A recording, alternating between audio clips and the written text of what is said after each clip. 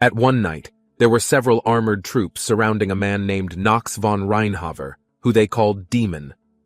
With their weapons, they ran towards Knox to kill him, but at that time Knox resisted and ran towards them to attack. From behind Knox's body appeared 3 red eyes. When he managed to approach the troops, the eyes released extraordinary power that made Knox kill the troops blindly. In Knox's hand, there was a purple flame which he then stomped on the ground until the ground cracked and released purple flames that burned the bodies of the armored troops. With just one attack, Knox managed to defeat and kill them horribly. Meanwhile, in his victory, Knox was so exhausted that fresh blood came out of his mouth. Although he won, he did not show his happy face at all, but his face was very sad, as if he regretted everything he had done. Knox, who was bowed limply, tried to get up. Then his gaze was reached after hearing someone's steps approaching him. Knox turned his head, and in front of him was a red-haired woman who looked at him sadly. The woman questioned why he made a deal with Devil and why he betrayed them. Knox was silent for a moment. He looked up at the sky and then his head bowed. He said that he was not the one who betrayed them, but they were the ones who had betrayed him. Hearing Knox's words, the woman became angry, but Knox only replied with a smile. Then suddenly a text appeared if he had completed the first part of Inner Lunatic, and the total number of completions was 27. It was known if all of that was just a game played by a man. There was a man sitting in front of his computer and praising the game he had finished playing.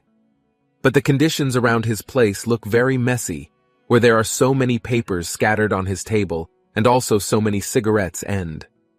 Although he was very satisfied with the game, he was playing. But there was one thing that worried him, where on a calendar there was a date that he circled with a red ink pen showing his schedule to the hospital. It is known that the man named Yu Chan was diagnosed with a short life expectancy. 2 years ago, he came to the hospital to get a checkup, but he unexpectedly had to get a bitter reality. At that time, Yu Chan did not want to believe what the doctor at the hospital said, but after doing examinations at several other hospitals, the results were the same. He had terminal brain cancer. After receiving the unexpected illness, his life was ruined. He had no enthusiasm for life anymore. He confined himself at home until the garbage was piled up so much in his house. After 2 years passed, his condition worsened. After playing a game, he coughed until blood came out of his mouth. He looked at the blood on his palm sadly, while muttering whether he would really die soon. But according to him, even though he kept thinking about it, the result would never change where he was destined to die soon. While contemplating his fate, his phone screen suddenly lit up and showed a message from the hospital trying to confirm the appointment for the examination he was going to do. After seeing that, he felt very sad because in his condition, there was no one he could talk to even after his memory was lost. No one contacted him, and he also did not know who he could contact. Clutching the blood-stained tissue tightly, he said that he couldn't go anywhere in his current state. He then became emotional after seeing the hospital appointment papers and church brochures in front of him and threw them into the air. His head hung limply, but he realized that there was one thing he could still do in his life, and that was play games. From his computer screen came a text about whether he wanted to start a new game. He then clicked yes and started filling in the user information starting with the character name. When he was about to write the character name, he was confused because he didn't know what character name he should use this time. After that, he began to choose traits, where there were 2 choices, that is, mana sensitivity genius and swordsmanship and combat genius. It was explained that if he chose more than 2 genius traits, then he would get a penalty. Therefore, he was asked to choose 1 or less traits to avoid punishment. On his computer screen, it was written that his negative trait was terminally ill. After completing everything needed, he started the game. As he clicked on the Game Start button, a very bright blue light appeared on his computer screen, and his body shook so much that he felt like he was going to die right then and there. Then a notification appeared on his computer screen that his character creation had succeeded. His eyesight began to blur, and he muttered to himself that he thought he would get used to death. But at least he wanted to die the way he wanted. Shortly after, a notification appeared that the character name had been forcibly changed, and after some processing, the character setup was complete. Then, A white-haired man was seen sleeping on his bed with irregular breathing. He then woke up and was surprised to see his surroundings looking unfamiliar. He got off his bed enveloped by a feeling of déjà vu. He walked slowly to the mirror, and after seeing his face, he realized that he, Yu-chan, had become a game character named Nox, the worst character in the game. Nox von Reinhover is a member of the third leading dark family in Inner Lunatic, who is deeply connected to criminal organizations in the lunatic world. He is the youngest of the 5 children of the Reinhover family. The Reinhover family has been producing talented children who excel in magic and swordsmanship for centuries. But in his family, Nox was the only child who was not gifted. Because of this, Nox hated the world for his weakness and ended up making a forbidden contract with the devil. Thus, he became the worst villain in the Inner Lunatic story. Yu-chan, who still couldn't believe that he had become Nox, was still trying to believe that it was all just a dream. However, a tab containing information about his character and stat information appeared. He was shocked and surprised when he saw that his stamina stat was only 2. Not only that, he was also surprised when he saw his negative trait, which was the same as the character he had created before. He had no idea that he had created such a pathetic character, because in the real world, he was terminally ill, and in this game he was too. He was stunned, and began to understand the reason why all this happened. At first, he wanted to make a character similar to himself, a terminally ill character who would soon die and have no one to rely on. Of course, he didn't expect that he would become that character. He was silent for a moment, and then he was surprised by another tab appearing to inform him that there was one unread message in the message box. He checked it, and from the message there was an inscription that greeted him as Yu-chan. He was surprised because how could this be known? The name Yu-chan is the name given by his parents whose whereabouts he does not know until now. He began to conjecture the identity of the person who sent him the message. He suspected that the person was someone who knew the past that was lost from his memory. Then there was another post that said, even though he didn't remember it, but still, he had to say something to him. Even though it had been a long time since they had met, he praised Yu-chan's good work over the past 2 years and said that he deserved to be here. Then he also said welcome back, which made Yu-chan even more confused. From what the person said, he guessed that the world he lived in before was not reality, but this place. He muttered to himself that all of this really didn't make sense. From the message he got, the person also said that he still couldn't tell his identity, but he hoped that he could help him. He told Yu-chan to enter the Elydian Academy, to develop his powers, and as much as possible to stay close to the main story because the real truth would be there, in that place. Knowing that Yu-chan was curious and asked how it would end, but he realized that he should calm himself down first, because for now he had turned into the final boss character in the game called Inner Lunatic. He looked at the mirror while blessing that being close to the main story was no different from telling him to die. But if it was true that the real reality was Inner Lunatic, then he couldn't give up on getting his memory back, and he had to stay close to the main story as much as possible, until his memory returned, and then find a bright spot in this game. He was determined to survive no matter what, so he clenched his fist as a sign that the fire was burning within him. He even said he was willing to become the biggest villain if necessary. He smiled, because he felt that his current self was not much different from his previous self. 2 years ago, when he lost his memory, he had been a patient with a severe illness from the start. Death could come to him at any time, so he spent his time filled with fear, wondering when death would come to him. The only thing that had changed were the conditions around him, but apparently this was a world he was quite familiar with. He then ordered the system to tell him his date of birth and found out that he was born on February 4th, 1997. Knowing that, he realized that the time of his death had also changed. With a sigh, he said that he would start his 28th attempt. But when he was about to leave his room and open the door, his hand felt painful.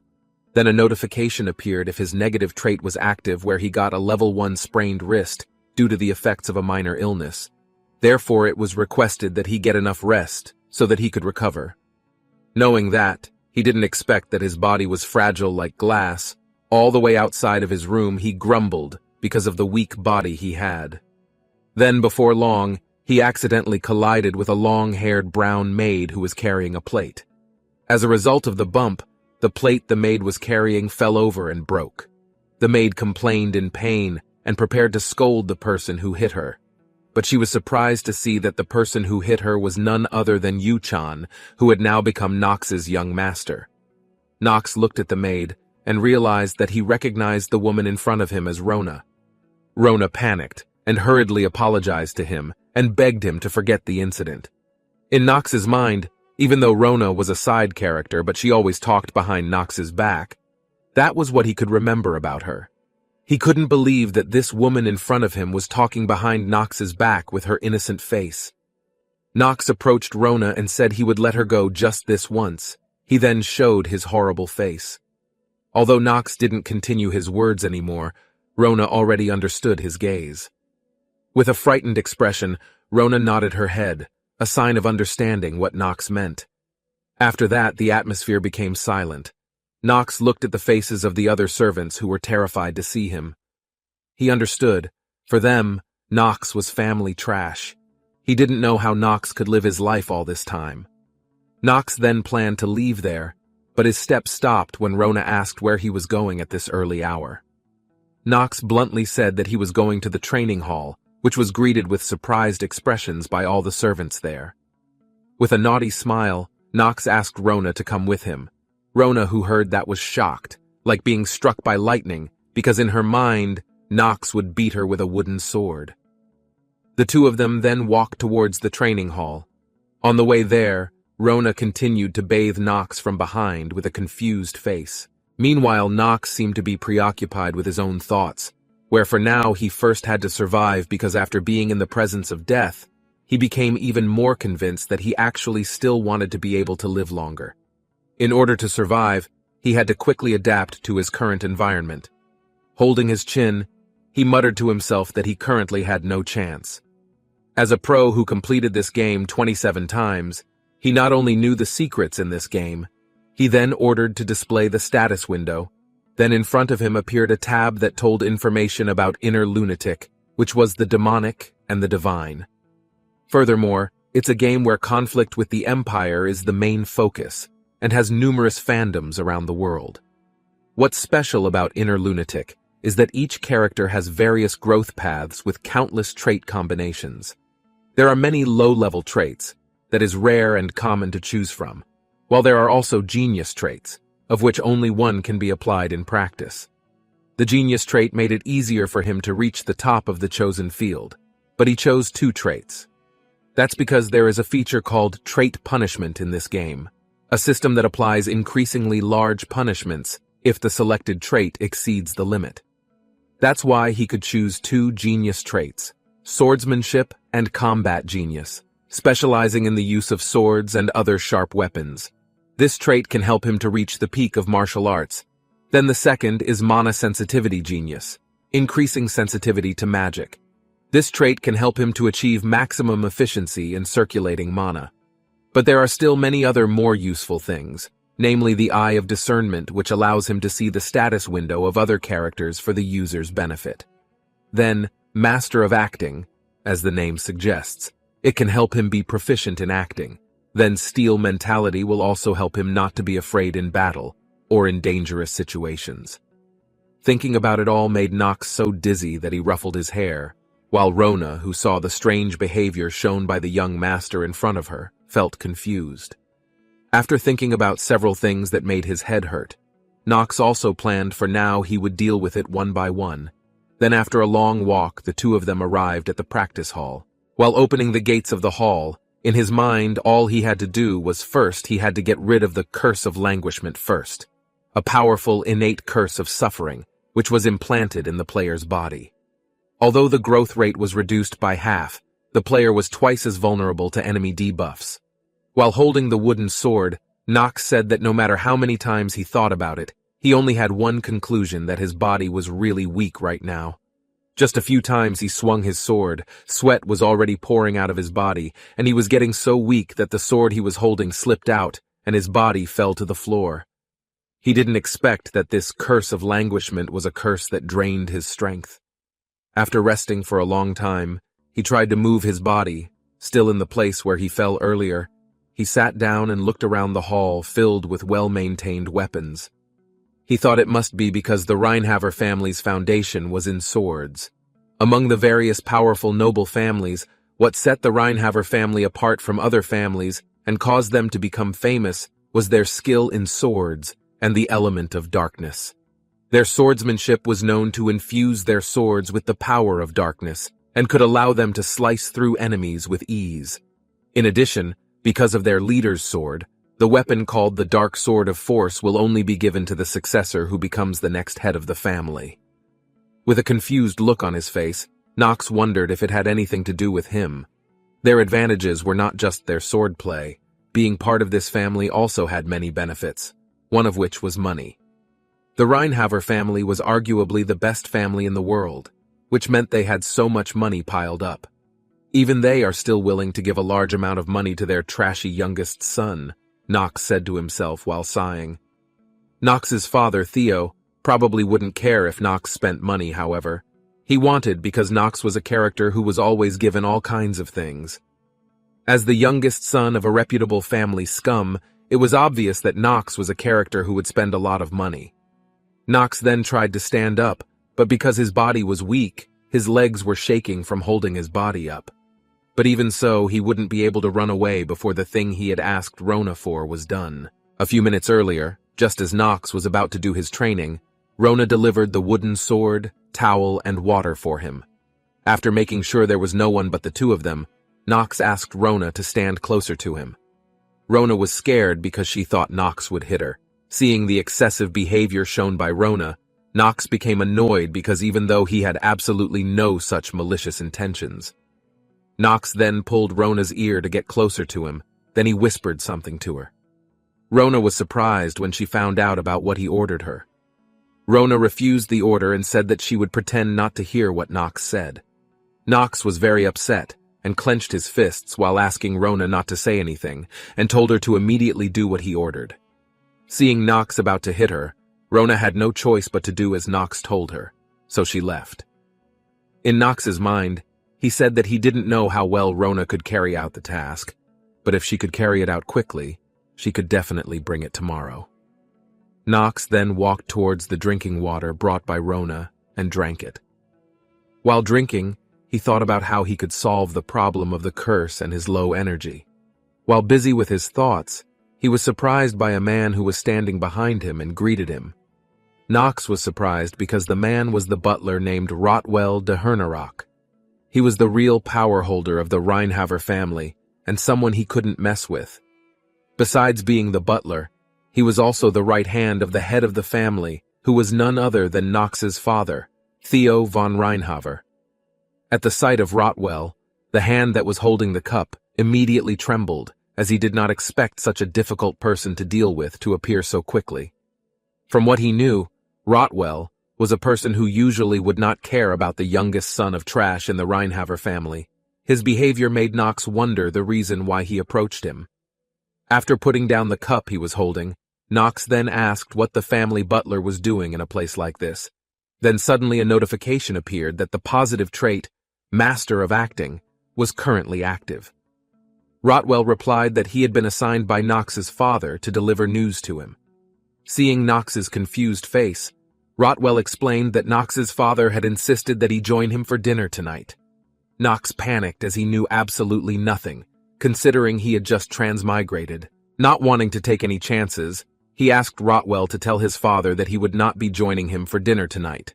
Nox felt it was all too sudden and did not expect his father to invite him to dinner.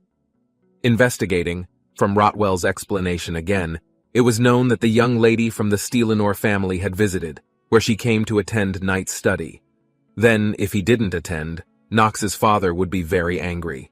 Nox was silent, and finally he couldn't help but accept the order. Rotwell then looked at Nox's face closely and said that Nox didn't look like his usual self today. Nox was shocked and panicked after hearing that, but as much as possible, he tried to act normal. Rotwell said that Nox usually didn't like swinging a sword. He was surprised to see Nox in the hall today practicing, and he asked about the reason why Nox was doing that. With a cold stare, Nox answered the question casually. He said the only thing he would tell him was how brazenly a common servant like himself interfered with his master's business. No matter what he did or why he did it, it was none of his business, as he was the only one who decided what he did. Hearing that, Rotwell apologized, and then Knox left him alone. As Knox left, Rotwell muttered to himself about whether Knox knew something, and whether he should report this to the head of the family. After his meeting with Rotwell, Knox returned to his room, and when he got there his face was both relieved and tense, because he did not expect such a thing to happen. Not knowing what would happen if he was caught transmigrating, he looked behind him to make sure no one was following him. He then wondered why the young lady of the Steelenor family appeared suddenly like that.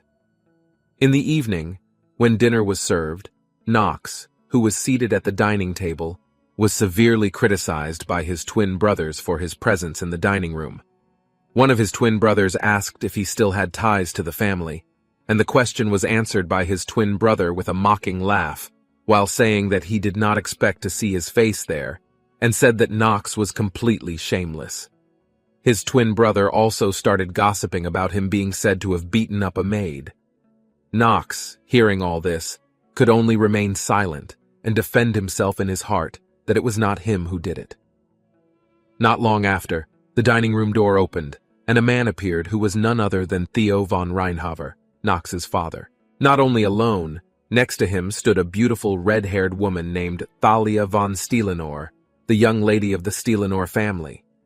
After Thalia introduced herself, Knox's father explained about her arrival there, which was to attend Knight's lesson for a while. Knox's father also asked them all to welcome Thalia with a warm welcome. From what Knox knew, Thalia was a side character in Inner Lunatic, a character who punished the antagonist, Knox. That means she is the one who will stab him in the chest in the future. Knox's father, who saw his presence, did not expect him to attend the dinner. Knox turned his face away because he felt awkward while Thalia looked confused by the situation. Since everyone was already there, Knox's father invited them to eat immediately. After finishing their main course, this time there seemed to be an important announcement. It could be seen from the gestures shown by Knox's twin brother, who had been watching him while laughing. One of his twin brothers opened the conversation by asking his father to make a decision on who would be admitted to the Elydian Academy and become the family's new talent. Knox looked surprised to hear it while his father seemed to be thinking about it. As is known, the Elydian Academy is the most important place in Inner Lunatic, because Inner Lunatic depicts the story of the cadres fighting demons in various unexpected situations at the Academy. Knox showed a face full of worry, because when he had just arrived there, he had been given orders to enter the Academy. Knox's father then said, as they all knew, that there were only 3 invitations given to each family to enter the Elydian Academy. The reason was to protect the Academy from the power of the nobles. 2 of the 3 invitations had been used for his first and second sons.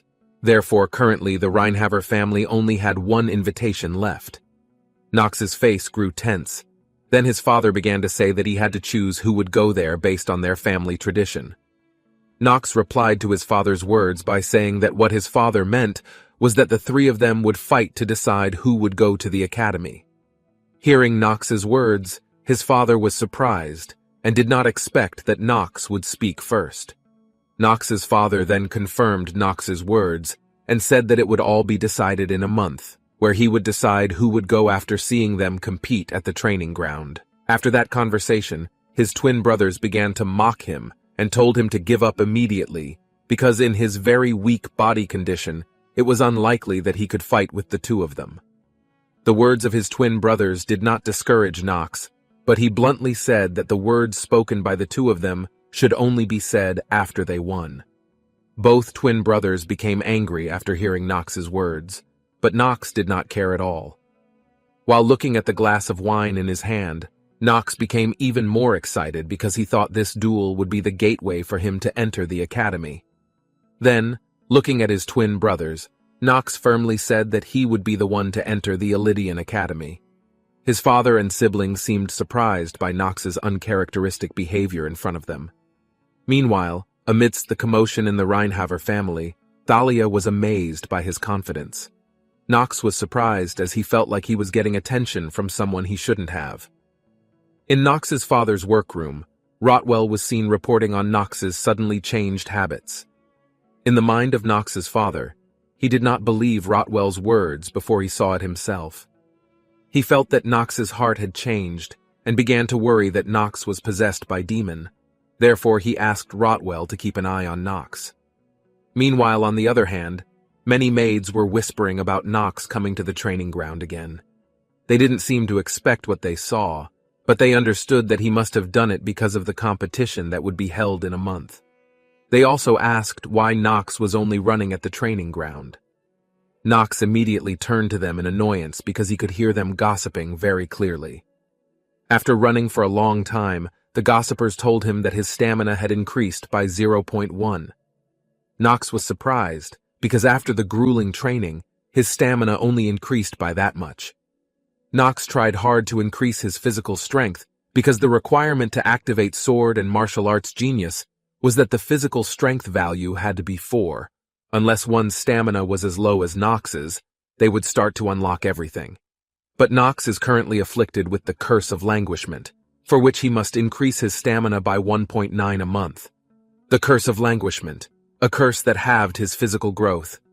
Even after Knox was exhausted like he was about to die after a run, he only got an increase of 0.1. His terminally ill trait also halved his physical growth, making Knox have to try 4 times harder than others.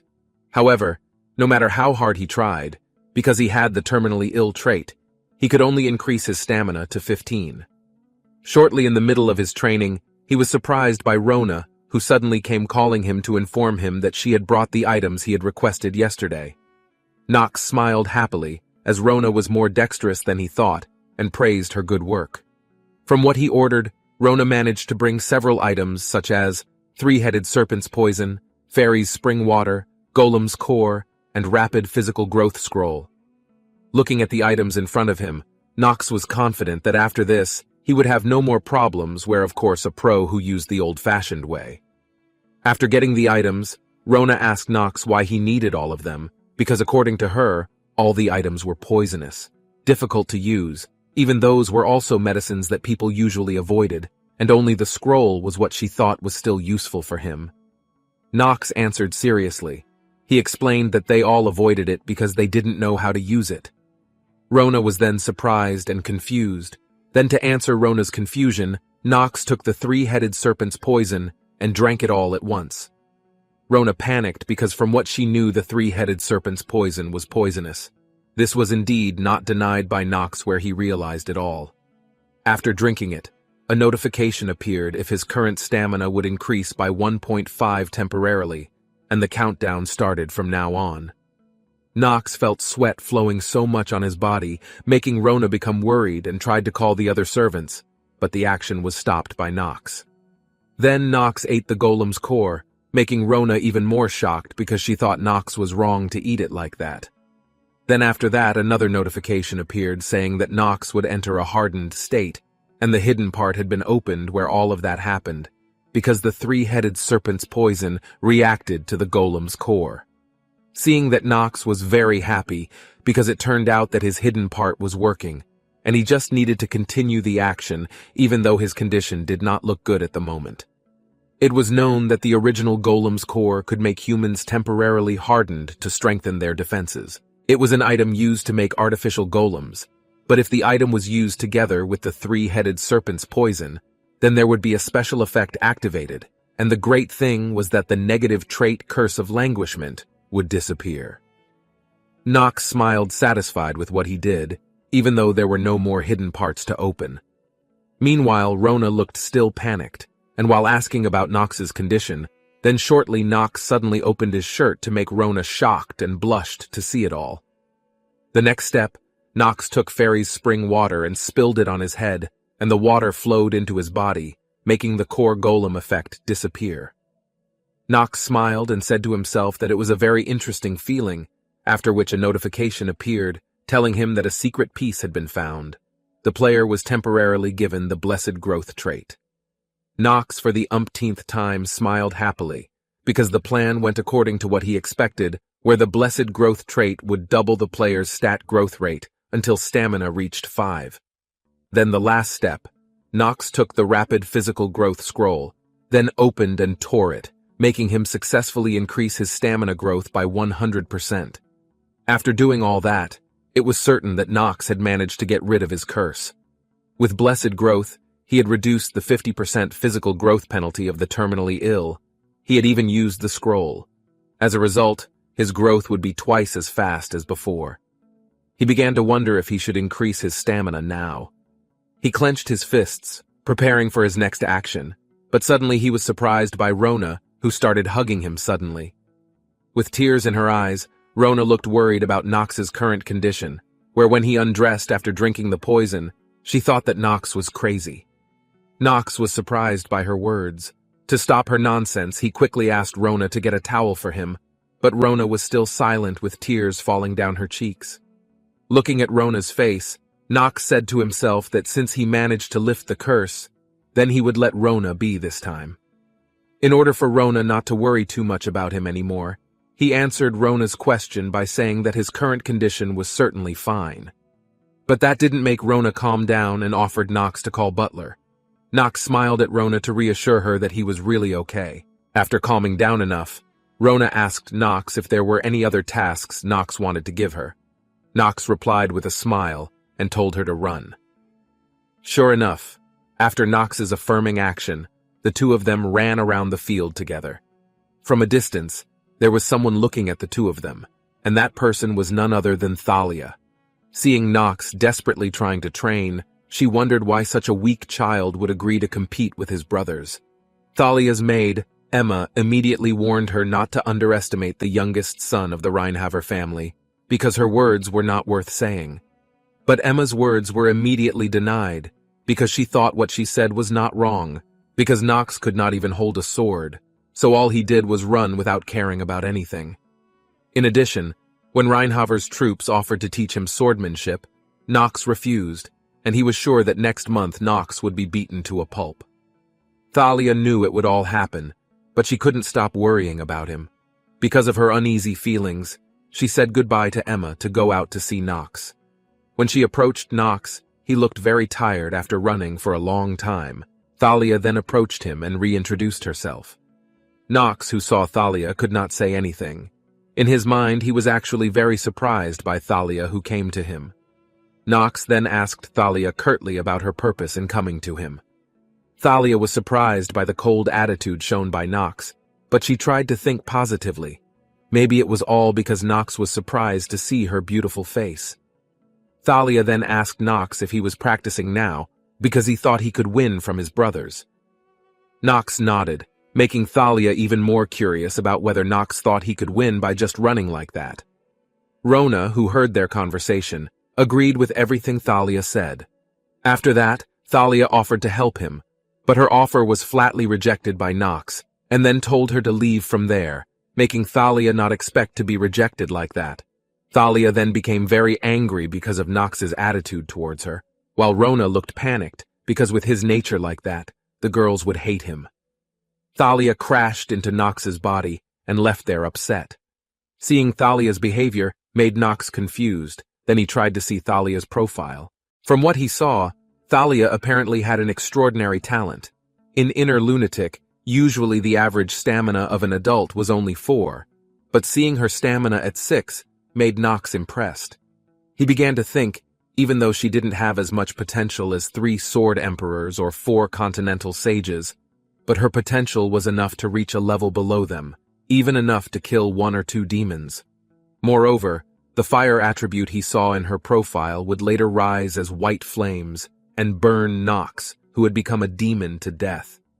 If he made Thalia his partner now, then many future events would be messy. That couldn't happen because he needed to stay as close as possible to the main story to avoid death. After all, it made sense to get close to someone who would eventually kill him. 1 month had passed. Thalia was seen walking in the Reinhaver family residence.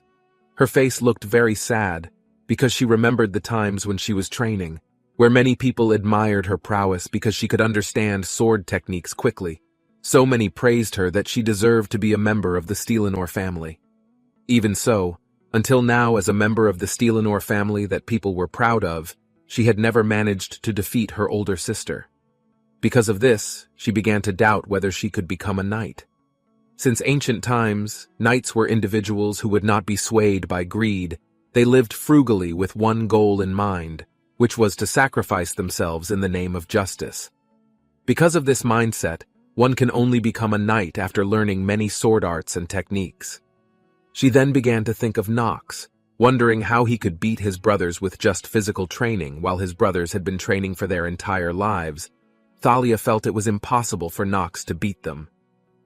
The next day when the competition took place, Nox was seen facing off against one of his brothers named Alan. The fight was witnessed by the Reinhaver family servants and soldiers, as well as by Nox's father, then his first wife Priscilla, Rotwell, and also Thalia.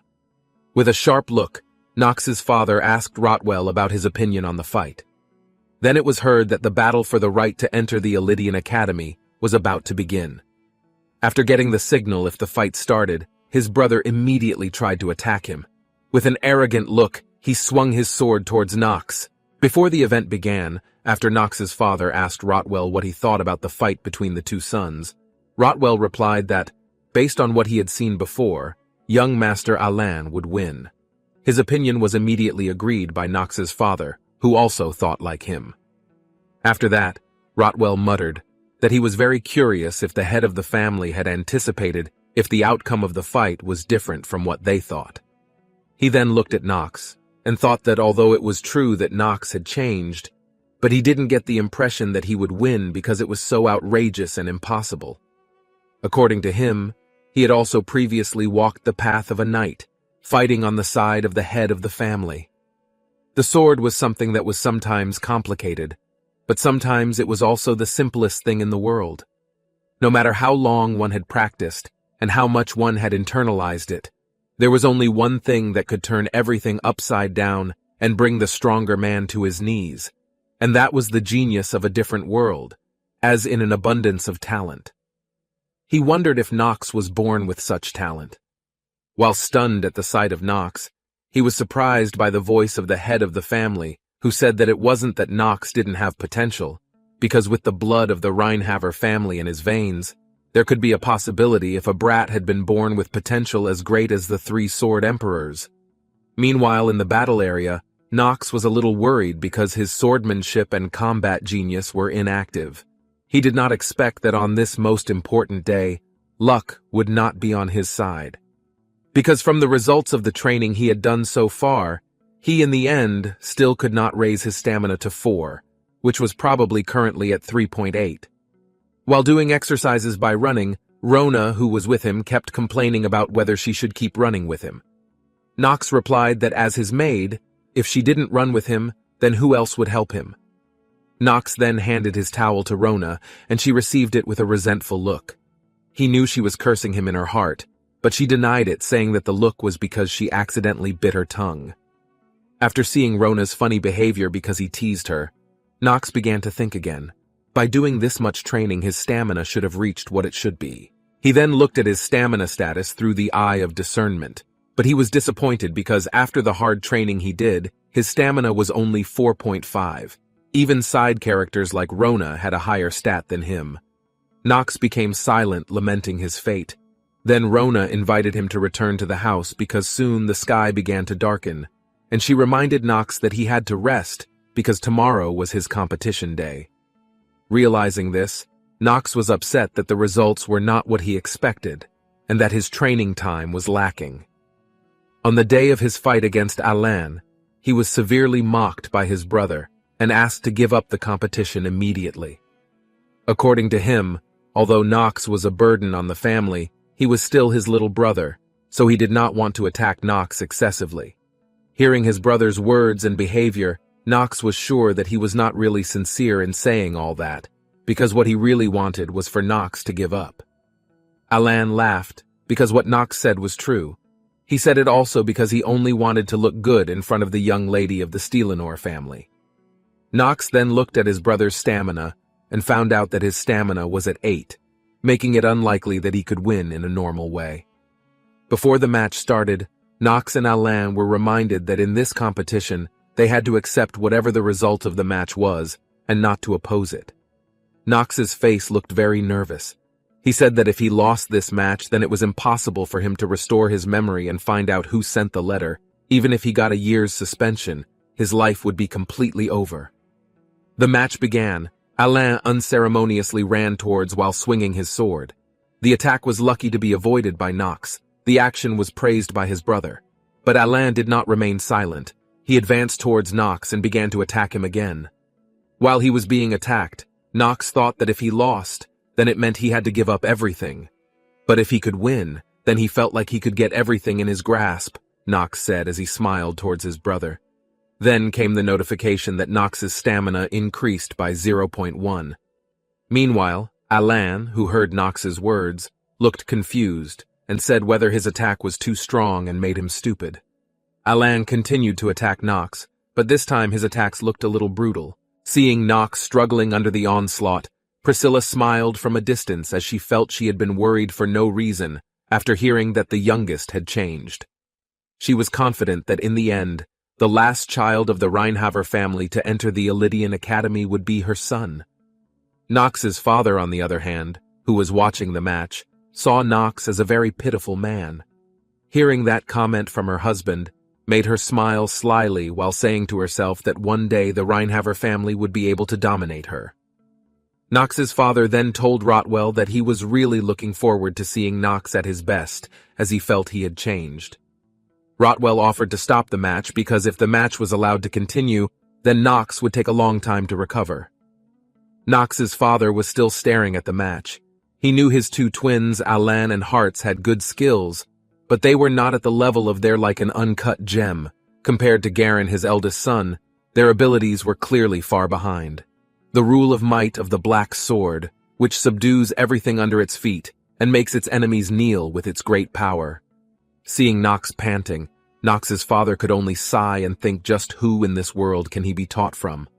Nox's father then got up from his seat and asked Rotwell to stop the match immediately.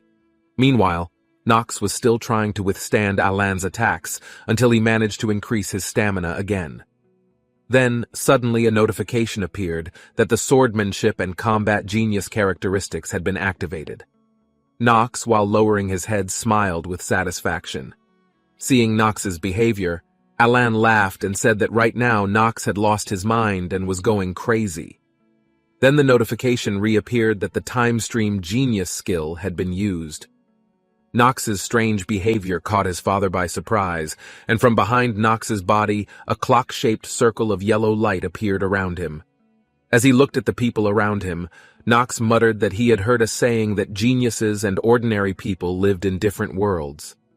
By using Genius Time Stream, everything seemed to move slowly, a skill that made time run many times slower. The enemy in front of him will look slower, in contrast to him who is moving fast.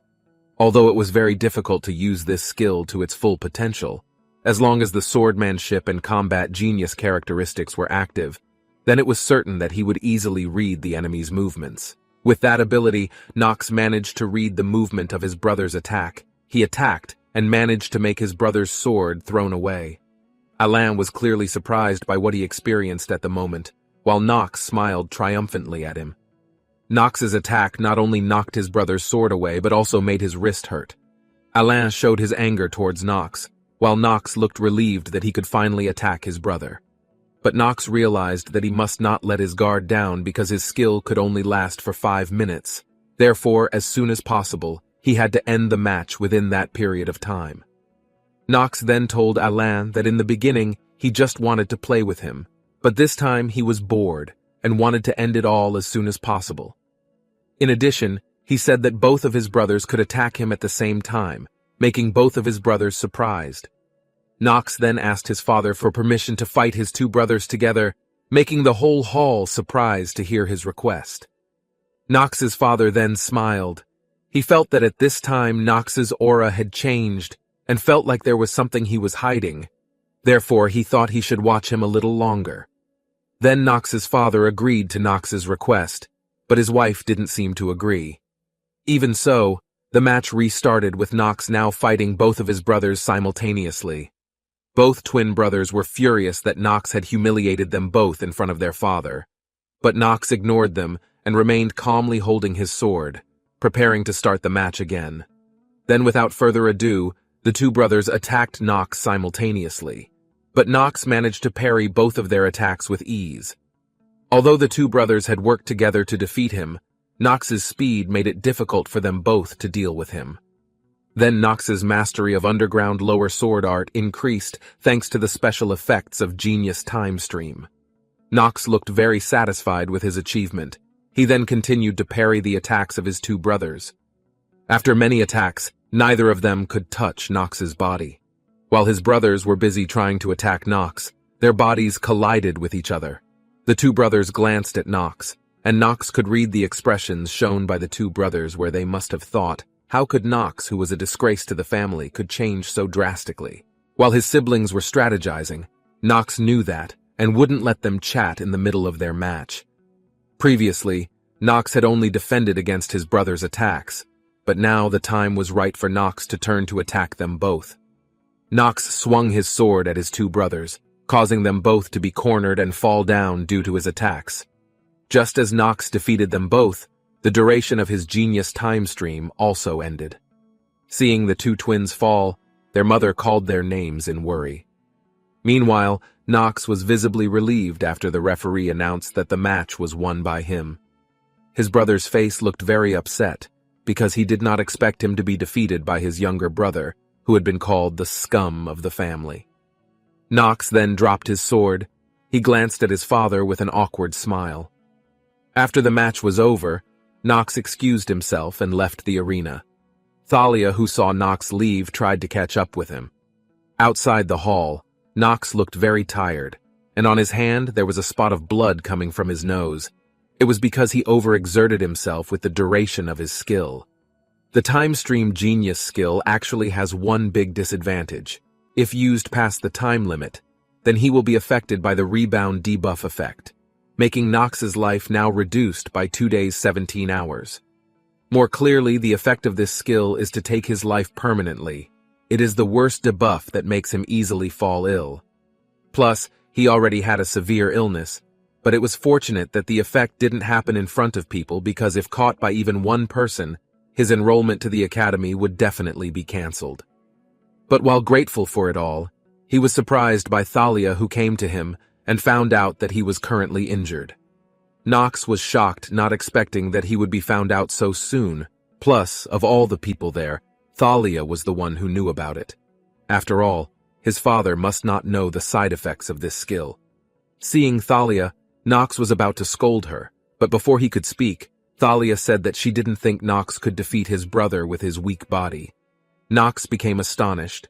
Then, with a blushing face, Thalia continued to say again that she felt that she had misunderstood him. For the past month, Thalia had seen Nox practicing, during which time she had never once seen Nox hold a sword in his hand. On the first day, Nox only swung the sword a few times with poor posture. It was obvious that there would be many people who did not believe he could win a sword match. But looking at him now, it was clear that Nox was a talented kid. Earlier in the day, when the match ended and Nox left the hall, Thalia tried to catch up with him to ask him how he could develop his talent and how he could improve his skills.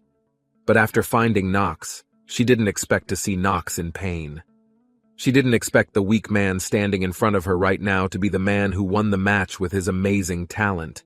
He knew Nox wasn't a braggart like the rumors said.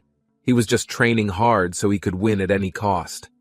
Seeing Nox endure the pain, Thalia became worried, and her hand tried to reach Nox, but Nox rudely brushed Thalia's hand away from touching him. Nox was surprised by his rude behavior towards women. He believed that his attitude was because for the past 2 years, he had only stayed in the room and played games, making it difficult for him to communicate with others. Thalia, with a sad look on her face, apologized to Nox for being presumptuous in trying to touch him. Although Nox felt guilty for Thalia, he still rudely asked her the purpose of her looking for him. Thalia, with a weak voice, said that she didn't know that Nox was apparently seriously practicing his sword skills, because from what she heard, he was born with a weak body. Therefore, Nox only practiced his stamina. Thalia apologized for misunderstanding Nox, and said that he must have unknowingly made a mistake by acting like a loudmouth. But according to her maid, Emma, Anyone could make such a mistake. Hearing those words, Nox was confused about how to respond to Thalia's words. He knew Thalia was an honest person, just like what he saw in the game. Although she was a child who had a knightly nature, she was the child of a nobleman who had a good reputation. It must not be easy for her to admit her mistakes in front of others. Nox finally answered Thalia's words by saying that if Thalia thought like that, then he asked her not to tell anyone that her nose was bleeding.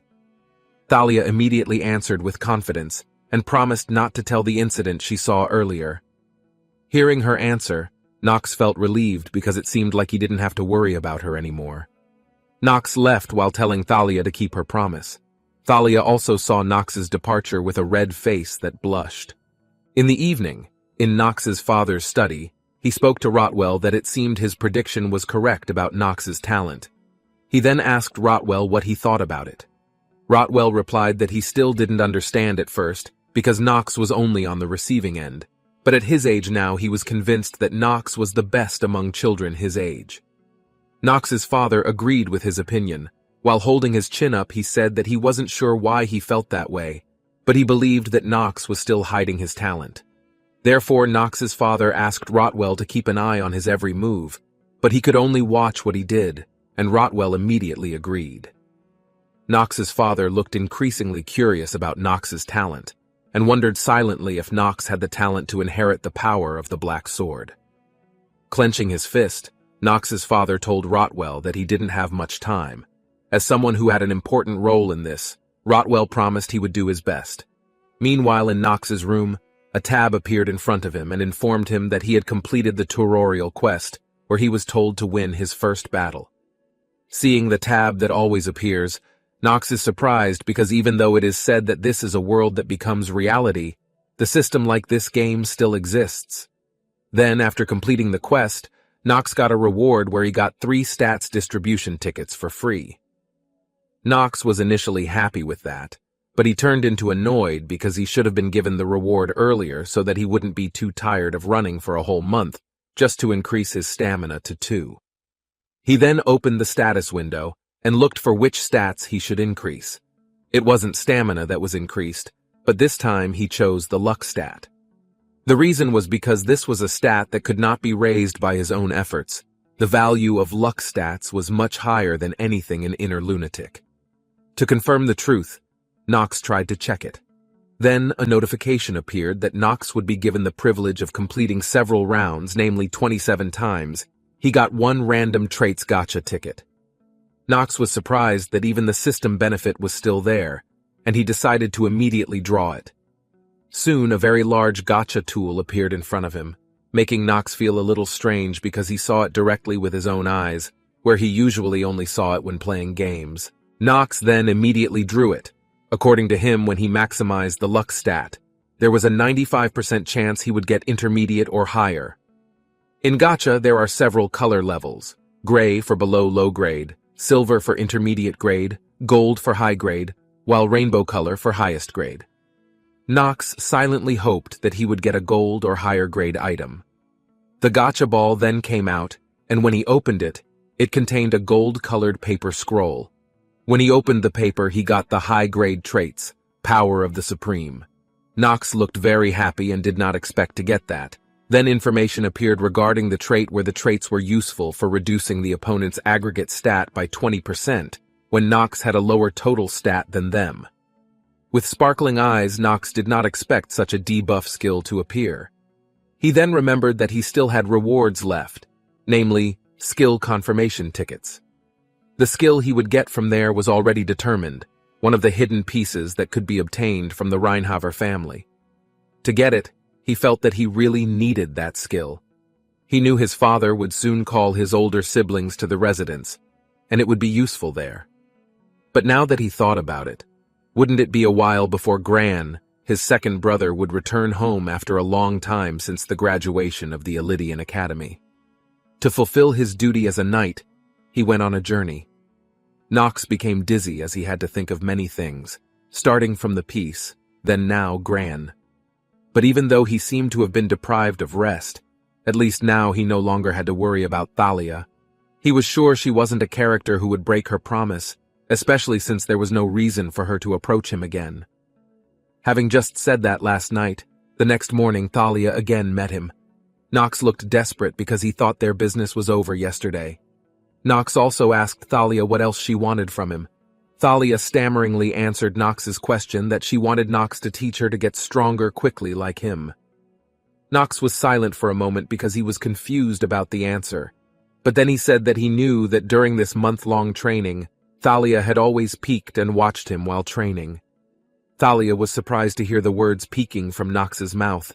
She hurriedly tried to catch up with Nox, who tried to leave from there. Thalia tried hard to persuade him to at least teach her how to train like him. Seeing Thalia trying so hard, Nox realized that Thalia was doing it all because she really wanted to be recognized by her sister.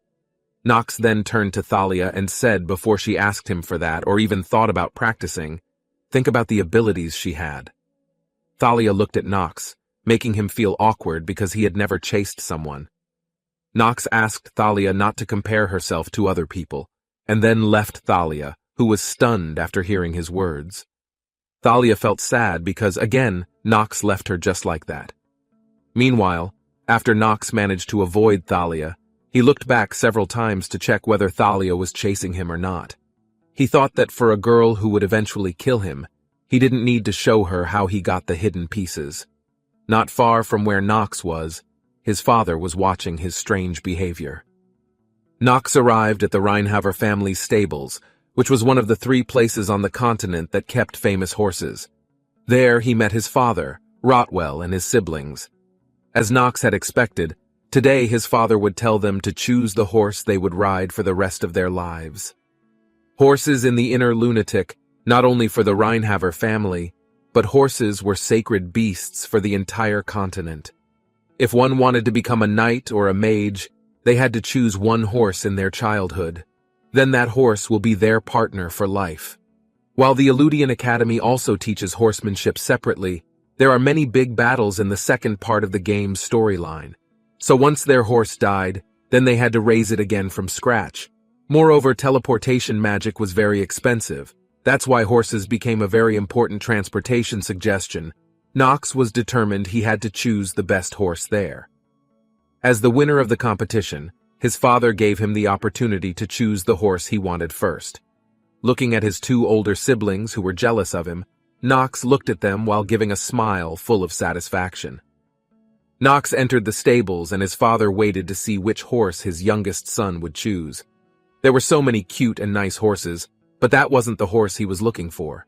His gaze fell on one of the gray horses nearby, and he chose it as his horse. His choice did not get a good response from his father or older siblings, so his father gave him one more chance to choose a horse. Nox also realized that in everyone's eyes his choice was wrong, but from the stats he saw through the eye of discernment, the horse had a higher grade rank. Basically, summon beasts were divided into various ranks. As they grew, one could try to raise them to a higher rank. In other words, it meant that he could make the horse reach the highest rank. Besides, the horse he chose was of the obsidian race, which meant black stone. They were the most valuable race among other races. In his heart, Nox muttered that if they knew the horse's race, surely his father would immediately choose it. But right now he didn't look good because he was still weak, but somehow this was much more than the limit. Then Nox confidently told his father that he would not change his decision and still choose the horse. Nox believed that with the knowledge he had, he would be able to save the horse. Nox's father showed his dislike towards Nox for making such a choice. Nox's father suspected that he did it because Nox felt that the horse was like him, weak. He was very disappointed, because in the end, Nox was just a weak child who needed love. Nox's father warned him not to regret his choice later, and left. His twin brothers protested because when it was their turn to choose a horse, their father left them. Meanwhile, Nox began to wonder if his choice was a disappointment.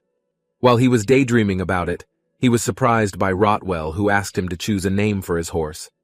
Nox was quite confused. He was stunned for a long time, and finally found a suitable name for his horse, Carl. It was the name he used every time he finished Inner Lunatic, and it meant a lot to him. After choosing and naming his horse, Nox took him to his room because there was no way he could show people what he was going to do to Carl. He then looked at Carl's bright eyes, like eyes that still showed a desire to continue living just like him. He then called Rona's name, who had been outside his room. Rona was so surprised that she fell and made a mess of her cleaning equipment. When she entered Nox's room, she was surprised to see a horse on his bed. Rona showed her annoyed face because of course the one who would clean the place was her. Nox just laughed at Rona's grumbling and asked her to take care of Carl. At first Rona was upset, but after seeing Carl's face as if he was in pain, she could not bear it, and accepted the orders given by Nox. Nox then began to think about the possibility that from now on it would be a troublesome thing, and what would happen next would be quite surprising. Nox didn't know if his weak horse could get through it all. 3 days later, from the Reinhaver family residence came the sound of crying coming from a maid who was none other than Rona, who cried for Carl as if he was dead. Seeing that Nox was only surprised, but considering that for the past 3 days, Rona had taken good care of Carl, of course she must be sad.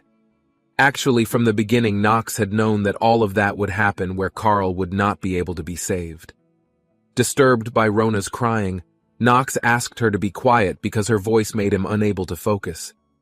Nox tried to convince Rona that he would bring Carl back and make him stand beside him again. But for Rona, this is a strange thing. Nox became upset because Rona didn't believe his words. To prove it, he told Rona to step back from her place because he was going to do something very extraordinary. From inside his suit pocket, he took out a roll of paper and opened it wide. He then placed the paper on the floor and flowed mana onto the paper. Rona was surprised because she thought it was illegal.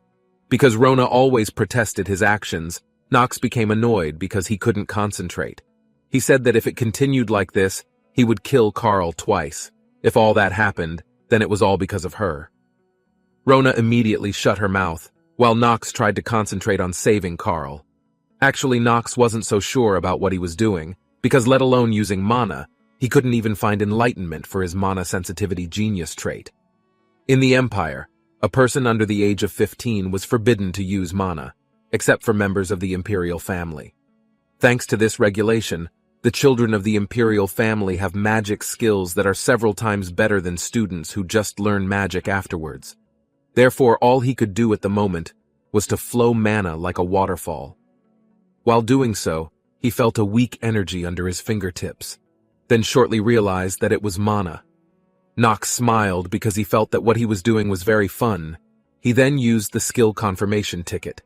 At this stage, he could not make any mistakes, because the magic he was going to use this time was black magic. Then a notification appeared that he had obtained the Book of the Killer Necromonicon skill, and the intended target was Carl, where he could become undead. Before continuing at all, a notification appeared to confirm whether Nox wanted to continue all that. In Inner Lunatic, the undead have 2 characteristics. First, they are creatures that are revived using black magic and dark mana. Then the second, because they are revived, they do not have an ego, but are reborn as a stronger existence. In addition, they will also be very obedient to their owners. But here the problem is that there is only one family that can revive corpses as undead. They are the famous Dark family, the Marbas family. Although Reinhaver was also a famous Dark family, unlike Reinhaver's family who was a Night family, the Marbas family consisted of black mages who generally controlled the undead. Players who are not members of the Marbas family are said to be able to use their skills. There is an option to use disposable skills, where what Nox got from that option was Necromonicon, which was dubbed the Book of Killer. From where Carl was, black-colored hands appeared to take the book. Nox was so exhausted that his mouth was bleeding. Rona became worried, but Nox still told her to be quiet because he could raise Carl a little longer. But unexpectedly, his body was getting weaker, and his mana almost disappeared. Luckily, in the remaining energy he had, Nox managed to revive Carl, and a notification appeared that the skill had been successfully used. Nox couldn't believe that Carl had been reborn as an undead. Carl's eyes are now different, but even so, Nox is grateful that the hard work he did was not in vain.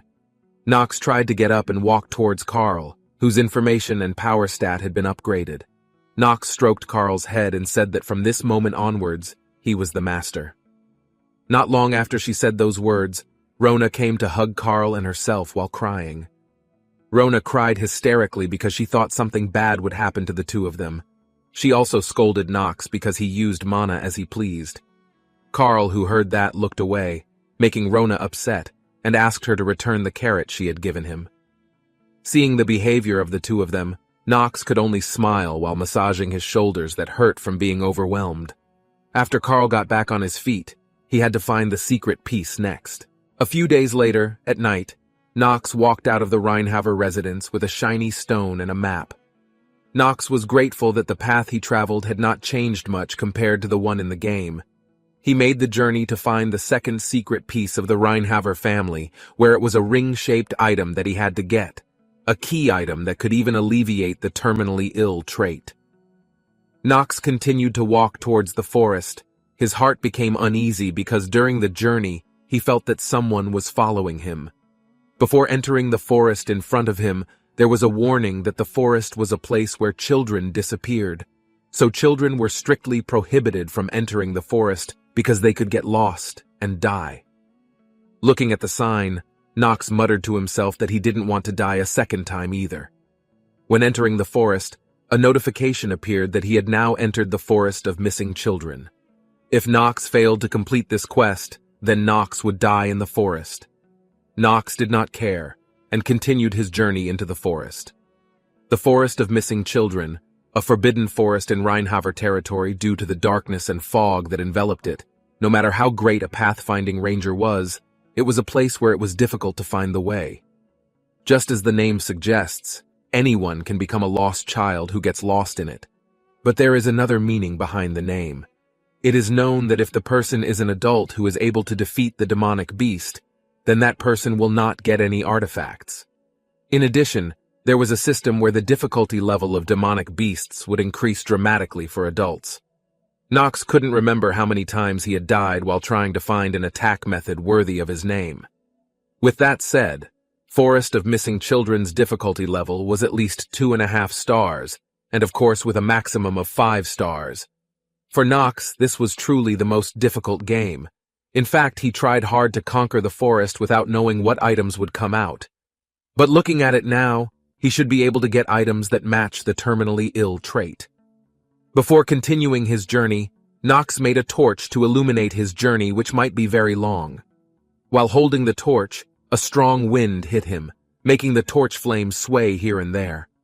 According to him, the main key to conquering the forest is to know the movement of the fog that is there, especially the opposite direction of the fog. But before Nox started moving, he asked someone to come out of hiding and show himself. Nox waited for the person, but it seemed that the person did not want to reveal itself, so that Nox could not help but forcibly remove it by cutting the bushes nearby. A few hours earlier, Thalia had confided in Emma about her beauty not working on Nox. She was upset and didn't understand what was wrong with her. Because of Thalia's attitude of always following Nox, Emma begged her to stop doing it all because it would make Nox uncomfortable, and she would also be affected. But Thalia didn't listen to Emma's advice and told her not to worry too much because she would make sure Emma wouldn't be fired by her family. Although that's not what Emma meant, but she couldn't say anything else and gave up on advising her. Later that evening, Emma was seen walking to Thalia's room to check on her. On the way, she thought that if it wasn't for Chell, Thalia's sister, Thalia's talent would have been recognized as the next head of the family. Emma wondered why Thalia had become impatient, but it was probably because Thalia felt that she was beneath her sister. Emma finally arrived at Thalia's room and thought that she was asleep, but knowing that Thalia was not in her room, she panicked and assumed that she had gone to see Nox. Sure enough, what Emma thought really happened. It turned out that the person who had been following Nox was Thalia, who was still wearing her nightgown. Nox was surprised and asked why she was in the forest. Before he could explain, Nox pulled Thalia towards him because there was a gray wolf who had been behind her all along. Nox began to understand that the forest was a habitat for gray wolves. Thalia was terrified and regretted not taking Dagger with her. The gray wolf kept watching the two of them and then roared. Soon the gray wolf tried to attack them, but with quick reflexes, Nox managed to protect Thalia. With just one slash, Nox managed to kill the gray wolf. Thalia was amazed by what she saw, because she thought that even though there was only one wolf, she couldn't believe Nox could kill it so quickly. With Nox's face covered in blood from the wolf, he asked Thalia again why she was in the forest. At first, Nox thought the person who followed him was his brother. He didn't expect it to be Thalia. Thalia was confused about what to answer because basically she wanted to meet Nox, but at that time she lied by saying that she was just taking a night walk. Nox knew she was lying and threatened to kill her if she didn't tell the truth. Thalia panicked and grabbed Nox's hand and started to tell him the truth. She saw him through the window and followed him. She thought he was going to do some special training, so without thinking, she followed him into the forest. Nox could only sigh and was sure that right now, Thalia was overestimating him even beyond his imagination. Besides, he also knew that Thalia actually had no bad feelings towards him at all. Plus, she was a child who didn't know that the world was a dangerous place to the extent that she followed others in the middle of the night. Seeing Thalia's sad face, Nox had no choice but to take her with him, because there was no way he could leave her alone in the forest. Then, before continuing his journey, Nox warned Thalia that what he was doing did not mean he was trying to help her. Nox said he was just trying to solve the problem, so that troublesome events would not happen to his family. Hearing Nox's words, Thalia sadly apologized and admitted her mistake. Seeing Thalia like that, Nox was sure that with this, Thalia would not do anything dangerous again. Soon Thalia also thanked him, but her words stopped when she saw in front of them there were so many wolves standing as if they were waiting for their arrival. In the middle of the night in the forest, Nox and Thalia were surrounded by some very scary white wolves. Thalia looked so scared that her whole body was shaking. She took cover behind Nox. Then Nox told her to get away from him while giving her a torch. Suddenly hearing this made Thalia surprised, but it turned out that Nox's intention was so that the woman would not be hit when Nox swung his sword.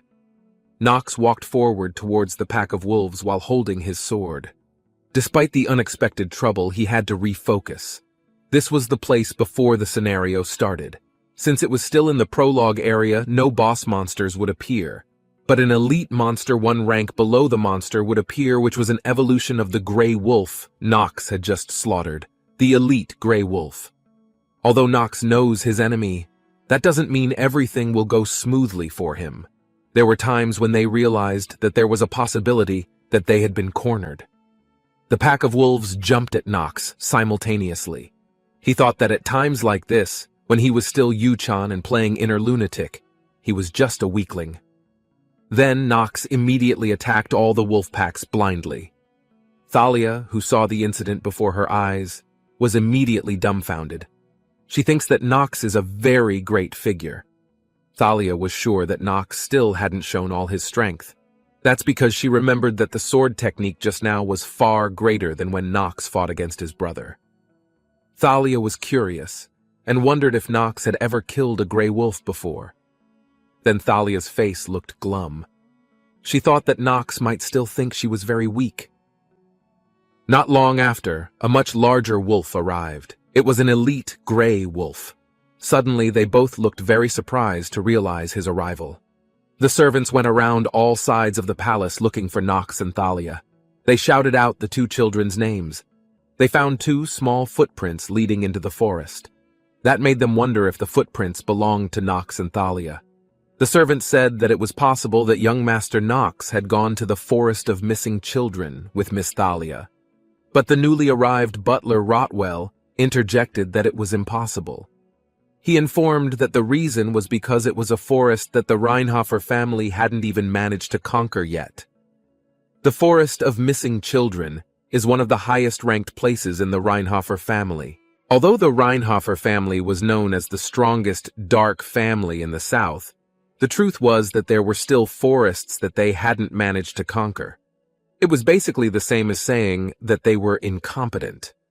Of course, the fact that only immature children could enter the forest, and also the fact that this forest was only conquered by children, was unknown to them. Rotwell wondered in his mind what young Master Nox had entered the forest for. He also thought it unlikely that Nox had been bewitched by a monster with mind control abilities. Rotwell judged that Nox was walking cautiously if he noticed from his footprints. Moreover, none of the tracks had managed to pass through the strongest mana barrier in this residence. That meant young Master Nox entered the forest of his own free will. Rotwell's butler clenched his hands firmly. He just realized that he had misjudged young Master Nox. Undeniably, Butler Rotwell recognized that young Master Nox was not the weak and fragile person he had been before. According to Butler Rotwell, there was only one way for the two of them to return safely. Young Master Nox had to use his wisdom to find a way out of the forest. Hearing this explanation, the maidservant cried out of worry for the two of them. The maidservant's entire body was trembling with fear. She thought that she alone would be to blame if young Lady Thalia died. Meanwhile, in the forest, Thalia prepared herself by holding a knife blade in her hand. The woman didn't lose concentration despite her state of fear. Then Nox reminded her not to attack recklessly so she wouldn't get hurt. Nox told her to just stay away from the fighting area. Nox also told her not to waste energy so that she could escape if attacked. According to Nox, that was the only way Thalia could possibly survive. Killing an elite gray wolf was actually not that dangerous for Nox. But Nox just wanted Thalia to stay alert so that she could react to her surroundings. Nox glanced behind him and judged that she seemed to understand him well. But Nox still couldn't trust Thalia to guard his backside. Then Nox prepared to attack the wolves. Nox activated the Hour of the Genius skill. Instantly, golden energy enveloped Nox's body. He would use this skill to kill it with one strike. Then the pack of wolves jumped straight at Nox and attacked him simultaneously. The fight was fierce. The wolves attacked Nox from various directions. One of the wolves looked like it was about to pounce on Nox from behind him. Suddenly, Thalia jumped into action to attack the wolf. Although Nox asked Thalia to run away if the situation became dangerous, but Thalia couldn't do that. Nox glanced at Thalia and wondered if she intended to help him. Thalia asked Nox about his condition. She seemed very worried that Nox was injured. Nox didn't expect Thalia to help him. At that moment, the wolf attacked Nox again. Suddenly, Nox immediately attacked the wolf with a slash of his sword. Nox told Thalia that he was fine. Nox showed a pathetic side of himself in front of Thalia. Nox's hand that was holding a sword trembled. He clucked in annoyance as the side effects of his skill seemed to have appeared. But it wasn't over yet. Nox still had to fight the elite gray wolf. Moreover, it was the most powerful wolf of all. But Nox didn't feel scared at all. The wolf's eyes flashed brightly as it roared. Then the wolf galloped off. But the wolf just passed by Nox. Suddenly, Nox was surprised by this. But who would have thought? The wolf was clever. Instantly, the wolf attacked Nox from behind. The wolf cut Nox's body with its claws, causing Nox's blood to pour out. Thalia was immediately shocked to see the incident. Then the wolf ran towards the bushes. Nox covered the scratches on his arm to stop the blood from coming out. Nox still couldn't believe that the wolf was really only 2.5 stars and was so strong. Nox winced in pain as the wound was quite deep. Nox realized that the elite gray wolf in this place was much smarter than the one in the game. Nox readied himself in case the wolf would come back. In his mind, Nox had regrets. He should have realized it when the monster horde was controlled. Who would have thought that the wolves would even take advantage of this forest terrain? The wolf came out of the bushes beside Nox. He ran fast to attack Nox again. Instantly, Nox was ready with his sword. As the wolf approached, Nox immediately slashed his sword. However, the wolf managed to dodge and immediately used the opening to counterattack. The perfect lure and weak point as Nox swung his sword wide. The wolf's mouth opened wide to devour Nox. At that moment, Nox felt hopeless. There was nothing else he could do, especially because of the effects of his skills. Nox really didn't expect this. Initially, Nox was too excited because this was a game he had finished many times. Because of that, Nox became too confident to be able to do anything. Now, Nox realized that he had made a stupid judgment. But before that could happen, a dagger suddenly flew towards the wolf and pierced his eye. It was a favor from Thalia. Nox immediately took advantage of the time to be able to attack the elite gray wolf at its weakest point. Without further ado, Nox quickly drove his sword through the wolf's body. Suddenly, the wolf roared loudly in pain. Nox's hands shaking, His body fell limp in front of the slain elite gray wolf. The wolf pack under the tree immediately fled after seeing their king die. Then Thalia immediately got down and ran over to Nox. Seeing Nox's condition, which was full of wounds, made Thalia very worried about him. When Nox wanted to thank her, he was instantly tongue-tied. He felt strange thanking the enemy who would kill him in the future. Then, Nox turned his face away from Thalia and said not to worry about him. Nox slowly tried to get up and took the torch from Thalia's hand. Suddenly, a spider landed on Thalia's shoulder. Realizing this made Thalia feel very surprised and suddenly hugged. Nox also became awkward in such a situation. Still hugging Nox, Thalia told him that there was a spider on her arm. When Thalia saw the spider walking closer to her, Thalia became even more rebellious and hugged Nox tighter. Nox became overwhelmed by the woman, but Nox finally realized that the woman's fear was the spider. Then Nox removed the spider from Thalia's arm. He couldn't believe that Thalia would follow him into the forest if she was afraid of spiders. Then Nox mocked that Thalia wouldn't be able to become a knight. Hearing that made Thalia very annoyed. Then she moved away from Nox and avoided him. Instantly, Nox coughed because of the side effects. Seeing that made Thalia very worried about the man's condition. Nox saw Thalia as someone who sincerely helped him. Nox realized that he was safe thanks to Thalia. Thinking about that, Nox smiled widely, although Nox couldn't say it because Thalia suddenly shouted. Nox was very grateful to her. Before he knew it, morning was coming and the sun was beginning to rise. Now they both had to get out of this forest. At the entrance to the forest, there were servants still waiting for news from Nox and Thalia. The maid cried bitterly and blamed herself. She felt that she had killed the young lady. Head butler Rotwell stood gazing at the forest with a glum look on his face. He thought that Miss Thalia's disappearance would create problems for both families. Since there were many children in this region who disappeared in the forest of missing children, there were many people who secretly commented that the Reinhofer family was incompetent. But suddenly one of the servants told them while pointing towards the forest that the fog had disappeared. Suddenly they were all stunned to realize it. The forest of missing children had been conquered. The maid immediately got up. She realized that it meant the forest had been conquered. They all became extremely relieved. The only possibility they had thought of had finally come true. The maidservant looked very unexpected. She cried with emotion because the bad things she had previously thought didn't really happen. Not long after, Nox and Thalia emerged from the forest. Instantly, they were all stunned as it was unbelievable that such a small child could conquer the forest. What's more, they both came out as if nothing had happened. The butler Rotwell could be seen smiling at the appearance of the two children. It was hard for him to contain his smile.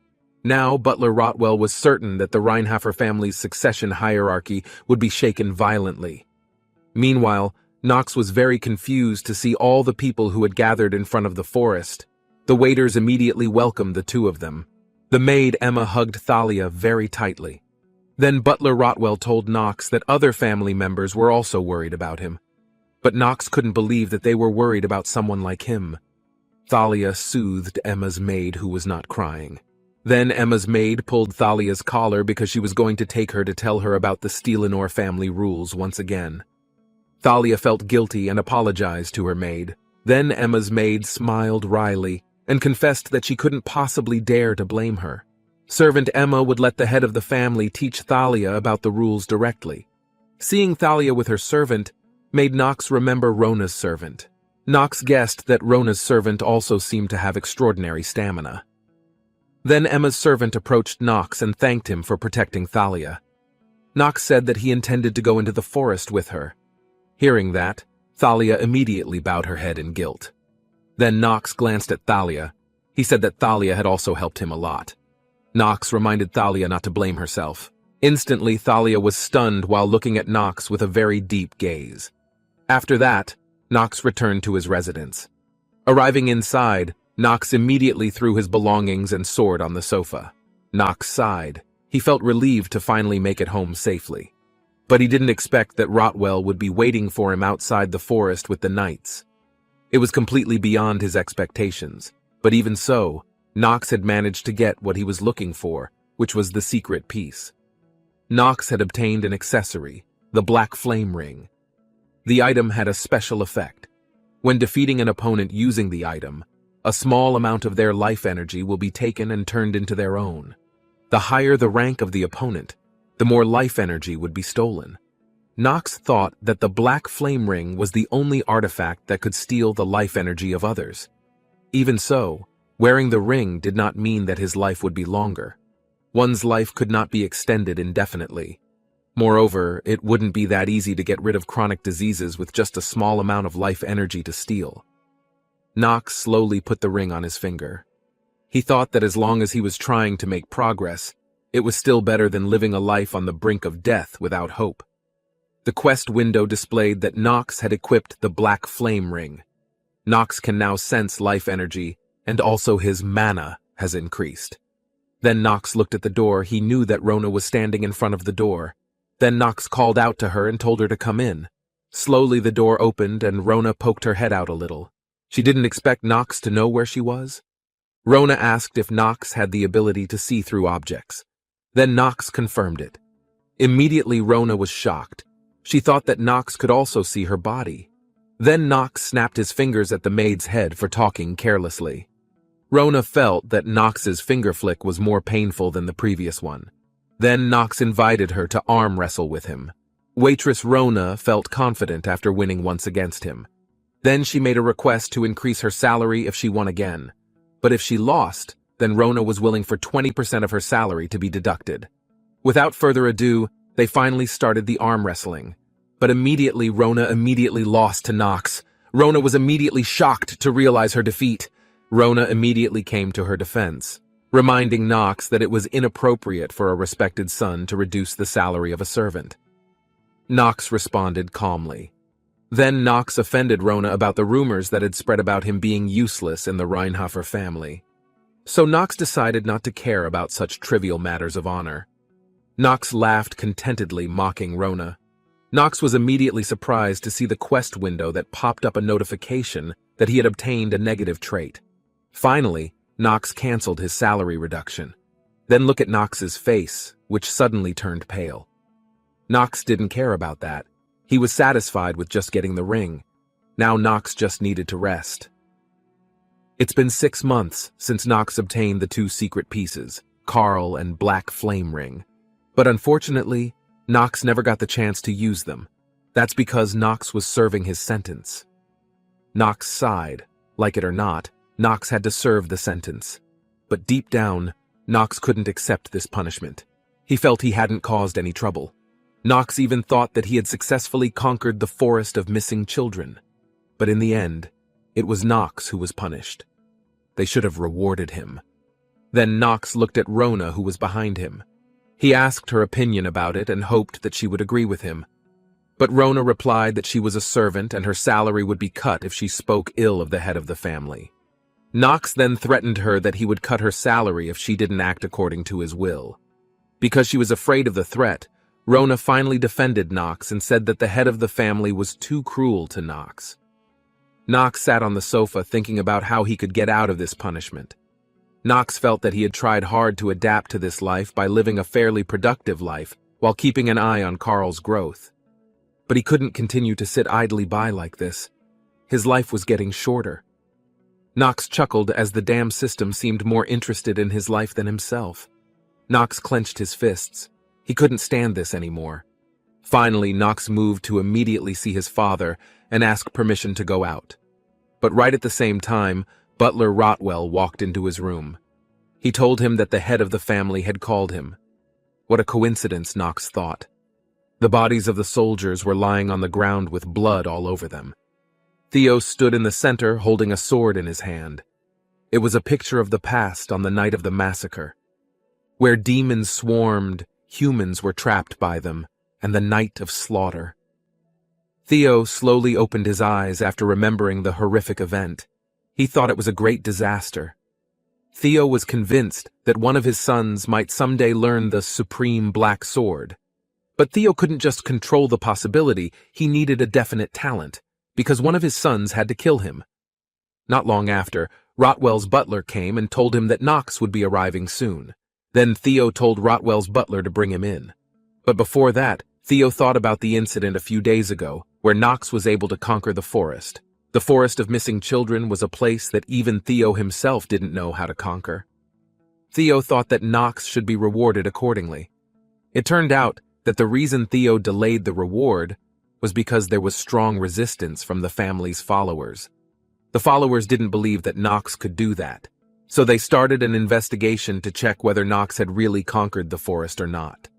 Theo couldn't just ignore the opinions of the family's followers, so the investigation was a necessary process. Knox arrived in his father's room and immediately gave a respectful greeting. Theo said sternly, reminding Knox that his actions were wrong. Even so, he would reward him. Theo called Knox to discuss the reward for Knox. However, it was only valid for one request. Theo said that he would fulfill his one request no matter what. Hearing this made Knox very disbelieving. This was the first time he had seen Theo give a reward like this after playing inner lunatic for so long. From what he knew, Theo was usually firm and authoritative. Because of his disbelief, Knox thought that maybe this was a trap. Then, Knox asked him one more time to reassure himself. Theo answered him with a serious face and emphasized that he would grant his request as the head of the Reinhofer family. Theo even swore a promise in front of Knox. Now Knox was completely convinced that Theo meant what he said. But if Theo's request was too ridiculous for him, then Theo's judgment of him would change. Theo believed that Knox would not ask something stupid. Knox asked Theo for time to think about it. Theo agreed and gave him permission to leave the residence. The next day, on a very sunny morning, Thalia said goodbye to Knox. The woman smiled warmly. She was looking forward to seeing Knox again at Eldine Academy. Knox turned his face away and looked reluctant to reply to Thalia. But Thalia continued to persuade him. Head butler Rotwell reminded Knox to answer the question from young lady Thalia. Finally, Knox answered her curtly that he would see her later. Then Thalia told Knox that she would return after becoming a full knight, then warned Knox to prepare his head until then. Suddenly hearing this made Knox very shocked. In his mind he wondered what she would do with his head. He suspected that Thalia would kill him immediately. Then Knox told her to leave immediately and get out of there. The horse-drawn carriage left the residence. Knox stared at Thalia's departure. Knox felt that he was slowly getting used to this strange life. Knox didn't know the exact reason, but he was quite enjoying this. Suddenly, the quest window displayed the remaining 146 days of Knox's life.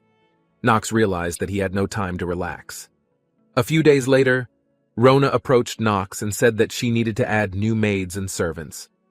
Knox thought about it. Right at the same time, the butler of Rotwell came to Knox. The Rotwell butler informed him that Rotwell Academy had sent a servant who was still in training to help Knox. After that, the servant entered Knox's room. She introduced herself very politely and gracefully. The maidservant was named Gitri de Lovilla. From now on, she is Knox's personal maid. Then Knox also introduced himself to the maid. Then Knox activated the window to see the status of the maid. It turns out that Gitri de Lovilla is tasked with watching the player based on orders from Theo von Reinhofer. The remaining life Knox currently had was only 140 days left. Realizing that made Knox gloomy. When time was limited, it felt like it went by very quickly. The only positive thing was that Knox could progress quickly despite the heavy penalty. Knox looked out the window. Knox realized that soon he would also be entering the Eldine Academy. Rona entered Knox's room. Rona reminded him that in 2 months' time, Knox would be starting Eldine Academy. Knox felt that he was happy knowing that he would be leaving this residence to enter the academy. Instantly, Rona overreacted. She even pretended to cry in front of Knox to show that she was sad about Knox leaving later. Knox, who already knew about it, told her to pretend to be acting and overreacting because it wouldn't affect her salary either. Knox didn't have time to tease Rona anymore. Over the next 2 months, if Knox did not improve his stats little by little, Knox would definitely not be able to survive in the academy. Eldine Academy was the best academy in the Empire. It was a gathering place for extremely strong students from all over the country. After successfully surviving in that place and entering the main story, Knox also had to play the role of a villain, namely Knox von Reinhofer. The thought of that made Knox very worried because it was going to be very difficult. Then Rona reminded Knox that he needed to add new maids and servants. At the same time, Butler Rotwell walked into Knox's room.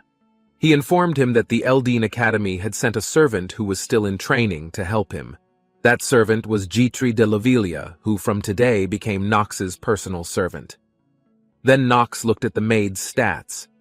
Knox immediately realized that Gitri de Lavilia was tasked with watching the player based on orders from Theo von Reinhofer. As Knox suspected, they would not be able to let Knox just leave this place. Theo von Reinhofer is one of the greatest villains and most powerful beings in the world. When people wonder how he got to where he is today, many ask if it's just because of his swordsmanship. Theo is so powerful that few people doubt that. However, the main reason why Theo can occupy his position as the head of the Reinhofer family is because he is suspicious of everything and everyone around him. Theo expects Gitri to do her job properly. Previously, Theo had known that Gitri was eliminated in the struggle for the inheritance of the Lavilia family. Theo promised that if Gitri could do her job well, then the Reinhofer family would make every effort to support her in the inheritance battle. Then Gitri assured Theo that she would serve young Master Knox wholeheartedly. Theo immediately looked at Gitri with a sharp gaze after hearing Gitri's words that seemed to make Knox her master. Realizing this, Gitri immediately straightened out her words. Gitri promised to keep a close eye on Knox and report everything to Theo. After finishing, Gitri immediately left his room. She leaned against the wall with a sigh and closed her eyes. Then Gitri took out her necklace, which contained a photo of her parents. Gitri realized that she should not feel any doubt now. At midnight, Knox was still awake. He stared up at the ceiling while sleeping in his bed. Knox thought about Theo, who was spying on him. He thought Theo wanted to make sure that the person inside him was Knox or not, because demon possession is something that happens quite often in the inner lunatic. In the original storyline, Knox is a character whose body is taken over by the #1 demon, Baal. But Knox thinks that everything will be fine, as long as Theo doesn't find out who he really is. Knox instantly remembered his new personal servant, Gitri de Lavilia. Since Gitri wasn't involved in the main storyline, it would be a shame if Knox just threw her away. Originally, Gitri was supposed to be the next head of the Lavilia family. However, her parents were killed by her own uncle. This made Gitri lose her position as the future head of the family. In the end, Gitri became a servant of the Reinhofer family and managed to escape from her family. Although on the outside Gitri is happy and smiling, on the inside the woman is exhausted and downcast. She is a character on the edge, and in her final decision, before the first part of the main story begins, Gitri commits suicide. Knox pondered after thinking about it. Knox doubted that changing the storyline to save someone destined to die was the right decision. Moreover, it would put himself in danger. The next morning, the sun shone brightly down on the Reinhofer family's magnificent residence. Knox called his 2 servants to him. Then the 2 servants lined up neatly to listen to their master, while Knox girded his loins before his 2 servants. Knox ordered them to prepare to hunt monsters in the forests of the Reinhofer region from today onwards. Knox emphasized that they both had to come along to help him. Hearing this, Rona immediately panicked and immediately argued that she was not feeling well, while Gitri accepted his orders swiftly. In his mind, Knox did not expect Gitri to answer without hesitation. It was only natural for a servant to be afraid to hunt monsters. Knox also actually realized that his request was a ridiculous request. Since Rona has used up all her allotted absences, she is not allowed to call in sick again today. So, like it or not, Rona had to join the hunt in the forest today. Knox warned her to reduce her salary if Rona didn't obey his words. Hearing this made Rona unable to move anymore and reluctantly did his orders. After that, Gitri asked Knox for permission to tell the butler Rotwell that Knox would be leaving the residence. Knox also realized that for now, his main priority was to increase his lifespan, because now Knox was free to go anywhere. A few moments later, the 3 of them finally went straight to hunt in the forest. They left by riding horses that walked together. Meanwhile, from the window, Theo could be seen observing the departure of the three of them. A few days later, the missing child's forest looked like a normal forest. Nox did his hunting in the forest and killed the wolves there. By using the black flame ring, Nox had stolen some life force from the gray wolf. Because of this, Nox gained 2 hours of life. Nox looked around, instantly realizing that he had killed all the wolves in this area. Since Nox had gained 2 hours of life on this hunt, it was probably a fairly successful hunt. Then G-Tree gave Nox a drink. She asked Nox if he wasn't tired after an hour of hunting. Then Nox reached for the bottle without another word. He chuckled in his mind as he realized that he took so long to hunt because he didn't activate the genius time stream. That meant Nox only got an hour. Nox quenched his thirst for a moment.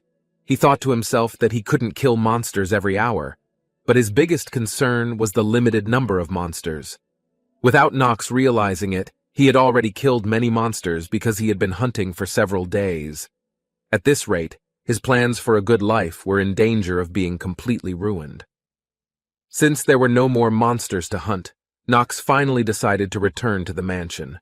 G-Tree told him that she would prepare a comfortable bath for Nox upon his return. Nox glanced at the servant. He thought that it was just as expected of him. Rona was not to be outdone either. She said that she would clean his room. Then the three of them walked towards the outside of the forest. Rona walked quickly until she was far ahead of Nox and G-Tree. Nox called G-Tree over and said that he had a question for her. G-Tree gripped her hand tightly, feeling a little nervous. Then Nox asked about the person she served. G-Tree was immediately shocked to hear the question. Nox looked at G-Tree's stat window. No matter how good or powerful the weapon was, if Nox couldn't use it, then he wouldn't hesitate to throw it away. G-Tree was silent for a long time. He felt confused to answer, but Nox seemed to already know G-Tree's answer. Nox had no intention of asking further questions. Instead, he thanked G-Tree because at least G-Tree wasn't lying. Nox didn't care who G-Tree served, but Nox would think that G-Tree was one of his maids. Then Nox walked past G-Tree, reminding her to use himself if she needed to. That was exactly what Nox wanted to say. It would be good enough for Nox if the two of them could use each other instead of trusting each other. That was the relationship Nox had with G-Tree. In the evening at the Reinhofer family residence, Rona and G-Tree were chatting in the servants' room. While eating snacks on her bed, Rona vented to G-Tree about Mr. Nox, who had gone too far. G-Tree just smiles at Rona and responds in kind. G-Tree was seen writing at her study table. Then she looked up at the night sky from the window. G-Tree realized that the rumors that young Master Nox had changed were true. At first, G-Tree thought that the rumors were probably just made up because it was rare for someone to change this much. G-Tree learned that Nox had defeated the twins some time ago and received official permission to enter the academy, and even strengthened his position in the family. It made G-Tree think that Nox was very different from himself, who had fallen despite being the rightful successor. Instantly, G-Tree remembered the words of Nox that he had spoken earlier that afternoon. Until now, G-Tree still did not understand what his words meant. As the days passed, a rumor began to spread in the Reinhofer family. All the servants were seen gossiping about the rumor. It turned out that the rumor was about G-Tree, who was abandoned by her family. Because of the rumor, G-Tree received many letters criticizing and insulting her. They all thought that G-Tree was a sinner who had sold her family. G-Tree looked very depressed. She thought that she could not last long in the Reinhofer family either. G-Tree realized that the Reinhofer family was one of the top families of the Dark family, even though she was just a maid for a useless person, but she felt he had no right to serve him. G-Tree thought that she would soon be fired and serve someone new. Then G-Tree came out of her room and ventured outside. G-Tree went to the kitchen and greeted her fellow servants who were doing their jobs, but they all just stared sarcastically at G-Tree and didn't answer her greeting. Seeing this, G-Tree was sure that they had all heard the rumors. G-Tree was used to the contemptuous stares. But suddenly, Rona came and approached G-Tree. Rona invited G-Tree to prepare to do their work. Rona behaved as usual, as if she didn't know about the rumors. Seeing her attitude made G-Tree feel very surprised. Then Rona pulled G-Tree's hand and went with her. Rona treated Jitri like a friend. According to Jitri, Rona did a stupid thing because she still wanted to be friends with her. Nox sat in his room staring blankly out the window. Nox realized that the time was near. Not only for Jitri, Theo might have also received the letter, Nox thought. Nox knew that all the crimes that Jitri's father seemed to have committed were traps, but Nox also realized that he couldn't help him. No one knew what butterfly effect would happen when Nox helped him to stay alive. A thick, dark fog enveloped the forest of missing children. Nox was seen fighting against the wolf monsters that were there. With such ease, Nox could kill them all in a fairly short time. Rona and Jitri were seen grazing behind the bushes while watching the fight. Jitri said to Rona that she felt that young Master Nox looked a little rougher today. It made Jitri feel uncomfortable. Nox's sword was covered in blood from the beasts he had hunted. Nox was still standing in the middle of there, waiting for that monster to appear. Nox looked around him, hoping that what he was waiting for would come. In the missing child's forest, monsters will randomly appear when there are only 20% of monsters left. It was a hidden boss monster. Nox planned to kill it because maybe it would help increase his stats. But after a long wait, Nox finally started to give up and decided to call off his hunt today. But at the same time, suddenly something was flying towards him at a very high speed. So fast, Nox couldn't see his form. Nox judged that the speed must be on a different level. That led him to believe that this was the hidden boss. There was a smile etched on the corner of Nox's lips as he realized that what he had been waiting for had come his way. The hidden boss is the elite king wasp. According to Nox, this monster is quite troublesome. But Nox was sure of himself if he could still kill him. Then the wasp monster flew straight towards Nox to attack him. But suddenly, Jitri immediately approached Nox to protect him. As a result, the woman was stung by the wasp monster's sting until it spurted blood from her body.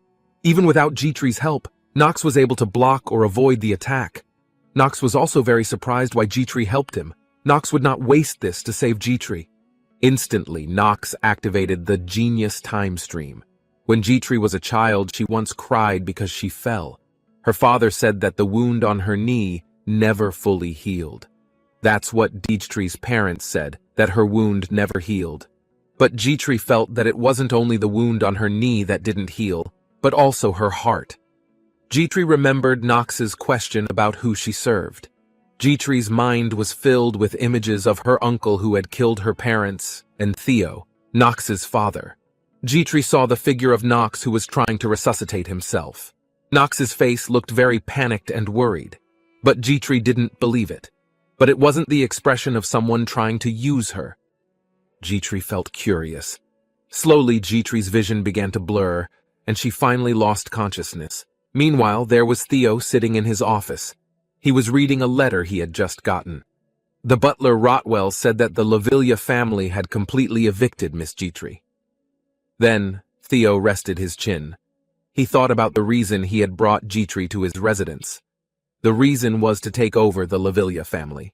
Since they lost the previous head of the family and were in an unstable state, Theo thought that it was a good time to take over. For example, if the situation within the family was very unstable, then the position of the next successor would be shaky.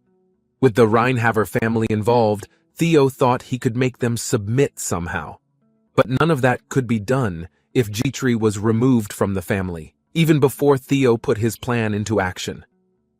Theo asked Butler Rotwell what they should do with Jitri. Reluctantly, Butler Rotwell suggested getting Jitri out as soon as possible. But that was not without reason. Butler Rotwell explained that if they placed a maid who was not attached to any family next to young Master Nox, then their family would be looked down upon when entering the Elydian Academy. Theo also thought the same thing as him. Suddenly, a servant entered without permission, looking very hurried and panicked. The servant informed him that young Master Nox had brought a maid who had been injured and poisoned while hunting. The servant explained that young Master Nox had used a very expensive antidote without permission, so he went to Lord Theo to report the matter. Suddenly, Butler Rotwell was shocked to realize that young Master Nox used Mandrake's purifying potion. It was a very expensive drug, he thought. Theo was silent. He guessed that Nox was very close to the servant. No one knew what would happen because of such personal feelings. In the afternoon, Jitri slowly began to wake up. Beside her was Rona, who had been waiting and taking care of her. But Jitri didn't realize what had happened. She wondered about the state of young Master Nox. Rona, who was still crying, explained to Jitri that young Master Nox had given her a very good mandrake's antidote. Rona told Jitri that Nox tried very hard to save her, even to the point of threatening the doctor who gave the refusal. Jitri didn't expect young Master Nox to do that for her. Jitri was surprised because she thought young Master Nox would only use her. Then Jitri tried to get up from her sleep. Jitri wanted to see young Master Nox now. Rona told her that young Master Nox was looking for a treasurer. Then Rona took the initiative to find her. Rona reminded Jitri to get enough rest and promised to come back soon. After Rona left, Jitri immediately got out of bed. Then she hurried to pack up all her things and arrange them in her suitcase. Jitri felt that she shouldn't be in that place, that she didn't belong anywhere. Jitri held the necklace that was the only thing left to her by her parents. Her face looked very sad. Then Jitri took a photo of her parents from the necklace. She intended to leave the necklace and give it to the young Master of Nox as payment for the bid. Jitri also left a letter for young Master Nox on her departure. Then Jitri prepared to leave the Reinhaver residence quietly. But as Jitri walked down the hallway, she bumped into Nox. Nox stared at Jitri and asked her where she was going. Moments earlier, Nox had scolded a royal doctor who refused to use the precious medicine on Jitri's servant. Even though there were people dying in front of him, the doctor still thought about how valuable the medicine was. That's what made Nox so angry with him. Instantly, the doctor became frightened. In a tone that stuttered with nervousness, the doctor tried to give Nox some understanding. He explained that no one could use the medicine if they didn't have permission from the head of the family. Nox was annoyed, and then he reminded Dr. Rodwell in a rude tone that his position was not higher than his. Dr. Rodwell was silent and apologized to Nox. Nox would report this matter privately to his father and told Dr. Rodwell to immediately give the medicine to Jitri's servant. Dr. Rodwell immediately carried out his orders. Dr. Rodwell handed servant Jitri a bottle of medicine. Beside him was the servant Rona, who looked sad seeing the condition of her friend who was lying weakly on the bed. Rona asked Dr. Rodwell about Jitri's condition if she was okay now. Since the poison had been neutralized, Dr. Rodwell could confirm that Jitri would be fine. Hearing this, Rona felt relieved and grateful. Then Nox hurried away from there while reminding Rona to report to him if Jitri was awake. Nox went to his father's office. Seeing Nox's sudden arrival, his father was curious. It was rare for Nox to see him like that. His father guessed that Nox's presence was because of the servant. Instantly, Nox activated the Master of Acting skill. Then Nox said that he wanted to ask one thing. Nox mentioned about his father's promise to grant his wish. Nox was frank that he wanted his father to hand over Jitri de Lavilla to him, who had been banished from her family. Hearing this, his father was silent for a moment, thinking about Nox's words. Now Nox didn't care anymore about Jitri being Theo's spy. Today, when Nox saw Jitri trying to save him, Nox realized something. An answer that she hadn't given himself before. The fact that Jitri answered her question with her actions. After his father thought carefully, he granted Nox's wish. Then Nox immediately moved and stood in front of his father. With a serious look on his face, Nox said that there was one more thing he wanted to say. Nox said that even though he was his father, Nox asked him to stop playing with his subordinates. Then Nox immediately left his father's room. After Nox left his father's room and walked down the palace hallway, he met Jitri, who was already carrying her suitcase. The woman looked like she was ready to leave. Nox asked what she was doing. Jitri replied in a soft tone that she wanted to leave. Jitri felt that she didn't deserve to be here anymore. Her whole body was shaking with tears. The woman thanked Nox for all his kindness over the years. Once again, Nox asked her where she was going, instead of serving him like a servant should. Suddenly, Jitri's tears broke out. Jitri confessed to Nox that she had been ordered by the head of the family to spy on Nox. She even had to deceive Nox. Once again, Jitri emphasized that she had deceived him. Crying bitterly, Jitri asked Nox why he still kept her. The woman looked very guilty. Nox just gave a smile in her direction. He looked at Jitri, who had thrown away her mask.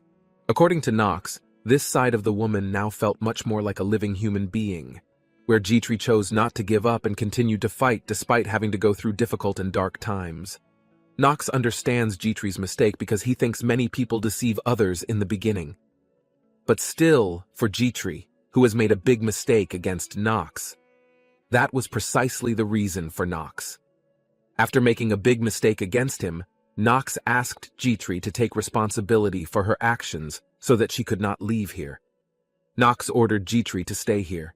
He doesn't know what his father was thinking, but Nox didn't need the Lavilia surname. Nox only needed Jitri's talent. Nox claimed that was why he wanted her. Then Nox walked past Jitri as he told her to serve him until she could pay back the mistake of deceiving him. Jitri seemed moved by Nox still giving her a chance. This made her cry bitterly.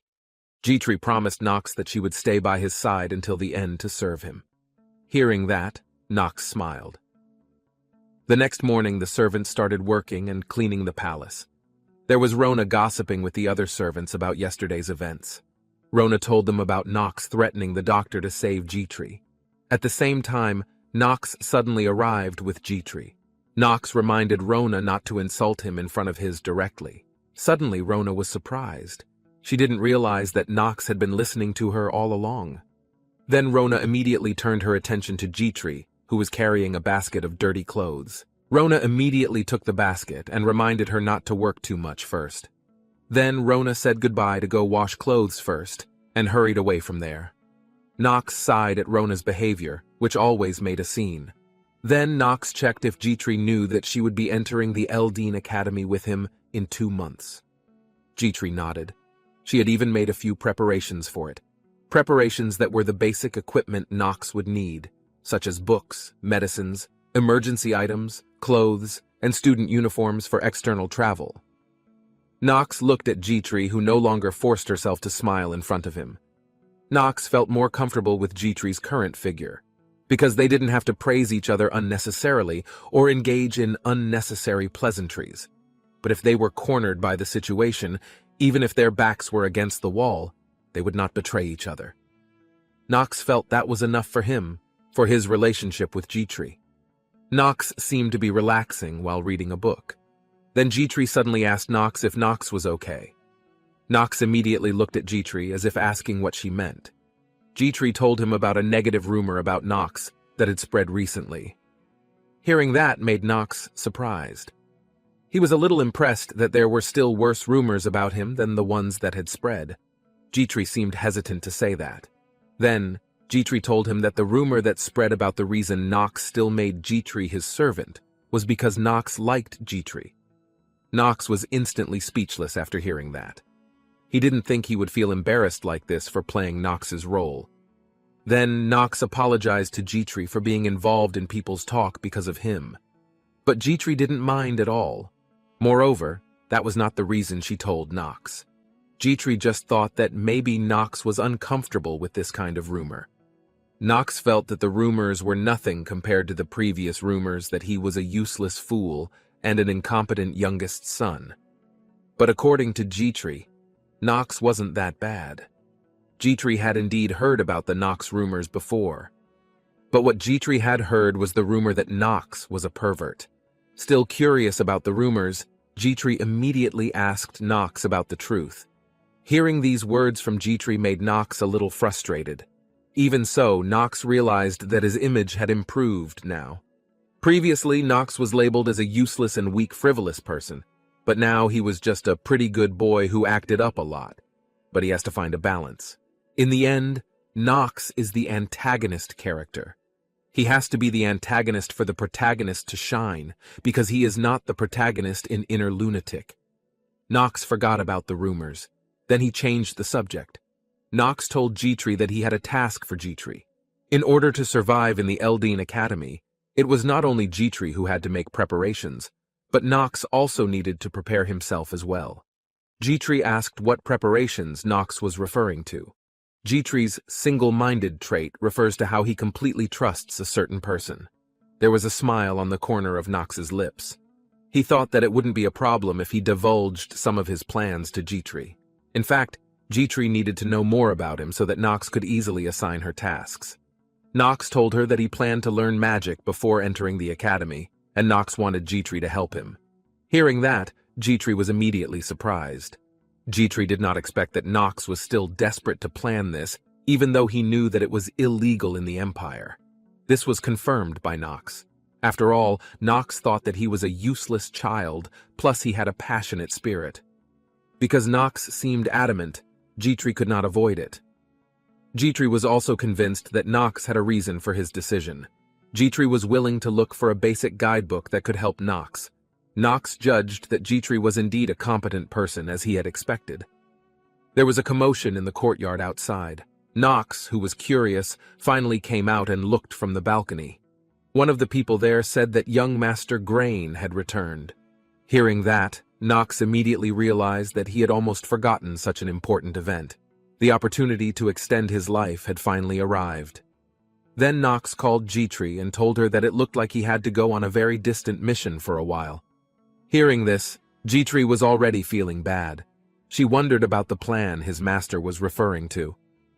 A few moments later, there were many banquets on the table. It was the welcome of Grain von Reinhofer, who had graduated from the Eldine Academy. His father congratulated Grain, who had done well for graduating from the Eldine Academy. Grain von Reinhofer is the second son of Theo, and also one of Nox's older brothers. He is a lustful man who gets excited at the sight of materialistic women and is also an opportunist. The only reason why Grain's true nature is not exposed is because Nox is a worse person than him. But Grain is very good at getting along with people from the political world. Grain utilized his talent in politics to graduate easily from the academy. Eldine was a very famous academy, but it was difficult to graduate from the academy. Less than 1,000 people passed the Eldine Academy admission test. Of those, only half of them were able to graduate from Eldine Academy. Then Theo asked Grain if he had set a date for his departure to Shaders. Grain nodded and told his father that he would be traveling south to Shaders in 3 days. If Grain went to Shaders at this time of year, his father was sure that Grain would have to go on a monster hunting mission. Shaders is a region not far from the Rheinhofer region, which is a neutral region in the south. The region also borders Tagelin to the east, which uses a barren desert as its border. Not only barren, but the desert is also filled with monsters, so it is considered the harshest desert. The mission Grain received from the imperial family was to stop the tide of monsters in Shaders. Due to the rules in the Archheim Empire, one had to complete the first mission given by the Empire in order for them to become a knight, recognized by the imperial family. Grain explained that when winter came, Shaders was always infested with monsters. He suspected that the imperial family wanted to take early action to eradicate the monsters. Theo added that other regions would also suffer if the place was overrun by monsters because the land there was barren. Theo reminded Grain not to tarnish the good name of the Rheinhofer family. Grain will also remember his father's words carefully. Nox realized that Shaders' mission was not just a simple monster hunt. The mission wouldn't just end up as a side story, it would also involve some complicated storylines. That's why there was a lot Nox could get out of it. Then Nox asked Grain if he was really going to Shaders. Grain confirmed it. Nox asked his brother for permission to go with him. In his mind, Nox was determined to join the conquest of Shaders' mission. Grain, who heard that, was surprised. He tried to explain to Nox what Shaders was like. Nox said that he had heard that it was a neutral territory where monsters would attack suddenly and erratically. It was also a place where bandits secretly gathered their strength. Grain has heard many things about Nox lately. Then Grain asked Nox to confirm the truth about Nox, who had conquered the forest of the missing children with the second daughter of the Stillreiner family. This was confirmed by Nox. Nox realized that the skill Grain had was precise detection. It was a skill that could find out the reason for someone's anxiety. If the target's stats are lower than his, then Grain can find out the reason quickly. In essence, it was a skill that made Grain able to survive in this harsh world by playing politics. Then, Grain also confirmed the truth of the news that Nox defeated the twins and appointed servants from ordinary people. At the same time, the skill Steal mentality had been activated to counteract the effect of precise detection. Nox confirmed all the questions from Grain. Even though Nox had achieved many great achievements recently, Grain still couldn't take Nox, who hadn't even been accepted into the Eldeen Academy, on a mission with him. Grain said that he didn't want to bring his corpse home, but his father denied Grain. Theo would guarantee that Grain's worries would not happen. He told Grain to take Nox on a mission with him. Grain flatly refused. Instantly, Theo looked sharply at Grain and reminded him that this was an order, so Grain could not refuse it anymore. Theo told them to immediately make the necessary preparations for departure in 3 days. Then Theo left immediately and left the two of them at the dining table. Nox wondered in his mind about what had just happened. He didn't expect Theo to let him off that easily. Nox was curious about what Theo was really planning. Then Grain called Nox crazy for daring to come with him to carry out the mission. But Nox didn't care how crazy he was. According to him, he couldn't be crazier than before. Hearing this made Grain become angry because he thought Nox was playing with him. Grain grabbed Nox by the collar and warned him to watch his language. While glaring at him, he threatened Nox by saying that it would be a pity if Nox got hurt after getting a rare chance to go to Chaytor's. Instantly, the bottle of wine Nox was holding spilled and hit Nox's shirt. Jitri immediately apologized to Nox for dirtying his clothes. Jitri would wash them soon, so she invited Nox to go to the bathroom without him. Finally, Nox said goodbye to his brother first.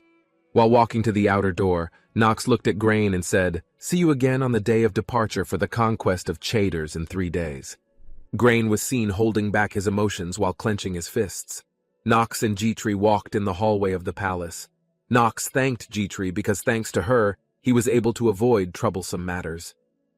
Jitri couldn't help but think that Nox was always getting into trouble. Then Jitri tried to convince Nox that he would be okay with his decision. Jitri looked worried if Nox went to Chaytor's. At the same time, Rona suddenly appeared from behind the door and approached Nox. She seemed to be in a hurry after hearing the news that Nox was going to Chaytor's. She had a very worried look on her face, knowing that Nox was leaving. Nox replied casually that everything had already been decided. In the back of his mind, Nox wondered if the news of the useless kid following the conquest of Chaytor's was that shocking. Jitri expressed her opinion that the Chaytor's region was too dangerous. There were hundreds of monsters and bandits in that place. That was precisely why Nox wanted to come along. Nox thought that this was his chance to extend his life. Nox tried to encourage his 2 servants and told them that he knew what to do. Nox told them that he would do the conquest mission without them. But before Nox could finish speaking, Jitri interrupted him. Jitri couldn't let Nox go alone. As Nox's personal servant, Jitri felt obligated to serve Nox wherever Nox was. That's why Jitri would also come with him. Nox reminded Jitri that she could get hurt. That was confirmed by Jitri, but she thought it also applied to Nox.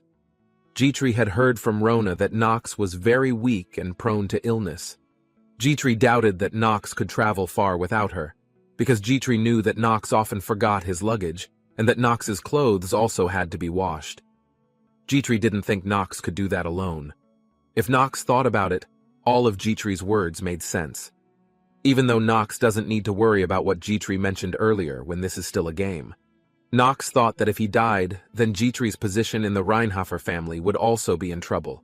It seemed like Jitri had no other choice but to follow him. Finally, Nox decided to allow Jitri to come with him.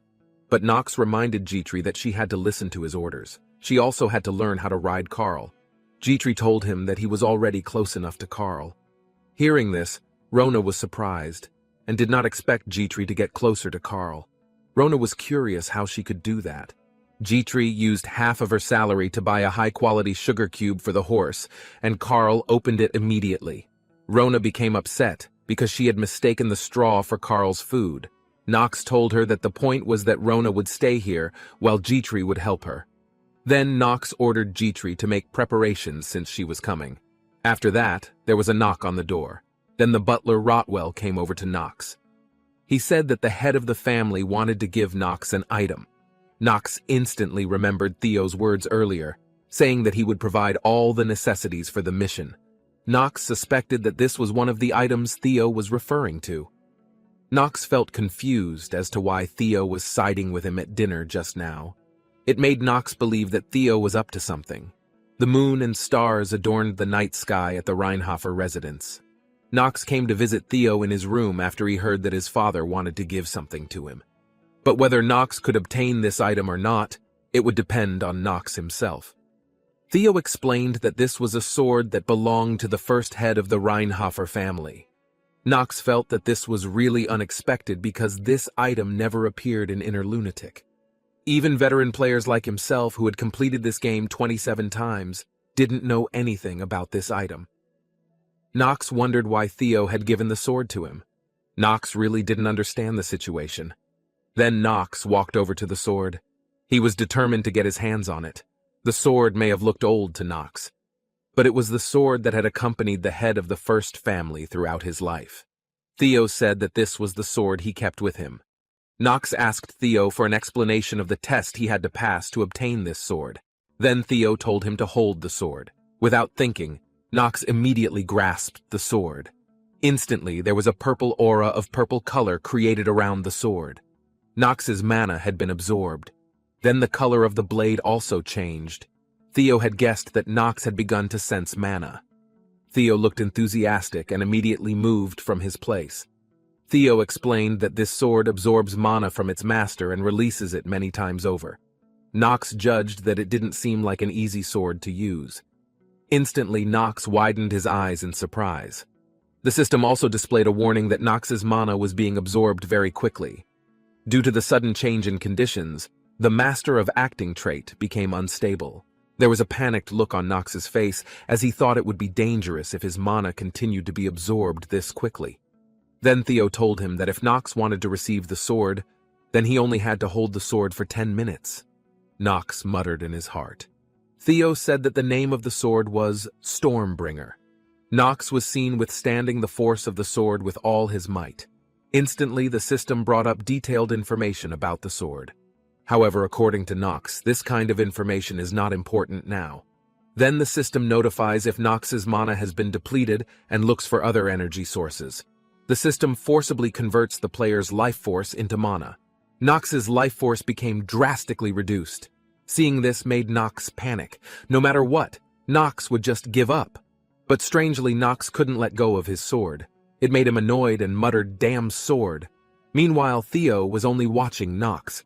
Stormbringer is a magic sword that can give someone extraordinary power, but it can also harm the person holding it. The first head of the family used this sword to build the family. But when Reinhofer had become a prominent dark family, his descendants could not use this sword properly. 9 out of 10 people would faint from mana exhaustion as soon as they held this sword. Being able to hold it for only 10 minutes was already a long time in Theo's opinion. Even Theo could only hold it for about an hour. But Theo still ordered his youngest son, who had not yet fully learned to control mana, to wield this sword. Including the recent incident where Knox saved his servant, and also the various major incidents that occurred in the family, Knox was always involved in all of them. According to Theo, it was no coincidence. Theo thought that Knox had developed beyond his expectations, and perhaps Knox was as talented as the Sword Emperor. That's why Theo decided to test Knox. If Knox could hold the sword for 10 minutes, it meant that Knox would become the greatest patriarch in their family's history. Moreover, Knox would surpass Theo, and would eventually succeed in killing Theo. Theo said, as he suspected that Knox had hidden his power. The sword would belong to Knox now. Then Theo walked away, leaving Knox behind. Knox was seen panting and trying to catch his breath. He felt annoyed with Theo for making him like this. It doesn't feel like 3 days have passed. Today was the departure day for the Shader's conquest mission. The group was seen traveling through the forest on horseback. In the back row was Knox, who rode a horse with Jitri behind him. Jitri was relieved that a lot of the luggage could be accommodated in the dimensional bag. Meanwhile, Knox's face looked gloomy. Jitri, who realized this, felt a little scared. For all Jitri knew, Knox had been looking forward to this conquest mission, but he was in a bad mood. Knox was still thinking about yesterday. Although Theo gave him items other than Stormbringer, Nox was not at all willing to have his lifetime taken away just like that. Instantly, Theo's attention was drawn to Grain's large amount of luggage. According to Nox, this was a little excessive because Grain gave him the condition to bring his belongings in exchange for his participation. But this was not a problem for Nox, because he would make the most of Grain. Suddenly, there was a commotion from the front row. There were two men disagreeing about the direction of the place. They seemed to have gotten lost. Grain looked annoyed at this. Then Grain approached the man named Ron and asked if he knew the way. The man was the captain of the night order hired by Grain to lead the way. With hesitation, Ron admitted that he had never passed this route. Nox, who heard this, concluded that they had all lost their way and subconsciously called the man a fool. Hearing Nox's sarcastic remark offended the woman. Nox clarified that his words had just been directed at the incompetent clowns. Then Nox came forward to them. Grain ignored Nox because it was none of his business. Then Nox quipped that he could guide them there. Grain didn't believe a word he said. For all Grain knew, Nox had spent his entire life in the residence. That's what made Grain not trust him. Nox admitted that he was quite talented, and even their family followers praised him. Although being late would be a problem for them, Grain wondered what if Nox failed to guide them there. Grain thought that he might be able to undermine her confidence. Grain didn't think this was a bad idea, even if it meant taking a slight detour. Eventually, Grain agreed that Nox would lead the way. Since it was getting late and the sky was getting dark, they all decided to build a tent in the middle of the forest to rest. Behind the tent were Grain and his two men. Grain didn't expect Nox to find the right path so quickly, even though this was unexplored territory. Even trained guides had trouble finding their way here. Grain simply couldn't believe Nox had managed to find the way so quickly. Meanwhile, behind the tent, there was Nox, who was peeking at Grain, who was there. Nox already knew the way because he thought this was very easy for veteran players like himself. Because Chaders is a strategic area, Nox often visits that place. Then came G-Tree and asked Nox how he could find the way so quickly. Then Nox pointed at something on the ground. They were the footprints and fur of an owl bear. Nox explained that owl bears were monsters with the body of a bear and the head of an owl that lived in the south. Their habitat was on the southern border of Chaders. If they followed the direction of the trail, then they could easily find their way to Chaders. G-Tree felt panicked and wondered if it would be okay for them to set up camp in the owlbear's habitat. Since owlbears were afraid of fire, Nox could confirm that they wouldn't attack a camp, especially one with a lot of people. Several men were seen working together while talking about Nox's greatness. They judged that Nox was much better than Green, who had studied at the academy. Green, who heard that, was annoyed. Then Green asked one of the men, who was a waiter named Schultz, about the news that Hartz and Allen had lost to Nox. Schultz confirmed the news. Green became curious and wanted to see how strong Nox was. Schultz happened to have an item suitable for that, and immediately took the item from inside his shirt pocket. Green smiled slyly. He guessed that it looked like it was going to be a long night for Nox. In the middle of the night, it was quiet. Everyone was fast asleep and resting after a long day of traveling. So was the man on guard duty. In the darkness of the night, behind the bushes near the tent was a figure stalking them. Nox, who was sleeping in his tent, immediately opened his eyes. Nox suspected that this had started. Then Nox got up from his place while carrying a sword to go outside. G-Tree, who noticed Nox's movement, immediately woke up and called Nox. Then Nox told the woman to wait for him in the tent. Nighttime in the middle of the forest. It appears that Nox will fight against 4 ogres. Nox suspected that the soil mixed with the pheromones of the female ogre in the tent caused the ogres to come to this place. Nox suspected that someone was taking advantage of the ogre's mating season to lure the male ogres here. It was also known that Grain had used the ogres to intimidate Nox. Then Nox activated his life force and prepared to fight. Instantly, the ogres began to attack Nox. Seeing Nox fighting using his sword, he can dodge ogre attacks. Nox tried to attack the ogres with his sword slash. Nox's sword attack was so powerful that it made the surrounding environment a mess. Nox's sword seemed to emit a black aura when it was about to attack the ogres. Nox's attack was brutal. The ogres bled profusely due to the slash of Nox's sword, until the blood of the ogres stained Nox's body. Nox praised the quality of the sword he was using a little. Nox thought that the sword was quite good. Nox said that he was worried that he would get into trouble if this sword started to absorb Nox's mana drastically, like when Nox was in front of Theo. But in reality, the sword didn't bring any problems for Nox. Nox continues to fight against the ogres. It seems that Nox doesn't stop slashing ogres with his sword. Nox thinks that the sword he uses feels moving according to his wishes. Instantly, 3 ogres were defeated by Nox, leaving 1 ogre still alive. It seemed that the ogre was very frightened to see Nox, who had finished off his partner. Then the ogre tried to escape to get away from Nox. It seemed that Nox would not let the ogre escape. Nox called his horse named Carl to rush after the ogre. Nox mounted his horse and saw his sword ready to finish off the ogre. Nox managed to slash the ogre, making the ogre die. Nox's hands were covered in the blood of the ogres. Then the system tells that Nox gets 1 day and 9 hours after killing the ogre. As soon as G-Tree came out of the tent, G-Tree looked worried about Nox's condition. Nox had warned G-Tree to wait in the tent. Nox still couldn't figure out how an ogre could appear at the entrance to this forest. Nox asked G-Tree if they should call the night and wake the others. Nox suspected that someone had deliberately lured the ogres here. He thinks it was Grain von Reinhover who made the ogres attack them. Nox said that Grain had deliberately made their tent far away from the others. Hearing Nox's explanation, G-Tree thought that Grain's young master was trying to test them. Nox was seen asking his horse to rest. Nox suspected that Grain had judged him as not knowing how to become a candidate for the family successor. That was why Grain judged that it was better for him to test Nox's ability first. Nox explained that compared to Garen's eldest son, he wasn't very strong, so he had no choice but to use a plan like this to find information. Leilu Nox said that he had to tell Gran that it wouldn't work on him. Nox was seen doing something. G-Tree didn't seem to understand what Nox was doing. Then Nox explained to her that the way to lure more ogres was by using ogre blood. Nox thinks that if ogres are like humans, they will avenge the death of their colleagues, elsewhere, in the tent. Grain was very surprised to see the crystal react. Grain said that it was a magic device that could detect monsters. Although it was a new item that Grain got from his father, they were still at the entrance of the forest, so Grain thought that there couldn't be a monster strong enough to activate the crystal. Instantly, Grain's partner called out to him. His colleague told Grain to save himself.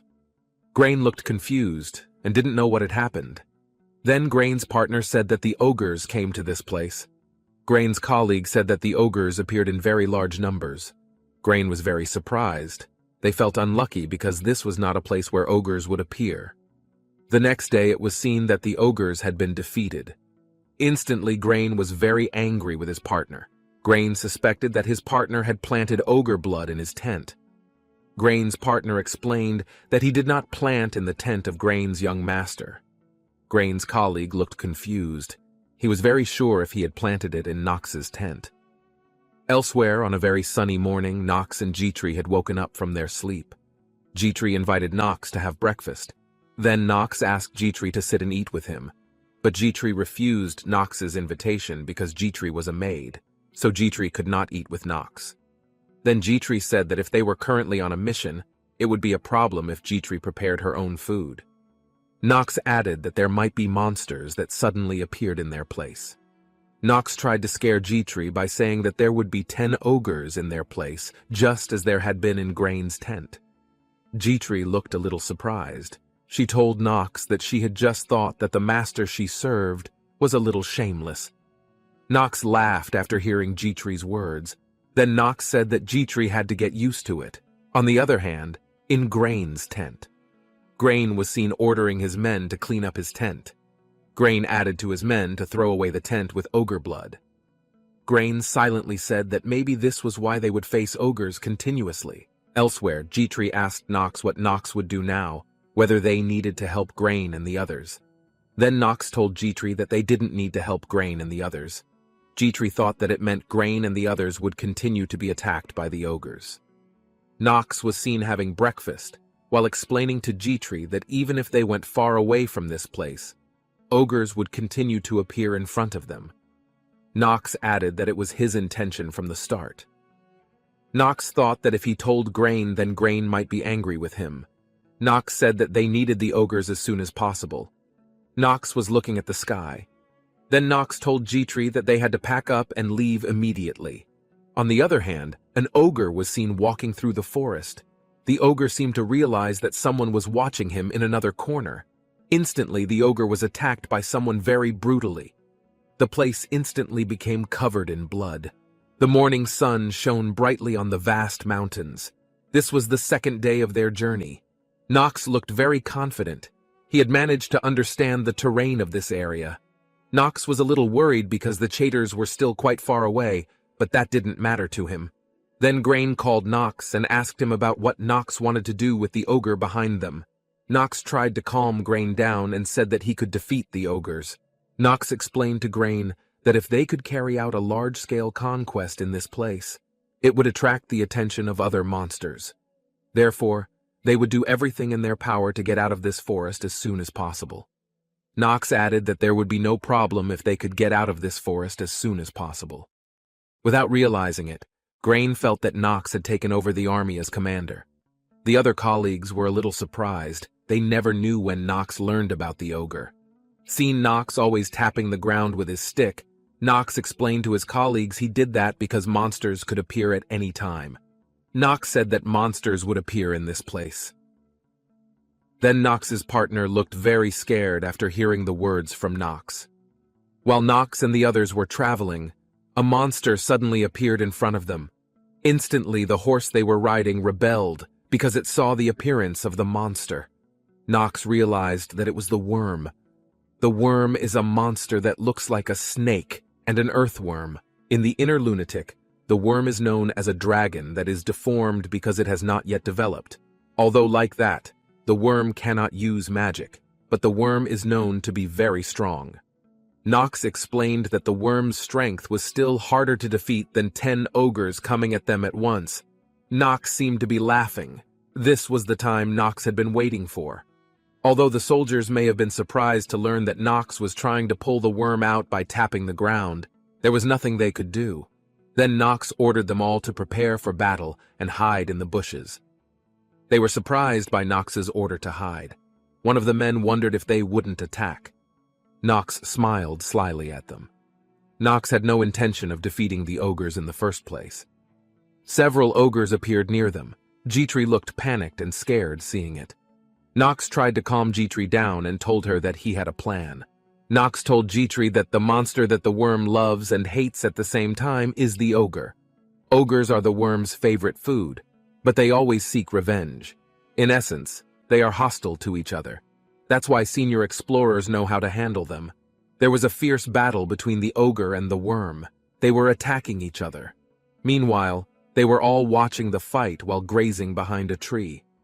Again, Grain felt annoyed with Knox, who knew about things like this. Then Knox picked up a stone pebble and threw it at the ogre who was fighting against the worm. Seeing this made Jitri panic and feel confused about what Knox was doing. She was worried that the ogres would attack them. Knox did that because he had to attack the ogre once to get exp. The ogres began to fall one by one. Green chuckled and thought this was the end of them. Knox knew how to utilize the ogres, but they lost in the end. Green felt confused about what they should do now. Meanwhile, the worm was very difficult to overcome. Instantly, Knox instructed them all to prepare to attack. Knox drew the sword in its sheath, then ordered them to use fire arrows or throw spears at the monster's mouth. Then they attacked the worm simultaneously. Now it was Knox's turn to act. They all worked well together. When the worm was caught off guard, Knox delivered a deadly final attack. Instantly, the monster died.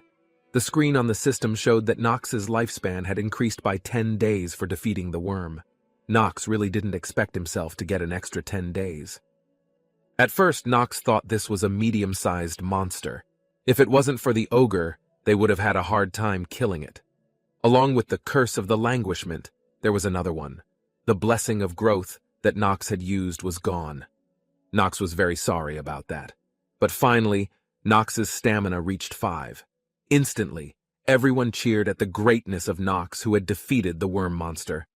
They thought Nox was an extraordinary figure. But not long after, they suddenly felt a shock from the ground. Another worm monster came to the surface. Seeing this made them all panic. They told Nox to run from his place, but suddenly a man appeared who killed the worm monster so easily. Nox looked stunned at the incident. Nox became curious about the man and why he was here. You can see Paracelsus, who has finished facing the ferocious monster in front of him. His face was dirty after fighting, and his sword was still covered in blood.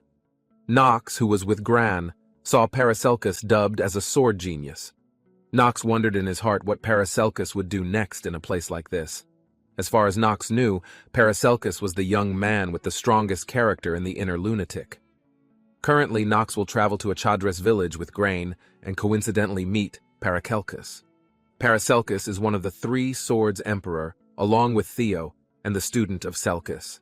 Suddenly, Paracelsus told Grain at this time he had just saved him, but no thanks at all from Grain were spoken, even though Paracelsus is looking forward to greetings from all of them. Nox's mind knew that people like Paracelsus hated the nobility to the core. Guard Grain was immediately angry and considered Paracelsus to be presumptuous. Paracelsus should have realized that now he was dealing with honorable people. Paracelsus apologized for his mistake. Schultz, as a Grain guard, was very upset to see Paracelsus's face like a fool. Schultz, in a high tone of voice, wanted to know what this young man's name really was. He introduced his name as Paracelsus. They could all think of him as a mercenary. Nox remained silent and continued to observe Paracelsus. It was easy for him to understand Paracelsus's hatred for the nobles, by knowing what had happened in his youth. But Nox saw the main problem here was that the first meeting with Paracelsus should have been at the Eldine Academy. Nox had played this game many times and had never once met Paracelsus before the academy started. Nox didn't know what was really happening now. This was not what he expected. The guards from Grain did not just believe the young man who claimed to be Paracelsus. Then it would be better for the guards to check the real identity of the real Paracelsus, or manipulation. Paracelsus casually told the bodyguards from Grain to conduct an examination of him. While Nox is still making observations regarding what he will do when he sees Paracelsus's arrival is not as expected. In the afternoon, the sun shone very beautifully in orange color, accompanying the journey made by Grain, Nox, and others to the village of Chadres. Paracelsus's identity has also been checked, and there is nothing suspicious. They traveled together to the village of Chadres. On the way riding a horse, Grain invited Paracelsus to talk. There are things that Grain wants to ask about Paracelsus. Earlier, when he met for the first time, Paracelsus called himself a mercenary. Paracelsus turned his head towards Grain to listen to his curiosity. According to Grain, will Paracelsus also travel to Chadres? Paracelsus confirmed that he would be traveling to Chadres. That place became his first stopping point. Paracelsus has heard that Chadres is a good place to hunt monsters at this time, but Paracelsus has never been there and has only heard rumors. Nox was still silent and listened to the talk of the Paracelsus who said there was a monster hunt in the Chadres. Nox tried to remember something. In order to do the training, Paracelsus would indeed travel throughout the empire before the academy began. According to Nox's guess, the Paracelsus had determined the training randomly. But that was still a conjecture from Nox's point of view. He also didn't know whether it was true or not. After knowing Paracelsus's answer, Grain saw that he was indeed quite young. Grain's curiosity did not end there. He asked if Paracelsus had traveled alone without anyone accompanying him. In Grain's eyes, a man like Paracelsus was quite confident in his abilities. Therefore, Grain will pay Paracelsus a decent amount. Grain immediately offered Paracelsus to join his monster conquest squad. Hope Grain, Paracelsus will be interested in joining him at this time. Paracelsus was still silent while looking at Grain. He seemed to be considering this offer well.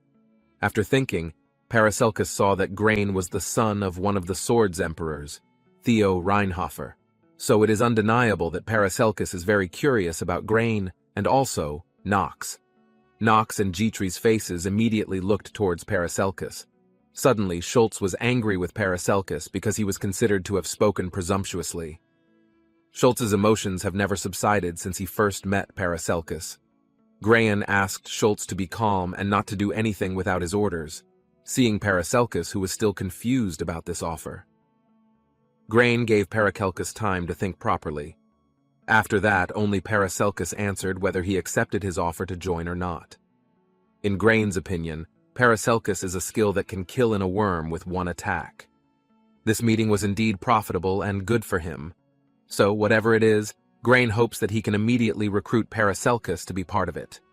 Grain is confident that Paracelsus will become his as soon as possible. Apart from that, another goal of Grain wanting to invite Paracelsus to join is to take over the attention of the Nox soldiers. The atmosphere is getting late in the afternoon. The sun looks like it's about to set and casts such a beautiful light. Showing the place of Chadres is in sight. Nox told everyone that the intended location had arrived. The atmosphere of the Chadres is calmer and quieter than the one in the game.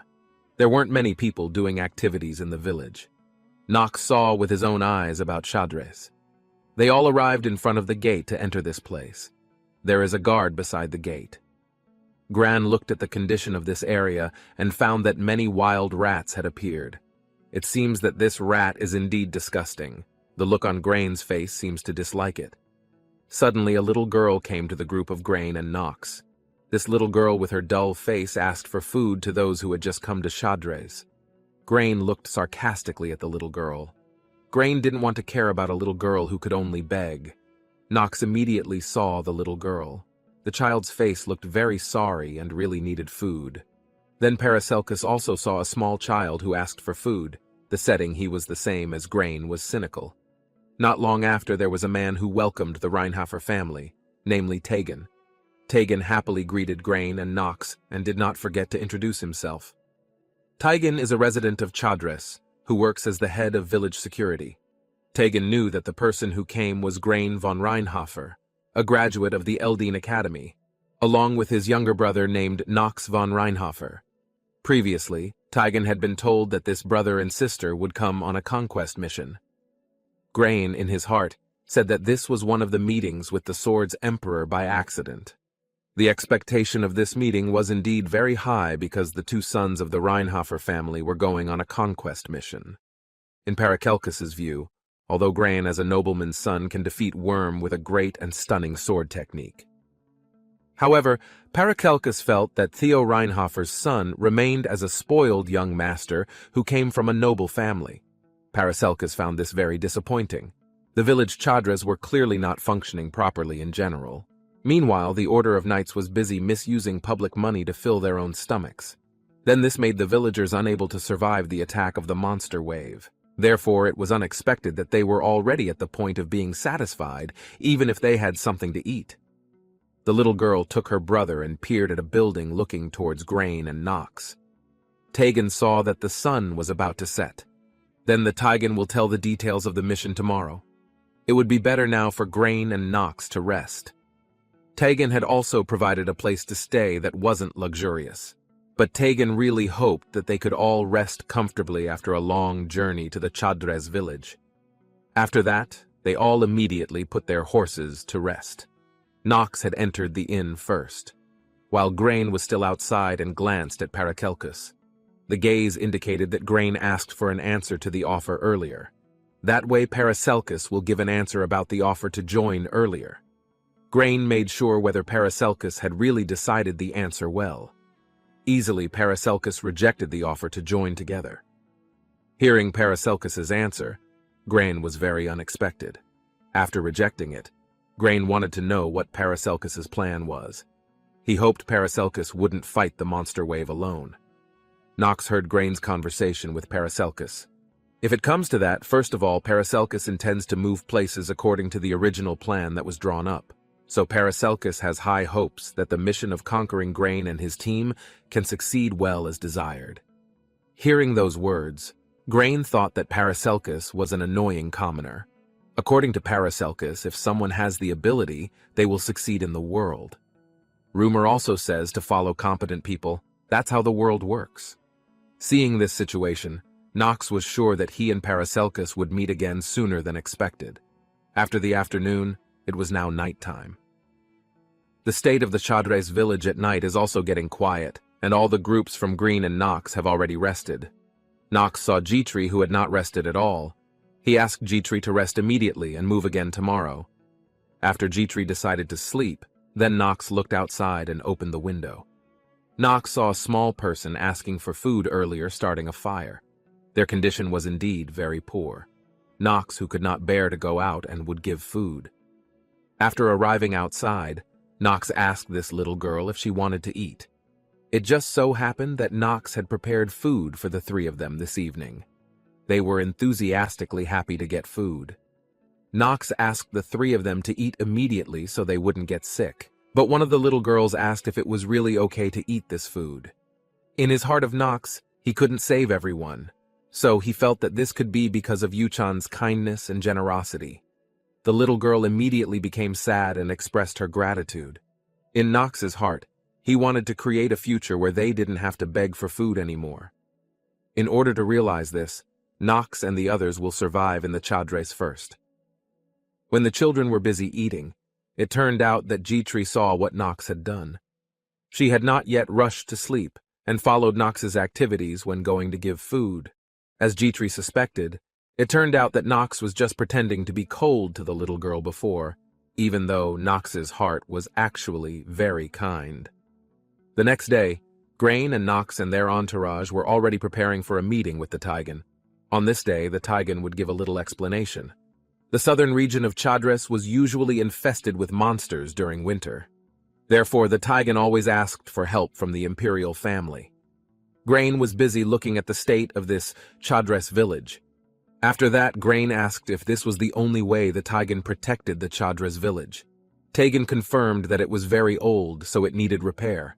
Nox saw the situation like this was really very sad. When the monster wave started, they would probably last less than an hour before being wiped out. This was only a sub-chapter, so Nox would be free to choose to save the Chadres village or not. But most Nox choose to save the Chadres region. Of course, this has a reason why Nox is willing to do so. The reason is obviously because of its high value. Nox firmly believed that someday, Chadres would become a very high-value territory in the future. In addition, Taigen would tell something that there was something different about this year's monsters. So, the monsters would not be the same in terms of strength or even shape. Taigen explained that the number of monsters had increased significantly compared to last year. Taigen also didn't really know why it had come to this. Therefore, when going on a conquest mission, Taigen hoped that everyone involved would be well prepared. In Nox's observation, it turned out that these people didn't know about something. The large number of monsters will actually help them in the future, so there was no need to worry too much. Taigen continued to tell that there were worse things. Some Chadres villagers had seen the appearance of griffins. Hearing that, Grain and his guards were very surprised. In Grain's view, a griffin would definitely make the situation worse. Things like this will be very dangerous for the villagers of Chadres. Grain was curious and wanted to know where the griffin was seen. Taigen told him that the griffin was seen in the forest. One of the important factors in the conquest of Chadres is whether or not Grain and Nox's group can drive away the griffin that has been disturbing the residents. The figure of the griffin is like a bird with a large size and very dangerous. The griffin should be stopped, not defeated. But Nox's thinking is different this time, that he really wants to kill the griffin. Any way will be done by Nox to make the griffin lose and not disturb the villagers of Chadres anymore. Griffin is believed to be a natural horizon that is endless. After traveling by Taigen, they all arrived at a neutral region connected to Tahalin in the east. This region is known by many as a barren place. Suddenly, in Nox's view, the place had something strange, only he didn't know what it was about. Grain immediately glanced towards Nox. The figure of the griffin monster usually lives near the village of Chadres, then usually also lives near Tahalin. So, Nox asked Taigen if he knew why the griffin could live there. Even stranger, then Nox had no idea why the griffin could also come here. Taigen looked at Nox and his guards. Nox already had a hunch about who would be the traitor in this conquest. Soon, all of this would reveal itself. Nox also wouldn't let anything evil happen during the conquest mission. Slowly, the sub-quest began. Nox wanted to finish off the rottenest part of the village first. Then Nox will continue to the less severe parts of the village. The sun was shining very brightly on this day. Then in one of the rooms, there was Schultz alone, and in front of him was a note. Schultz squeezed the paper with emotion. He was really upset, especially with Nox. Schultz had never worried about him before, because he had heard that Nox was a useless child. But who would have thought that over time, Schultz had fallen into Nox's scheme, and was furthermore disliked by Garen. This is what made Schultz really feel hatred for Nox to the point of making him have a personal grudge. Schultz has tried hard to get Grain's attention, but what power his efforts failed and did not work. Schultz felt that all of this was very futile and meaningless. In the next step, Schultz will never let Nox get in the way of his plans. At the inn, Dietrich came down the stairs and looked at Dietrich. At the bottom of the stairs, Schultz was sitting alone. Schultz immediately looked at Dietrich if he remembered her name well. Schultz had heard a glimpse of Dietrich only coming from the common people. As Dietrich was about to walk, Schultz suddenly blocked her. This shocked Dietrich into thinking what he was going to do. Dietrich fell, and her body was held by Schultz. Schultz grabbed Dietrich hard and didn't let her go. This time, Dietrich would be the outlet for the hatred Schultz harbored towards Nox. Dietrich asked if Schultz needed anything right now to stop her like this. Schultz smiled, and there was a lot he wanted Dietrich to do. But these wishes are not that important. Schultz tells Dietrich that he just wants to chat. Schultz's hand did not let go of this grip, and it became tighter and tighter. Dietrich tried to let go of her hand because it felt wrong. Dietrich thought that there was nothing to talk to him about. Suddenly, Schultz grabbed his head and persuaded Dietrich to talk to him alone now. Schultz said that he was a knight who served the master. But on the one hand, Schultz still deserves to have fun from all the tiring activities. Schultz also said Dietrich would think the same thing. Hearing that, Dietrich was really very surprised and did not expect it. She is increasingly anxious and fearful of what Schultz will do to her. Dietrich rebelled and demanded to be released. She didn't want to be touched by Schultz. Dietrich thought that if she rejected him now, then young Master Nox would not be liked by the grain. What will happen is that Nox will get into big trouble and get a bad look from the family. Dietrich would not have the heart to let this happen because she wanted to be able to maintain the good name of Nox. Dietrich really didn't want to see Nox suffer. Schultz informed that thanks to Dietrich's master, Nox, Schultz felt wronged because he lost more than 10 years of business. So, Schultz is now making sure Dietrich is willing to pay for all the losses incurred. It turned out that Schultz's intentions towards Dietrich were very bad. Suddenly there was the voice of Nox, who knew that Schultz wanted something and he was ready to pay for it now. Nox's sword immediately attacked Schultz's body. Seeing this incident in front of her eyes, Dietrich was shocked and did not expect Nox to attack him so suddenly. Blood poured out of Schultz's body. Now, in a dying state, Nox has shown how he can pay for all this well. Schultz's hands bled profusely and endured the pain. Schultz threatened that Nox would not be able to escape after doing all this in such a sadistic manner. Schultz hoped that Nox would be punished for hurting him. After that, Schultz was even more upset. Young Master Grain would never look at Nox as a brother when he knew all this. Schultz was absolutely certain that this would happen to Nox. Dietrich was so scared when this commotion happened in front of his own eyes. Nox was not at all afraid of the threats made by Schultz. Nox, who was so emotional to see Schultz continue to challenge him.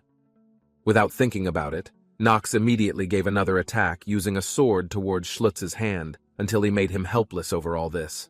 The situation is really very precarious. Schultz said all of this was a mistake even though Nox was supported by his family. Nox doesn't justify this. It's not that he doesn't know the place because his family protects him, but Schultz, who has messed all this up, without compassion, Nox immediately stabbed Schultz's body from behind. Dietrich was really very scared. She never thought Nox would do this. When Grain finds out then he will not let this matter go, then Nox will be in great danger. Suddenly Grain came and asked what really happened in this room. Grain was furious that Nox had actually killed Schultz. Nox honestly admitted it and did not lie. Grain was very angry with Nox for killing his personal knight in this place. The commotion finally occurred. Grain, with his burning emotions, said that Nox was a useless person.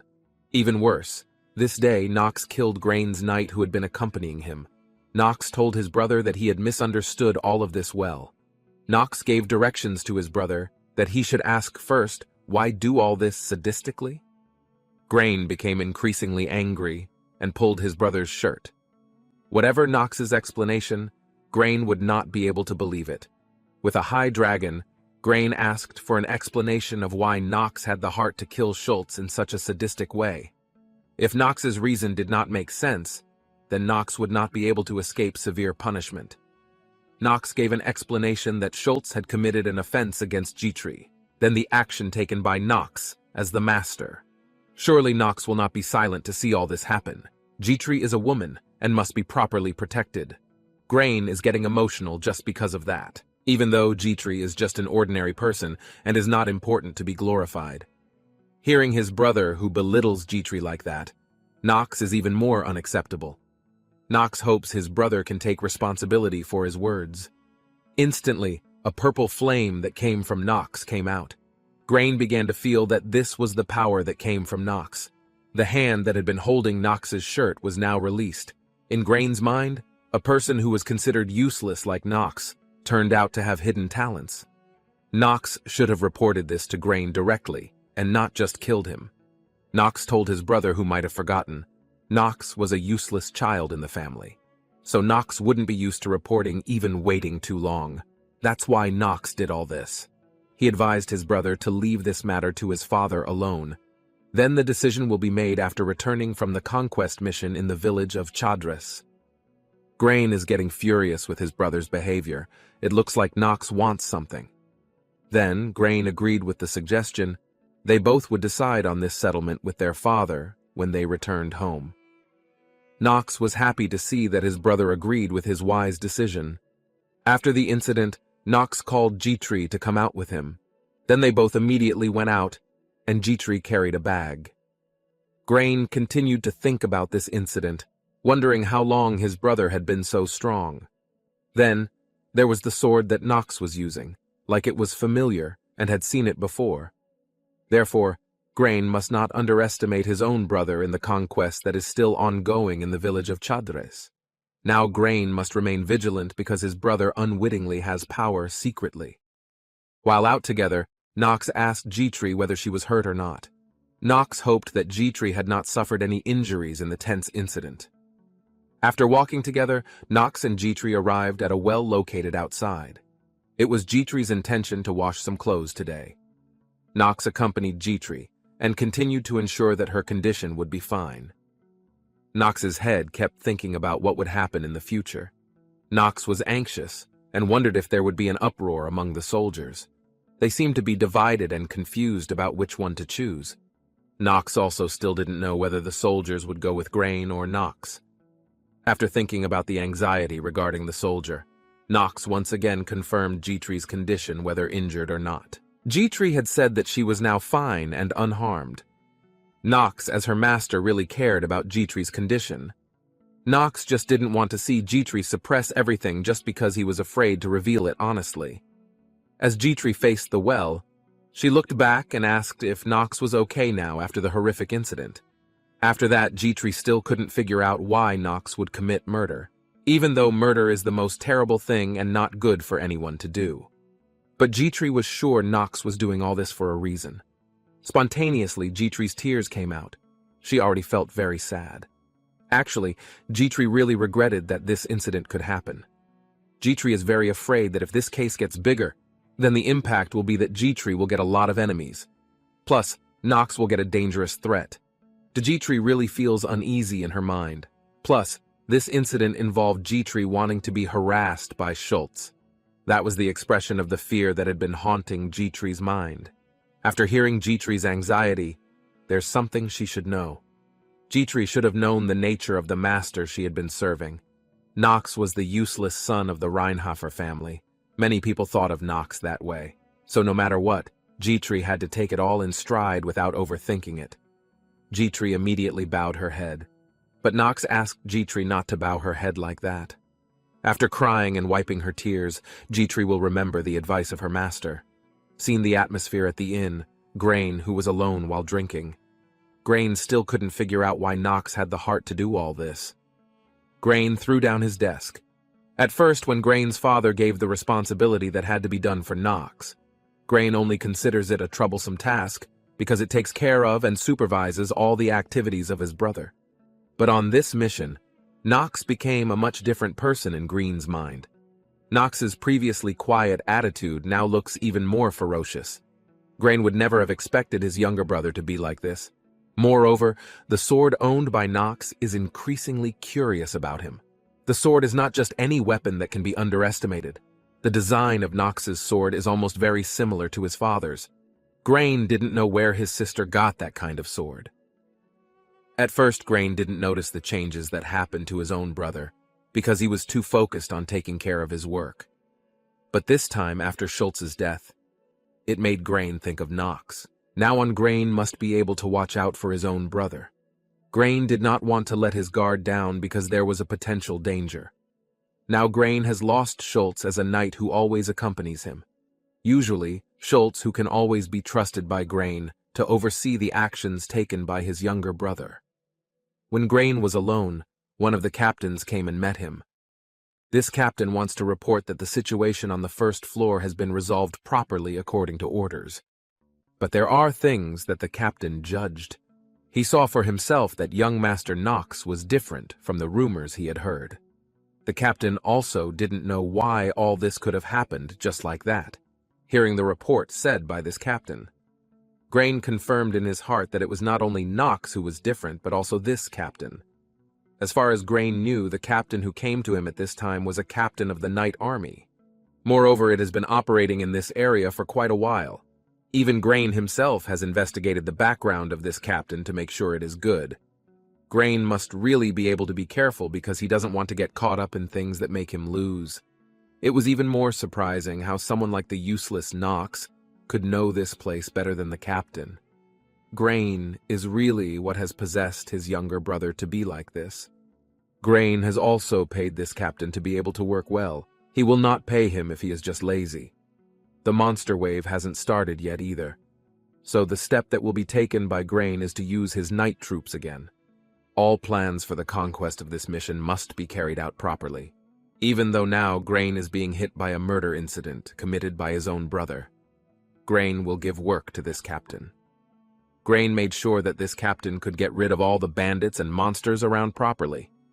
Grain didn't want to hear about any more chaos because he was too dizzy. In addition, the captain must always keep an eye on the activities carried out by Nox. If the captain sees with his own eyes that Nox is starting to act strangely, then the captain must quickly report it to Grain. Later, Grain will take action to teach his own brother a lesson. Grain really hopes that this mercenary captain can work well together. Hearing all Grain's orders, the captain immediately understood it well and would do it. After that, the captain went straight out to immediately carry out his duties. Time has entered the evening. Nox is with Jitri. Now Nox is busy choosing some potions in front of him. Jitri wanted to know what Nox was doing this afternoon. One of the potions was already held by Nox after a long time of choosing. Nox hasn't answered any of Jitri's questions. She asked again if this afternoon Nox checked the walls of the Chadra's village. After that, Nox answered, and he did check the walls. But they can barely stand. Such a situation is indeed very worrying, especially Jitri, who feels scared. Jitri wanted to know how Nox would stop the wave monster. If it is not stopped immediately, it will be very dangerous. Nox did not want to explain in detail. He asked Jitri to just follow him. After that, Nox walked straight away. Jitri was getting anxious because he didn't explain where to go at night. Jitri realized that this was not the way to the inn. Jitri's mind was very bad and suspected bad things. Nox had never acted strangely like this before in Jitri's view. Nox looked back that he was planning to recruit new members tonight. So, these members would later be well relied upon by Nox to assist him in dealing with the monster wave. Although this Chadres village is fairly small, there will always be genius characters doing their own thing. Jitri doesn't have to worry about all the things that Nox is doing in launching this conquest mission. On the other hand, there is a woman with long hair wearing a blue dress and a magic hat. Alina was alone and seemed to be doing something. Where Alina was, there were many bottles of various colors surrounding her. The bottle kept spinning according to the power she was chanting. It is not yet known what Alina is actually doing. Alina is a character who will be directed by Nox to assist him in completing the conquest mission. This Alina will become a subscription for Director by Nox every time she goes to the small village of Chadris. Alina is a woman who has expertise in making potions. Therefore, Alina became a confidant of Bagnox to carry out all the orders he wanted. All this time, Alina was the source of the Nox potion. Indeed, not many people know that Nox has collaborated with Alina, so on this occasion, Nox will invite Jitri to meet Alina directly. Later, Jitri will know Nox's future plans for the Chadres village. When they wanted to meet Alina at night, Nox and Jitri used black robes so that no one would recognize them. Then they walked silently without anyone knowing. Jitri and Nox took the road by the running water. Jitri still didn't believe that there really was someone who was an expert in making potions. Moreover, according to this, Nox, Alina did it in a hidden place so that it was not known by others. Jitri has never actually heard of anyone who can make potions. Nox confirmed that people who are experts in potions do exist, so there is no need to doubt it. Jitri also didn't really know. If it really existed, it meant that the person was very talented. But Jitri wondered why people who made potions had to hide in a place that was not known by many humans. Nox explained that for that matter, of course, a potion maker has his own reasons without having to be explained. In his heart, according to Nox, Alina did this because it was the fact of solving the hidden route to solve the problem in this Chadres. In the future, Alina will work for the village elsewhere, not the Arkheim Empire. If the problem in the Chadres village cannot be solved by the hidden route, then they will never get Alina. After Nox and Jitri traveled to meet Alina at night, Nox already realized that the destination had arrived. Nox asked Jitri to stay close to him. Regardless, Jitri had to keep up with Nox so as not to be left behind. Also, Jitri had to be careful where she stepped. The night was very light and it would be very dangerous to go out, so Nox as the master did not want to see Jitri fall. With pleasure, Jitri would follow the advice always given by her own master, Nox. Jitri's mind was still unsettled and unsure, but looking at Nox's face and actions was very convincing. Jitri still didn't believe if there really was Alina who made the potion stay in a hidden place. Seeing the situation that this place is indeed very quiet away from human activity. They were both in a place with a brick building. There was a staircase in front of it and bright lighting. The place was believed to be Alina's residence while making potions. Jitri's eyes immediately focused when she saw the bright light, but Jitri didn't know much about this place. According to Jitri's guess, the light was a sign that Alina did inhabit the place. Jitri's face was so curious and wanted to know directly what Alina's true form was. Nox, who was in front of Jitri, was still silent and looked towards the light. The atmosphere in the room where Alina lives. She couldn't believe she could live and be trapped in a place like this. Alina did feel as if she was locked away from the bustling life. Alina, who had cast several potions, sat down while holding and drinking a green bottle. Alina seemed to have drunk alcohol tonight so that she was half unconscious. Alina's body leaned against the chair, still not expecting her life. How could she end up like this? Alina did look bored with everything she was going to do, but Alina still did it for the sake of cooperation with Nox. While sitting with a tired face, from the direction of the entrance came Nox and Jitri, who came wearing robes. Jitri continued to stare at the person believed to be Alina and the potion maker, while Alina was shocked by the arrival of other people at night without telling her at all. Nox's face was so happy that his arrival at night was fruitful and not in vain. Alina was finally met by Nox to discuss important matters regarding the Chadres. Nox immediately opened the cloak that he had worn throughout the trip. He wanted Alina to know that the one who came was Nox and brought Jitri. Alina's face was really shocked after knowing the person who came suddenly. The bottle of alcohol that was held immediately fell down because of Nox's surprising presence. Alina, who was still unconscious and affected by alcohol, asked them both who exactly came. Alina was afraid if other people realized her existence, which was already hidden. Jitri became anxious seeing Alina's expression so frightened. Alina still doesn't think that there are other people in a place like this. Jitri was also shocked because she couldn't accept that the potion expert said by Nox was a drunk. A potion master shouldn't drink alcohol like this.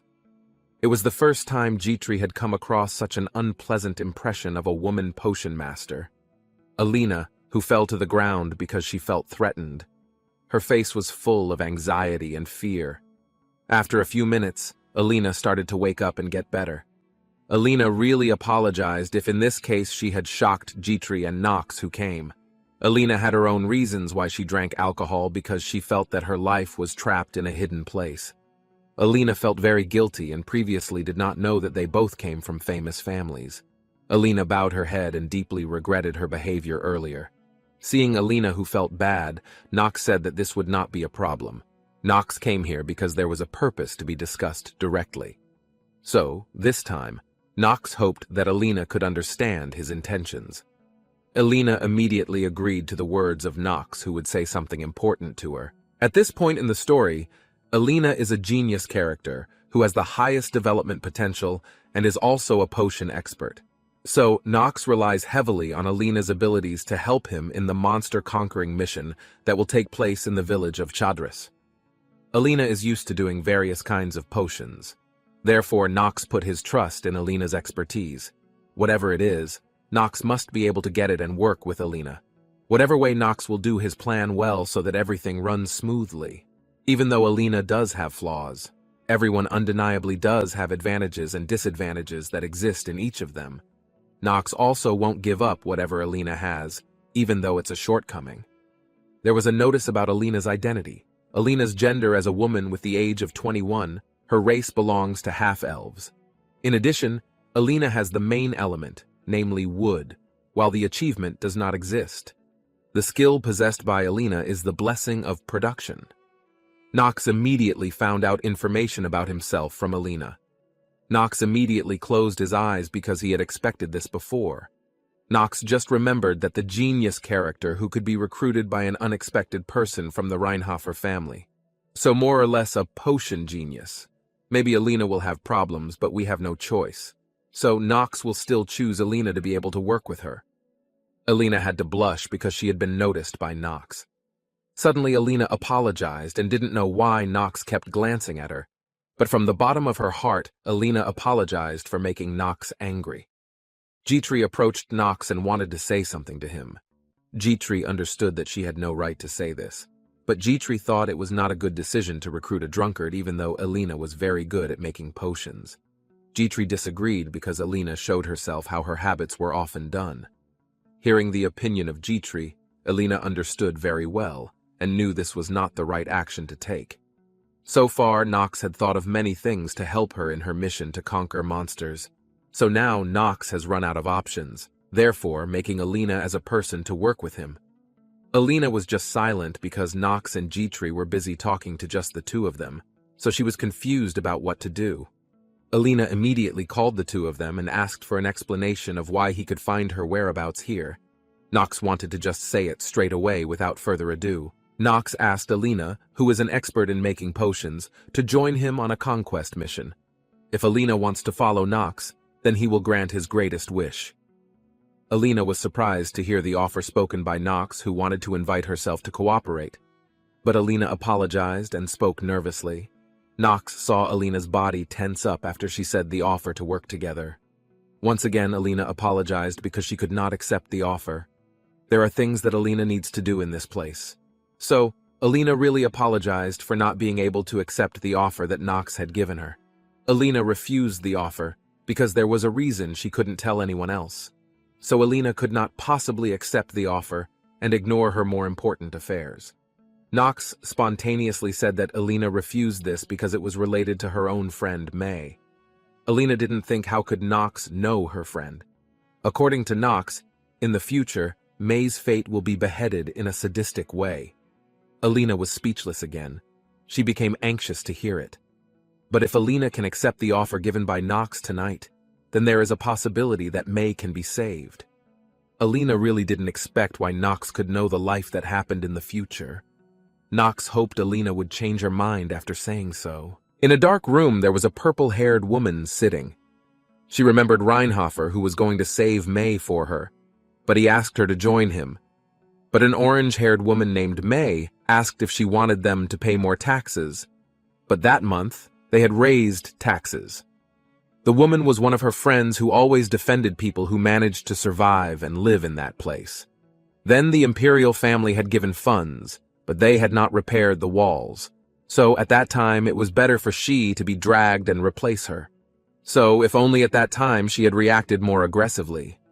That's why now she was crying and couldn't save her friend alone. But Reinhofer couldn't save her either. She doubted that Reinhofer would do that, but it seemed like she wouldn't be able to forget that for a long time. Then in a tavern there was someone drinking a glass of wine.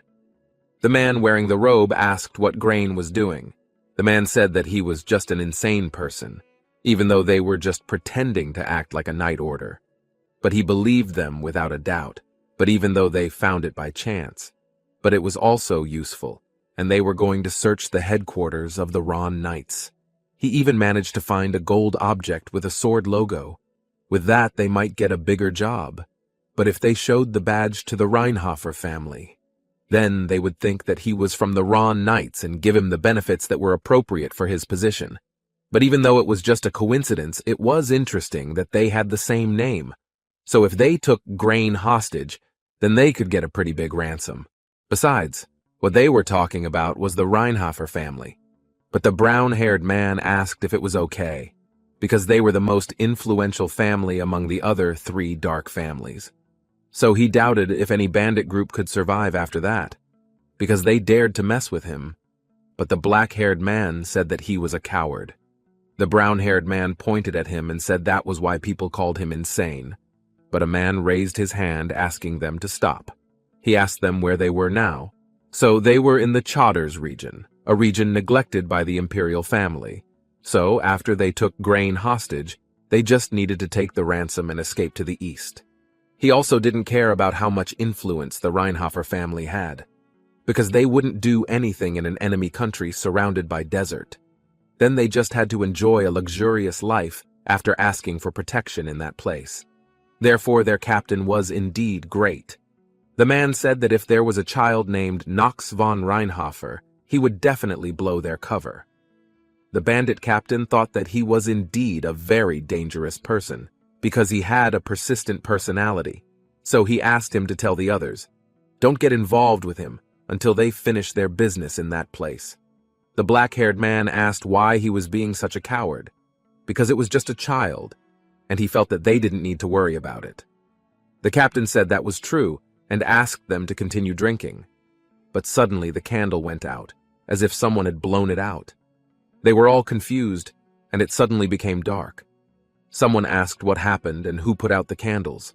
The bandit captain asked everyone to calm down. However, he realized that there was something stuck to his face. He wiped it and saw that it was blood. He saw his friend who had lost his head. He got up and walked to ask what was happening. He also saw his friend lying lifeless. Therefore, there was an enemy who came, and he asked who it was. Suddenly, Knox von Reinhofer was behind him and asked why his tone was so rude. The man immediately avoided and asked who he was. Knox von Reinhofer said that they were all hiding like a pack of rats. Moreover, they dared to try to rob the Reinhofer family. Then they also overestimated their own abilities. The man said that he had misunderstood him. Knox von Reinhofer interrupted him and said that he already knew about their various crimes, including the misuse of funds with the Taigen. He also knew that they planned to take advantage of Grain. The man asked what he wanted, but he asked him to think carefully. If he was going to get rid of Grain, wouldn't his position also rise? So he had to ignore all that and not bother taking unnecessary risks, because he was just talking nonsense while letting his intention to finish him spread everywhere. Knox von Reinhofer swung his sword and made them all cut with his sword aura. He asked if he thought he was naive to believe his words just like that. The man asked his troops to finish him off.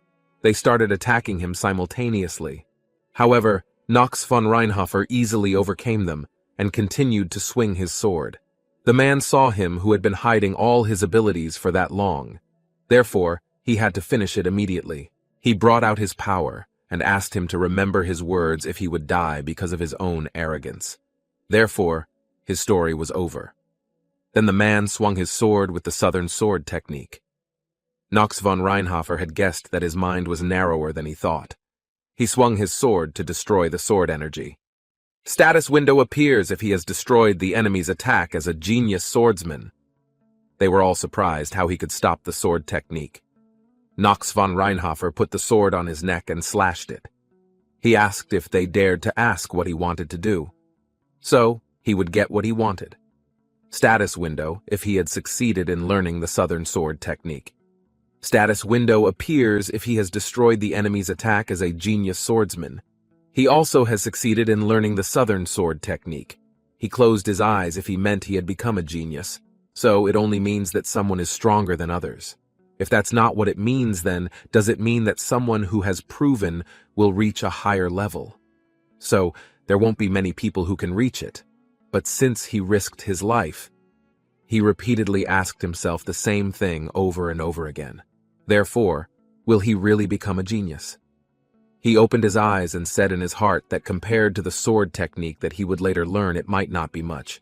But that alone was enough for them. Nox von Reinhofer swung his sword at them all, but his captain could only sit and watch helplessly.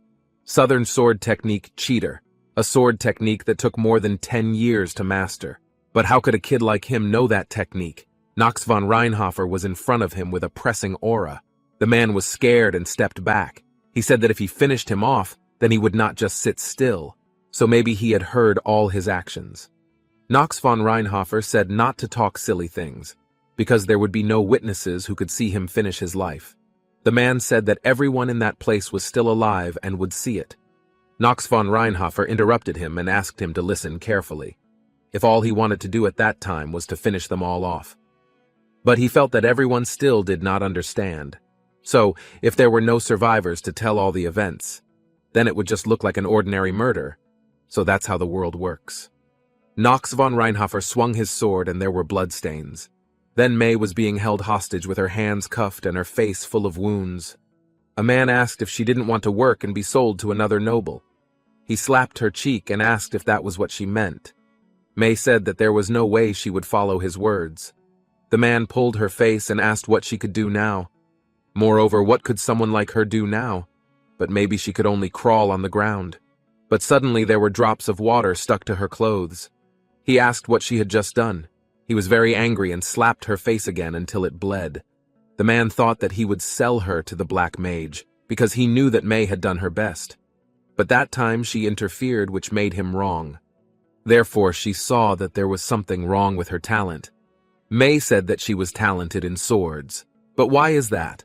From the beginning, she was not talented in chemistry or anything else, but different from Alina, who could always master what she taught. So how could there be a talented child like her hidden in a village like that? Elena was very different from her.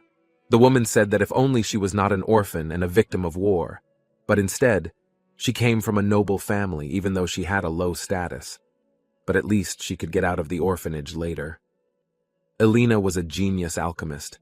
She looked like someone who didn't deserve to be in that place from the start. She always shone as if she had the sparkle that was around her.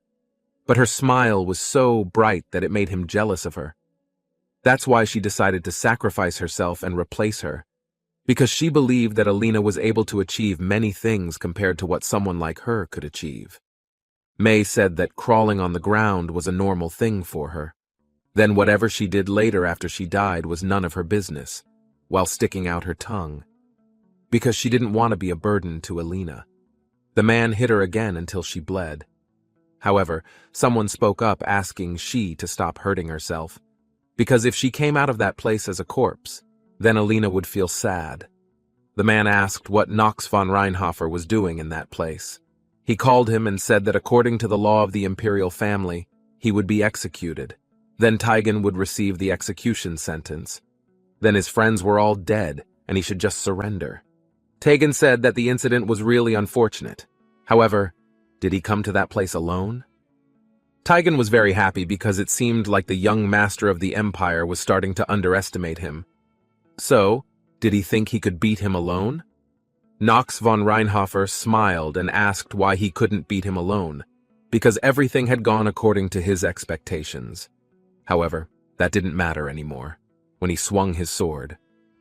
Suddenly there were soldiers who entered the prison and surrounded him. Teigen asked them to finish him off. Nox von Reinhofer closed his eyes for a moment and opened them, sighing.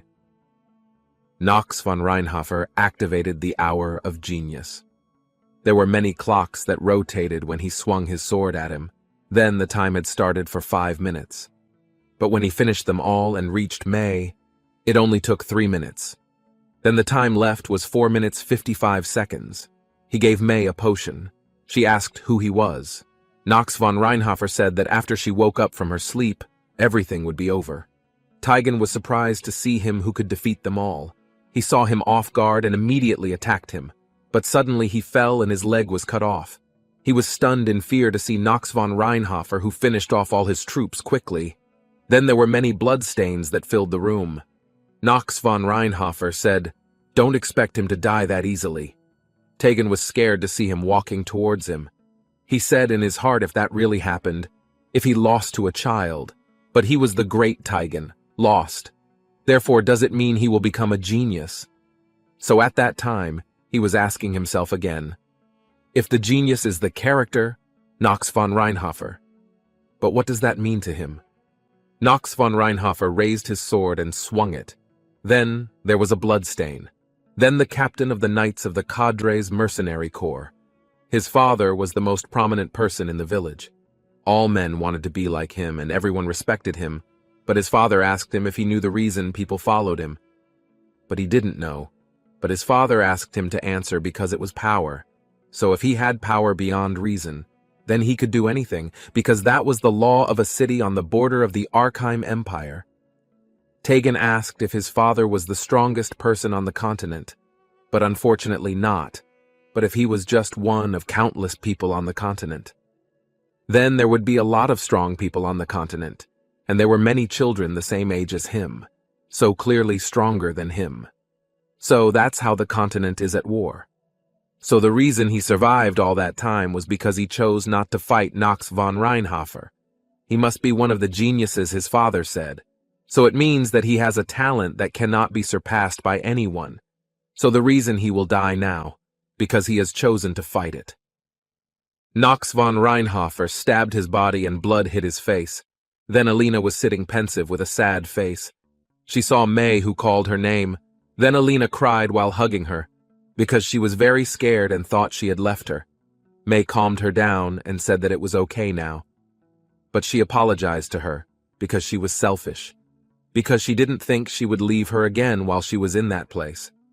However, Alina asked where Nox von Reinhofer was, because she had to thank him.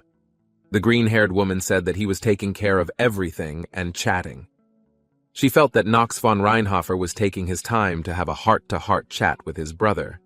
However, that made her doubtful, if that was not his real intention. The next night, in a house, Grain tapped his finger on the table and asked how much longer he would make her wait, because he dared to make the noble Reinhofer family wait. However, is there nothing going on? Then someone knocked on the door and he asked who it was. It turned out that it was Nox von Reinhofer who wanted to talk to him, if he had free time, because there was an important problem that happened. But Grain asked why he was talking to him, but he saw bloodstains on his clothes and a very serious look in his eyes. Nox von Reinhofer said that it was very important. Grain panicked and asked him to sit down. In a castle, Radwell said that they had received a message that young master Nox von Reinhofer had cleaned up corruption in Chaders and given proper punishment to those involved. But he expected a separate reward from him for his achievements. However, Radwell said that he could not know about it and apologized while handing over the letter. When Nox's father read the letter, which said that Chaders' corruption in that place was getting worse every day, but no one dared to mess with them, because only a simple reason, that is, it does not benefit him. But at the same time, the reason is not that simple. Because it is a troublesome place for the imperial family, namely the eastern region of Chaders is the last line of defense. If that region falls, then the monsters will flock to the center. The central government has allocated a large amount of money, troops, and mercenary corps to defend the relevant territories. Those useless territories also cannot be completely ignored. Chater's a place in the middle of nowhere that has no value. He said that if the members of his bandit group are included in the vermin and taigen, it is very dangerous. Even they are difficult to deal with by grain. But if the Ron bandits attack, then the situation will be worse.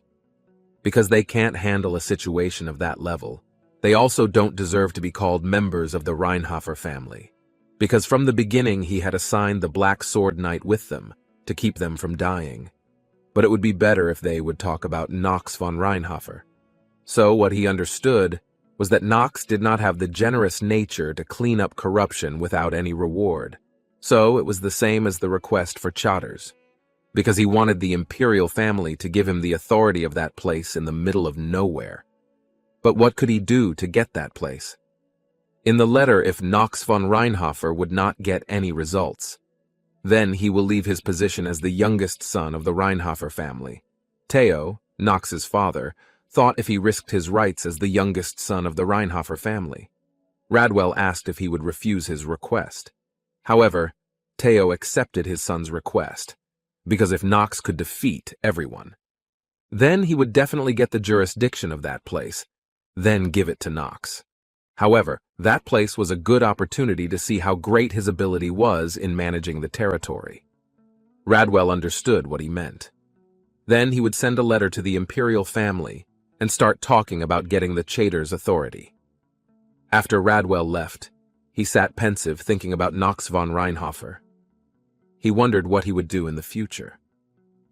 In the afternoon in a house, Grain trembled after learning that Ron and Tegan wanted to kill him.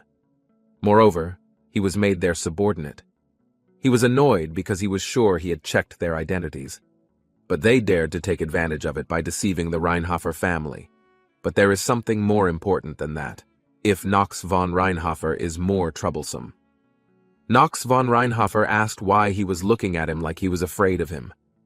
Grain was annoyed because he really wanted to find trouble with him, but now he had to restrain himself. Because if he failed the test, then he would not be able to become a knight. But in the end, he had no choice but to accept Knox von Reinhofer's offer. He sighed and asked what he wanted. Knox von Reinhofer felt that his brother was very great, because he could quickly calculate the advantages and disadvantages. So first, he asked him to give him the right to lead all the soldiers under his command. Grain quickly agreed, because if he did not hand over his troops, then his life was in his hands. But he hated to admit it, but he still didn't know how strong Knox von Reinhofer was. Grain said that in return he had to guarantee his life and hand over all his achievements to him. Knox von Reinhofer did not object to his request. However, guaranteeing his life and handing over all achievements were two different requests. Therefore, Grain was forced to give him the rights to minerals and artifacts from his large mine. So he asked him to make sure to take care of everything properly. Knox von Reinhofer said that it was a small price to pay compared to his life. Therefore, don't think that it was a waste.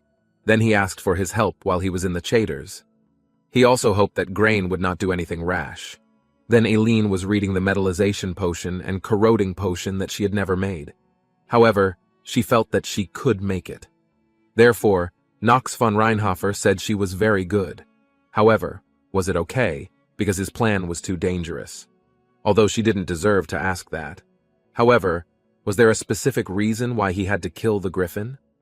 May also thought so because they couldn't lose their hero. Knox von Reinhofer asked them to calm down, because if there was something impossible to do. However, he would not plan to do it. He said in his heart if he understood why they were so worried. Because he couldn't tell them that there was something to be gained after defeating the Griffin. So he had no choice but to lie to them. Knox von Reinhofer said that if he had thought it through, then they didn't need to ask any further. The green-haired woman understood, and she would try her best to prepare what Knox von Reinhofer needed. However, actually defeating the Griffin in the Chatters was the beginning of the game, so it was almost impossible, because no one had succeeded in doing that. But of course, he was different from others. So he would explain his plan, and he wouldn't say it twice. So Huey asked them all to listen carefully. There was a hidden right, which was impossible to finish off the Griffin in that place with the usual playing style, because the hidden route was only known to players who really mastered the game. Then Knox von Reinhofer was a player who had completed Inner Lunatic 26 times. After he explained all his plans to them, he asked if they all understood. They all answered in unison that they understood. Knox von Reinhofer said in his heart that the reason why he killed the griffin in Chaders was for a prize that could be said to be ordinary, because the prize he would get was also big. Therefore, they will end the meeting and will carry out their plan tomorrow. But if he does not risk his life, then he will not be able to survive anymore, because that is the world in Inner Lunatic. Then in the forest, the monsters flocked to a place. Knox von Reinhofer saw the monster wave start. Therefore, he asked them all to get ready, because they only have one chance. So he asked them to remember well. However, he felt that the moment felt new to him, or maybe because he became Knox von Reinhofer and the only strategist. Then the green-haired woman asked if he was okay, but she had said yesterday that it was too dangerous. But Knox von Reinhofer asked her to believe in her master, because he would not die. However, is it possible that everything had started from that moment? The moment where he made a promise that he couldn't keep because he had a serious illness. Knox von Reinhofer jumped down and brought his sword. He released the power in his palm. He threw it at the golem's face. After that, he swung his sword, destroying it. Stat window appears if he managed to finish off the iron golem. Then the mastery level of Chadder's southern sword technique has increased. Knox von Reinhofer said if he had made that promise, then he would not die. Therefore, he asked the monster to be his stepping stone. That way, he would be able to enjoy the game that had become his real life once again, after he managed to defeat all the monsters, until the back row. Not long after, he saw a griffin flying past him. Finally, the griffin came and he would finish it off right now. They were all surprised to see Knox von Reinhofer, who was facing the griffin directly. Alina asked if she wasn't dreaming, because she had never seen any knight fight like that. Therefore, did humans really do that? May said that she had expected it, if Knox von Reinhofer was great, but she did not expect that he was so fast that the eyes could not follow his movements. Therefore, what kind of place is the Reinhofer family? Gitri said that the Reinhofer family was famous for its swordsmanship, and also a place where internal conflicts occurred to determine who was worthy of inheriting a black sword. So, that's the real Reinhofer family. But if they could say that Knox von Reinhofer was the most talented among the existing candidates. However, Grain had a headache hearing his talk, but she still didn't understand why he didn't respond to the bad rumors about him. But she was sure that he definitely had his own reasons. May said that the rumors were not true, because it seemed that he had his own reasons, but the reason that required him to become a useless child. She didn't know why there was a reason like that. Gitri also thought the same thing like that. After all, he was a wise person. Alina held her shoulder and said that it meant she asked her to hide her true identity. Therefore, they would close their mouths tightly. Then they were frightened by the sound of the griffin roaring. They all looked at Knox von Reinhofer, who was facing the monsters directly. Grain panicked. He bit his finger, because Knox von Reinhofer would fight a monster like that. Surely he had lost his mind. Knox von Reinhofer avoided the griffin that swung its claws at him. The griffin flew above him, and when he swung his sword, Grain was annoyed to see it. Therefore, he had to just follow the orders given by Knox von Reinhofer. He ordered all his troops to wait until the griffin was close to the fortress wall. Then his ballista shot after he gave his order to him. Therefore, he asked if they understood. Then when the griffin started flying towards them, Grain ordered them to release the arrow. Finally, the arrow hit one of its eyes. So, to defeat the griffin, they had to overcome its flying ability, which was beyond reason. Then he consumed the metallization potion and his stamina temporarily increased by 1. So now he had made the necessary preparations, because previously, Grain did not accept him who dared to order him to do such a lowly trick by making a ballista. Therefore, they can ask someone else to do it. Then Knox von Reinhofer asked him to fight on the battlefield. So, Grain asked how many ballistas he needed. Knox von Reinhofer had guessed that Grain had good instincts. Therefore, he would be useful. But now, all that was left was the effect of Alina's potion and his own proof. The griffin opened his eyes and started to get up again with a hole in his wings. The griffin was about to fly, but by looking at his wings, he suddenly fell. Knox von Reinhofer said that all his frustrations did not go according to his wishes. He could understand his wishes, and normally such wounds were nothing to him, because the griffin was a high-level monster. With the ballista that penetrated his wings, they had smeared it with a lot of poison that he really liked. So he asked him to prepare himself who would feel the pain in 5 minutes. But the griffin woke up again and lifted his legs. Then there was a golden clock spinning, and he said that 5 minutes was enough for him. But Knox von Reinhofer felt a different pressure from the game, but he would not die easily. The griffin's body was covered with a golden clock, but suddenly, Knox von Reinhofer swung his sword all over his body. After he managed to draw his sword, he called Gerain. But he said in his heart whether it was the Knox von Reinhofer he knew. Therefore, he ordered his troops to shoot the griffin again. After the arrow pierced it, he released his black sword aura, so that was the time he would end it. Everyone was shocked to see the griffin stabbed by the ballista.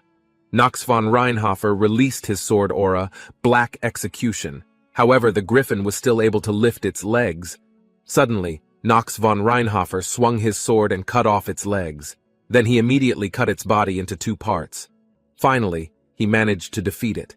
His golden hour had stopped and he wiped his sweat. The monsters were scared to see it and immediately ran away. Everyone who saw it cheered him on. The status window appeared if he had gained 60 additional days after defeating the griffin. So the remaining life he had was 179 days. Everyone was very happy that he finally managed to defeat the griffin. Then Knox von Reinhofer felt relieved after defeating him. However, Grain was surprised and asked how he could do that, even though the griffin monster was a high-level monster. But a monster like that stumbled with just a child. But at least someone at the level of an academy professor could do that easily. Therefore, he had no other choice but to acknowledge his strength. If the nickname Knox von Reinhofer was true, then he might bring a big change in the order of succession in their family. Therefore, he had to make sure that he was on the right side. Everyone greeted him who returned to the top of the fortress. Grain said that let him be responsible for moving the griffin inside, but the distribution of the loot was his responsibility. Therefore, he asked him to make sure to rest. Knox von Reinhofer said in his heart that he had only scared him a little, but that was a good thing, because it was time for him to use the hiding reward. He displays the information he has obtained about the gridfin heart, with the categories Misked, Grade Advice, Wind Attribute, and Stas None. But it has a special effect of the heart of the villain Griffin in the wild, can be used to create exile. He can create exile that can affect stamina and agility. The alchemist's skills can determine whether the exile will increase or decrease agility. Then in a laboratory, the alien is observing the heart of the griffin, as he said if the power of the wind is found in his heart. So, if they use it properly, then they can create exile or equipment that can only be heard through rumors. But they don't have time to wait, so he will use the heart to create exile. Therefore, Knox von Reinhofer asked how long it would take him. However, it depends on the situation. However, with the equipment that the alien had at that time, it might take a long time. However, Knox von Reinhofer will provide him with the equipment. He will also use that opportunity to make an offer to both Elena and May. If Knox von Reinhofer wants to employ them both as servants of the Reinhofer family, May said that they are just ordinary people. But Knox von Reinhofer asked if that was important. But if they have something they need, then he will take advantage of it, and they can also take advantage of something from it. So of course he will never let a dog bite its own parent, because no one has been able to properly utilize the monster's heart at that time. Plus, it is an item that has never been obtained by defeating a hidden boss that cannot be defeated. So, making an item from the heart is impossible for someone other than a genius. Elena said that it will never happen, because Knox von Reinhofer has saved their lives, so they will trust and follow him for the rest of their lives. Knox von Reinhofer said that he liked his answer, so for starters he has managed to get 2 genius characters. Therefore they will leave in 3 days and ask them to prepare themselves. because after they make the secret exile, then they will return to the Reinhofer family residence, so he doesn't want anyone else to see him. After he left the place and walked in the hallway, Dmitri said whether he was really different from what they had heard. If she heard Knox von Reinhofer was a selfish person who only cared about himself. But at least she knew that part wasn't true. But could he promise her something? Because she didn't know when it would happen. But if Knox von Reinhofer felt troubled, she asked him to tell her, because maybe she could help him even with her low status. But she didn't understand why so. Many people hated him. But when the time came, she would do it. Knox von Reinhofer asked why she was silent, because it was quite cold in that place, and asked her to walk back so she wouldn't catch a cold.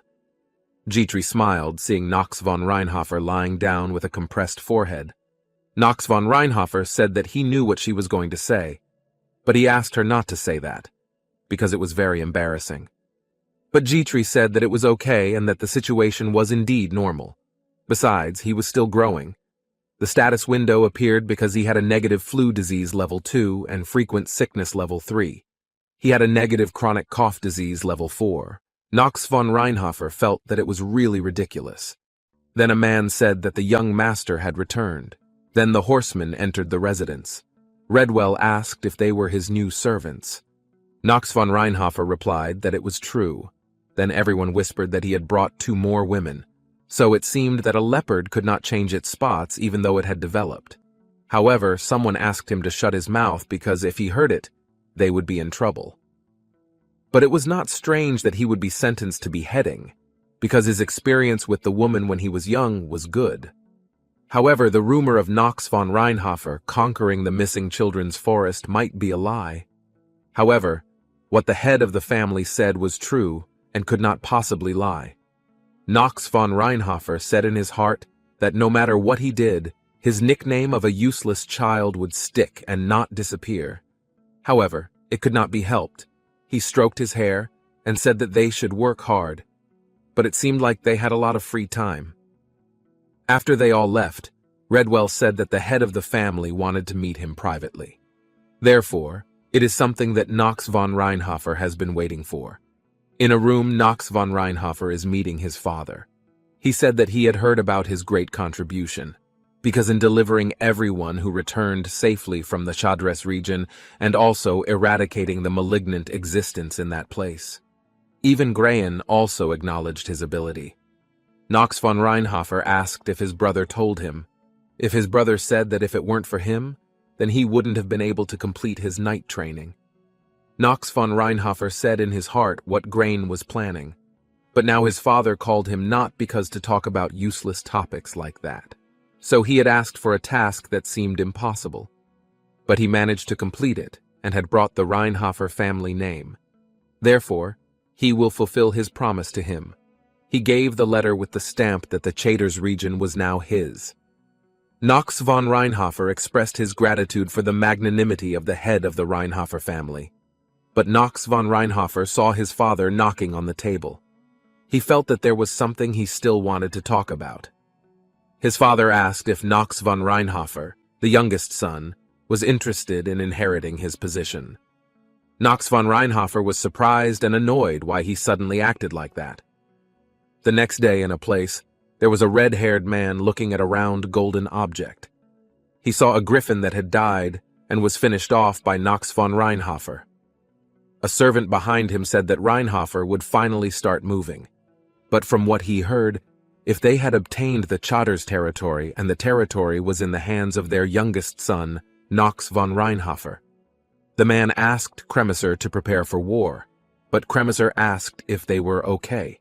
But they were a family that had taken something valuable from him, so he would not suffer a greater loss than that. Kremiser bowed and was about to carry out his orders, but Kremiser smiled and held a red-haired girl. He said that the time had come, if where the kingdom will fall into his hands and also his rise. Then Theo is waiting for Knox von Reinhofer to answer him, but Radwell said if the question might still be too early for him. But Radwell Yakon if he also knows the value and burden of being the head of the Reinhofer family. But Theo said that it was the right time, but Knox von Reinhofer said that he did not agree, because he was not able to do that, because there was still the first young master of grain. But Teo was upset and said that it was not him who decided that. Knox von Reinhofer said that he did not want the position of head of the family. Plus, he was worried about various things that he had to be responsible for. Teo said that his son was afraid of taking that position, but he had no reason to be afraid. Teo closed his eyes, and he said that he respected his decision at that time. Knox von Reinhofer thanked him, but did he know about the brilliant talent that should not be hidden, because humans are weak creatures who always test them? Knox von Reinhofer hesitated to say it, but he bowed and said that he understood. Teo allowed him to go now, because he must be tired after doing a long job. Therefore, Knox von Reinhofer thanked him for his attention. Then Dmitri asked if the head of the family scolded him. Knox von Reinhofer replied that it was nothing and asked her to calm down. After all, it was something she could still refuse. Then Dmitri said that the residence for Alina and May was ready. Knox von Reinhofer praised her for working well. However, it was nothing to her, because she was only doing her job as his servant. However, if everything in the world has a set of rules that can be done and some cannot be done, then there will be no such thing as hatred, revenge, or conflict. However, now Dmitri has worked hard. Knox von Reinhofer bowed to him and thanked him. Knox von Reinhofer said in his heart, if it was time for the story to get more serious, because he trained the best knight mage at the Eldine Academy, so he had to be the best in that place. Teo paused for a moment and said that he had expected it to be difficult to talk to his son. Redwell said that the conversation might be too early for Knox von Reinhofer. If he really understood his position, then the answer would be different. However, Teo said that it was just the eyes of someone who had decided his own future. Although he looked like he was afraid of something, it was definitely not himself or his position, because it was more of a fundamental thing, like the fear that arises from not looking into the abyss. Because of the death that was coming to him at that time, he felt afraid of it. However, he did not know why. Redwell said that he might not have been right to say that. However, he felt that what happened to the mistress had really shaken the young master, Knox von Reinhofer. Teo felt that if that was true, then maybe he blamed him, because for him he was just a pathetic man who couldn't even protect his mother. However, Radwell felt that there was something more important than that he felt that the young master Grain had started to act, because at that time he had made a big step, then in a place full of blood and human corpses lying. Then there are many monsters that hang in the sky, but suddenly the monsters disappeared because they were wiped out by the man who was above the hall. Then, a gray-haired man asked his father to just leave his fate in his hands, in front of a Grand Duke. Talia had tried on several dresses. After that, she asked her maid named Emma whether she looked beautiful in the dress she was wearing, but Emma was confused with her, because she had seen the dress more than 20 times. But Talia was busy again choosing another dress that didn't look bad. She was also choosing nice accessories. Emma asked if she was looking forward to it. Talia said she was looking forward to the first time she entered the Aladane Academy. But that's not what Emma meant. She was talking about Knox, and that they would meet for the first time after the official battle. However, Talia's face was very red and asked if the dress was prettier, because it had frill accents. She was annoyed with Emma, who said it casually, because it must have been she was lazy to her. Emma answered with a flat face, after she realized that. Then Knox entered the laboratory to see Alina, who was sleeping. When she raised her head, her hair was very messy with blackened eyelids. Knox came to that place to take the potion. However, he was surprised by her appearance, whether she was okay. Then May came and asked her not to worry about him, because Alina was always like that when she was focused. So, May will take good care of her while by her side. Alina chuckled because she was always reliable. Then, Alina asked him to check the potion, which gave off a blue light. When he touched it, a status window appeared that gave the basic information of the elixir of the wind. With the category consumed, high level, the element is aura. The stamina stat will increase by 1, dexterity will increase by 1, there is no usage limit and special effects. Alina was eager to hear the results of her hard work.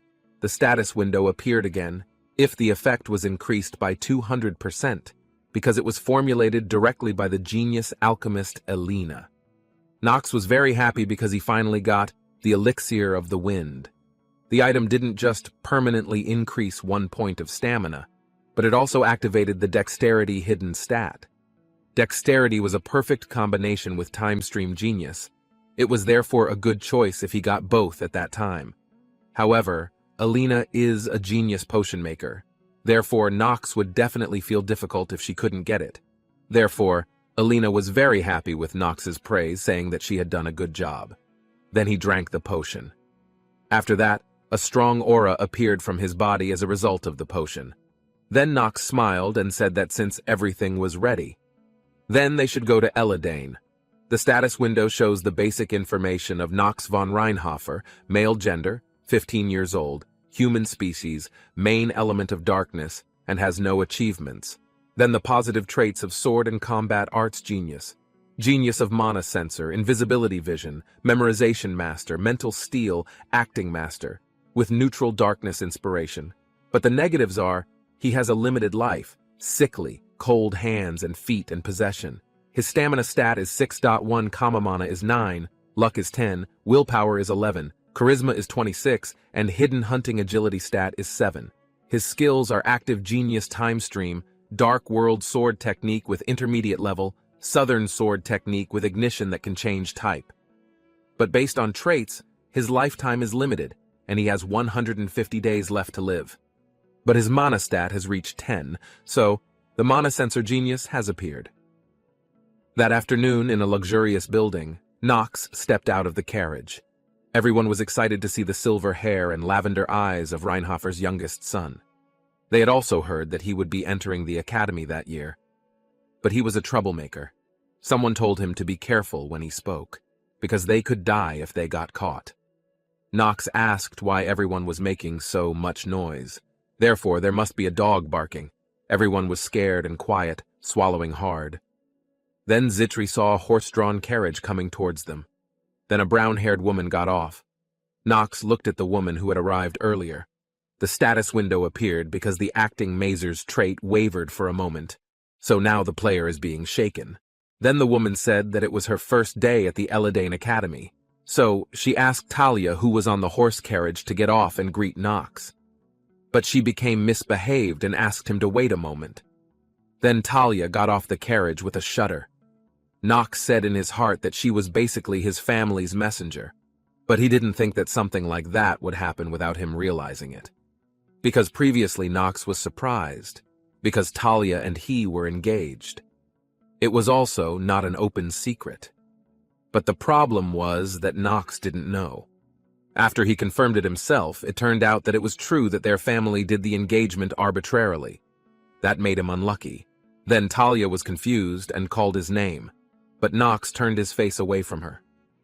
Zitri whispered to him that Talia was his fiancée. Nox was annoyed and asked her not to discuss it anymore. Talia asked about how he was doing, but Nox replied coldly if the news was good and asked how she was doing.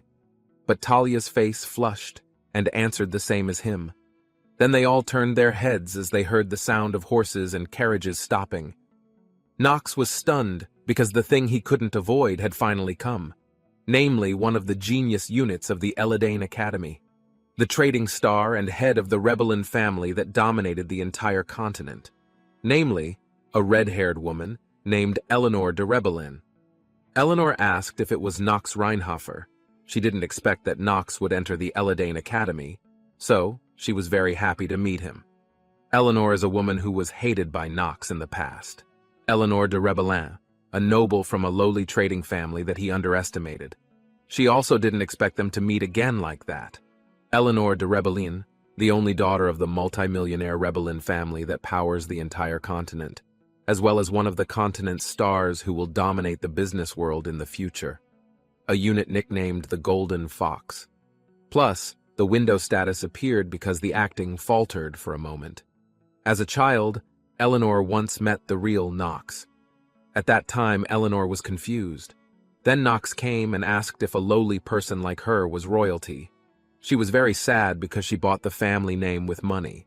So he thought that Eleanor could buy history with money. Then all the nobles in that place asked her to get out of the way. Eleanor could only cry. So she had a bad relationship with Knox.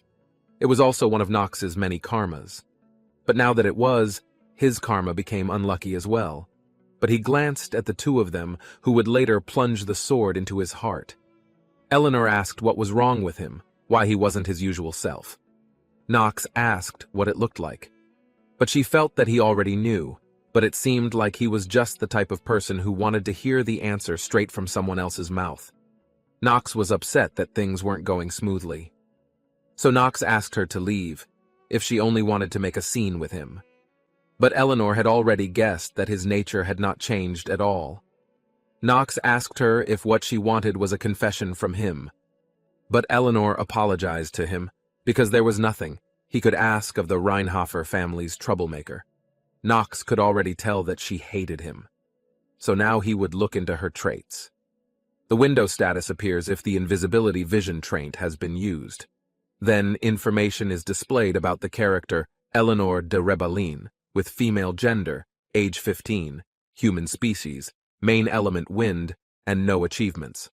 Positive traits, with data processing genius acting, not neutral, has a negative attitude of sweet to the lips and bitter to the heart, haughtiness and pride. Stat stamina 5, mana 7, luck 9, determination 7, charisma 12, with the skill passive eye merchant. Knox said in his heart that his traits had not changed much from what he knew. Therefore, he was grateful. But Eleanor de Rebellin's family. The middle name Day was bought with money by Clarkson, who was a merchant and Eleanor's father. She came to resent her status and inevitably had to wear it. In short, it was a trigger for Eleanor's anger, and the original Knox had messed it up. But he muttered that from his point of view, she deserved to die. Then Eleanor bowed to him, as he could leave as he wished. But unfortunately, they are not so close that they have to pray for each other's success. But Knox also doesn't need prayers from someone as despicable as her. Then the Eleanor excused herself. Then Knox would also go to the Eladane Academy's new student admission ceremony, which was about to begin. But no matter what, he can't just walk away from the Talia that is attached to him because of the engagement relationship. Then he must make the most of it in certain situations. Therefore, now he must really focus. Then they entered the hall. Knox had guessed that the children of famous families were all piled up in that place. Among them were very useful people.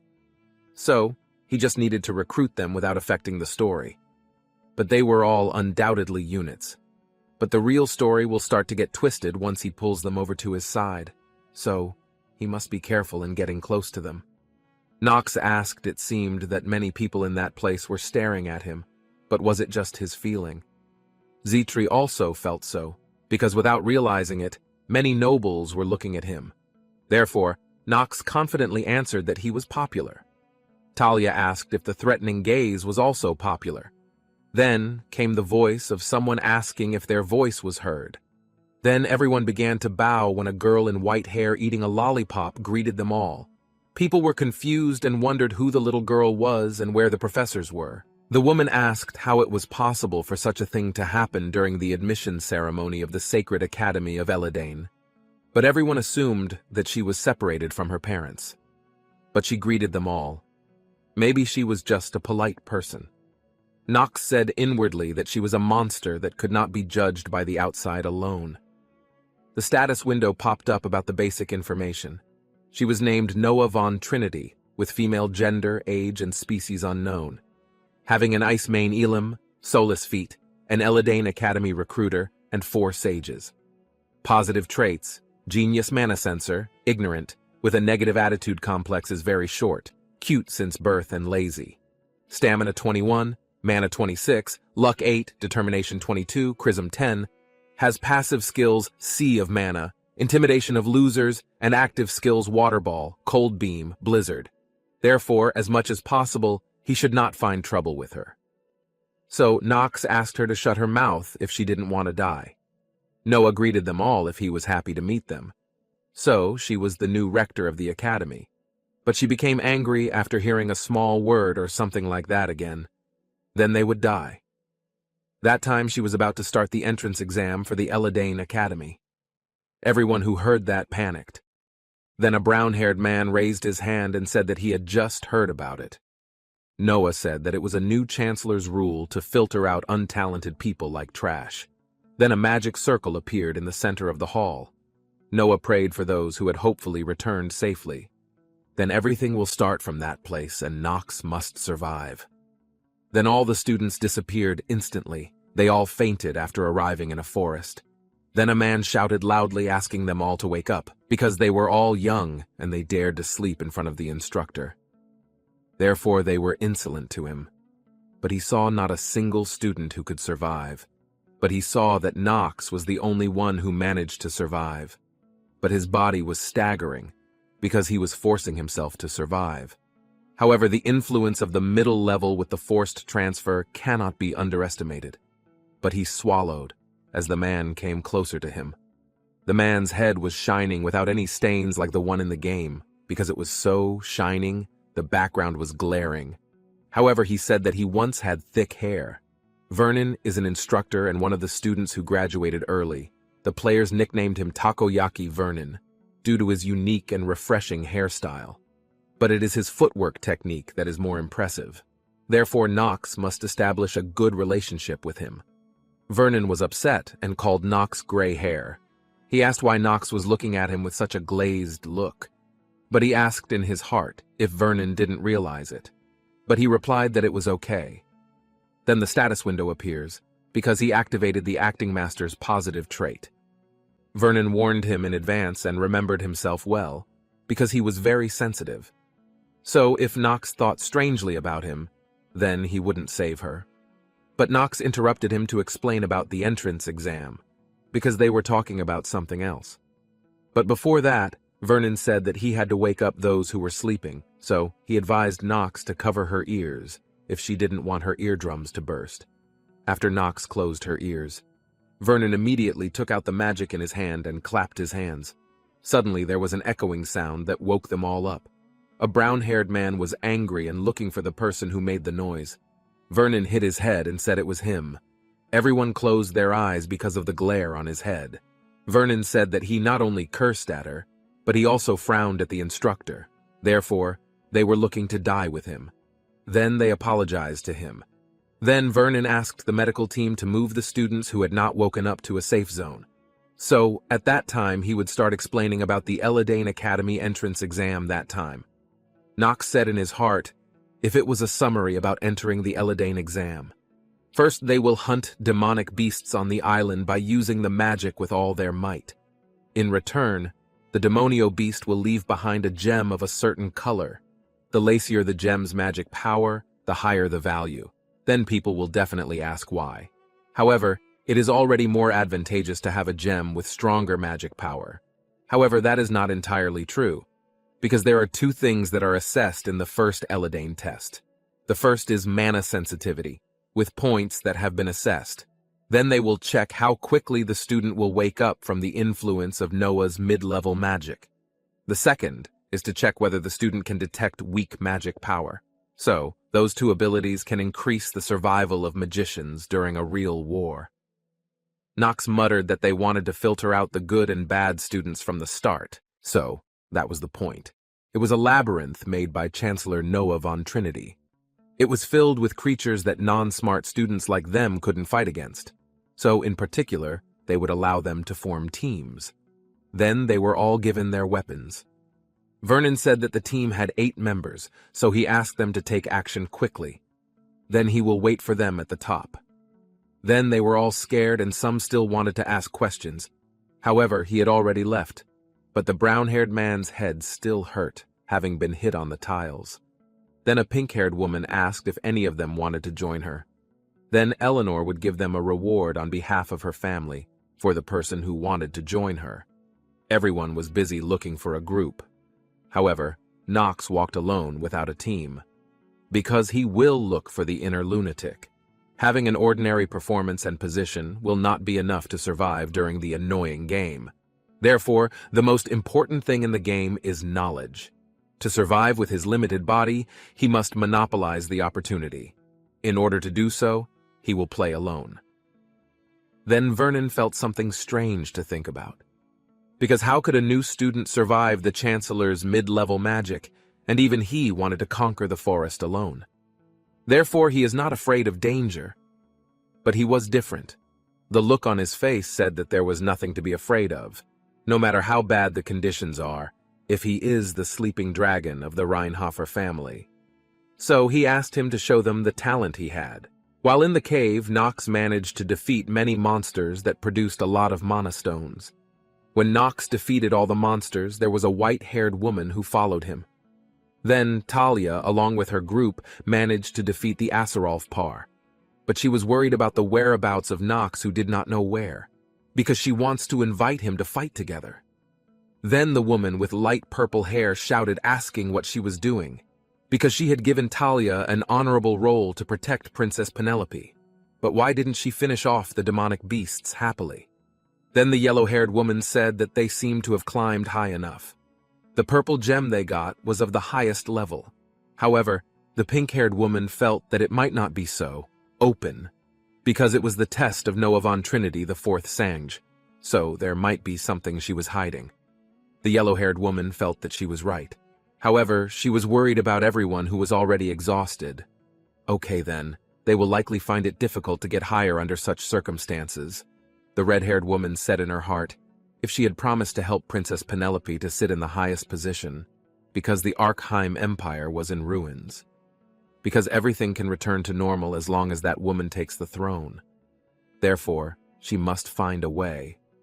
Talia said that she was still able to, but if Penelope didn't mind, she asked how about they select people who are still able to climb.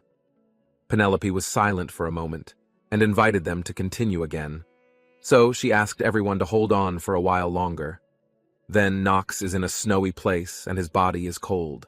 The status window appears because the negative trait of cold hands and feet level 3 is active.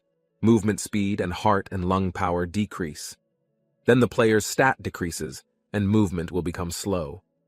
Then Nox had also guessed that it would happen. Then he turned on the fireball to warm his body. The status window appeared because he got a penalty for cold hands and feet that disappeared. It was caused by basic ignition, so now Nox had to overcome the cold in order to adapt to that very unlucky body. But by then he was almost there, so he was in the ice witch Noah von Trinity, which was true to its name. Although it was called the top of the mountain, but everything was covered by very high ice. Nox sighed and closed his eyes. He touched the ice and felt that the place looked like an ordinary island.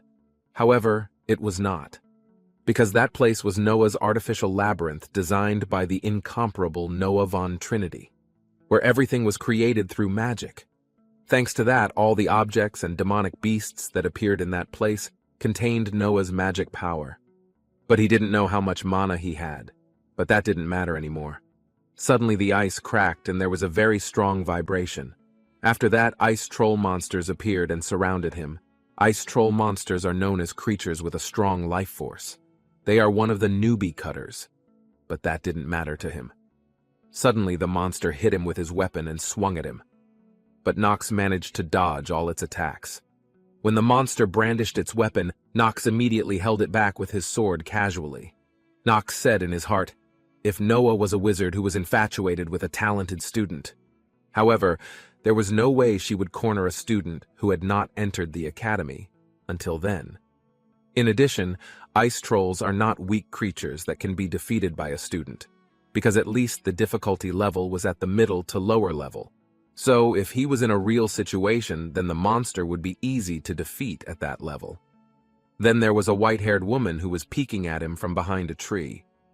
Nox didn't know why the trolls that appeared in the test had an attack pattern, because the first troll that appeared only slashed vertically and he was always in the center.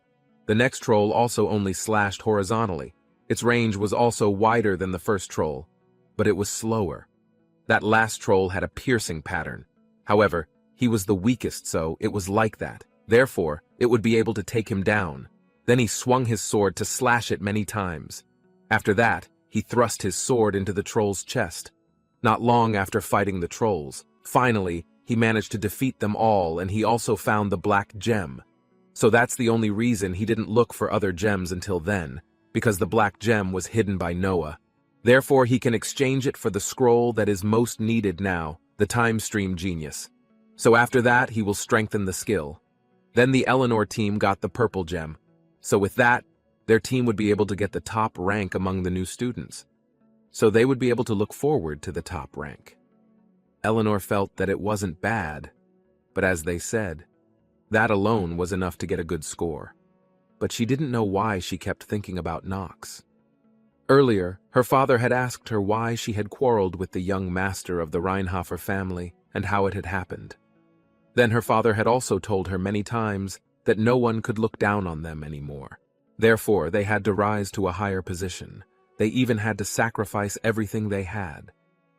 Eleanor felt that her father never thought of her as his child at all. However, Nox disappeared alone, even though there is no advantage if he moves alone. But does Nox know the secret about the test? Therefore, Eleanor wants to make an offer to everyone in that place, if anyone wants to climb higher with her. Then she promised them to give more help from the Rebelin family. Everyone wondered if she didn't like the gem. Then they could get hurt if they climbed higher, because it's very dangerous. But Eleanor said that the more dangerous it was, the greater the reward. So, everyone was tempted by the reward and would join him in climbing higher.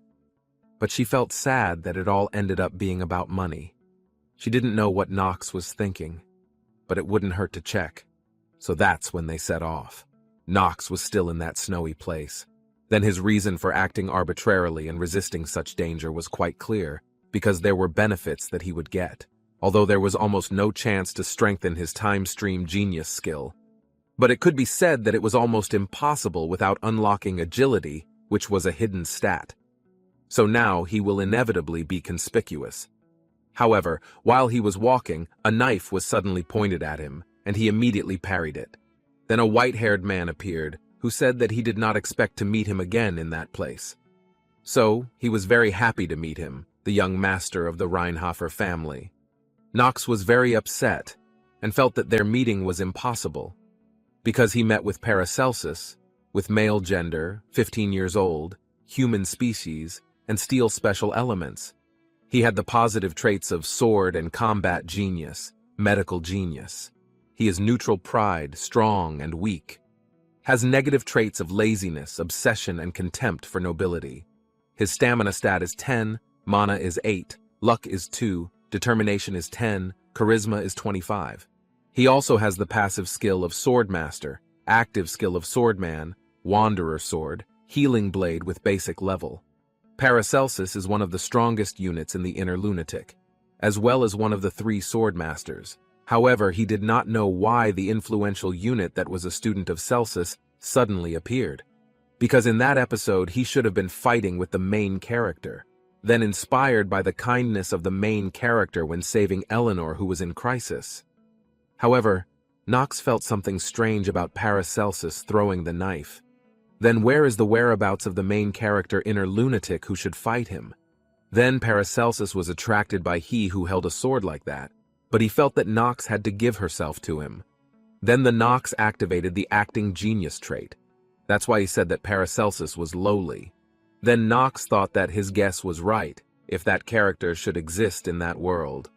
But at that time it didn't exist, so Paracelsus continued to attack him. So he had to face her at that place and he felt bad. Nox asked if he would take responsibility if the story fell apart because of him. But Paracelsus didn't understand what she was saying, because he just smelled something wrong with her from the start. Because when he met her at the caters, Nox had also swung the sword at him with great class. Nox asked what he wanted to tell her. So there was something that made Paracelsus uneasy. Therefore, he asked if Nox would hand over the item to him and they would end things at that place. Because getting the black gem seemed like a way to get the highest score on the exam that time. So if Nox rejects him, then he will take it by any means. But from the beginning, Paracelsus was like that, and he was an annoying person. But there was something Paracelsus could do to him, if he had realized it. Nox said in his heart, although he is a character who will develop into the strongest unit, but for the time being his talent was immature. But he did have the talent of the genius trait, and he would definitely win if he used the time stream genius. However, he could not use the time stream genius in that battle, because his skills were locked. However, if it is true that the main character of the world does not exist, then he must save Eleanor. It was also his bet, and he had no other way but to bet. Therefore it was not only Paracelsus who knew about the secret, but Paracelsus asked if he did not ask to be released because he remembered his name. Nox also found out that Celsus entered the academy to dig up the secret of his teacher's death. Seeing an angry Celsus, Nox asked if he wanted to talk to him now. Then Eleanor and her group went to the snowy peak. After that she met with Penelope. Then Penelope had guessed that she would climb to that place. Eleanor bowed to her and said that she had no intention of disturbing her journey, but there was something he wanted to make sure of. Then the two of them fought near the newly arrived team. Then Nox avoided the sword thrust that was aimed at his neck. Penelope said that they also had no intention of interfering in the senseless fight, because it is objectively very difficult to defeat both of them without inflicting fatal wounds. Moreover, the two of them were working together because they were dragged into a precarious situation. Therefore, it would be even more dangerous for them. The pink-haired woman was annoyed, but she had to follow the order of the princess of the Penelope. Eleanor felt strange that the Nox she knew was a lousy child. However, since when did he become that strong? Then from under the cliff, monsters were seen watching Eleanor, but they all still saw Nox and Paracelsus who were fighting. The pink-haired woman asked if he was watching their fight, but she didn't expect that the boy called the ruler of the eastern region would be among the new students. If I'm not mistaken, his name is Paracelsus. Talia asked if she knew the boy who fought with Nox. Echidna knew, of course, that Paracelsus was a gray wolf. For decades since he was a child, he is famous for having slaughtered many bandit groups in the eastern region. However, it seems that Echidna must reassess the fifth son of the Rheinhofer exit, namely Nox. Because she didn't expect Nox to have such healthy sword skills. If only he Nuck wasn't such a crazy womanizer, he might have become a high-class warrior. But according to Talia, if he wasn't crazy about women. Echidna asked how she knew that, but Talia was at a loss for an answer. Paracelsus got angrier at him and continued to attack him. Nox felt that it was natural for him to falter because he reacted like that, because Celsus was the only teacher of Paracelsus. Moreover, now he was dead. By the person who sucks to be inside the Elidane Academy. Then Celsus said that he wouldn't be polite to him anymore. Then he would swing the sword at him again. The status window appears if the acting master trait is being executed. Nox asked why he did that, even though he wasn't the one who killed his teacher, but Celsus didn't answer his question. Then Nox continued to parry and avoid his attacks. Nox felt that his attacks were getting simpler and simpler, although he was a genius unit. But now he was still young. Therefore, Nox parried his attack and held his sword. After that, he kicked him in the stomach until Celsus bounced off. Nox withstood the attack from he who brandished the sword. Celsus invited him to see later if he could still speak again. Then Nox trembled, because slowly his sword skills were not scary anymore. Therefore, it was hard for him to buy more time. Once, Celsus uses his teacher's sword technique, namely the Sword of Life technique, that gives off a blue aura on his sword. Then his defeat will not be avoided. But there is a reason why the sword technique is called the sword technique of the swordmaster. But suddenly Celsus attacked him and asked if he was thinking of something else. Nox was upset and said that seizing other people's property was really the behavior of a lowly commoner. The status window appears if the Paracelsus unit's noble contempt trait is activated. Celsus said that the people who had made the world like that were nobles. But Nox felt that it was ridiculous, because he only needed people to vent his anger. He had also wasted his time blaming others. Then they clashed swords until they screeched. Nox asked if it was okay if he finished him off like that, because he felt that Celsus did not want to hear stories about his teacher.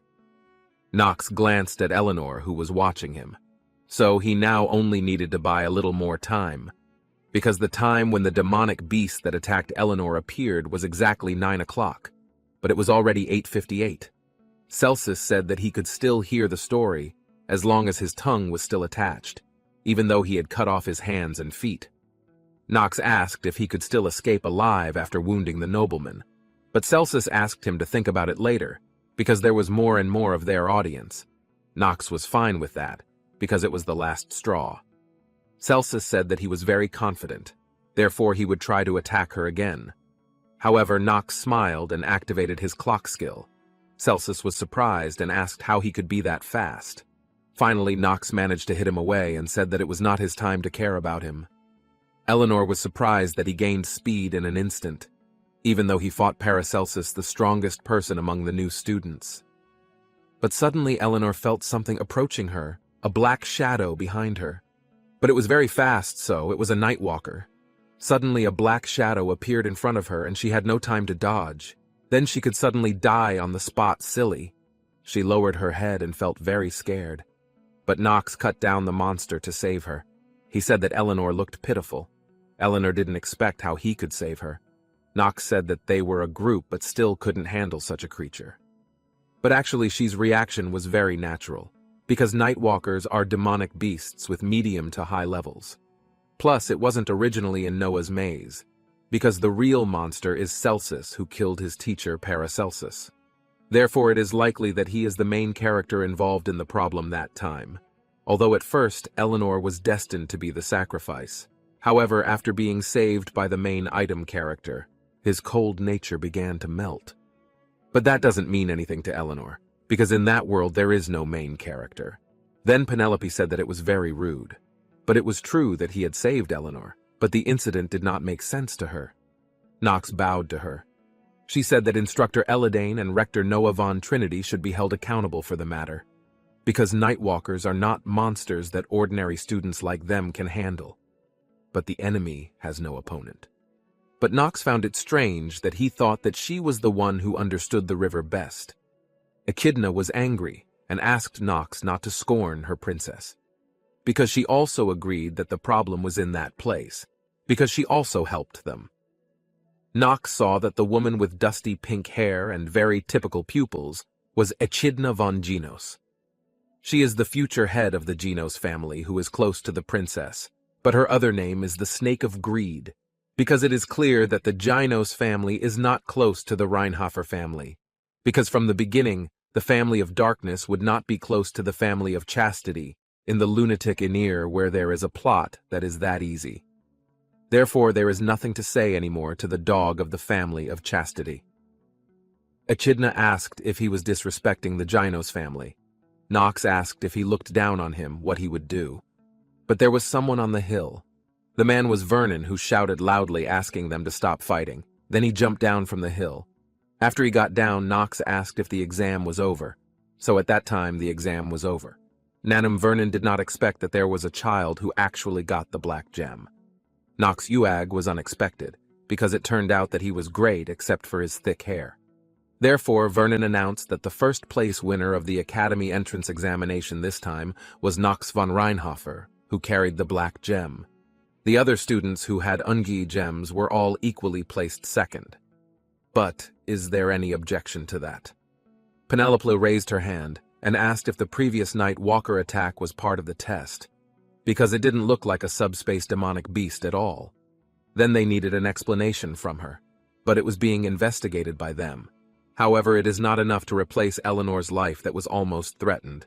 Then they will provide special compensation for Eleanor.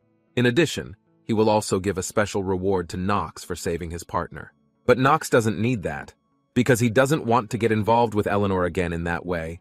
So no matter how messy the story is, because there is no main character, it's all not right, especially if he received a gift at that place. But he admitted that he was acting to help her, so, as much as possible, he had to reduce the appearance of misunderstanding. However, Eleanor pursued her and asked why he saved her. Knox was annoyed because the matter was almost resolved properly. Then the status window appears if the acting master trait is shaky. Knox said that she just happened to be in that place while he was killing the demonic beast. But Eleanor was confused by him. Then Knox walked away from her with annoyance because she disturbed him. Eleanor de Rebellin, who lives up to her nickname, is the Golden Fox. She was a cold, calculating woman who believed that everything in the world, even human feelings, could be bought with money. Later, Eleanor was in the carriage and asked why Knox saved her, so she refused the gift from Instructor Vernon. But she remembers that Knox just happened to be in that place killing demonic beasts. Therefore, his lie made no sense to her. A man in front of her said that maybe her actions didn't mean anything, because she said herself that Knox was just a troublemaker. However, Eleanor felt that he was definitely not lying, and there was another reason. So she felt she had to look into it further. Then the man will find that much information. But Eleanor would confirm it with his own eyes, because he would not remain silent if they found out the background of the Reinhofer family. The man smiled and said that he understood. Later in the afternoon at a Knox house, Zitri asked if he was okay sitting pensively like that. His face was also pale, therefore did his hands and feet feel cold again. But Knox said that he had felt it for a while. However, it was already better, so he asked her not to worry. But actually Knox is confused if there is no main character. Then in the end there must be someone who takes that role, because that point is important so that he can restore his memory comfortably and find out who sent the mysterious message. Therefore is there no change anymore. But he feels that the possessed Knox is an evil character. Knox opened his eyes and got up. He said that there was still another way, the only way to be able to play both the protagonist and the villain simultaneously in that annoying world. Then on the battlefield, there was a yellow-haired man standing with his sword. A man wearing a cloak reported to Lena that the mines were starting to react and would rise up. Luna said that the continent would be flooded with blood again. Then she asked him to prepare again, because they would realize their goal if he had understood. Then Luna wore her jacket, which had a sparkling moon and stars. She said that it was for the downfall of the Arkheim Emperor. Knox sat in the crowded hall, staring ahead at a sea of flickering lights as data filled the screens. Behind him, the atmosphere buzzed with energy as others eagerly observed the spectacle, their focus glued to the ever-changing visuals. The screen illuminated Knox's thoughtful expression, reflecting the complexity of his internal battle as he analyzed every moment in silence. The connection between hero and villain danced on the edges of his mind, as if teasing the boundaries of their roles. A dark screen emerged, the symbol of fate shifting toward chaos, pulling Knox deeper into a spiral he couldn't escape. His intense gaze locked onto the crimson glare of the monster, its presence radiating absolute evil in the midst of darkness. Thoughts of overlapping destinies churned in his mind, considering how villains too were shaped by scars no one cared to see. The beast's eyes burned with ferocity, symbolizing not just malice, but the relentless will of a survivor seeking its own justice. Memories of heroes flashed before him, their lives often intertwined with hardship and choices that mirrored those of their enemies. As the moon rose high, Knox stood unmoving, lost in the shared pain between villains and protagonists. Both flawed, both human. Knox treaded silently through the moonlit streets, his black cloak swaying in rhythm with the quiet hum of a restless city. He approached a cliff, overlooking a blood-red battlefield where swords clashed and lives were forever changed by decisions and desires. The world below shifted like a painting smeared with chaos, illustrating how morality blurred under the weight of survival. From the shadows, his figure seemed to merge with the storm of destruction, a symbol of someone who walked between worlds. As the wind carried whispers of the past, Knox continued forward, carrying the burden of choices only he could make. Knox walked cautiously down the mist-filled alley, the faint blue glow from his steps illuminating the cold, desolate surroundings. The eerie silence was broken only by his deliberate footsteps as he made his way toward the mysterious, shimmering portal ahead. Standing at the threshold, Knox felt the weight of his decisions, knowing this path demanded sacrifices beyond mere bravery. The red moon loomed ominously overhead, a grim reminder of the rebellion stirring to dismantle the imperial family's oppressive rule. In the distance, the shadowy figure of a woman appeared, her presence exuding authority, hinting at alliances yet to unfold. Energy crackled in Knox's hand as he summoned his power, the glowing orb a testament to his mastery over the arcane. The alleyway lit up with brilliant light, dispelling the shadows momentarily as he prepared to step into the unknown. A swirling vortex appeared before him, its runic patterns pulsating, hinting at the dangers awaiting him on the other side. His gaze lingered for a moment, determination etched on his face as he moved forward, accepting the challenges that awaited. The portal engulfed him in light, leaving behind only echoes of energy as the dawn of his journey unfolded elsewhere. The meeting room buzzed with tension as influential figures exchanged wary glances, their whispered discussions barely masking distrust in one another. Nox's piercing eyes scanned the room, analyzing each expression as he silently measured allies from potential foes among the gathered crowd. At the head of the table, a white-haired woman sat poised, her calculating demeanor commanding attention from everyone present. Accusations filled the air, blame shifting from one person to another as Nox listened intently, piecing together the truths buried within. With a faint smirk, Nox noted the chaos brewing, knowing this conflict was only the beginning of his intricate plan. As tension filled the room, the white-haired woman's piercing gaze silenced the commotion, her authority evident in her presence. Nervous laughter echoed awkwardly as the group feigned innocence, brushing off the tension to shift focus back to their discussion. The military leader leaned forward, his tone serious, attempting to steer the meeting back on track amidst lingering unease. The woman's sharp expression softened slightly as she glanced at the others, her mind working through the unfolding web of events. Her calm demeanor belied the storm of calculations running through her head as she prepared for the next strategic move. The elderly scholar explained the danger, referencing a beast that once wreaked havoc during the Academy's chaotic admissions trial. The white-haired woman listened carefully, connecting the dots between the beast's actions and the enemy's ultimate plans for destruction. She leaned back, confident yet focused, speaking of a larger conspiracy aimed at dismantling the Academy and the Empire alike. The group exchanged knowing looks, acknowledging Eleanor de Rivalan's role, a figure entangled in treachery against the fragile stability of power. Her strategy became clear. Unraveling her enemies meant first understanding the delicate threads connecting merchants, rebels, and imperial authorities in conflict. A burly officer detailed the merchants' underground ties to rebel factions, their influence stretching deep into the Empire's vulnerable economy. The white-haired woman maintained her composure, responding decisively as plans to counteract the brewing rebellion took shape in her mind. Her command was firm yet strategic, inspiring immediate loyalty among those gathered as they prepared for the challenge ahead. The attendees stood in unison, their trust placed entirely in her leadership, as the weight of responsibility pressed down heavily.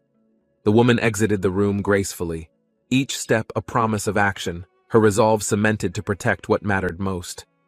The white-haired woman smiled calmly, her words laced with subtle tension as she alluded to a figure of unpredictable danger. The group exchanged uneasy glances, unsure how to interpret her ominous hint about the individual's potential threat to them all. She locked eyes with the officer, her expression serious, leaving no doubt about the severity of her implication.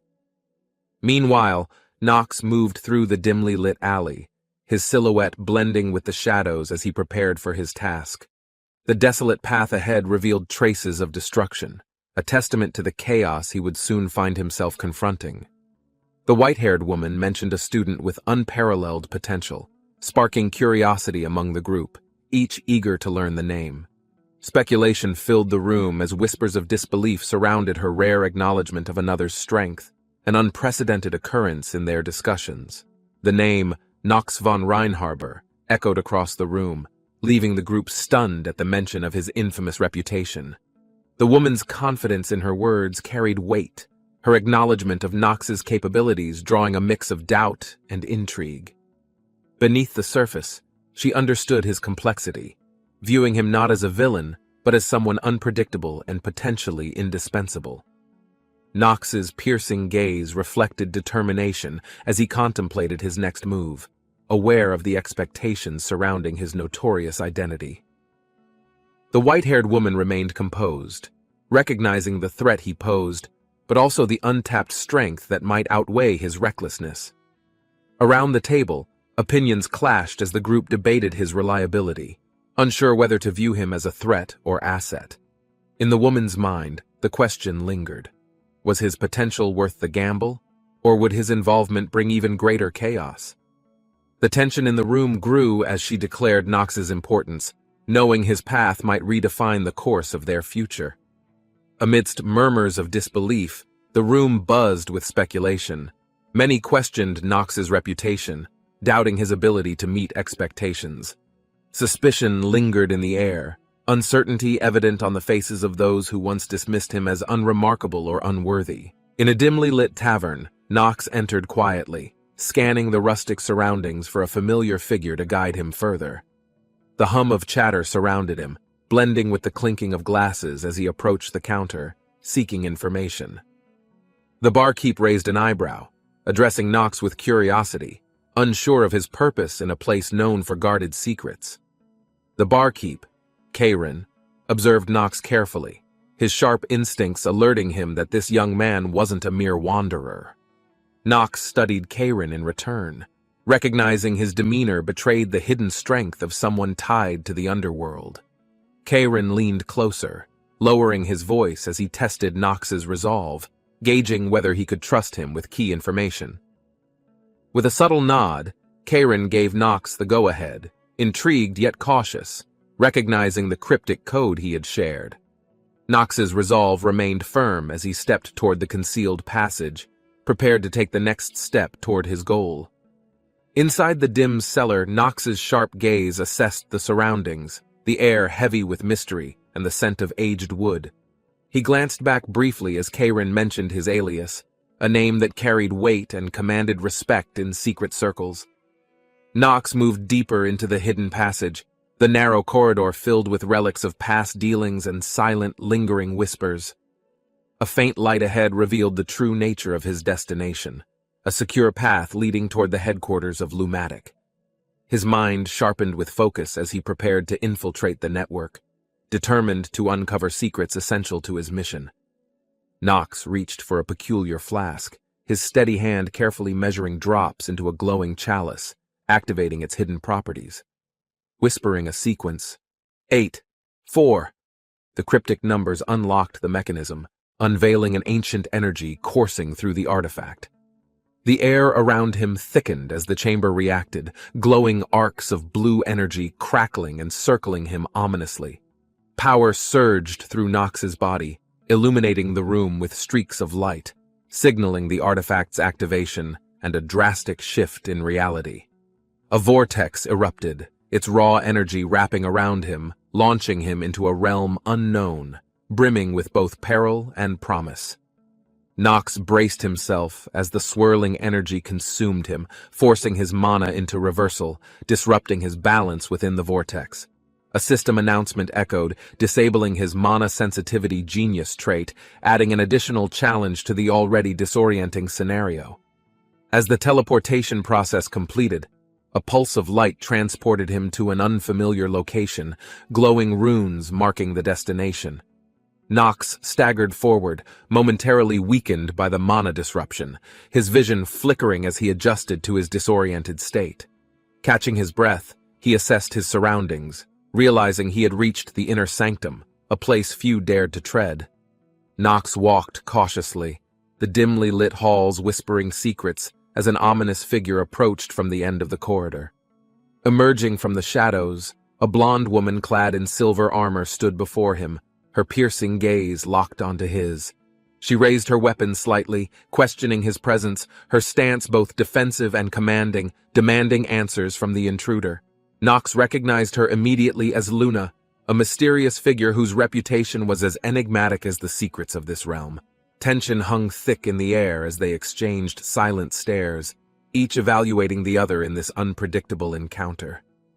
Nox stood firmly in the grand hall, his eyes unwavering as he addressed Luna, revealing his presence with absolute clarity. Luna's gaze sharpened, her authority evident as she questioned Nox's knowledge of her identity and the location of their headquarters. Without hesitation, Nox introduced himself, his name resonating in the hall, his reputation adding weight to his bold declaration. Calmly but resolutely, Nox extended his intent to join Lumatic, his confidence unmistakable as he awaited Luna's critical response. Under the moonlit sky, the towering estate cast shadows as silence enveloped the night, broken only by faint whispers of wind. Nox leaned against the windowsill, his silhouette framed by the pale glow, his mind racing with fragmented thoughts and buried truths.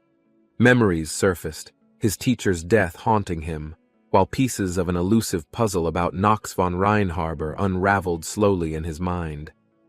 The recollection of Nox's prowess, a fleeting glimpse of unmatched speed, stood out, challenging everything he thought he knew about him. He realized rumors and appearances were deliberate lies, a mask hiding the depth of someone cloaked in calculated mystery and skill. The calm night belied the storm within as truths emerged. Nox's connection to his teacher's death pointed to unspoken rivalries and secrets. Caught between disbelief and intrigue, he replayed past moments, unraveling how Nox transcended every limit, surpassing even the most seasoned warriors.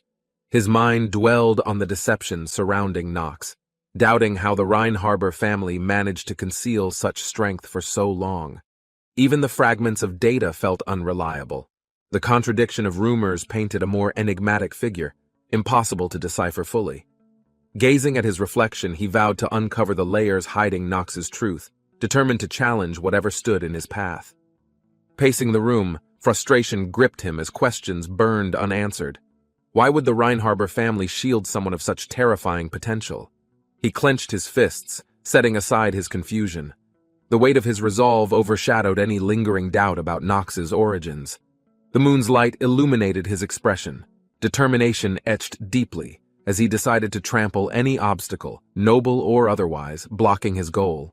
His resolve strengthened. He vowed to forge ahead, knowing the path wouldn't bend to his will without significant sacrifice.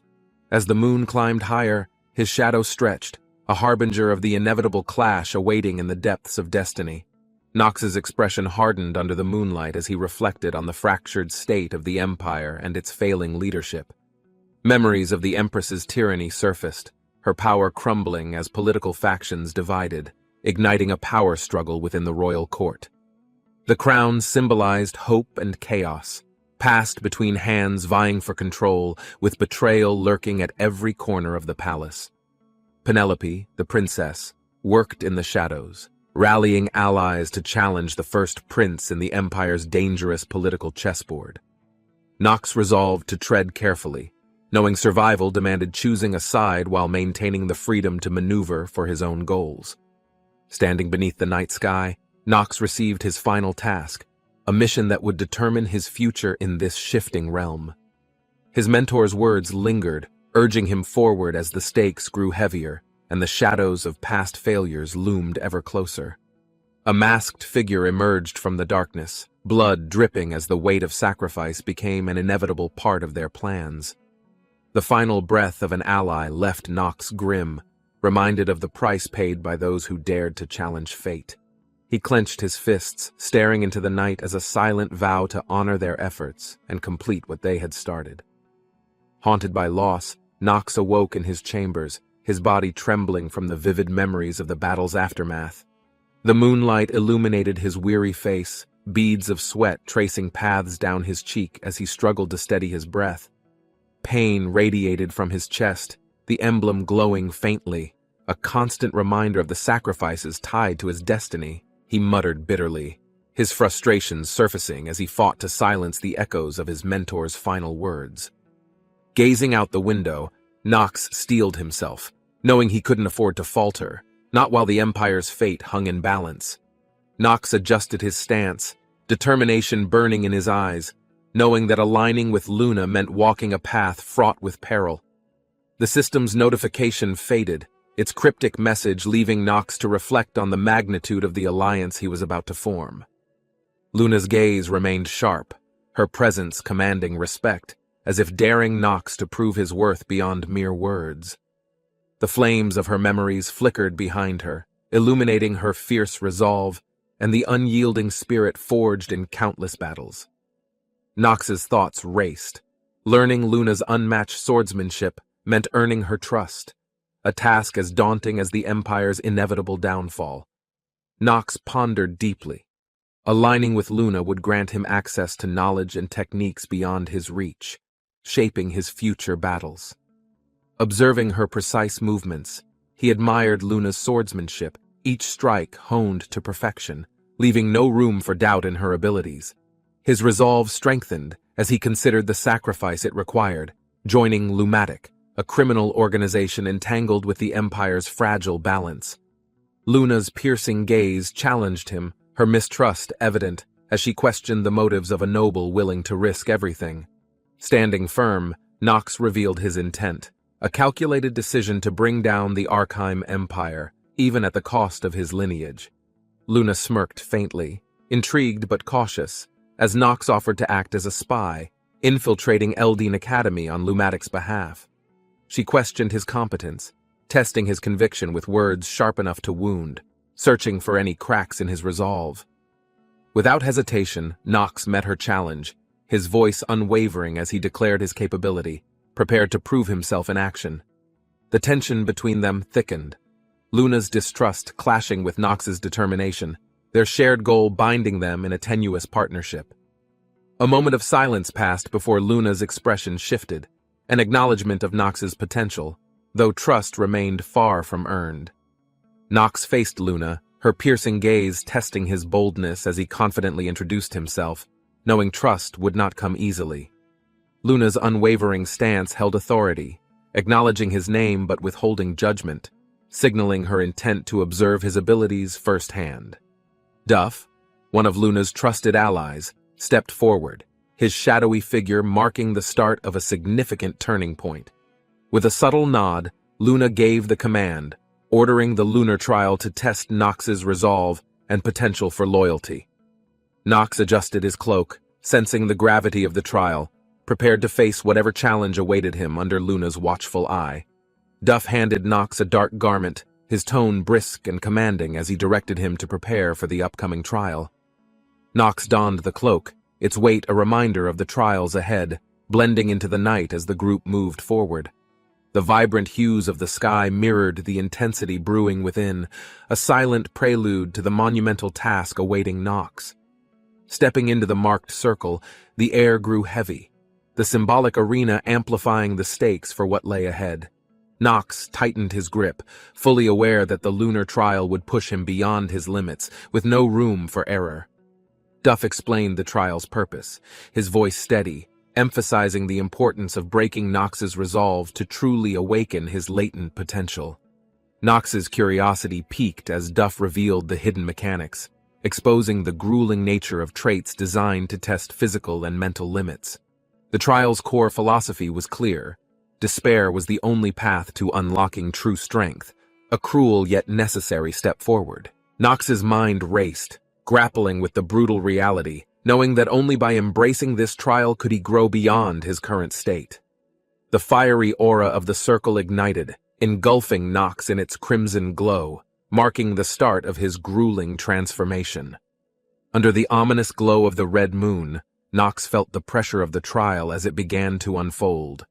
Duff explained the conditions: survive the berserk effect induced by the moon's light and defeat the monsters that appear during the trial. The rules were unkind. No guidance was given in this trial, as failure meant death for those who dared to attempt it. Nox stood firm, recalling his vast knowledge and experience, realizing that understanding the trial's mechanics was key to his survival. His eyes narrowed, a faint smile forming as he prepared himself mentally, knowing the challenge ahead would define his future.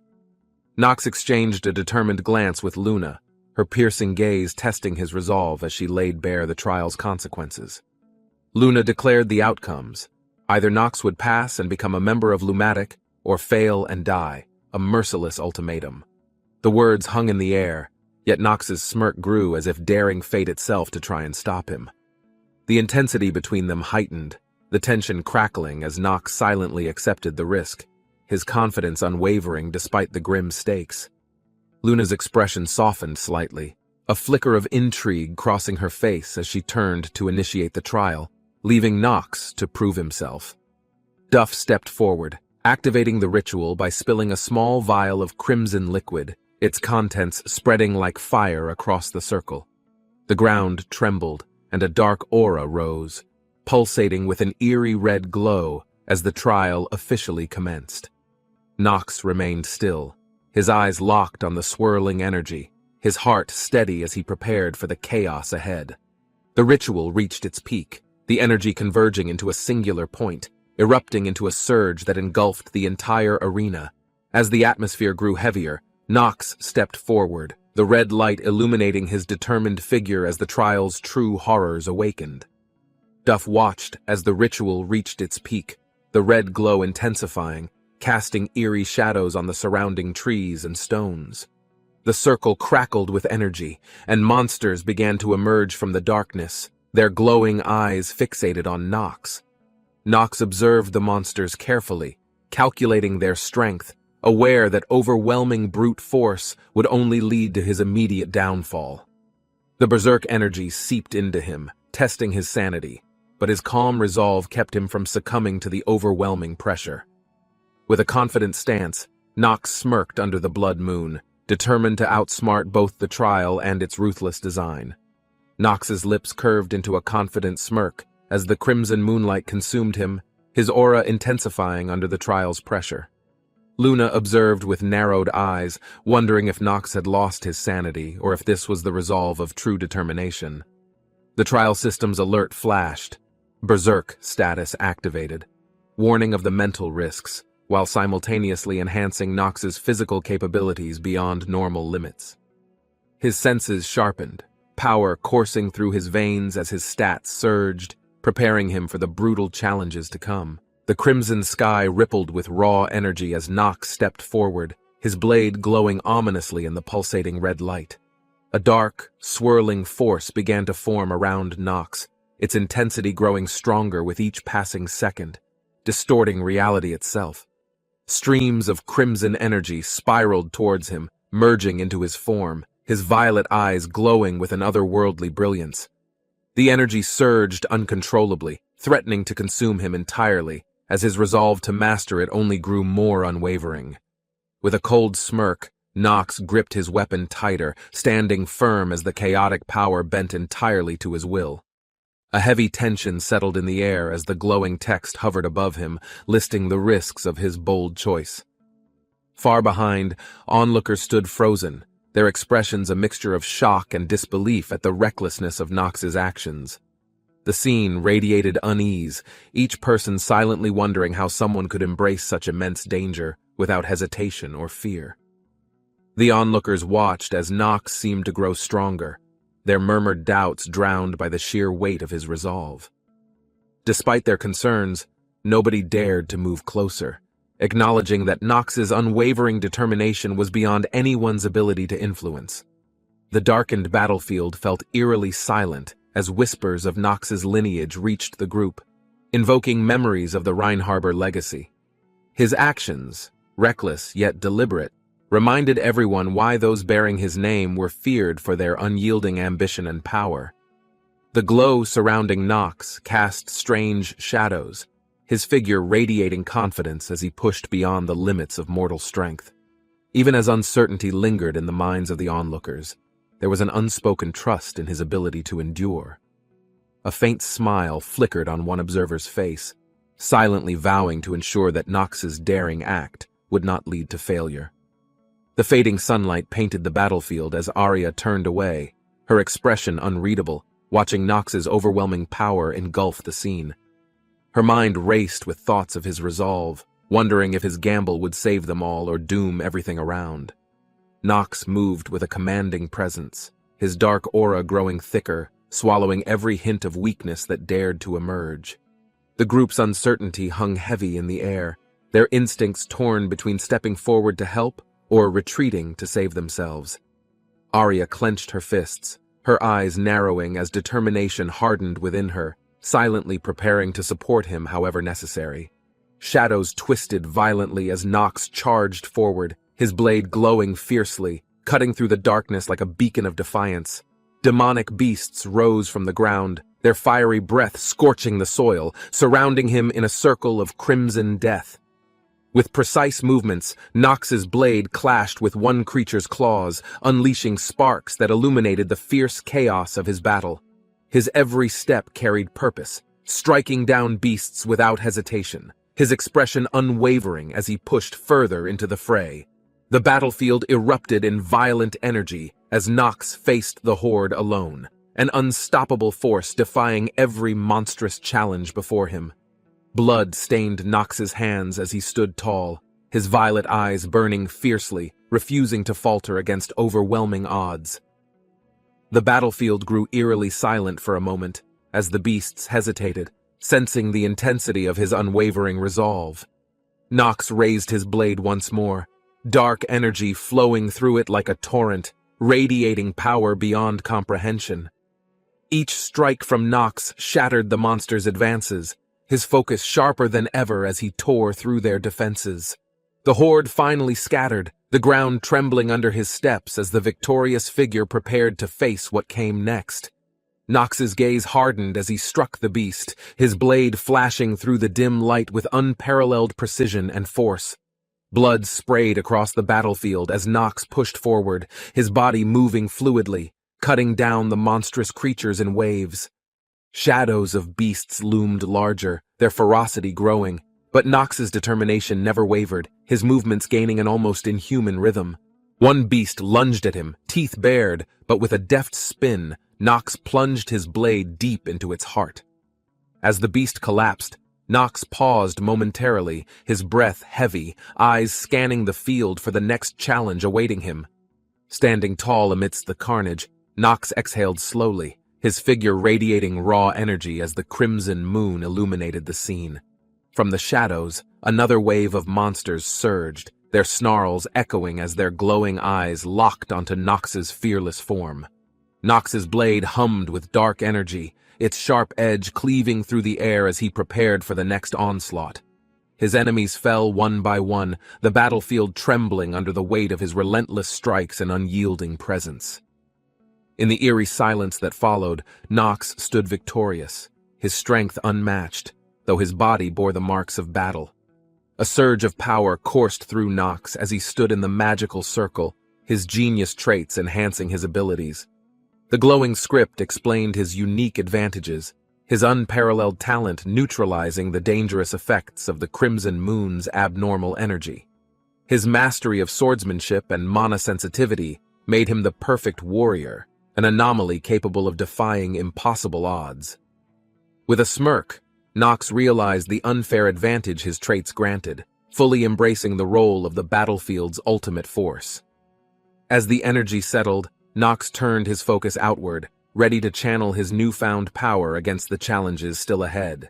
Against the backdrop of a blood-red moon, Nox raised his blade, radiating a commanding aura that silenced the chaos. His technique, executed with precision, split the battlefield apart, sending shockwaves rippling as the energy obliterated everything in its path. Monsters disintegrated under his overwhelming power, their shrieks echoing through the air as the ground quaked beneath their collapse. Arya watched from a distance, her brows furrowed, silently evaluating the scene, torn between admiration and concern for Nox's choices. The battlefield, now barren of threats, carried an unsettling stillness as Nox's silhouette stood against the blazing crimson sky. Blood dripped from Nox's blade as he exhaled, his movements slowing, though his unwavering presence dominated the desolate field. He glanced towards the onlookers, his expression unreadable, while the silence seemed to weigh heavier with every passing moment. Arya's sharp gaze lingered on him, her mind calculating the risks he had taken to achieve this fleeting victory. The survivors around whispered among themselves, unsure if his actions signaled salvation or a dangerous precedent for what lay ahead. Nox shifted his focus inward, contemplating the power he had unleashed and its implications for the trials yet to come. Nox stood motionless amidst the debris, blood staining his figure as his thoughts echoed, questioning the purpose of this ordeal. His violet eyes glimmered faintly as he scanned the battlefield, searching for remnants of threats that might have lingered unseen. The ground beneath him held remnants of energy, fading slowly, as if the land itself was recovering from his wrath. Arya finally stepped closer, her expression neutral, though her quiet demeanor masked an internal struggle to understand Nox's unpredictable resolve. As the tension began to ease, Nox's shoulders relaxed, his thoughts turning to the next steps he must undertake. Arya's eyes glinted with determination as she considered Nox's actions, deciding his skills were too unique to ignore any longer. The other observer noted how rare it was to find someone with Nox's raw talent, a force beyond comprehension. Arya's voice broke the stillness as she called for Nox to return, her words laced with authority and conviction. Nox, however, remained focused on the remnants of his enemies, his blade still glowing with the power he'd unleashed. Watching his defiance, Arya's thoughts churned with both admiration and worry, unsure if Nox's strength had driven him too far. The battlefield grew silent again as Nox raised his blade, blood dripping, his power creating an eerie ripple in the air. Dark energy emanated around him, the crimson sky reflecting the intensity of his resolve as he advanced without hesitation. In the distance, Arya and her companion watched, unsure whether to intervene or let Nox continue his reckless display of power. The monsters, sensing his overwhelming presence, hesitated before lunging, their collective roars echoing through the crimson-streaked battlefield with a desperate ferocity. Nox stood undeterred, every step forward reminding the monsters that they were facing an unstoppable force with a singular goal. Nox finally stepped forward, his crimson-stained blade dragging behind him as he approached Arya, his violet eyes shimmering with exhaustion. Arya's gaze met his, her expression carefully composed as she waited for his acknowledgement of the trial's end. "It's over," he muttered as his aura settled, the atmosphere heavy with the tension of what had just transpired. Arya turned to her companion, her voice calm yet firm, acknowledging the reality of Nox's unmatched strength and resolve. The air cleared, but the lingering power of Nox's presence left a heavy impression, a reminder of his undeniable capabilities. Nox stood silently, his lips curling into a faint, confident smile, his blood-streaked face revealing nothing of his inner thoughts. Arya observed him closely, her golden eyes sharp, silently acknowledging the depths of his strength and the mystery surrounding him. Duff stepped forward with deliberate movements, holding a folded robe, its significance apparent as it marked the next step. "This robe belongs only to the elite," Duff stated, handing it over, recognizing Nox's power with an unspoken sense of respect. As the notification appeared, Nox's expression didn't change, though the weight of his accomplishment resonated deeply within his stoic demeanor. The lunatic member's robe materialized in Nox's hands, its intricate threads pulsating with a faint, ominous energy of recognition. As Nox donned the robe, a surge of information flowed into his mind, revealing its unique abilities and mystical potential. The group stood at a distance, the crimson moon looming as a magical glow signaled the end of the trial. Nox observed his surroundings, his thoughts echoing the weight of the challenge, while his bloodied form radiated quiet determination. Stats glimmered before him, showcasing his improvements and solidifying his position as a standout among the trial's participants. Acknowledging the newfound strength within, Nox couldn't help but reflect on how his skill shaped his survival in dire moments. His gaze turned sharp, focused on the endless potential that awaited him, unbothered by lingering doubts from his peers. Nox's silence carried an air of authority as Arya watched him, her expression unreadable but clearly analyzing his every move. Her sharp golden eyes softened momentarily, revealing a flicker of curiosity as Nox's reputation grew with his trial success. "More, is it?" Nox's thoughts mirrored hers, both unwilling to yield yet mutually intrigued by the other's intentions. Arya stood firm, her stance calculated and commanding, acknowledging his success while keeping her true feelings carefully veiled. Duff remained watchful, observing the unspoken tension between them, silently preparing for Arya's next command regarding this bold newcomer. Nox's tone shifted, his boldness evident as he asserted his worth, fully aware of the impression he had left. Arya smirked slightly, impressed yet curious about how far Nox's confidence would take him in the face of greater trials.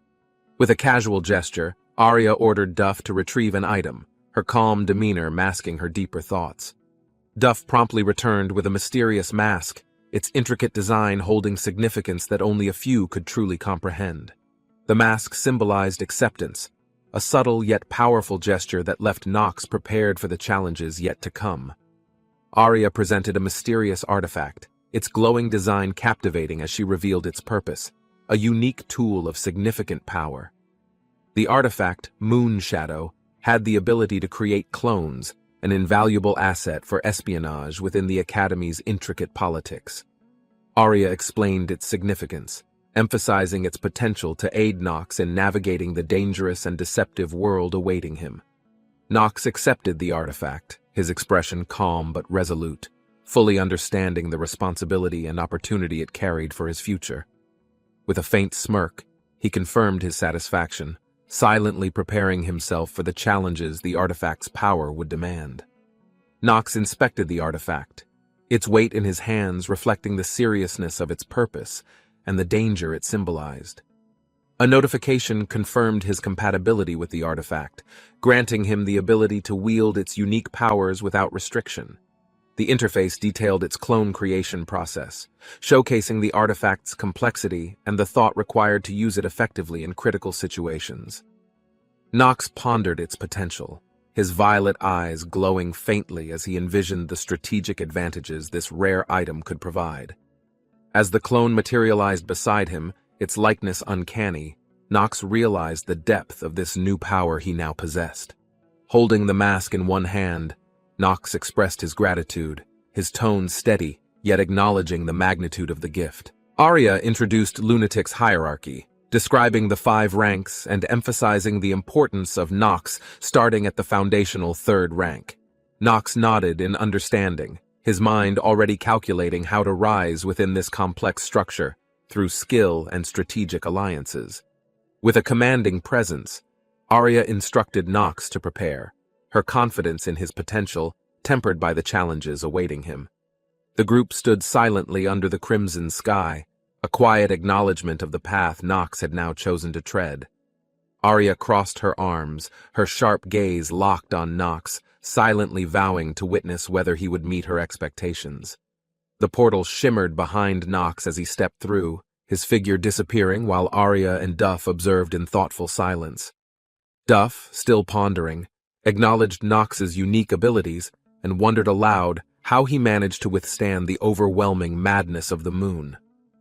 Arya turned, her expression neutral yet intrigued, contemplating Nox's actions and the strength required to fight without the lunatic robe. Both stood resolutely, their decision firm to watch Nox closely, anticipating what his future actions would reveal about his character. The portal led Nox to a dimly lit inn, the air filled with faint murmurs and the smell of burning candles. The innkeeper glanced at Nox's arrival, his sharp eyes suggesting familiarity, silently acknowledging the newcomer's enigmatic presence. Nox exchanged a subtle nod, his hood shadowing his face as he approached, his demeanor calculated and unbothered. The innkeeper spoke with curiosity, acknowledging Nox's recent activities but refraining from prying too deeply into his affairs. Nox smiled faintly, his thoughts reflecting on the risks he had taken while downplaying the chaos he had just survived. Nox quietly recalled the trial, his violet eyes glinting with a mix of pride and reflection, knowing his limits were tested. He leaned against the counter, his inner thoughts analyzing the events that unfolded, calculating the next steps he would take. While others would question his motives or sanity, Nox brushed off the doubts, knowing his decisions were entirely deliberate. His subtle smirk returned as he considered how his actions had defied expectations, solidifying his confidence in his unique abilities. The candlelight flickered, illuminating Nox's expression, a quiet determination to embrace every challenge while keeping his ultimate goals shrouded in mystery. The crimson moon bathed the world in red light, an ominous reminder of the immense power lurking in Nox von Reinharber's bloodline.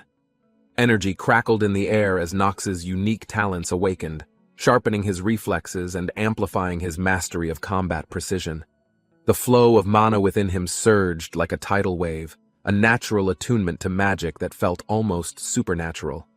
Nox stood still, absorbing the ethereal presence of the moonlit night, the weight of destiny pressing heavily on his shoulders.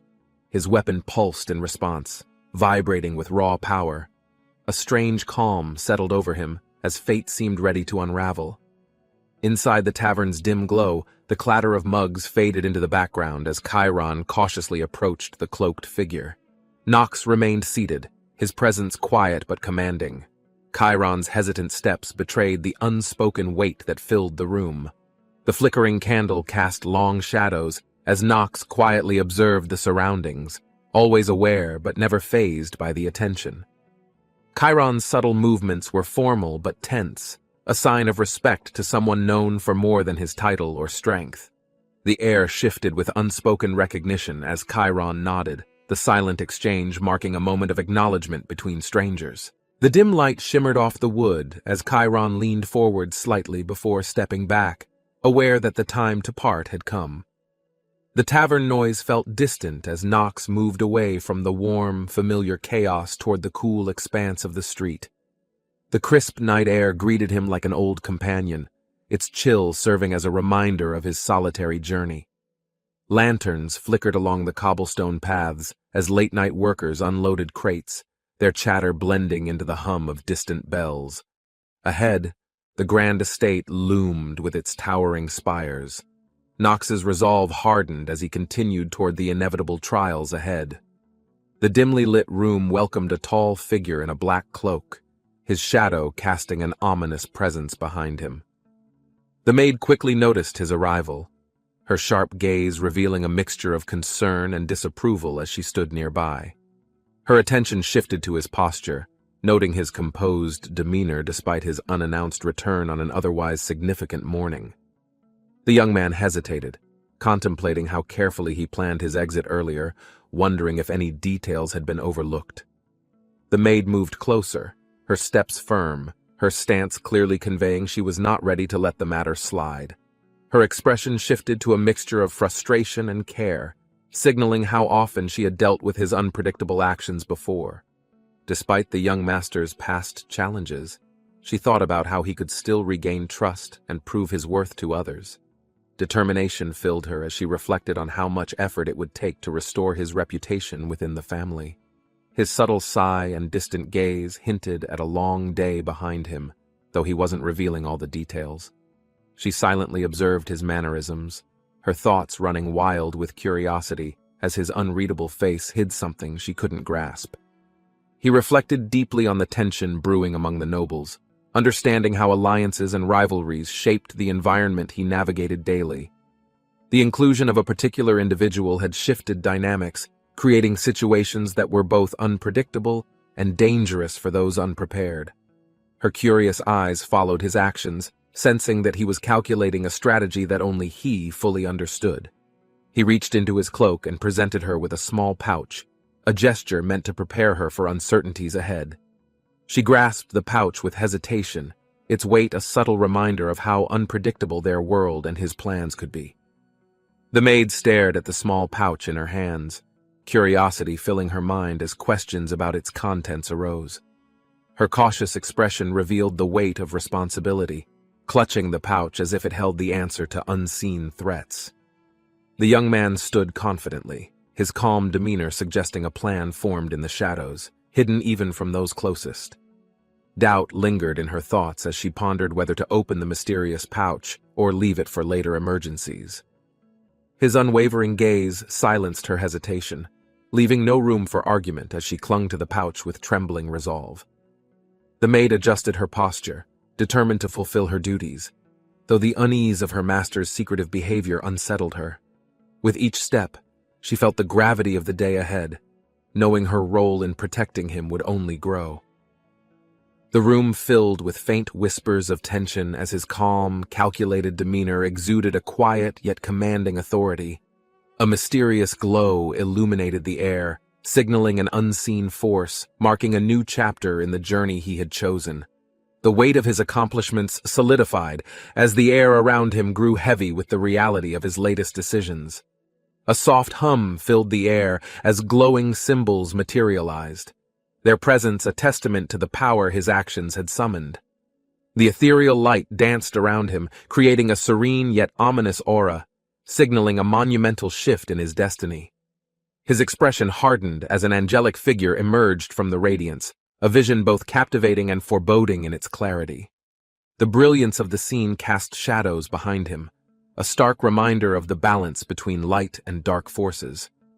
Standing resolute, he grasped the full weight of his choices, preparing for the unknown challenges this path would inevitably bring. Nox stands firmly in the room, feeling the weight of his mission as the arcane energy hums around. He glances at the mysterious display before him, a relic of his past unraveling secrets he didn't expect. The window reflects a dim cityscape, its shadows matching Nox's internal turmoil as he considers his next steps. A feather drifts to the floor, a soft reminder of fleeting moments, hinting at a destiny he must face. Turning away, Nox's steely gaze meets the world outside. Determination hardens. He must confront what lies ahead. The power surges through Nox's veins, manifesting glowing sigils as he prepares for an imminent trial of resolve. Walking across a spectral pathway, floating pages guide him to the truth, whispering forgotten knowledge of ancient origins. Stopping at his desk, he studies the relics before him, deciphering cryptic messages embedded with overwhelming energy. A faint sound echoes, and Nox instinctively turns, feeling an unseen presence lurking just beyond the shadows. He rests briefly, exhaustion visible in his form, though his mind races with possibilities of the battle yet to come. Arcane magic crackles as Nox activates the ancient mechanism, its reaction creating a mesmerizing cascade of violet light.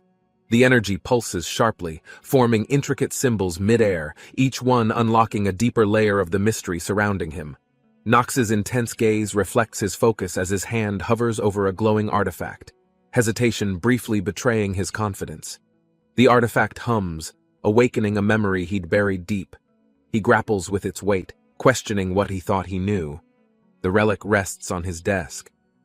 Despite the burden, his resolve solidifies. Nox is ready to rewrite his destiny. A glowing letter appears before Nox, its violet hue pulsing with hidden messages, sparking curiosity about its mysterious origin. He notices the character library glowing on the desk, an unfamiliar feature that beckons him to explore its secrets further.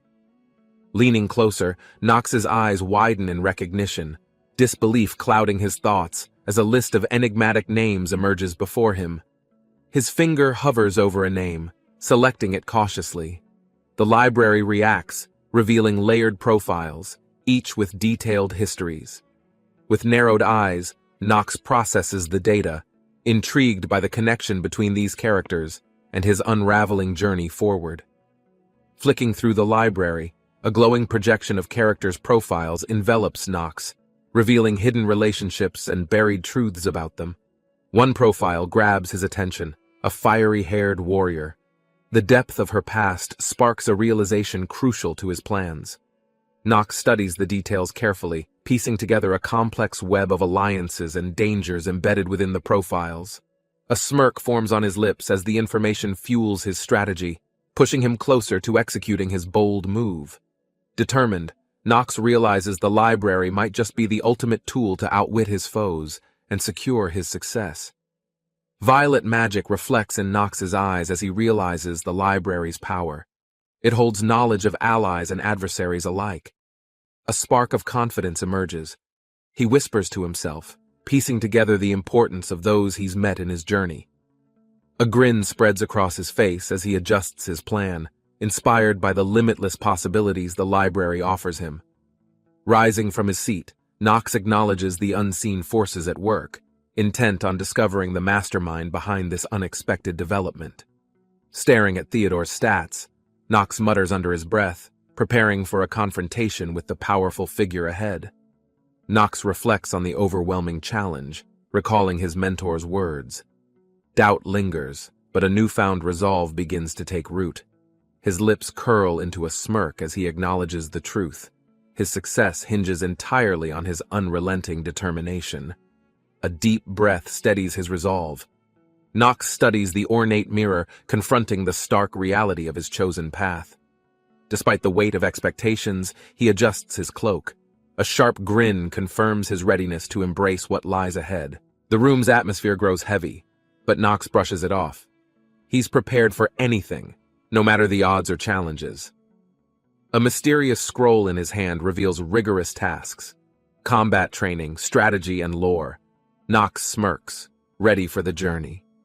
The sunlight pierces through towering buildings, reflecting hope and a reminder of the world outside as life buzzes vibrantly.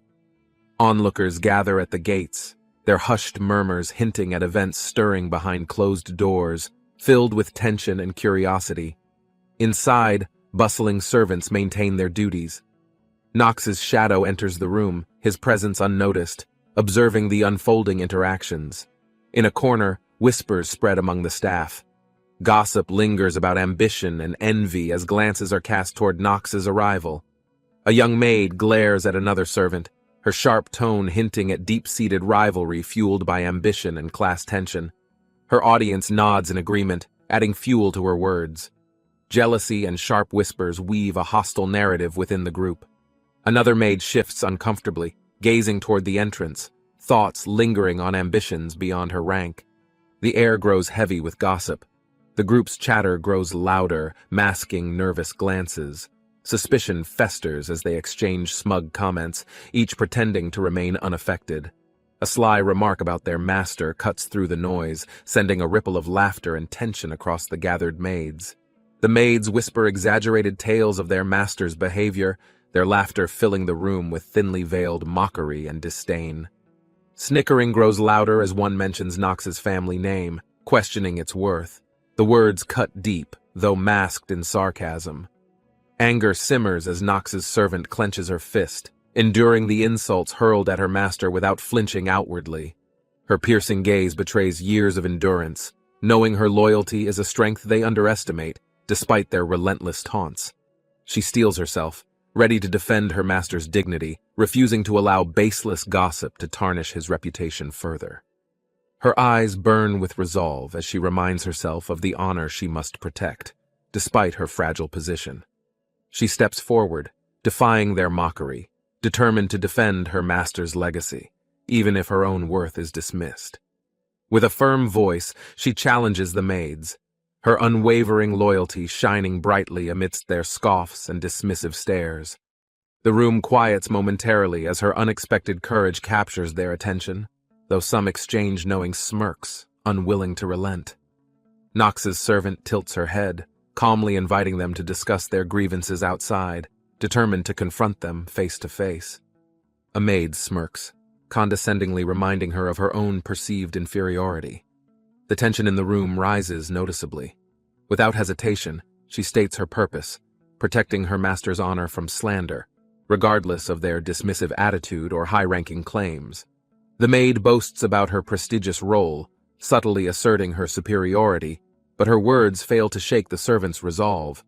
Undeterred, Nox's servant counters, declaring their slander baseless and unfair, holding firm to her conviction without faltering under pressure. A heated confrontation begins as the maid, emboldened by the audience, sharply questions the servant's unwavering defense of her master. The maids stand firm, their arrogance unyielding. The tension thickens as one dismisses any notion of apology or regret. The servant reflects, recalling Nox's warning about their behavior. Her mind sharpens, bracing herself for an inevitable clash. She pulls out a concealed pouch, her expression unwavering as she prepares to take a decisive stand against their cruelty. With a sudden pop, arcane energy engulfs the room.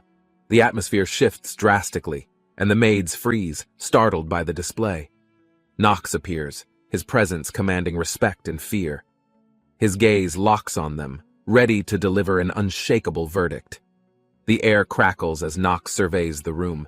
His confident stance silences the maids who recoil under his presence. He steps forward, his aura radiating authority.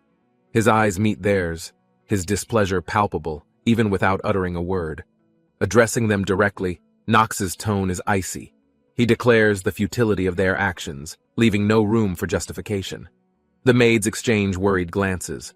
Their confidence wanes as they realize the extent of their disrespect and the consequences ahead. Nox points at them, his words cutting through the silence. He makes it clear their actions won't be overlooked. The leader of the maids hesitates, her earlier smugness replaced by uncertainty. She stammers, unable to refute Nox's accusations. Nox maintains his firm demeanor, his power evident. The maids can no longer deny the gravity of their situation. His servant, standing by his side, silently admires his poise. She feels vindicated, her loyalty to Nox reaffirmed. Nox steps closer, his piercing gaze locking onto the leader. The room grows heavier as the confrontation reaches its peak.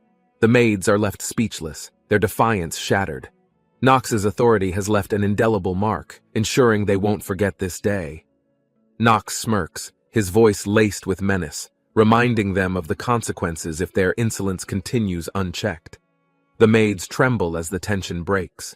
With a pop, Nox dissipates the energy, leaving them frozen in fear. His servant watches silently, her sharp gaze questioning his dramatic actions, wondering if this was truly the solution he intended. Doubt flickers in her mind as she reflects on his unpredictable methods, her loyalty unwavering but curiosity piqued. The lead maid begins to falter, her defiance melting into regret as the weight of Nox's authority crushes her resolve. One of the maids steps forward, attempting to explain her position. Her voice shakes as she addresses the stern audience. Nox's servant crosses her arms, her presence unyielding. The maid hesitates, realizing the growing tension surrounding her reckless behavior. With trembling hands, the maid bows deeply, her earlier bravado replaced by panic as she seeks forgiveness for her actions. The servant declares silence, her commanding voice cutting through the chaos, establishing order amidst the mounting unease in the room. Nox, watching from the shadows, evaluates the situation. Though resolved, the incident leaves a lingering impact on everyone involved. The room stills, but Nox's servant feels the burden of resolving such disputes, knowing her reputation might be compromised. She glances toward Nox, her eyes reflecting both frustration and admiration as she questions the effectiveness of his methods. With a heavy sigh, she composes herself, brushing away lingering doubts and stepping forward with renewed determination to continue. The maids watch her, their earlier arrogance replaced with silent respect, acknowledging her unwavering dedication despite the odds against her. As she steps away, her resolve hardens. Nox's servant remains unshaken, prepared to defend his honor against future challenges. Nox and his servant step outside, their destination looming ahead. The towering building signals the start of their next challenge. Walking side by side, Nox glances at his servant. Their calm demeanor belies the tension of what lies ahead. Nox's expression hardens as he senses something amiss. His sharp instincts alert him to the subtleties of his surroundings. Determined to uncover the truth, Nox begins calculating the possibilities. His mind races with strategies for any unexpected twists. A shadow flickers in his thoughts, a forewarning of danger. His resolve solidifies as he prepares for confrontation. A mysterious figure emerges, their sudden presence interrupting Nox's train of thought. The encounter feels deliberate, as if preordained. The figure introduces himself, bowing respectfully. Nox scrutinizes every detail, wary of the stranger's intentions masked behind polite gestures. A faint tension passes between them. Nox's servant steps closer, her gaze sharp, as she senses the unspoken undercurrents. The stranger offers information, his words layered with hidden meaning. Nox listens intently, deciphering the intent behind the unexpected meeting. The stranger's demeanor shifts subtly, revealing a fragment of his true nature. Nox quietly files this observation for future use. The stranger mentions a task, subtly testing Nox's patience. Nox's sharp eyes narrow, signaling he won't tolerate further games. As the conversation progresses, an unseen force ripples through the air. A message appears, signaling a change in their course. The warning alerts Nox to hidden dangers. He silently vows to stay one step ahead of the brewing chaos. The sky darkens ominously, reflecting the tension in the air. Nox prepares to face the challenges hinted at in the message. The stranger's eyes gleam with an unsettling knowledge. Nox knows this meeting is only the beginning of a larger scheme. The ominous energy around Rick reveals his true nature, Nox's sharp instincts confirm he's facing a devil worshipper. Nox's mind races as he evaluates the potential threat. A single mistake could cost him more than his mission. Realizing Rick's cunning nature, Nox resolves not to trust him. Betrayal is a certainty if Rick gets too close. Nox states firmly that alliances aren't made easily. The complexity of his current position demands careful planning and decisive action. Rick presents a gift, his smile unnerving. Nox sees it as a poisoned chalice, a trap cloaked in goodwill. The artifact Rick offers gleams enticingly, but Nox's instincts scream danger. He weighs the risks of accepting or refusing. Nox's icy stare cuts through Rick's attempt at persuasion. His command to leave is sharp and leaves no room for argument. Internally, Nox acknowledges the allure of the artifact, but refuses to compromise his principles. He's no stranger to manipulation. Rick's nervous demeanor falters under Nox's unwavering command. The tension in the air is palpable, as if a battle could erupt. Nox's servant watches the exchange, impressed by his master's composure. Her loyalty strengthens as she observes his strategic mindset. Rick hesitates, his mask of confidence cracking under Nox's unyielding glare. The weight of his decision presses heavily on him. Nox steps closer, the tension thickening. His calculated move forces Rick to reconsider his position in this dangerous interaction. Rick nervously retreats as Nox dismisses him with finality. The power dynamic between them is clear and undeniable. Nox's servant follows closely, marveling at his ability to dominate without unnecessary force. She silently vows to emulate his strength. As they leave, Nox sets his sights on the next challenge, his focus unwavering as the world conspires against him. Nox's sharp tone reminds Zirin of her delicate nature. Her concern is evident, but his confidence in himself remains unshaken. She recalls his recent ailment, the frailty that had once confined him, contrasting sharply with his current determined demeanor. Zirin expresses disbelief at his past weakness, her blunt words underscoring her genuine worry for his well-being in the present. Nox brushes off her concerns with a light-hearted comment, his smirk betraying both gratitude and his unyielding will to move forward. Their conversation shifts as they continue walking. Zirin's loyalty grows stronger as she resolves to protect him at all costs. Nox assures Zirin he won't falter, his steps purposeful. She silently admires his resilience despite the challenges ahead. Zirin's unwavering gaze reflects her concern for his safety. Her thoughts linger on his propensity to attract unwanted chaos. Nox acknowledges his popularity with a sarcastic edge, lightening the mood as they share a rare moment of levity together. Zirin sighs, her gaze drifting elsewhere. A quiet determination fills her as she vows to shield him from looming dangers. Her thoughts deepen, reflecting on their bond. Nox is more than just a master. He's her reason to stay strong. Zirin watches Nox intently, her loyalty entwined with an unspoken understanding of his struggles and the burden he carries. Her steps slow as she contemplates her own role in his life, her expression a mixture of doubt and resolve. To Zirin, Nox is more than a leader. He's a lifeline. She's certain of her purpose to protect him. Her mind drifts to their past. The overwhelming uncertainty in her thoughts contrasts with her unwavering commitment to stand by him. Nox, sensing her unease, turns to her. His inquiry breaks her reverie, bringing her back to the present moment. Zirin questions Nox's rare emotional reaction, intrigued by his stern demeanor. She senses there's more behind his actions this time. Nox's tone sharpens as he explains Rick's presence. To him, Rick represents trouble, an embodiment of human malice and deceit. He warns Zirin, highlighting Rick's history with Eleanor. Nox's words carry a weight of caution, shielding her from potential betrayal. Zirin reflects on Nox's character, trusting his decisions.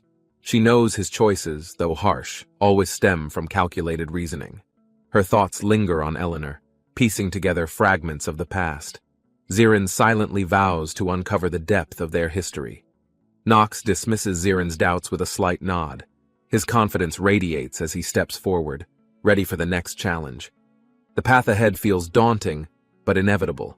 Nox steels himself, his resolve unyielding as he navigates the shifting tides of fate.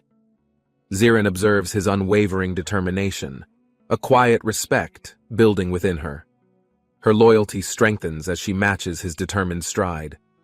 They move purposefully toward the academy gates, their silhouettes standing tall amidst a backdrop of uncertainty and unseen danger. Within the academy's grandeur, Nox takes in the ornate surroundings. The tension within him simmers, knowing what's expected in the coming trials. Nox interrupts the opening address, offering his insights with a sharp edge. His confidence unnerves some, but his words carry weight. The instructor emphasizes the importance of the year's curriculum. Each lesson, he claims, will be pivotal to surviving future battles. Nox grows impatient, his skepticism evident as he internally critiques the academy's structure and its emphasis on theoretical over practical skills. As the instructor's words drone on, Nox suppresses his frustration. He realizes he must navigate this system despite its inefficiencies. His internal monologue reflects his sharp wit and growing irritation. Nox sighs, mentally preparing to tackle the academy's challenges head-on. The instructor sternly outlines the expectations for teamwork. Nox's disinterest grows as he realizes he must form alliances reluctantly. Nox silently scoffs, questioning the time allotted for building connections. His skepticism toward the academy's structure becomes increasingly evident. Breaking his silence, Nox challenges the instructor's rules, hinting at his preference for independence. His words cause a stir among peers. The instructor responds coldly, declaring Nox's refusal to comply will result in failure. Nox's resolve clashes with the academy's rigid expectations. Despite the warning, Nox firmly states his stance, refusing to compromise. The room watches, divided between awe and disbelief at his boldness. The instructor delivers the ultimatum. Nox, unfazed, acknowledges the consequences while silently strategizing how to navigate the restrictive environment. Nox contemplates the academy's emphasis on group dynamics, contrasting it with his belief in self-reliance and personal accountability. A glowing emblem captures everyone's attention, symbolizing the academy's authority. Its presence reinforces the weight of the instructor's expectations. The room fills with murmurs as students discuss the rigid rules. Nox remains silent, his thoughts focused on circumventing the system. Nox observes the emblem closely, its significance not lost on him. He knows mastering its purpose will prove crucial to his success. As murmurs continue, Nox notices Eleanor enter the room. Her confident stride and commanding aura silence the surrounding chatter.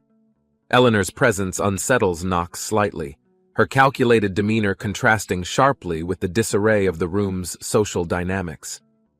Nox analyzes the situation, weighing his options.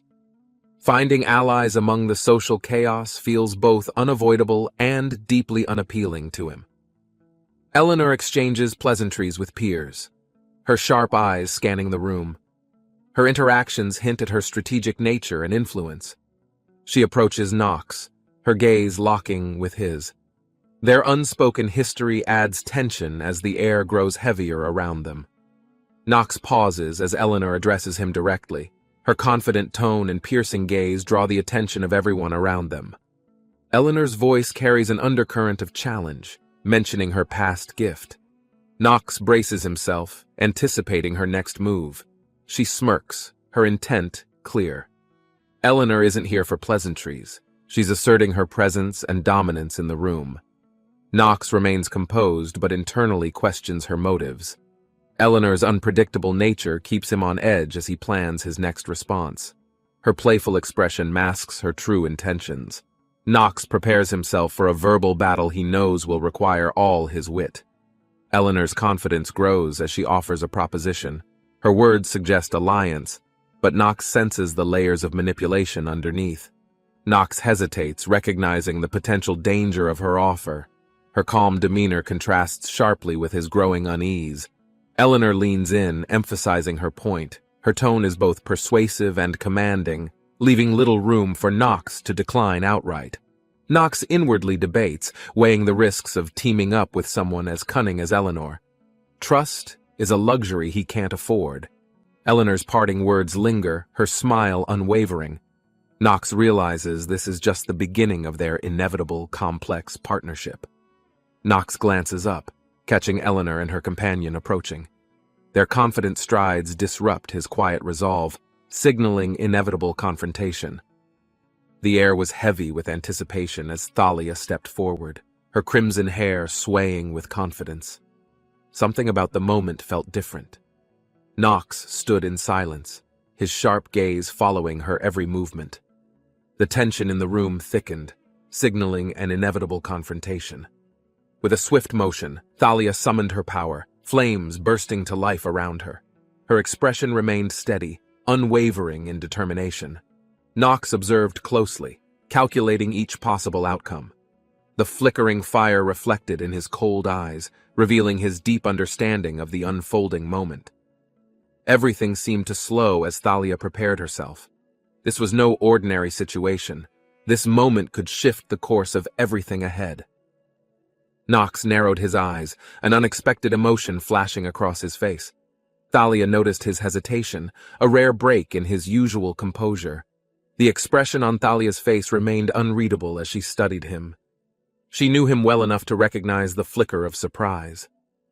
The weight of the situation settled between them. It was rare for Knox to acknowledge reliance on anyone, yet the truth was clear. He stole a glance in her direction, as if processing an unfamiliar concept. The presence of another by his side was unexpected. A quiet understanding passed between them, though neither acknowledged it aloud.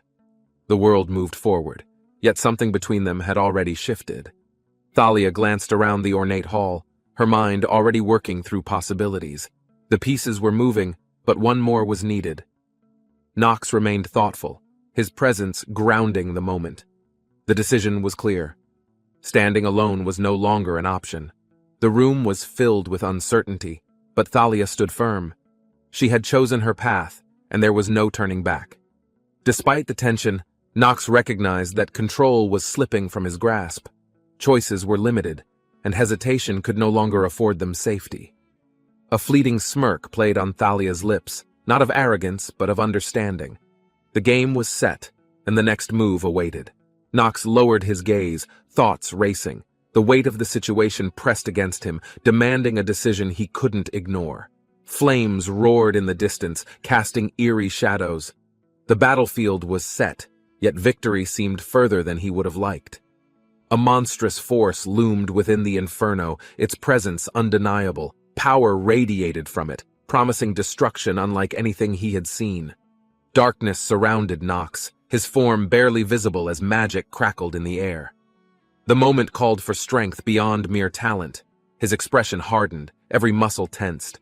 The battle ahead wasn't about survival alone, it was about proving something, even to himself.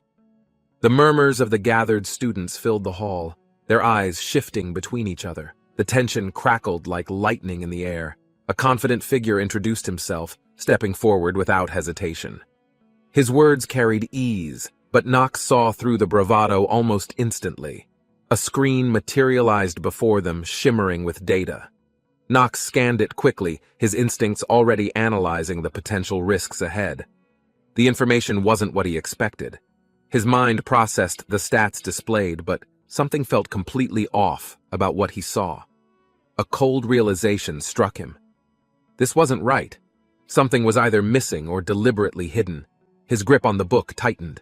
The golden light above radiated with divine power, its brilliance unmatched. Something ancient stirred within, watching, waiting for the moment to strike.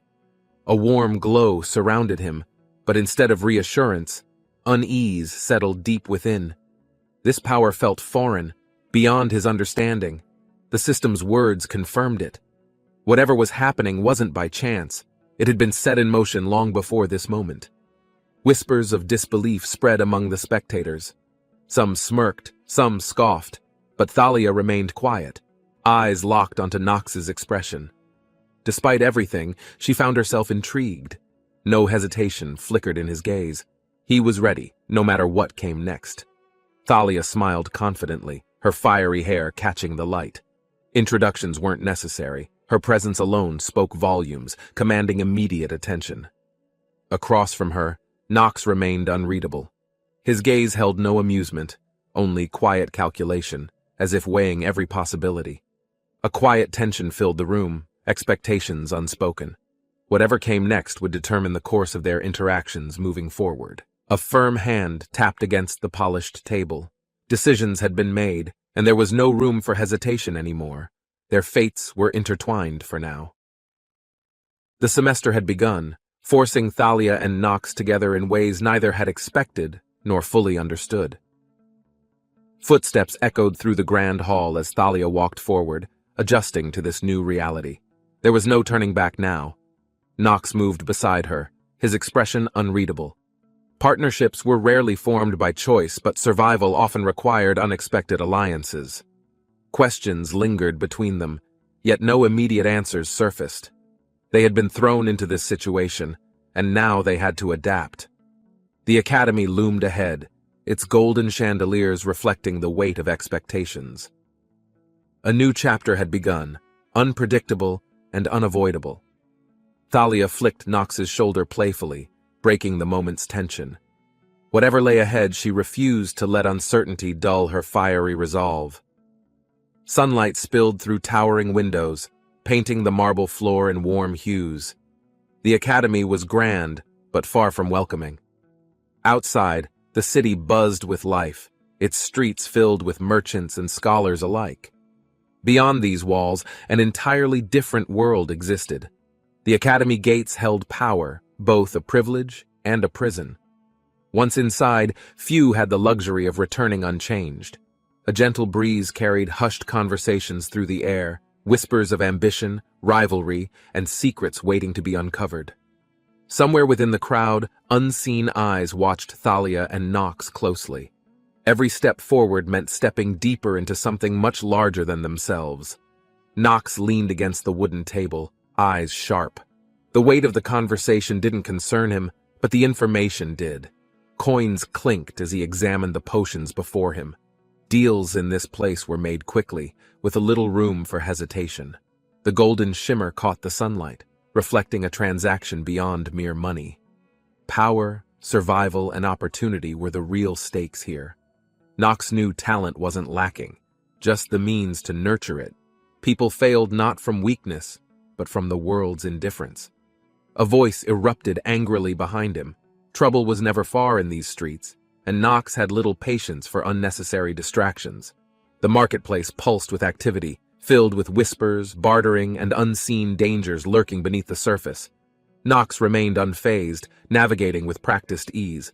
His cloak fluttered as he turned, feeling watchful eyes. Chaos here was normal, but something felt different. Something demanded his attention. A sudden shift, a flicker of movement. His instincts sharpened instantly. In a place like this, even a second's delay was costly. A man's voice cut through the air, irritation barely concealed. Nox's grip tightened, aware that confrontation was now unavoidable. As tension crackled, the weight of recognition settled. This wasn't a random encounter, it was something far more deliberate, possibly dangerous. The merchant's expression darkened as realization dawned. Nox von Reinharber wasn't just another noble. His name carried a history few dared question. A murmur spread through the crowd. Nox was familiar with that reaction. Reputation often preceded him, but rarely in helpful ways. Nox remained indifferent. His family name carried weight, yet it wasn't enough to command absolute control over every situation. A gust of wind swept through the alley, stirring tension. Words alone wouldn't resolve this, and both sides seemed to understand that. As energy crackled faintly around him, Nox took a measured breath. This confrontation wasn't ending with words. It would demand something more. Nox lowered his head, eyes shadowed. A storm brewed within him, unseen but undeniable, waiting for the right moment to strike. A glint of determination flashed as he lifted his gaze. He refused to be measured by the expectations of others. Green energy swirled violently at his feet, responding to his unshaken will. Ancient forces stirred, acknowledging his defiance, ready to be commanded. His fingers curled around the book, power channeling through his veins. The ground trembled as the spell's intricate layers took form. The magic circle erupted in green flames, summoning ethereal skulls. Nox had made his choice. He wouldn't beg. He would dominate. Watching from afar, Nox's adversaries exchanged glances. Uncertainty crept into their expressions, realizing they had underestimated what he was capable of. Thalia stood frozen, watching the surge of power unfold. She had seen him fight before, but this was something else entirely. Nox dashed forward, his movements sharper, more precise. He wasn't reacting. He was leading, dictating the pace of the battlefield.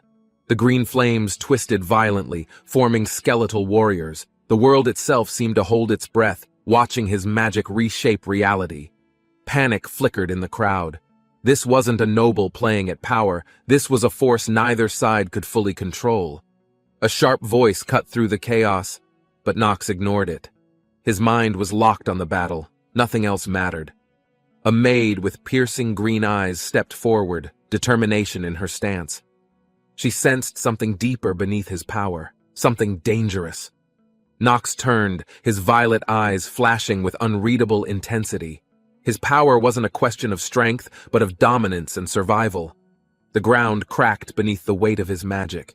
Those who had doubted him now watched in fear, their arrogance shattered. Nox exhaled slowly, his fingers tightening. The battle had already been decided. Now it was only a matter of execution. Nox stood amidst swirling darkness, his violet aura crackling with restrained fury. Shadows twisted around him, reacting to his growing power. His fingers clenched, absorbing the hostile energy. Every movement was deliberate, a calculated show of force meant to send a message. The air thickened as his presence dominated the battlefield. Fear settled in, realization dawning upon those who had underestimated him. A skeletal minion floated beside him, eerie green light flickering in its hollow eyes, awaiting the command to strike mercilessly. Nox exhaled, shifting his stance. The next moment would decide everything: who ruled the battlefield and who would crumble beneath it. The crowd froze, eyes widening in disbelief. Nox stood before them, an unsettling presence, his aura demanding attention without uttering a word. A smirk played on Nox's lips as violet energy crackled at his fingertips. No introductions were needed. His power spoke for itself. The golden sunset bathed the estate, its towering walls casting long shadows. The air carried whispers of change, a quiet forewarning. The maid observed Nox von Reinharber carefully, her trained composure masking an inner frustration. His presence felt distant, like a ghost of himself. She tightened her grip on the documents, wondering why Nox never acknowledged her efforts. His indifference stung more than expected. Annoyance simmered beneath her composed demeanor. Had something changed, or had Nox always been this cold? The question gnawed at her thoughts. Thalia stood nearby, her piercing gaze locked onto him. The once familiar presence now felt foreign, like a stranger hidden in plain sight. A soft breath escaped Thalia as she steadied her emotions. Overthinking led nowhere, but ignoring instincts never ended well either. The maid composed herself, smoothing her uniform. Reading Nox's true intentions had become an impossible puzzle, the pieces never quite fitting. A decision formed within Thalia. Observing from a distance wouldn't provide answers. Only direct action would reveal what had truly changed. The past whispered through fragmented memories. Nox had once been fearless, reckless even. Now, hesitation clung to his every movement. Uncertainty clouded her thoughts, but something was clear. This version of Nox carried a burden unseen, heavier than anyone could comprehend. Thalia studied him with newfound intensity. If everyone else failed to notice the difference, she wouldn't make the same mistake. The maid maintained her composed expression, but doubt flickered in her gaze. Something within her questioned whether this shift was inevitable. Leaves swirled in the breeze, a quiet reminder of time's relentless march. No one remained unchanged, no matter how strong-willed. The carriage rumbled steadily along the cobbled path, carrying unspoken emotions. Shadows of the past lingered, refusing to be left behind. As the wheels turned, Thalia clenched her fists. The answers she sought wouldn't come easily, but she refused to be blind. The grand ballroom shimmered with golden light as Thalia descended gracefully, her emerald gown flowing like water, drawing every eye toward her. A quiet murmur spread through the room. Thalia barely noticed, her attention fixed elsewhere, thoughts tangled in an unspoken concern. Nox stood motionless, expression unreadable. His gaze flickered toward her before turning away, as if something heavier weighed on his mind. The maid observed the exchange, sensing tension. In reflections of past moments, she saw what had once been an unshaken certainty. Thalia clenched her fists. Why did he suddenly feel so unreachable? Why did his presence, once comforting, now feel so distant? The quiet tension remained as Thalia adjusted her posture. If answers wouldn't come to her, she would simply go after them. The maid followed closely, her practiced elegance masking curiosity. Something about Nox had shifted, and Thalia wasn't the only one noticing. Sunlight filtered through the tall windows, warming the polished floor. A fleeting moment of clarity struck her. Some things weren't as they seemed. Reaching out instinctively, Thalia grabbed the maid's hands. A surprising warmth filled the moment, grounding her before emotions spiraled further. Their clasped hands, simple yet grounding, reminded Thalia that change wasn't always bad. Perhaps understanding Nox required looking beyond the surface. A soft laugh escaped Thalia, shaking off her frustration. Dwelling on confusion wouldn't solve anything. Action was the only path forward. The maid, watching her closely, suppressed a smile. Even in uncertainty, Thalia's determination remained unchanged, a force that refused to be ignored. Footsteps echoed down the hallway, a new presence approaching. Their moment of quiet contemplation shattered by an inevitable confrontation. A firm knock broke the silence, signaling a change. Whatever came next, Thalia knew standing still was no longer an option. As the door opened, anticipation filled the air. Answers would come, but whether they'd bring relief or trouble remained uncertain. The air inside the room felt heavier as Thalia listened, her thoughts racing. Something about this conversation left her unsettled. Her sharp gaze flickered toward the door, curiosity stirring. A single knock had disrupted the moment, raising more questions.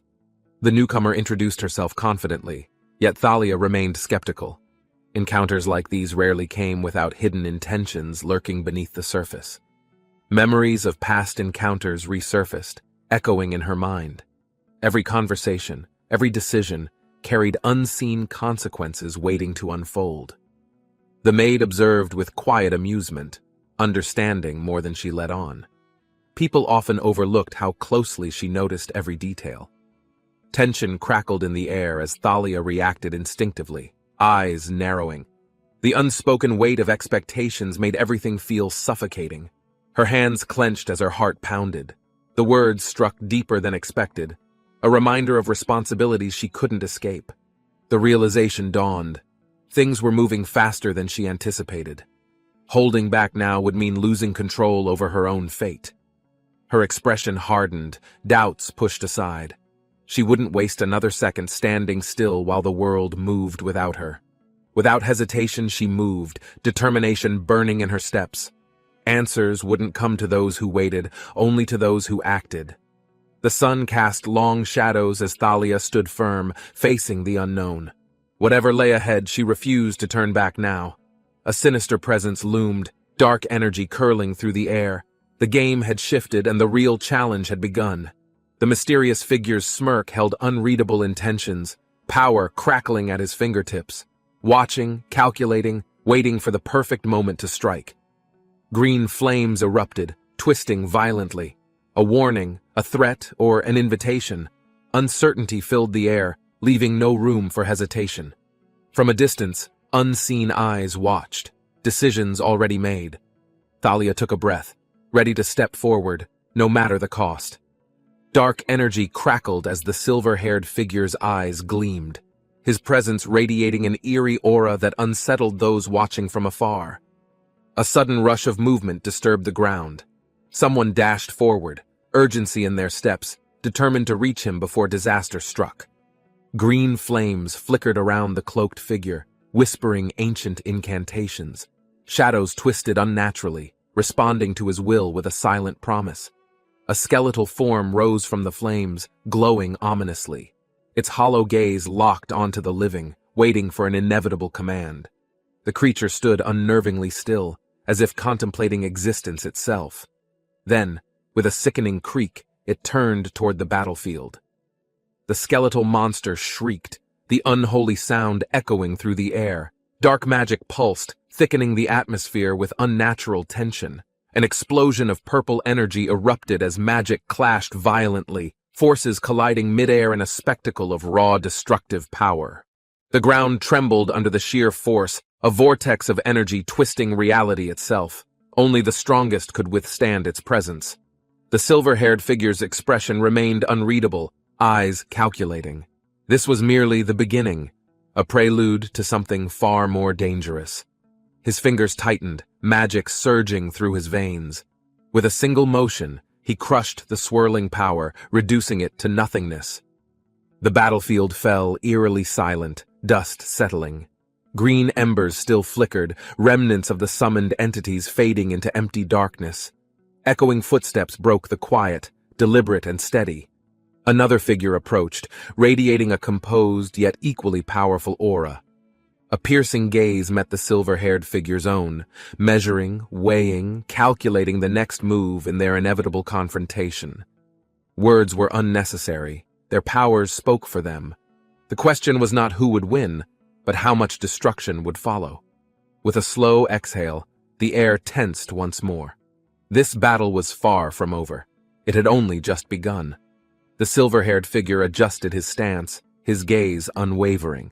His presence alone was enough to shift the atmosphere, tension rising instantly. Across from him, a dark-haired noble remained composed, gripping a heavy pouch. The weight of their choices lingered between them. Gold coins spilled onto the ground, glinting under the sun. A quiet exchange of power, more than simple wealth, had begun. A faint smirk flickered across his face. Gold alone couldn't buy trust, but it was often enough to test loyalty. Shadows twisted behind them as a skeletal minion watched. Its hollow eyes glowed ominously, waiting for silent commands to be given. The noble's expression darkened, his hands tightening. Despite the eerie setting, his mind focused on something far more important than fear. A statement hung between them, words unspoken yet fully understood. Power was shifting, and neither could afford to miscalculate. The silver-haired figure's violet eyes gleamed, catching every detail. Every movement, every hesitation, another step in a dangerous game. Uncertainty flickered for a brief moment before vanishing. The noble wasn't here by accident. Something deeper had led him here. Behind him, green flames flickered ominously. The skeletal warriors remained silent, waiting, their presence serving as a grim reminder of mortality. The swirling green energy pulsed violently, shifting with unnatural intensity. This power, neither fully understood nor controlled, threatened to break free. The ground trembled as heavy footsteps echoed. Approaching with purpose, the noble made his choice, stepping into the uncertain unknown. The silver-haired figure observed, curiosity flickering in his gaze. Rarely did people step toward danger willingly, without ulterior motives. As shadows twisted, an unseen force stirred. A deal unspoken, a fate uncertain, both bound by something larger than themselves. A single ember of golden light flickered in his hand, not an offer, nor a warning, but a final invitation. Green energy crackled in his grasp, the coin pulsing with forbidden magic. The eerie glow reflected in his eyes, unreadable and intense. The coin slipped from his fingers, falling weightlessly, a silent rejection, a choice made without hesitation, yet carrying unseen consequences. Power surged violently, wrapping around him like living flames. The energy recognized him, questioned him, challenged his very right to wield it. Sunlight streamed through the grand chandelier, casting shadows over the map-covered table where Talia and Eleanor sat, tea in hand, contemplating decisions. Talia held her cup firmly, her gaze distant. Eleanor observed her closely, sensing hesitation beneath the confident facade she always presented outwardly. The weight of responsibility pressed against Talia's chest. Every choice led to consequences, and uncertainty clung to her thoughts like an unshakable burden. Eleanor shifted slightly, her fingers tracing the rim of her cup. Even without words, she could feel Talia's inner turmoil and doubt. Silence settled between them, heavy with unspoken concerns. Talia exhaled sharply, setting her cup down, knowing hesitation would only make things harder. A woman stood near the window, her silhouette glowing against the golden light. Her presence alone was enough to stir old memories. Eleanor's fingers tightened slightly around her teacup. Thoughts of past failures and mistakes resurfaced, clashing with the uncertainty of the present moment. Talia's hands curled into fists, her expression unreadable. She knew what was at stake, but the creeping doubt refused to leave. The rumors from the underground whispered caution, hinting at something darker. Even the results from the tournament left questions unanswered, lingering ominously. Talia's grip on her teacup tightened, frustration barely concealed. Despite everything, she knew the world still viewed him as the greater threat. Talia's gaze flickered sideways, lost in thought. The weight of unspoken expectations pressed upon her, shaping her every action and decision. A distant memory surfaced, an evening dressed in formality, standing before someone whose presence had once meant far more than she admitted. Eleanor, still seated, carefully observed Talia's shifting expressions. Something was stirring within her, something unresolved that she wasn't ready to face. Time had a cruel way of intertwining past and present, leaving little room for second chances. Doubt had already spread too far. Eleanor sighed, placing her cup down with slow deliberation. She wondered how many others secretly shared the same thoughts lingering in her mind. Talia sat stunned, her thoughts racing. The information she just heard shattered expectations, leaving her uncertain of what to believe anymore. Eleanor remained composed, her hands steady. The knowledge she carried wasn't new, yet revealing it now carried its own weight. A silence stretched between them, both aware that this conversation would decide much more than either had initially anticipated or prepared for. Eleanor's gaze remained sharp, reading Talia's shifting expression carefully. She could sense hesitation, but hesitation wasn't something she intended to allow. The air between them thickened. With a determined expression, Talia straightened her posture, knowing this discussion was far from over. The weight of nobility and duty pressed onto them, expectations looming. Their families had already played a part in deciding their fates. Eleanor watched carefully, observing the slight tremble in Talia's hands. There was more than just logic driving her reactions right now. The reality of political alliances and arranged connections wasn't new, yet knowing didn't make it any less difficult to accept. Talia clenched her jaw, gripping her teacup tightly. There were things she wouldn't allow, regardless of family expectations or outside interference. Eleanor sighed, setting her own cup down. This wasn't just about obligation, it was about understanding the reality of dangerous entanglements. Talia's expression darkened, recalling everything leading up to this conversation. Her thoughts twisted, past decisions clashing with present emotions violently. Eleanor sat silently, waiting. There was no need to rush explanations. Some truths needed time to settle before they could be understood. An old memory flickered, a battlefield, destruction, a familiar shadow stepping forward in the chaos. Some things weren't so easily forgotten. The weight of the past clung heavily, its grip unrelenting. The truth remained unchanged, no matter how much emotions swayed. Eleanor's voice was steady. "He saved your life." The reminder struck deep, resurfacing things Talia wished she had buried forever. A cold wind blows as she stands firmly, her piercing gaze fixed ahead, her presence commanding attention in the dim light. Sitting at the wooden table, she rests her hand, deep in thought, questioning the reason behind the sudden growing interest. Silence lingers between them, tension thick in the air, a mixture of curiosity and uncertainty clouding their guarded expressions carefully. Her expression shifts slightly, as if reconsidering something, the weight of unspoken words pressing heavily upon her conflicted racing thoughts. Rising to her feet, she straightens her uniform, her mind set, ending the conversation with an air of quiet finality. She watches intently, eyes narrowing slightly, thoughts swirling like an unrelenting storm, unanswered questions weaving a path toward unexpected conclusions. Pushing her chair back, she steps forward, hesitation fading as determination takes its place, moving steadily through the familiar wooden interior. Outside, sunlight glimmers over rooftops, the academy standing tall, yet the bustling world around her feels distant and strangely unimportant. Steps echo against stone paths, each stride filled with silent contemplation, the air around her shifting with an unseen weight. A voice calls from nearby, casual yet curious, breaking her thoughts, drawing her attention toward an unfamiliar presence waiting patiently. She halts, glancing toward him, noticing his unwavering gaze, something in his demeanor hinting at knowledge beyond casual passing words. Observing his expression, a fleeting thought crosses her mind, a feeling of recognition stirring as though they've met once before. He watches her closely, studying every subtle movement, an unspoken understanding forming as the surrounding atmosphere grows eerily still. Doubt flickers in her mind, the weight of uncertainty pressing down, senses heightened as an unseen force begins to stir. A sudden golden glow envelops her surroundings, radiant energy swirling as a mystical fox spirit emerges, shifting reality in an instant. A dimly lit hall looms ahead, shadows stretching endlessly. She stands alone, the weight of unseen eyes pressing upon her shoulders. Torn fabric clings to her trembling hands, the cold air biting through. Scars of an unseen past threaten to surface again. Footsteps echo behind her, sharp and deliberate.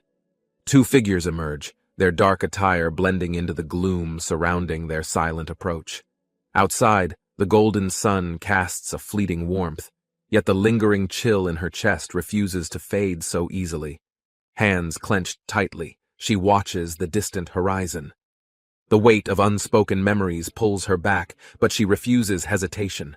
A sudden force shatters the stillness, green energy spiraling wildly. The air vibrates with raw power, distorting everything around them. A man with silver hair stands amid the chaos, his expression twisted with pain.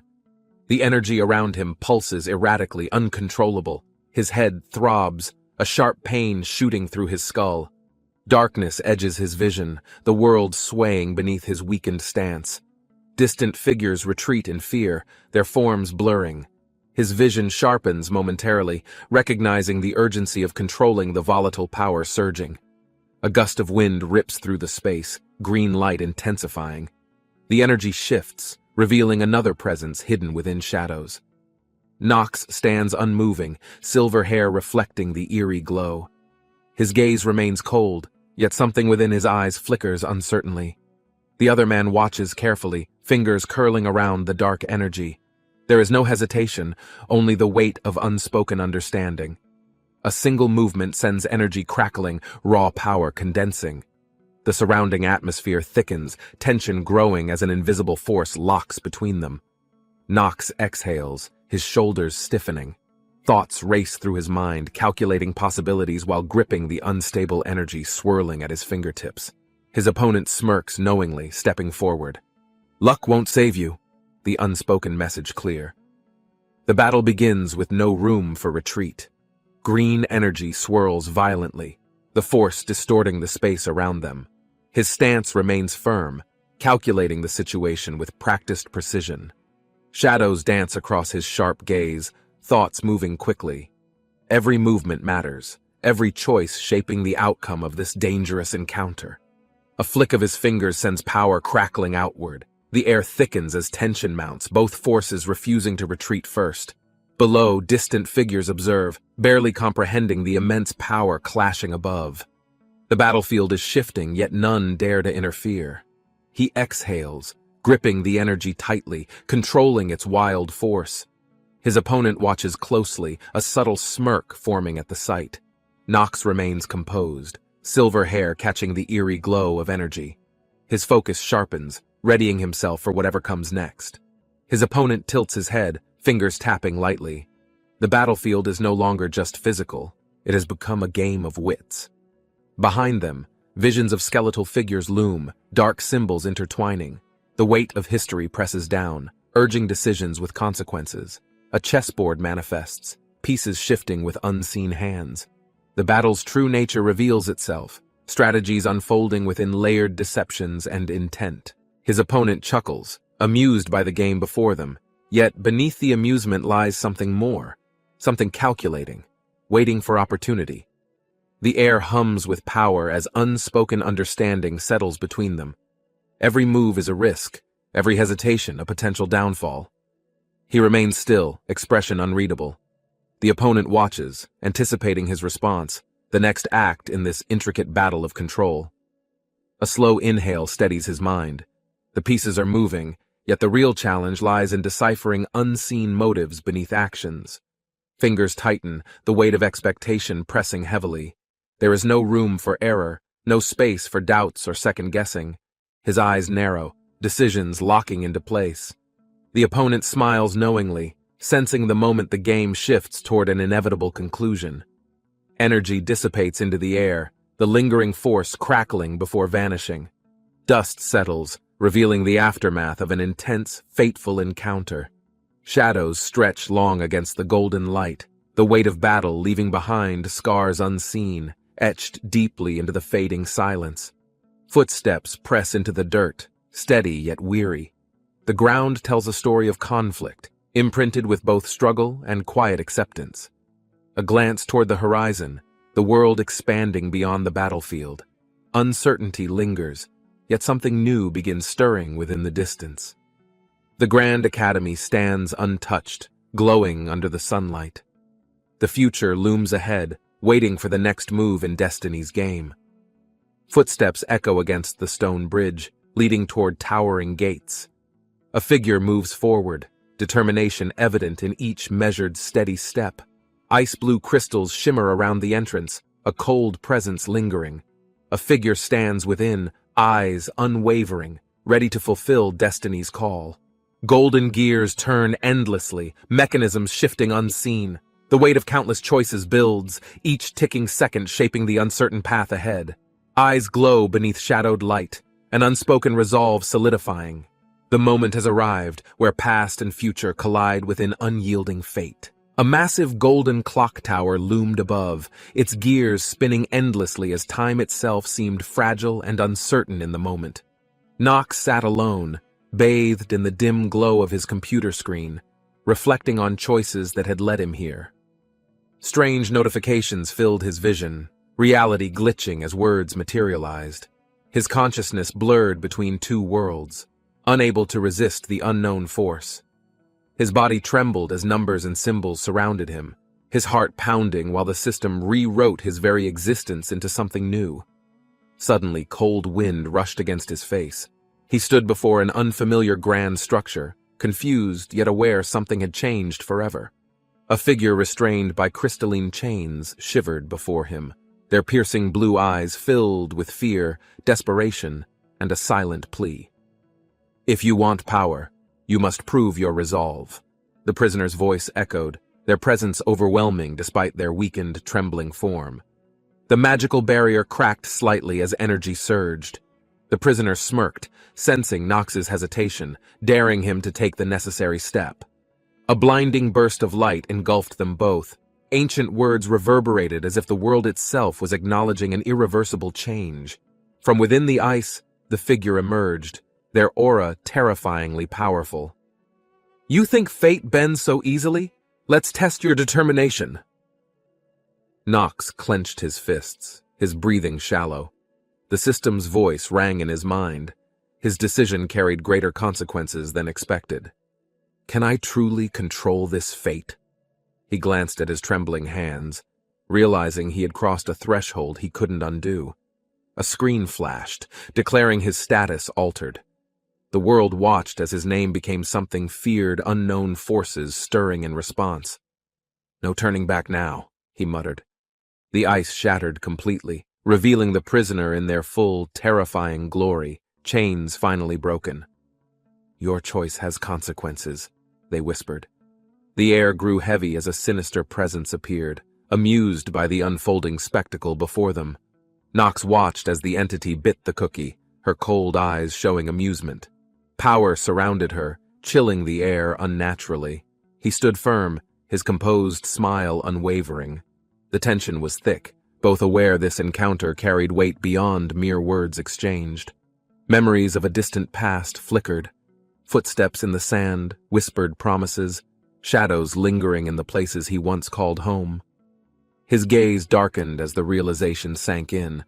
Choices made in desperation now shaped his reality, consequences stacking higher than expected. Ice crackled around him, a silent warning. His presence alone disrupted the balance, just as hers once did before him. The entity grinned, breaking free. Energy pulsed, chains disintegrated. Her presence magnified, making Nox question if he had underestimated her will. Light erupted, the scroll appearing mid-air. Its glow pulsed as ancient symbols shifted, revealing words carrying promises yet to be fulfilled. The contract, once thought impossible, hovered between them. Choices written in golden ink sealed the fate of all who dared sign. A bitter smile formed. Nox realized hesitation was a luxury. Destiny had already written its demands. He was merely the one responding. His fingers trembled slightly as he reached forward. The pact was dangerous, but perhaps within it lay the key he needed. Nox's eyes narrowed, his pulse steady. The entity taunted, daring him to reject what had already intertwined them in fate's grasp. Golden light swirled violently, the contract demanding acknowledgement. To refuse meant severing an unknown possibility, a risk Nox could not afford. The parchment crackled, shifting between them. Power recognized power, the lines between control and submission blurring as the decision solidified itself. A surge of magic ignited, an unseen force testing Nox's resolve. The weight of destiny pressed heavily upon his outstretched hand. With the final whisper of energy, his grip tightened. The pact sealed itself, and in that moment, everything changed irreversibly. Nox grasped the golden hourglass tightly, its energy surging through his body. Time itself twisted, recognizing him as its rightful master. The system screen flickered. Words materialized, confirming his newfound authority. The weight of responsibility settled, yet his resolve only grew stronger. He read the text carefully. Ancient knowledge flooded his mind, granting insights only few had ever possessed throughout history's long existence. The contract was absolute. A choice had been made, and the repercussions extended beyond him, beyond anything he could have anticipated. As the final prompt appeared, the reality around him shifted. His heartbeat quickened, knowing he had stepped onto an irreversible path. Golden energy spiraled, enveloping Nox completely. His skill evolved, rewriting fate itself. The world recognized his ascension, acknowledging him beyond expectations. Power crackled in the air. The system's final confirmation blinked. His skill had transformed, surpassing what anyone could have predicted. The clock tower roared to life. Gears turned in rhythm, each tick amplifying the significance of the power he now wielded. The announcement finalized his status. No longer bound by limitations, Nox had gained something immeasurable, an ability feared by those who understood. He exhaled slowly, watching golden threads weave into existence. Destiny had shifted, and now all who opposed him would soon regret it. Flames engulfed the ancient contract, sealing the decision in fate's ledger. Nox knew his path was set. No hesitation remained. He turned towards the entity, her expression unreadable. They both understood that from this moment on, nothing would be the same. His grip tightened on the hourglass. There was no room for weakness, no time for doubt. Only action remained within his grasp. The chamber hummed with residual energy. The deal had been struck, and now it was only a matter of consequences unfolding. As he stepped forward, shadows shifted in the distance. Unseen forces moved, watching, waiting, knowing that change had just begun. Nox's eyes narrowed. The realization struck. This wasn't just about power. It was about proving something far beyond anyone's expectations. He took a step forward, feeling the weight of unseen eyes watching. The atmosphere thickened, tension growing with every passing second. The frost around them shimmered as magic pulsed. A test? A warning? Either way, Nox had already accepted his fate. He exhaled, steadying his thoughts. His opponent was unpredictable yet familiar. A mirror reflecting what he could become, or worse. The chamber echoed with silence. The pieces had been set, and Nox was ready to play his part without hesitation. The air crackled, magic weaving into complex patterns. The moment stretched endlessly as the unseen force prepared to make its move. A sharp hum filled the space. The frost intensified, reacting to the magic stirring beneath layers of unspoken agreements and power. Nox clenched his fists, bracing himself. The battle wasn't physical. This was a clash of ideologies, a game with unseen stakes. With a slight movement, the contract finalized itself. Whatever lay ahead, Nox knew he had just invited the impossible into existence. A shift in the air signaled something greater. Time itself seemed to acknowledge the moment, rewriting the course of history. A new environment unfolded before him, golden light illuminating ancient architecture. The transition was seamless, as if the past never happened. Nox took his seat, eyes scanning the lecture hall. The mundane setting masked the secrets hidden beneath layers of deception. The professor's voice echoed, carrying authority. A name appeared on his system interface, revealing details about the man standing before them. Lars von Celestia, a name carrying weight. His abilities were unique, his mind sharp, yet Nox knew the professor had flaws. As the lesson continued, Nox tapped his fingers against the desk. This wasn't just a lecture. This was a battlefield too.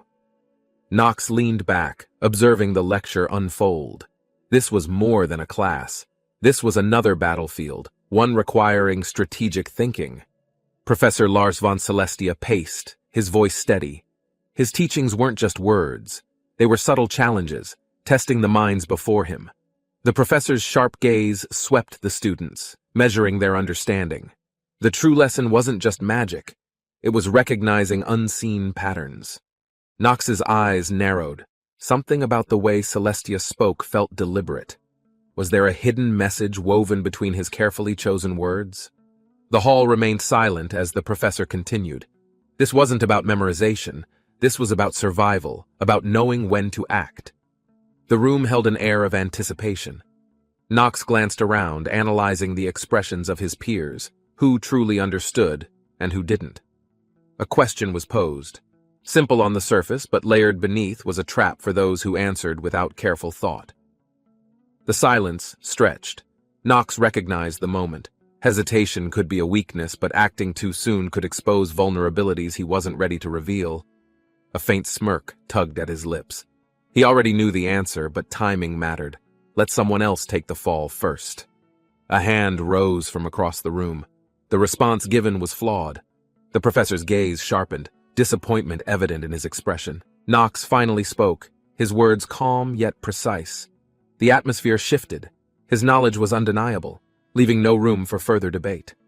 The professor paused, eyes locking onto him. This wasn't just about correctness. Celestia was now reassessing the depth of Nox's intelligence. Another question came, this time laced with subtle complexity. Nox remained unfazed, effortlessly countering with logic, dismantling any lingering doubt. A murmur rippled through the hall. He wasn't just another student, he was a force, one that couldn't be ignored. The professor exhaled, a faint smile forming. Sanctity, he acknowledged. Nox had proven his worth, but the real challenge had just begun. Professor Lars von Celestia adjusted his gloves, his sharp eyes scanning the lecture hall. He spoke with authority, challenging the students' understanding. Nox scoffed, his expression calm. He had already anticipated the professor's methods, his mind working several steps ahead effortlessly. The atmosphere chilled as Nox exuded quiet confidence. The professor hesitated for a moment, sensing something far beyond his expectations. The other students exchanged uneasy glances. Whispers spread. This confrontation wasn't about knowledge alone. It was a battle of dominance. Lars von Celestia's expression wavered. He realized too late that the student before him wasn't ordinary. Nox had already seized control. Nox leaned back, his smirk unwavering. He had expected resistance, but their frustration only confirmed how unprepared they truly were. Sunlight stretched across the academy rooftops, masking the tension beneath. The world remained unchanged, unaware of the storm brewing inside. A solitary figure sat in silence, his mind trapped in fragmented memories. The air around him carried the weight of exhaustion. A simple loaf of bread rested on the table. It was nothing significant, yet it felt like a test of survival. His hand trembled as he reached forward. Every motion carried the remnants of battle, scars both physical and unseen burdening his frame. Pain shot through his chest, his body reacting before his mind could. A force deep within stirred, demanding to be acknowledged. Blood spattered against the wooden floor, His heartbeat pounded in his ears, every breath shallow as a distant numbness settled in. A smirk curled on his lips as his vision blurred. Pain had become familiar, yet something inside twisted into something new. Rising from the floor, his body ached under its own weight. Golden eyes flickered, their glow sharper, filled with something unnatural.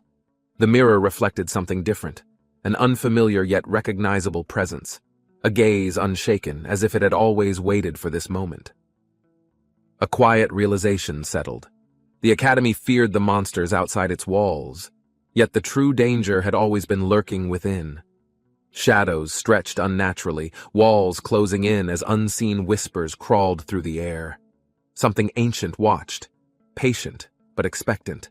Flames flickered, casting jagged patterns across the floor. Time twisted, distorting reality as a force far greater began pulling the strings. The contract hovered before him, its presence undeniable. Darkness pulsed from its core, promising strength at a cost yet unknown.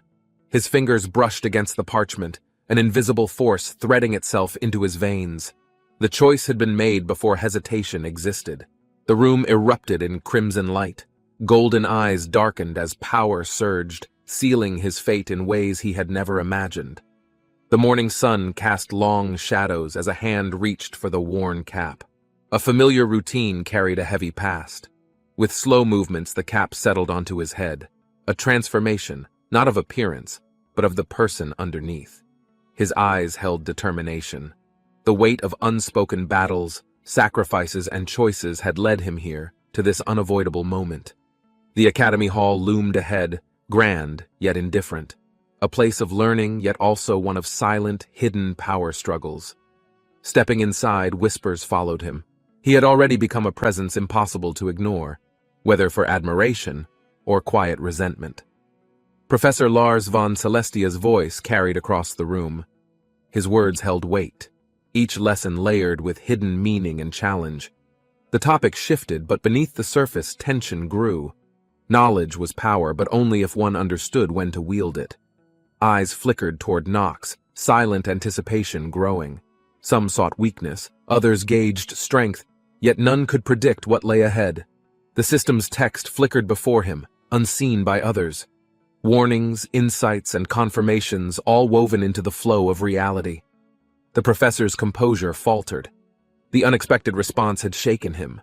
Nox wasn't simply a student. He was a force rewriting expectations. The murmurs spread like wildfire. A classroom that once followed predictable rules had been upended, and the ripple effect had begun. The lesson was no longer academic. Each word, each challenge, each exchange became a game where victory wasn't defined by grades. Eyes narrowed in silent calculations. A battle had started long before today, and the pieces were now shifting into place. The professor clenched his jaw, realizing too late that control had slipped. The lecture hall was no longer his domain alone. In the upper rows, students whispered behind concealed hands. A new presence had arrived, one neither predictable nor easily ignored.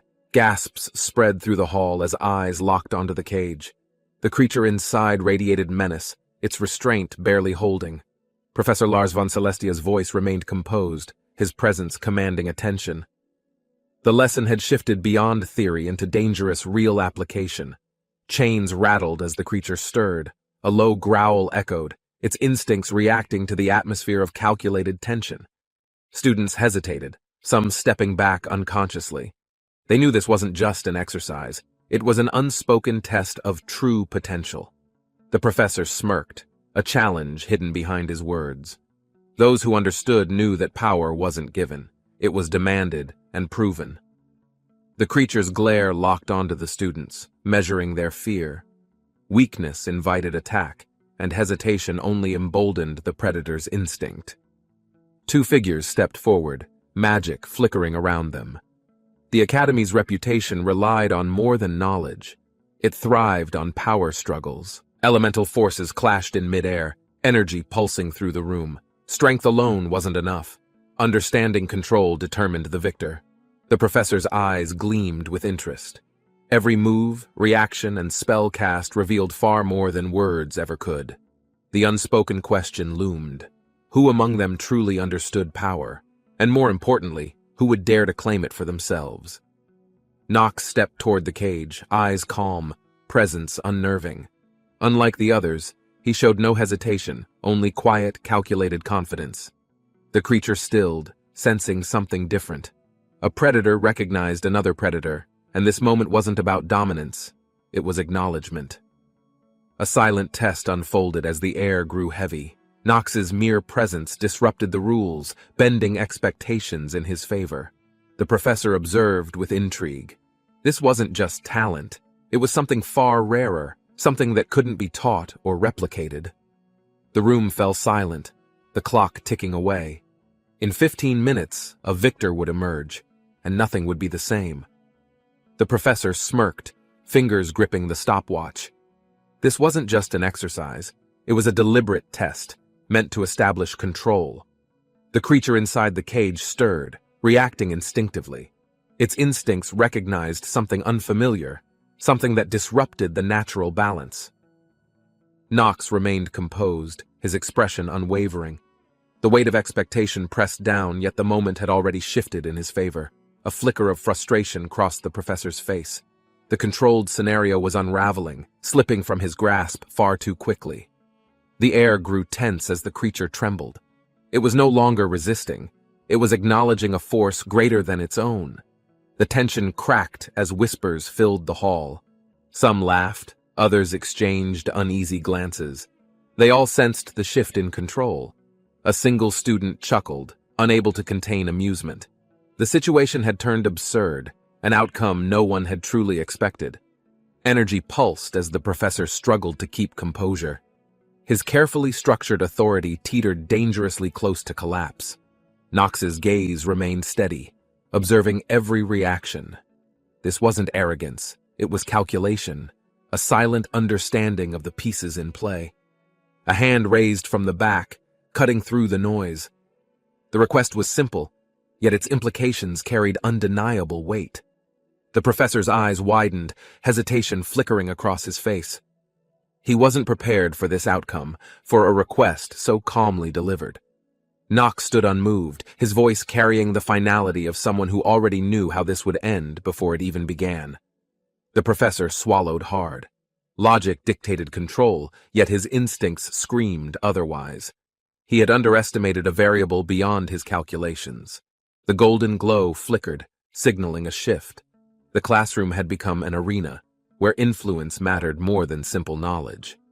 Silence stretched, then applause erupted. What began as a lecture had become something else entirely, a stage where dominance had been redefined. The professor's confidence wavered for a split second, his hand tightening. Control was slipping and he struggled to maintain authority. Golden light erupted, forcing the moment forward. The illusion of balance shattered, revealing the deeper game that had been unfolding. Nox remained unfazed, his focus sharp. The words spoken were irrelevant. Only the unspoken rules of control and submission truly mattered. Whispers stirred, uncertainty growing. This wasn't just a lesson anymore. It was a declaration, a shift in the Academy's power structure. As realization dawned, silence settled. The stage had been set, and now the pieces could no longer be moved back. Laughter broke the stillness, students exchanging glances. They sensed the change, but hesitated to acknowledge what had just transpired. Nox raised his hand, effortlessly reclaiming control. A quiet yet undeniable presence demanded recognition from both allies and those who opposed. The professor's expression twisted in disbelief. His calculated scenario had been undone, rewritten by someone who refused to follow expected rules. A tremor shook through the hall, a subtle yet tangible shift. This wasn't just an academic test. It had become something bigger. Eyes locked, the final verdict unspoken yet clear. The hierarchy had changed, and from this moment forward, nothing would remain the same. Labored breaths filled the hall, exhaustion creeping through the students. Their bodies struggled, but the pressure in the air remained unyielding. Some clenched their fists, refusing to fall. Others barely held on, their strength draining under the unseen force pressing against them. Amidst the strain, one stood unaffected, eyes calm, posture steady, an anomaly in a situation designed to push all beyond their limits. Disbelief flickered in the eyes of many. The question lingered unspoken. Was he even human, or something far beyond comprehension? Knox stepped into the grand hall, his sharp gaze cutting through the murmuring crowd. The heavy air signaled his unexpected presence. Irene observed from a distance, her golden hair catching the light. The nobles whispered among themselves, doubting his place among them. Knox remained still, his calculated posture revealing nothing. The weight of his reputation silenced a few, while others still sneered. Oscar smirked from the back, arms crossed.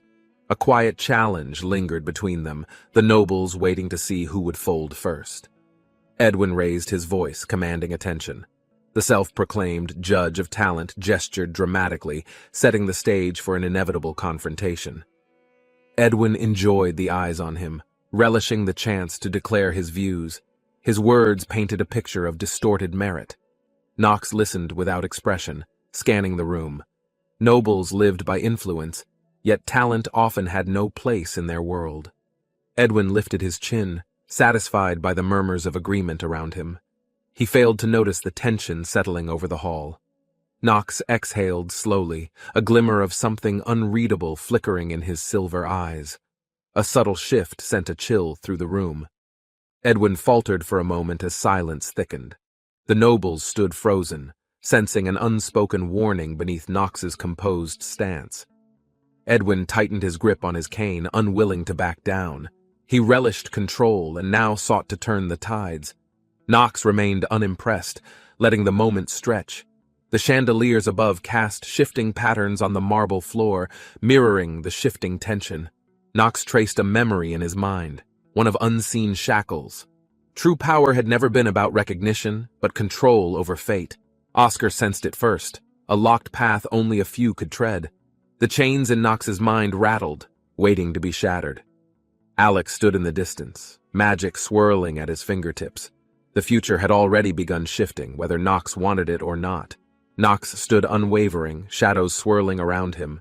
His presence alone disrupted the noble's composure, forcing a shift in the atmosphere. Edwin clenched his fists, frustration evident.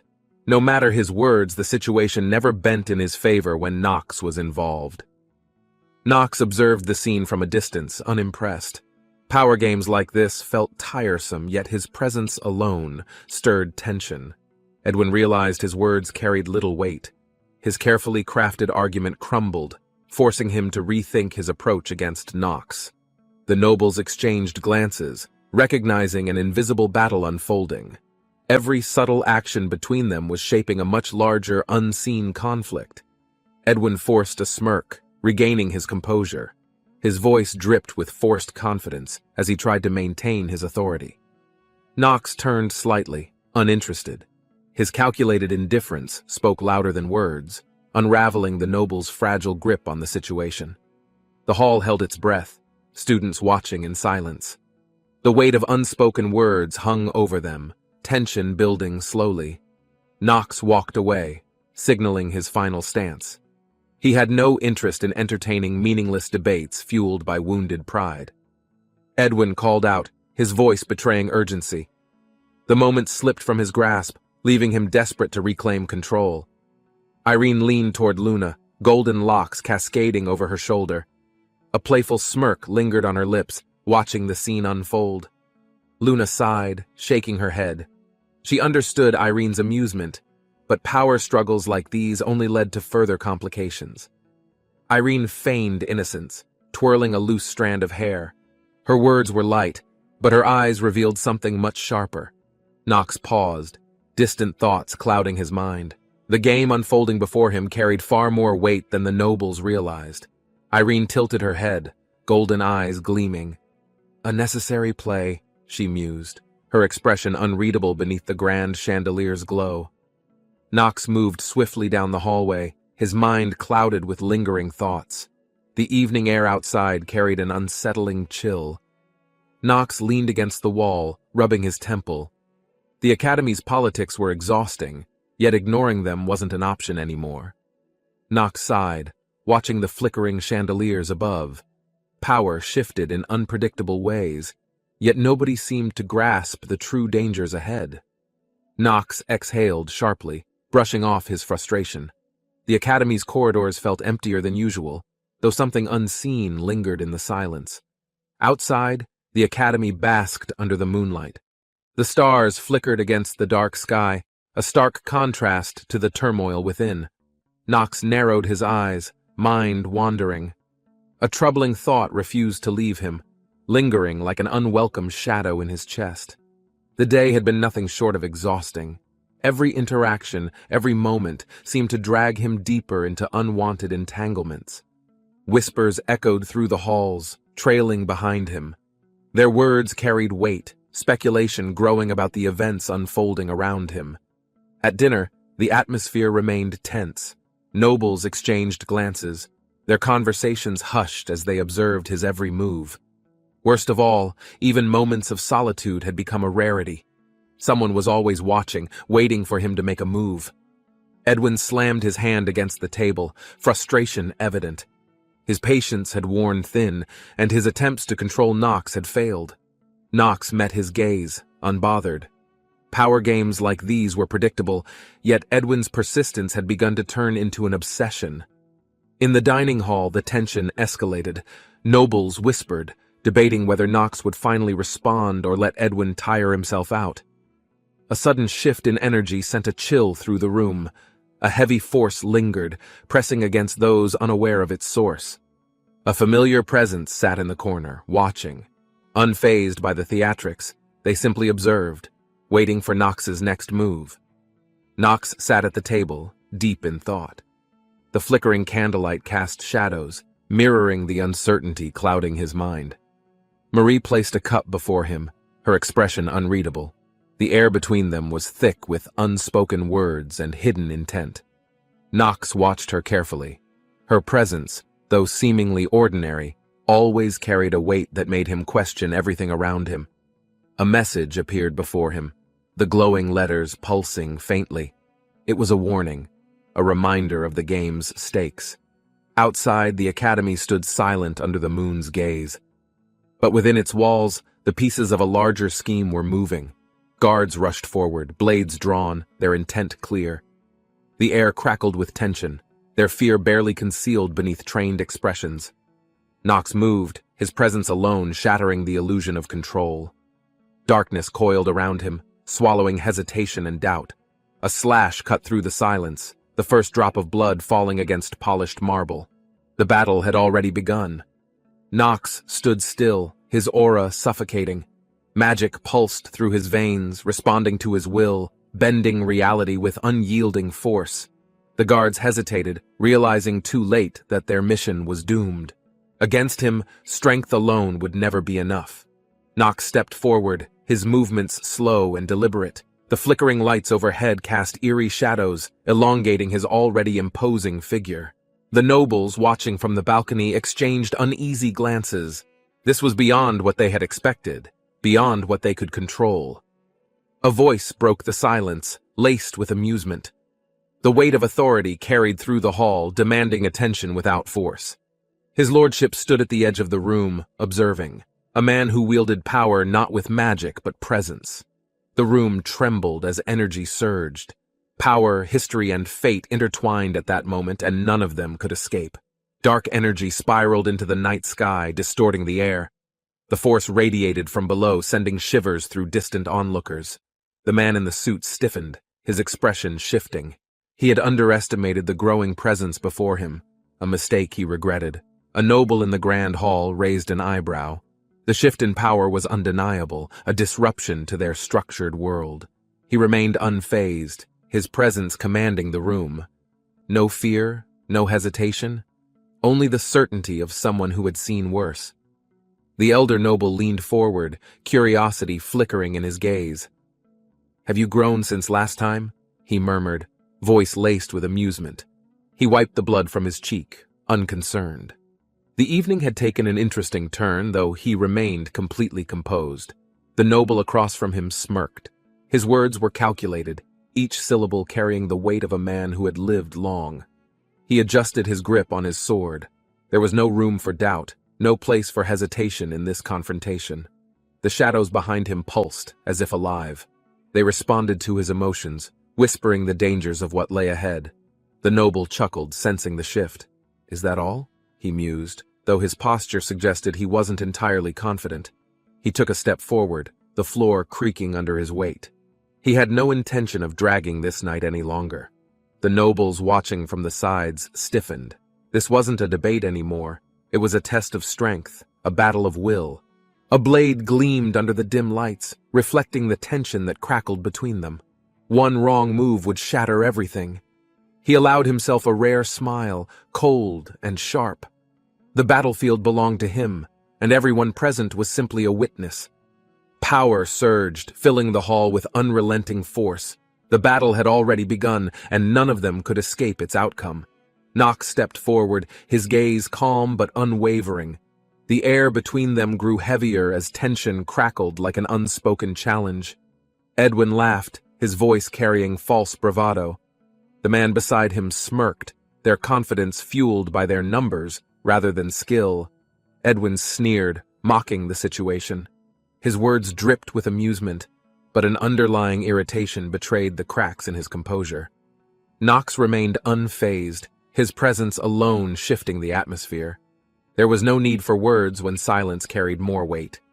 A flicker of recognition passed through the crowd. Even without speaking, Nox's mere existence disrupted the balance they desperately clung to. Edwin gestured dramatically, clearly enjoying the attention. His words were exaggerated, meant to provoke, but Nox showed no reaction. Nox watched with mild disinterest. There was no point in responding to empty provocations when actions spoke louder than meaningless words. The hall grew quieter, the weight of the moment pressing down on those watching. Uncertainty lingered in the noble's expressions. Edwin's face twisted in irritation. His carefully constructed image was beginning to falter, his confidence cracking under Nox's silent defiance. A quiet murmur spread through the onlookers. They had expected a clash of words, but what they witnessed was far worse. The air tensed as a new presence stepped forward. The balance shifted again, the stakes rising with every passing second. The Academy was no stranger to conflict, but this was different. This was a battle of authority, and neither side would yield. Nox exhaled slowly, already calculating his next move. The game had begun long before Edwin realized he had already lost.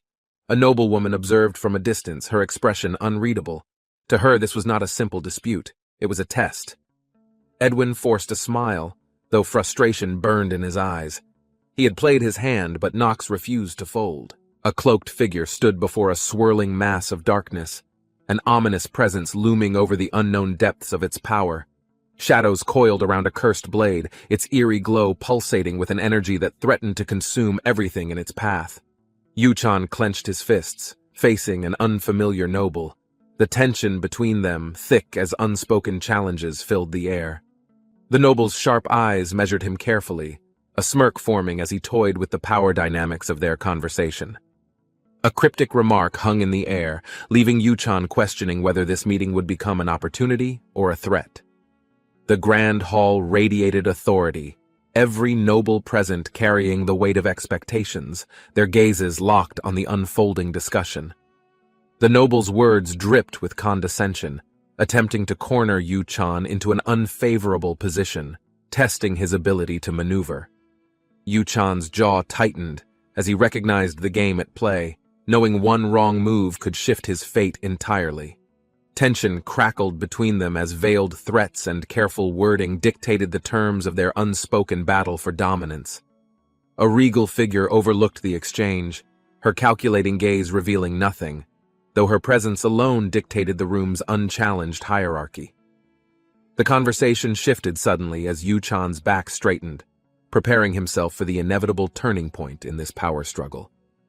An authoritative voice cut through the air, commanding immediate attention, shifting the delicate balance of negotiations to an irreversible conclusion. The noble's smirk faltered, frustration evident as the tides of control slipped from his grasp, forcing a reluctant acknowledgement of defeat. Yuchan's composure never wavered, though he felt the weight of unseen forces slowly pressing against him from all sides. As the hall's tension reached its peak, a final statement sealed his next step, marking a turning point in his fate.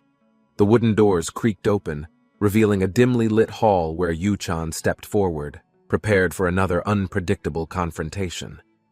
Across the room, a noble with sharp eyes awaited, his fingers tapping the armrest as an unsettling silence filled the air.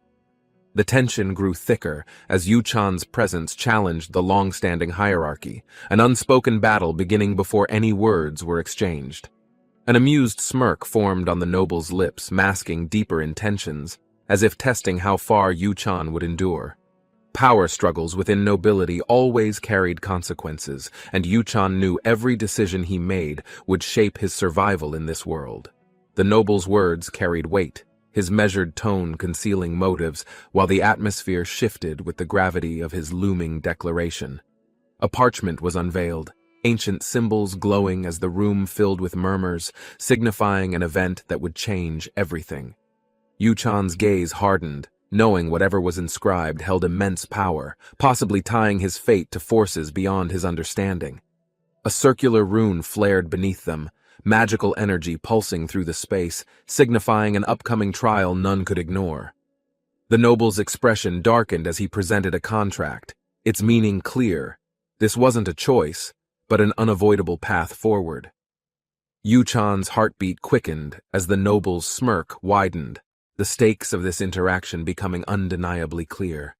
The hall's torches flickered, casting long shadows as unseen forces stirred, revealing that far more was at play than expected. Visions of battlefields and shifting destinies flashed before Yu-chan's eyes, a warning of the war he was now part of. The noble's words echoed, offering power in exchange for loyalty, but Yu-chan knew that nothing in this world came without consequences. Dark energy coiled through the air, the contract pulsating ominously, waiting for Yu-chan's final decision that would shape his fate. A noble extended an offer, his confident posture masking the hidden motives behind his persistent request for Yu-chan's cooperation. Yu-chan declined once more, his composed demeanor unwavering despite the noble's relentless attempts to sway his decision. The noble leaned forward, emphasizing the opportunities offered, including exclusive scholarships and wealth that could secure a comfortable future. Yu-chan remained unfazed, uninterested in material gain, his priorities focused elsewhere despite the enticing deal placed before him. The noble's persistence grew, his tone shifting from persuasion to insistence, unwilling to accept Yu-chan's repeated refusal so easily. Yu-chan pondered the noble's desperation, questioning why someone so powerful sought his assistance instead of more experienced candidates. A quiet realization settled in. This was not about ability, but something far more significant, concealed beneath layers of pleasantries. The noble's patience wavered, frustration creeping into his expression, revealing how much he needed Yu-chan to accept. The tension in the room thickened as unspoken motives clashed, neither side willing to concede their stance without further reasoning. Yu-chan exhaled slowly, knowing that rejecting outright wasn't enough. He needed answers before walking away from this unusual proposition. The noble's smirk returned, amusement flickering in his eyes as he carefully maneuvered the conversation toward a final deciding point. Yu-chan's expression darkened, realizing the noble had been testing his responses from the beginning, gauging his reactions deliberately. The air grew heavier as Yu-chan's instincts warned him that this meeting held far more weight than he initially believed. A question hung between them. Was this truly an offer, or had he already been drawn into something unavoidable? The noble's final words sealed the conversation, leaving Yu-chan with one thought. He was running out of choices quickly. Sunlight filtered through the ornate windows as the noble's voice carried a proposition that promised both opportunity and hidden consequences. Yu-chan remained composed, sipping his tea as he considered the noble's words, recognizing the weight behind his carefully chosen offer. The noble's laughter filled the room, masking the pressure behind his persistent attempts to convince Yu-chan to accept his request. Despite the noble's amusement, Yu-chan remained unfazed, knowing that every seemingly innocent gesture carried an underlying purpose he needed to decode. The noble leaned forward, emphasizing urgency, making it clear that his request was more than just a simple invitation. It was a demand. Yu-chan's sharp gaze didn't waver as he assessed the noble's words, aware that something larger was at play. The noble's smile thinned, his expression shifting slightly as he realized convincing Yu-chan wouldn't be as effortless as expected. A gloved hand rested on a worn parchment, its contents concealed, but the weight it carried was undeniably significant. The noble spoke of conflicts and shifting alliances, subtly revealing the precarious position that this world's power structure was built upon. A quiet tension settled between them as Yu-chan realized he wasn't being asked, he was being given an ultimatum. The noble stepped onto the grand balcony, overlooking the academy courtyard, where ambitious cadets trained, each striving to claim their future. He gestured toward the bustling grounds, reinforcing the reality that strength alone wasn't enough. Strategy and influence dictated one's true power. Among the gathered students, unseen rivalries brewed, their ambitions intertwined, each seeking a way to rise above the others. Yu-chan's gaze flickered toward the noble, understanding that he was being shown not just a choice, but a carefully crafted path. The noble's voice softened, his words final. Whether Yu-chan accepted or not, he had already been drawn into this world's conflicts. The Noble Academy's grand halls stood as symbols of power, filled with individuals who sought prestige and dominance over others. Yu-chan observed silently, understanding that within this world, strength alone was never enough. One needed intelligence to survive these power struggles. A noble with violet hair approached, his confident stride betraying an unshaken belief in his authority over others. The noble extended a hand, his polished demeanor masking the underlying intentions hidden within his carefully chosen words. Yu-chan knew this was more than an invitation. It was a calculated move that demanded caution before any response. The battlefield flashed before his mind, memories of war and suffering reinforcing the lessons learned in his past struggles. Corpses littered the ground, the remnants of failed ambitions, crushed beneath the weight of merciless conflicts and forgotten promises. The noble's smile faded as he realized Yu-chan wasn't easily swayed, his unwavering resolve making him unpredictable. Power was fleeting, and Yu-chan knew that those who relied only on influence without foresight would eventually fall. With calculated steps, he made his choice, knowing that accepting or refusing would both carry consequences he couldn't yet predict. The noble's eyes gleamed with intrigue as he awaited Yu-chan's response, prepared to adjust his tactics accordingly. Yu-chan remained composed, his measured words carrying an air of finality that left no room for manipulation. A subtle tension filled the room as the noble realized this conversation was not going according to his expectations. The ornate doors creaked open as Yu-chan turned away, signaling that he had already decided his next course of action. The noble exhaled, a smirk returning to his lips. This was merely the beginning of a much larger game. The noble stood confidently, his commanding presence reinforcing the authority he held within the Academy's intricate web of power struggles. A portrait of the noble hung behind him, a silent reminder of his legacy and the expectations placed upon him. He chuckled, his voice laced with amusement, as he spoke of Yu-chan's potential and the significance of his decision. Outside, the academy stood illuminated beneath the night sky, its towering walls concealing the ambitions and rivalries brewing within its halls. Yu-chan sat in silence, processing the weight of recent events, as Yu-chan questioned his next move in this dangerous game. Yu-chan observed the maid, her words carrying an unexpected weight as she spoke with a composed yet firm expression. He remained silent, digesting the implications, his thoughts racing as a newfound realization settled into the depths of his mind. The air shifted, darkness coiling around him as unseen forces stirred, revealing truths that had remained hidden beneath the surface. A figure emerged, enshrouded in a swirling aura of power, its presence commanding as it beckoned Yu-chan toward an uncertain fate. Morning light streamed through the window as Yu-chan sat quietly, the peaceful atmosphere clashing with the unease settling in his mind. Yu-chan watched as the maid adjusted her apron, her composed posture reflecting the disciplined nature of those serving noble households. The maid stood attentively while Yu-chan pondered his schedule, realizing how little freedom existed within his structured noble lifestyle. With a calm expression, the maid detailed Yuchan's morning routine, ensuring he remained well prepared for the expectations placed upon him. Yuchan stiffened at the mention of an upcoming fitting, knowing how much importance noble families placed on appearances and tradition. A dark presence loomed as Yuchan clenched his fist, struggling to determine whether this world was an illusion or harsh reality.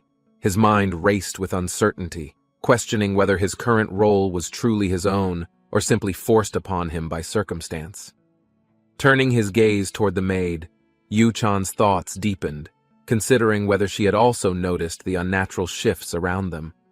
The maid remained composed, though subtle tension in her posture hinted at unspoken thoughts she was hesitant to express. Yuchan exhaled slowly, realizing that regardless of uncertainty, he was expected to fulfill the role assigned to him without hesitation. Yuchan's thoughts came to an abrupt halt as his mind struggled to process the unexpected information now placed before him. The maid adjusted her gloves, her composed demeanor never wavering, despite the underlying complexity of the situation unfolding around them. Footsteps echoed across the marble floor as Yuchan and the maid moved through the grand hallway of the noble estate. Other servants observed Yuchan in silence, their masked expressions hiding whispers that hinted at secrets unknown to him. A sudden voice called out, causing Yuchan to instinctively tense as an unfamiliar presence made itself known. Yuchan observed as a maid stood before him, an unfamiliar presence disrupting the carefully structured environment he had become accustomed to. The maid's composed expression remained unchanged, yet there was something unsettling in her unwavering gaze that made the moment feel tense. Yuchan's posture remained firm as the maid addressed him, her tone steady but carrying a subtle authority that demanded his attention. The grand hallway provided an imposing backdrop, emphasizing the power dynamic silently at play between Yuchan and those surrounding him. A sense of unease settled in as another voice cut through the air, signaling that an unexpected shift was about to unfold. Yuchan's expression barely wavered as he faced the situation, his mind racing to assess the motives of those before him. The maid's unwavering presence suggested she carried more authority than her attire implied, making Yuchan increasingly wary of the circumstances. A sharp smirk from an unfamiliar figure hinted at an unspoken power struggle, one Yuchan was unwillingly drawn into. Despite the tension in the air, Yuchan maintained his composure, unwilling to reveal any uncertainty that could be used against him. He subtly shifted his stance, aware that any misstep in this interaction could alter the delicate balance within the noble estate. Yuchan took in the details of his surroundings, noting the presence of others who observed the encounter with concealed curiosity. The golden-haired maid remained still, her composed demeanor giving no indication of any personal investment in the unfolding situation. The presence of another maid introduced a new variable, her hesitant stance suggesting she was aware of something Yuchan was not. The atmosphere grew heavier as unseen forces at play became increasingly apparent, pushing Yuchan further into a role he never chose. Despite the uncertainty, he exhaled slowly, understanding that in this world, appearances mattered as much as unspoken words and hidden intentions. Yuchan's thoughts raced as he observed the unfolding situation, questioning the sudden shift in atmosphere and the unexpected interactions. The maid lowered her gaze in a formal bow, her respectful posture hinting at an unseen force guiding her actions. A shadowed figure observed in silence, their presence hinting at deeper layers of control within the noble estate's strict hierarchy. The weight of expectations bore down on Yuchan, his role within this world becoming increasingly difficult to navigate without missteps. A quiet exhale escaped him as he braced for whatever came next, determined to play his part without faltering. The grand hall remained eerily quiet as Yuchan carefully measured his next move, aware that every action carried unintended consequences. The maid's voice carried an unsettling certainty, her words layered with meaning that hinted at a hidden understanding of his circumstances. A smirk flickered across a noble's face, their amusement evident as if they enjoyed watching the struggle of those beneath them. Yuchan's mind spun as he considered his options, realizing how little control he had within the rigid structures of nobility. With a slow inhale, he steeled himself. knowing that survival in this world required patience, precision, and an ability to adapt. A soft smile played on the maid's lips, though her calm expression barely concealed the tension tightening in her posture. Her composed demeanor unsettled Yu-chan, the silent exchange between them revealing an unspoken battle neither dared to acknowledge outright. The realization dawned on him. Nothing in this place was ever straightforward, and every interaction carried weight beyond simple appearances. The atmosphere thickened as a familiar unease settled within him, warning that something was shifting beyond his immediate control. For now, Yu-chan remained still, watching, waiting, preparing for the inevitable moment when he would be forced to act. Yu-chan observed the maid's subtle smile, sensing something behind her calm demeanor that he couldn't quite decipher yet. The grand estate's atmosphere grew heavier as Yu-chan stood still, awaiting the next move in this delicate power struggle. The maid's composed words lingered in the air, leaving Yu-chan questioning whether her intentions were as simple as they seemed. His thoughts spiraled, knowing that every encounter carried implications beyond the surface, forcing him to analyze every word exchanged. With a slow breath, he steadied himself, preparing for whatever awaited him beyond the carefully crafted walls of nobility. The scene shifted abruptly as the estate's vast training grounds came into view, bustling with activity under the golden sunlight. Rows of knights stood in disciplined formation, their synchronized movements reflecting the rigorous training embedded within noble traditions. A grand ceremony loomed ahead, the presence of robed figures signaling an event of significant importance within this structured world. Yu-chan's heartbeat quickened as he processed the sheer scale of the gathering, aware of how much was at stake.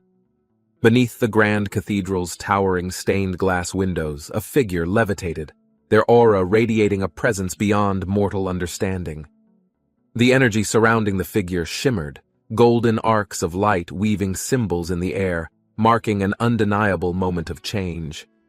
Nobles whispered among themselves, their sharp gazes assessing the unfolding event, measuring each movement with quiet calculation. Yu-chan clenched his jaw as unfamiliar forces surged around him, forcing him deeper into a world he barely understood. The air grew tense as rigorous training exercises commenced, bodies moving in sync, each step calculated with precision and discipline. The weight of expectations settled heavily on Yu-chan's shoulders, his realization dawning. There was no escape from this relentless reality. Yu-chan struggled to keep pace with the intense training, his body aching as he pushed himself beyond his current limits. Every muscle burned, but he refused to fall behind, knowing that weakness in this world meant being cast aside completely. The instructor's sharp gaze lingered on Yu-chan, assessing his determination, measuring whether he was worth investing in further. He gritted his teeth, suppressing frustration, realizing this wasn't just training. It was another test to determine his survival in nobility. A sudden blow from behind disrupted his focus, a reminder that mistakes wouldn't be forgiven in this relentless environment. Yu-chan clenched his fists as exhaustion threatened to overtake him, his mind racing to find a way to adapt faster. The instructor's words rang in his ears, reminding him that strength alone wasn't enough. Strategy and endurance mattered just as much. His breath came in sharp gasps, but he refused to stop, determined to prove his worth despite the odds. The past resurfaced in flashes, chains, darkness, and a brutal fate he was unwilling to repeat in this world again. With a determined gaze, he steadied himself, forcing his body forward, unwilling to let this trial break him completely. A fellow trainee approached Yu-chan, observing his struggle, a hint of amusement flickering in his eyes at the challenge ahead. Their conversation carried unspoken tension, a silent battle of wills, neither willing to show any sign of weakness. The training field stretched ahead, another grueling round looming as expectations bore down on everyone without mercy.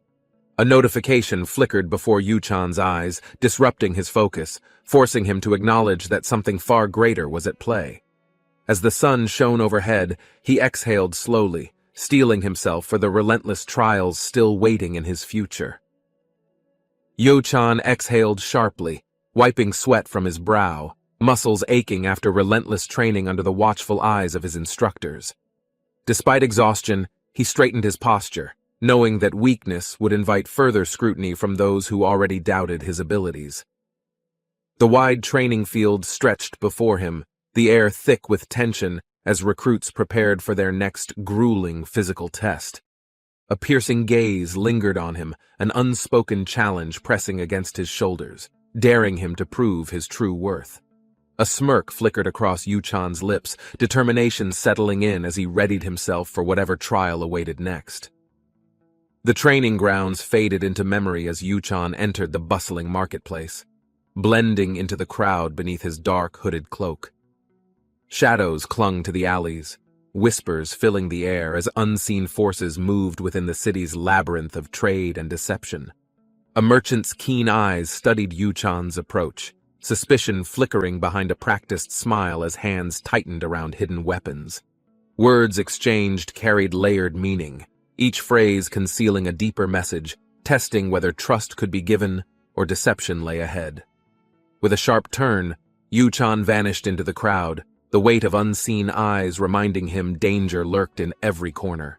The town bustled with life as people moved through the streets, unaware of the sharp gaze of Yu-chan watching them.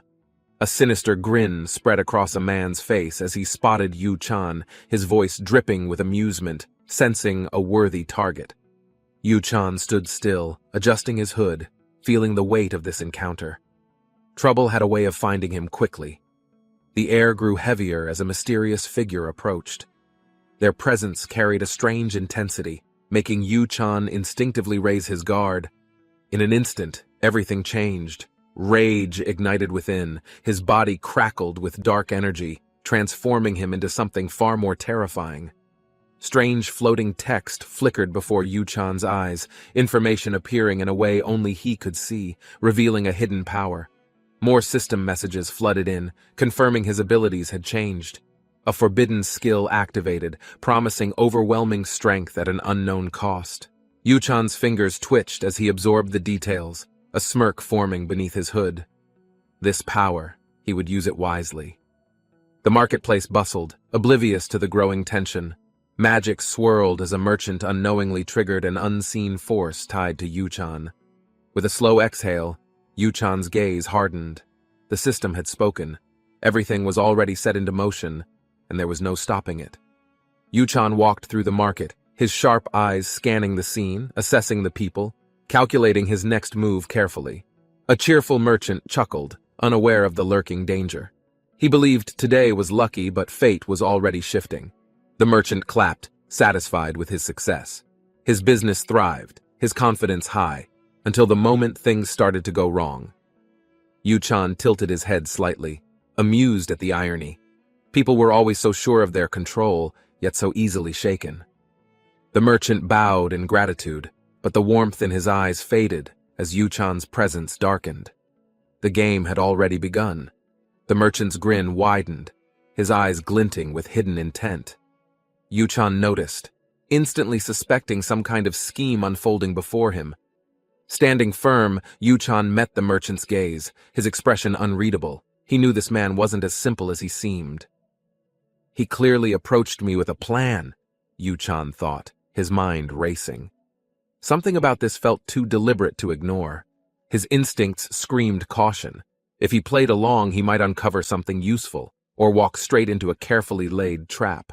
"If you insist," Yu-chan finally responded, his voice calm. The merchant's smirk deepened as they began walking together. Sunlight gleamed off the grand estate, its elegant design speaking of wealth and power. Something important was happening inside its walls. Seated gracefully, a noblewoman received a sealed report, her sharp eyes scanning the pages before her with quiet intensity. "The report you requested," the maid announced, placing it down carefully. The noblewoman didn't hesitate, reaching out to take it. The air was still as she flipped the papers open, her gaze narrowing as she read each word in silence. On the table, an inked signature and crest confirmed the name, Nox von Reinharber. The noblewoman's fingers paused over the document. "Nox von Reinharber," she muttered under her breath, tapping her fingers on the desk. His name alone carried weight and uncertainty. Her thoughts wandered, questions forming. Why is he here now? She mused, recalling the rumors surrounding the Reinharber bloodline. Silence stretched in the room as she stared at the papers. Yu-chan's presence meant something, but she wasn't sure what. Finally, she straightened her posture, steeling her resolve. No rush. I'll observe for now, she decided, her expression unreadable. The old, burnt map beside her hinted at something deeper. Ancient secrets, hidden truths. Whatever it was, she wasn't backing down. The noblewoman's fingers tapped against the table as she read the report. The Reinharber family rarely involved themselves in social affairs. Yet, here he was, Yu-chan, known as Nox von Reinharber, appearing when no one expected. The timing couldn't be coincidence. She clenched her fist slightly, her mind racing. If he's moving, then there's a reason, she thought, staring at the documents. The sunlight streamed through the window, illuminating an old map. The gears of fate had already begun turning behind the scenes. So, what is he after? She whispered, her gaze darkening. Whatever it was, she needed to find out quickly. The image of the merchant flickered in her mind. Something about him was unsettling, a shadow lurking beneath his friendly smile. No real merchant talks like that, she muttered. People like him always had hidden motives beneath their polite words. If he was playing a game, then Yu-chan was playing one too. Who was truly leading the other into a trap? Her fingers traced the report before her. If I'm right, then he's already moving towards something bigger, she mused. With a soft exhale, she closed the folder. The calm before the storm was almost over. Things were about to escalate.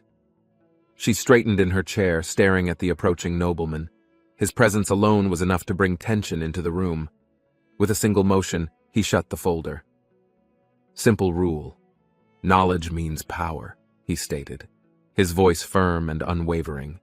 His piercing gaze locked onto hers. A man must guard his heart at any cost, he declared, watching for her reaction. She met his eyes without flinching, but something about his words struck a nerve, tightening the air between them. Her hands curled into fists beneath the table. If that was the game he wanted to play, then she'd play too. The sun dipped behind the cathedral, as mourners in black filled the pews. A young Letitia sat quietly, hands tightly clenched. Letitia's gaze remained fixed on the coffin, her heart heavy. The loss weighed on her, shaping the path ahead forever. A firm hand took Letitia's, guiding her forward. She felt the unspoken expectations, knowing this moment would define her future. The scent of white lilies filled the air, petals falling around Letitia as she stared at the grave, feeling utterly alone. Letitia's lips trembled as she whispered, "Mother?" Her voice barely carried through the heavy silence surrounding her aching heart. The past lingered in Letitia's mind as she sat at her desk, fingers pressing against her forehead, exhaustion settling deep. Letitia's reflection in the window showed weary eyes, but determination remained. The past couldn't change, but the future was uncertain. Outside, the city thrived. Merchants shouted, people moved, and Letitia watched, knowing fate wove unseen threads through every crowded street. A hooded figure walked unnoticed through the market. Yu-chan's sharp eyes scanned his surroundings, searching for something only he understood. An artifact rested on a wooden stall. It radiated a strange aura, drawing Yu-chan's attention with an unshakable pull. Yu-chan studied the glowing artifact, sensing familiarity. Something about it unsettled him, as if it whispered secrets only he could hear. The merchant's expression remained unreadable as Yu-chan reached out, his fingers hesitating over the object that pulsed with an unknown force. The moment Yu-chan touched the orb, a shock ran through his fingertips. The air shifted, as if reality itself reacted. The artifact's glow intensified, casting eerie reflections in Yu-chan's narrowed eyes. Something ancient had awakened, and its presence was undeniable. The merchant observed quietly. Whatever fate had in store, Yu-chan had already stepped into its grasp, and there was no turning back. The merchant stood among the crowd, speaking smoothly. His words carried a charm, yet Yu-chan sensed something hidden beneath his smile. Yu-chan remained still, observing the situation. If this was a setup, Then someone was pulling the strings from the shadows. His instincts sharpened. The merchant's presence wasn't coincidence. If he played along, he might uncover a much larger scheme at work. The tension in the air thickened. Yu Chan's fingers twitched under his cloak, prepared to act if things took a dangerous turn. The merchant finally stepped forward, a knowing grin lingering. "You haven't decided yet, have you?" His confidence only deepened Yu Chan's suspicions. The moment shifted in an instant. A clenched fist, a sudden movement, and Yu Chan felt the weight of an attack incoming. The impact sent the merchant flying backward. Dust scattered as Yu Chan landed effortlessly, his gaze locked onto the fallen opponent. The merchant coughed, staring up at Yu Chan with something between amusement and calculation, as if testing the limits of patience. "What do you understand of this?" Yu Chan's presence loomed over him, eyes cold, waiting for an answer that wouldn't be simple. The merchant grinned despite the pain. His game wasn't over yet, and Yu Chan could feel it. Something far worse was coming. The merchant's expression didn't falter. Instead, his grin widened, as if a secret had been confirmed through Yu Chan's reaction. "Sorcery?" The word lingered between them. Yu Chan exhaled slowly, knowing full well that a mere fight wouldn't resolve this encounter. Dark energy crackled in the distance, a shift in reality itself. Yu Chan turned, seeing something far beyond a simple street brawl. A massacre. Blood stained the ground, shadows writhing in an unnatural dance. Yu Chan tightened his grip. This was no ordinary conflict. The merchant dusted himself off, his tone light. "By the lesson's end, you'll see it my way." Yu Chan prepared for war. Yu Chan's grip tightened as he locked eyes with the merchant. The tension between them was thick, charged with unseen energy.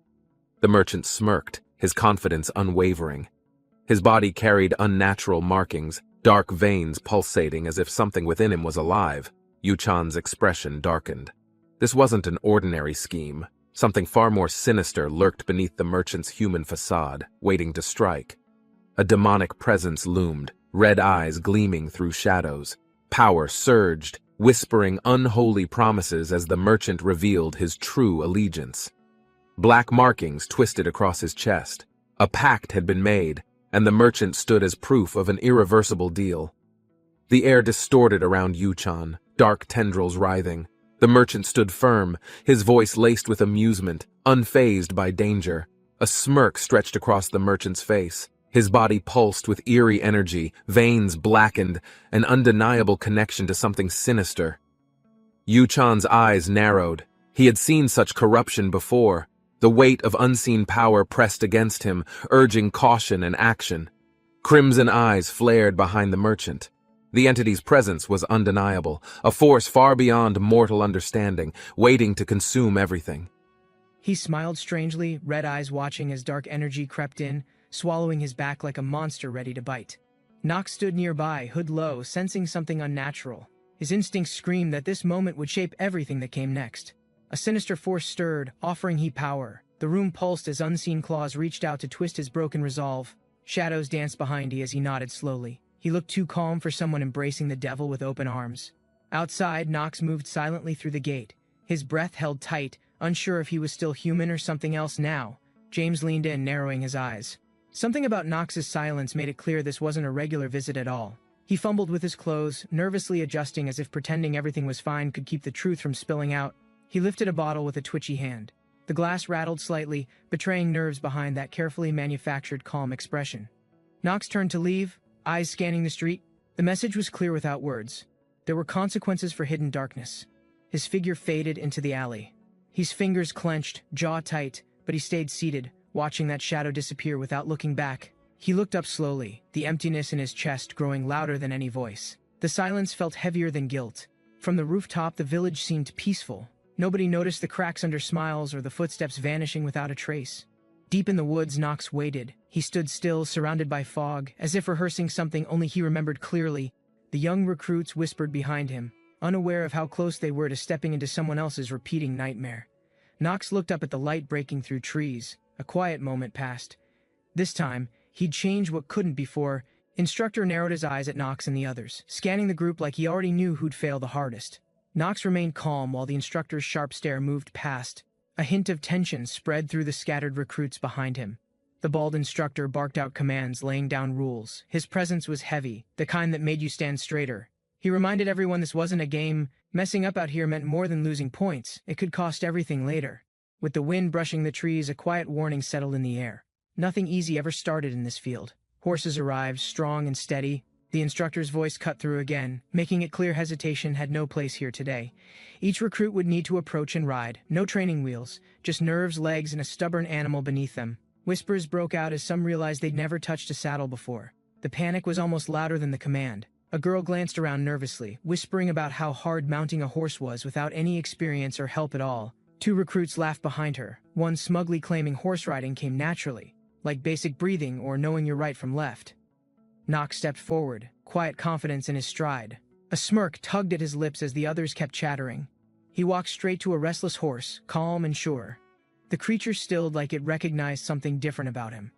With a simple move, Nox mounted easily. Other horses neighed loudly, but his stayed oddly still, eyes locked ahead. A boy nearby muttered about luck, unsure if Nox had skill, secrets, or just the boldness to bluff through anything. Nox sat tall, remembering his past life where horse riding was second nature. After all, he'd fought through worse in games. Nox rode in silence while others whispered behind him. His black steed moved like a shadow wrapped in smoke and grace. Eyes widened as the horse's glowing veins shimmered unnaturally. It wasn't just strong, it looked like it was born from war. Some muttered about nobility, wondering how Nox could possess something that looked more dangerous than anything they'd ever trained with. Nox's hand rested calmly on the reins. His mind drifted back to the game's trials where failure had real weight. The sunlight danced across the field while he sat tall, fully aware of the silent judgment tightening around his back. One recruit beamed, proud of staying mounted. The others offered awkward claps, trying not to seem too relieved or too nervous. The instructor gave a nod, approving the small victory. The boy's grin widened, proud to have survived the first challenge. They were told this wasn't just training. This was their one shot to prove they belonged outside the comfort zone. The recruits lined up again, tension thick. The instructor's words hinted something rougher was coming. Something more than just balance and reins. A whistle blew, horses stirred, and the group moved forward together. The lesson had begun, and no one looked ready. Murmurs flew between riders as another student buckled. The horse refused to move, and frustration spilled louder than discipline should allow. Fingers pointed. One shouted about favoritism. Another doubted the plan. The crowd's unity cracked, giving room to petty complaints. A swift smack ended the noise. The instructor struck down the outburst without a blink, turning heat into stunned silence. He reminded them the rules applied to all. Mistakes had weight, and excuses weren't welcome where discipline ruled the field. As the wind rustled the branches, the group stood quieter. Even pride knew better than to challenge a fist that firm. Whispers about Nox circled again as a red-haired girl approached, her gaze sharp, clearly sizing him up with interest. Everyone turned when she called him out. Her confidence made the others nervous, like something was about to shift fast. Nox stayed calm as she questioned him. His eyes didn't waver, already knowing he'd need to explain nothing at all. She looked between the horses, clearly surprised by how composed he stayed, especially given how chaos usually followed these moments closely. Deep in his mind, twisted red memories burned. The game's hellish realm, where demons grinned and no one left untouched. Blood mist and howling winds tore through the nightmare trial. Nox had survived that zone more times than he could count. His hands remembered every blade swing, every breath stolen by cursed monsters that crawled beneath the fractured red earth. He didn't flinch as visions returned.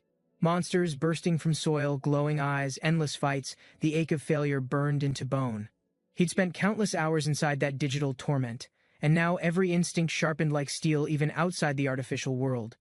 Surrounded by students in uniforms, Nox blinked back to reality. The past was gone, but his edge remained unbroken. Nox's violet eyes flickered, catching the redhead's curiosity. She tilted her head, wondering why he looked both bored and haunted. He said little, but she felt something unusual behind that quiet. He wasn't just skilled, he'd seen something no one else had.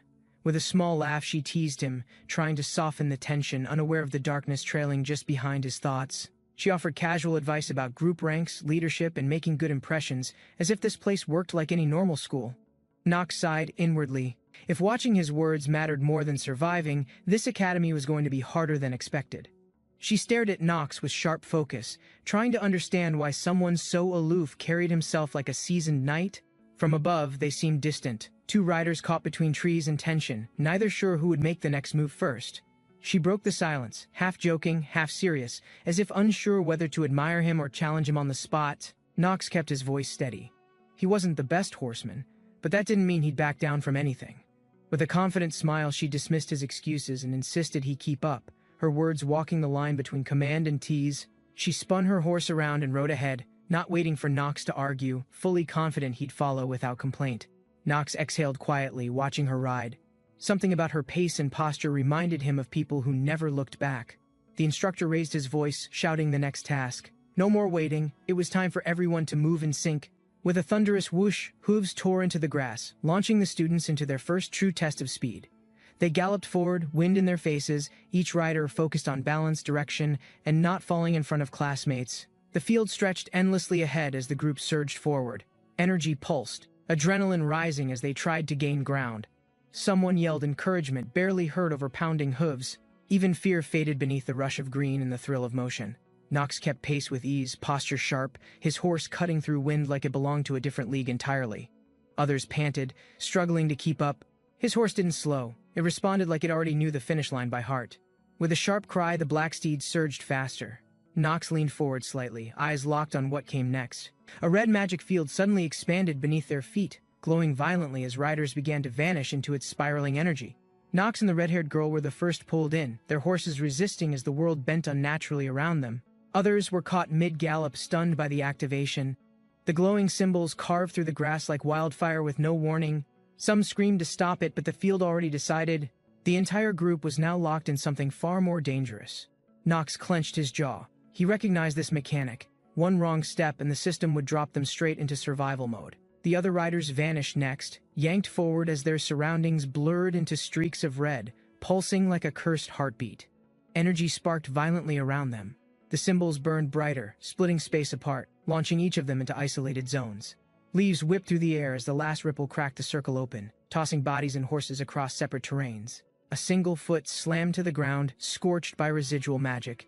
No one knew if they'd landed in friend or foe territory. In the distance, Nox rose first, crimson lines still glowing beneath him, ready for the challenge he'd already faced in nightmares. Smoke curled around his shoulders as he grinned, blood rising with each breath. His body pulsed like fire trapped in flesh. Horns glinted under the crimson sky. His eyes burned with rage, and every heartbeat screamed one thing. This time, vengeance comes first. Nox gripped the reins tightly, warning the horse to stay calm as crimson energy pulsed underfoot, burning like living fire. His voice dropped cold. One wrong move, and this cursed zone would swallow everyone without even giving them a proper fight. With a single tap, he mounted fully. The air shifted, heavy and tense, like it knew something ancient had awakened. His voice rang out, sending Carl forward. Hooves thundered, slicing through magic rings as the others hesitated to even breathe. A red barrier flared ahead. Confused students shouted as their surroundings warped, panic building fast in the tightening circle. The field surged again, more magical seals igniting with sharp pulses.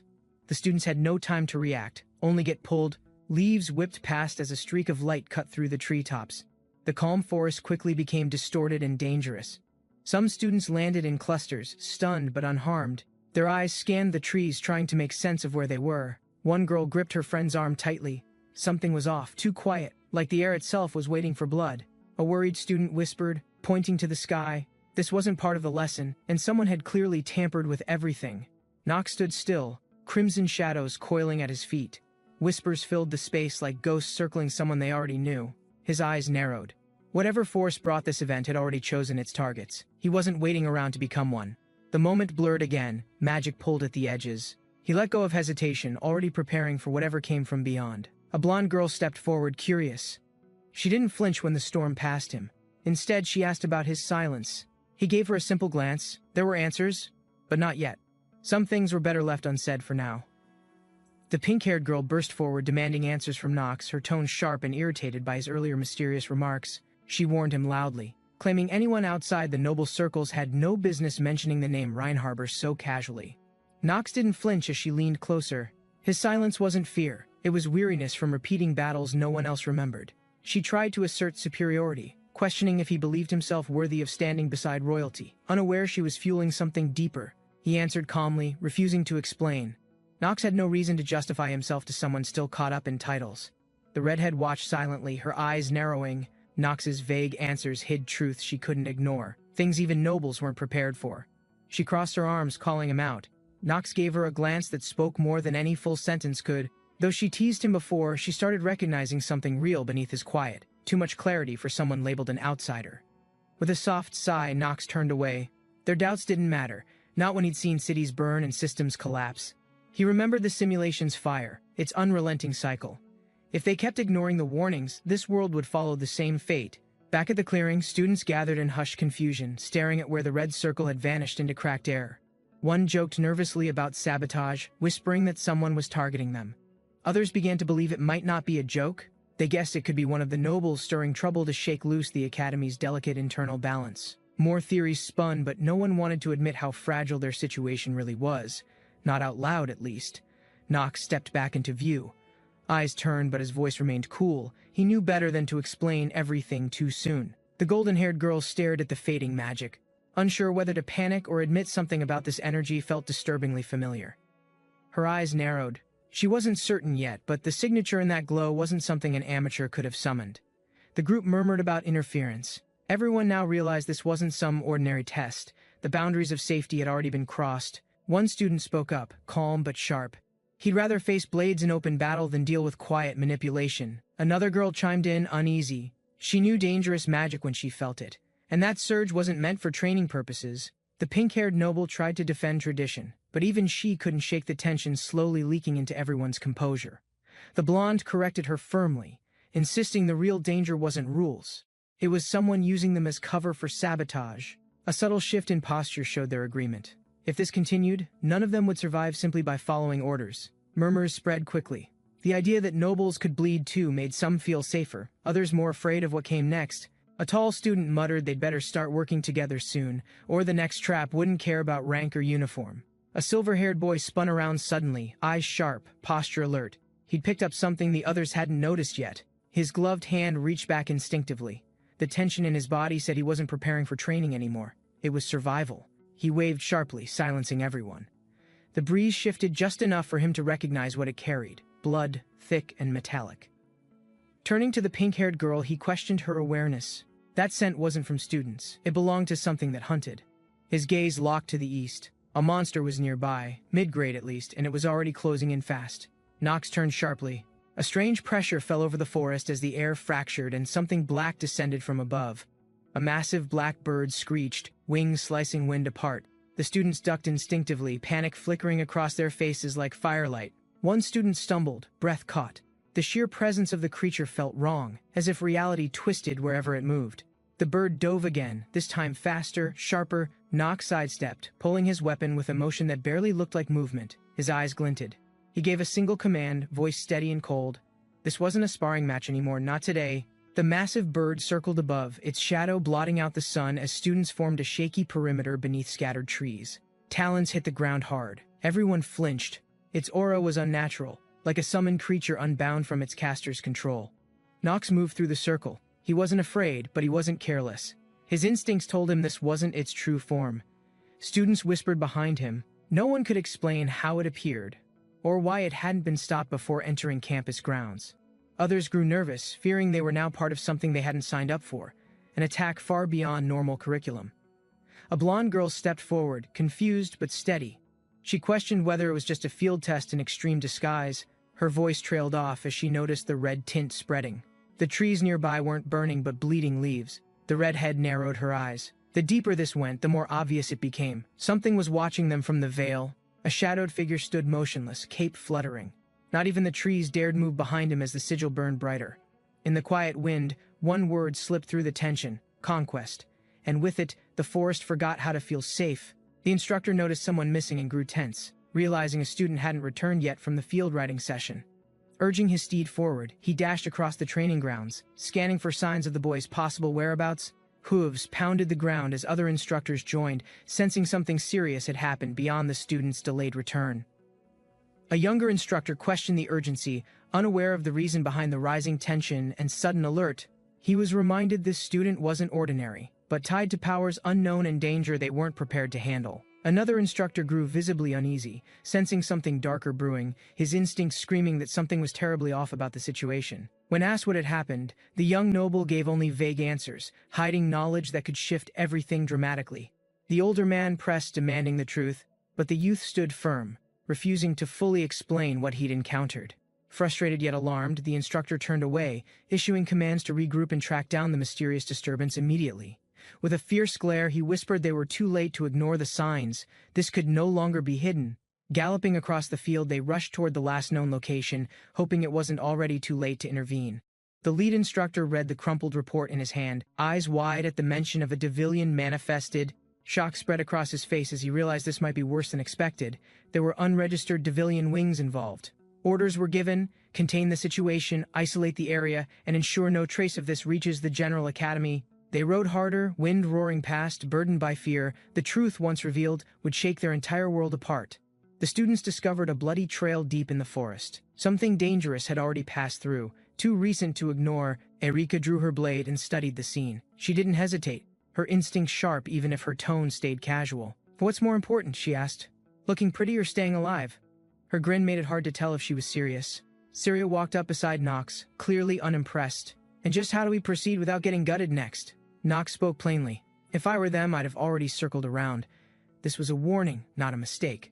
Nox advised Syria to avoid drawing attention. In this forest, even her title could get them all killed. She paused, considering. Her authority meant nothing if it made her a glowing target for things with teeth. Nox's voice softened, just barely. "Please," he added, without sarcasm. That word carried more weight than any royal decree. She nodded slightly, acknowledging his concern. They walked together, no longer prince and tactician, but two people stuck in the same chaos.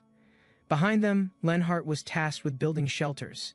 He looked terrified, but said, "Okay." Anyway, then stumbled off with determination. Syria questioned their direction, still wary. Nox calmly told her the truth. There was no safety anywhere, only calculated risk. She still looked unconvinced, but Nox continued. "Can magic responds to authority," he said, "and you've got both." Light flared around her as she activated a hidden relic. Power surged, a shield formed, glowing with royal enchantment. An image appeared, a monstrous warning wrapped in gold. It wasn't just for show, it was connected to the forest itself. The group followed her with renewed awe. Even Nox seemed surprised. "That was unexpectedly helpful," he admitted, nodding slightly. Surya approached Nox with a confident smile, asking for his help. Her request stunned everyone nearby into silence. Nox stood tall, facing her directly, coolly assessing the situation. His silence made the tension hang heavier than before.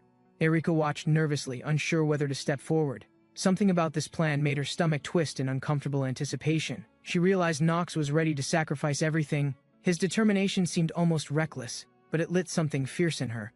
Nox reminded himself this wasn't about trust, it was a calculated bet to outplay all threats hiding behind smiles. Erika beamed with hope. Nox's acceptance meant she wasn't wrong to believe in his strange, unpredictable way of leading. The group started to gather, murmuring among themselves.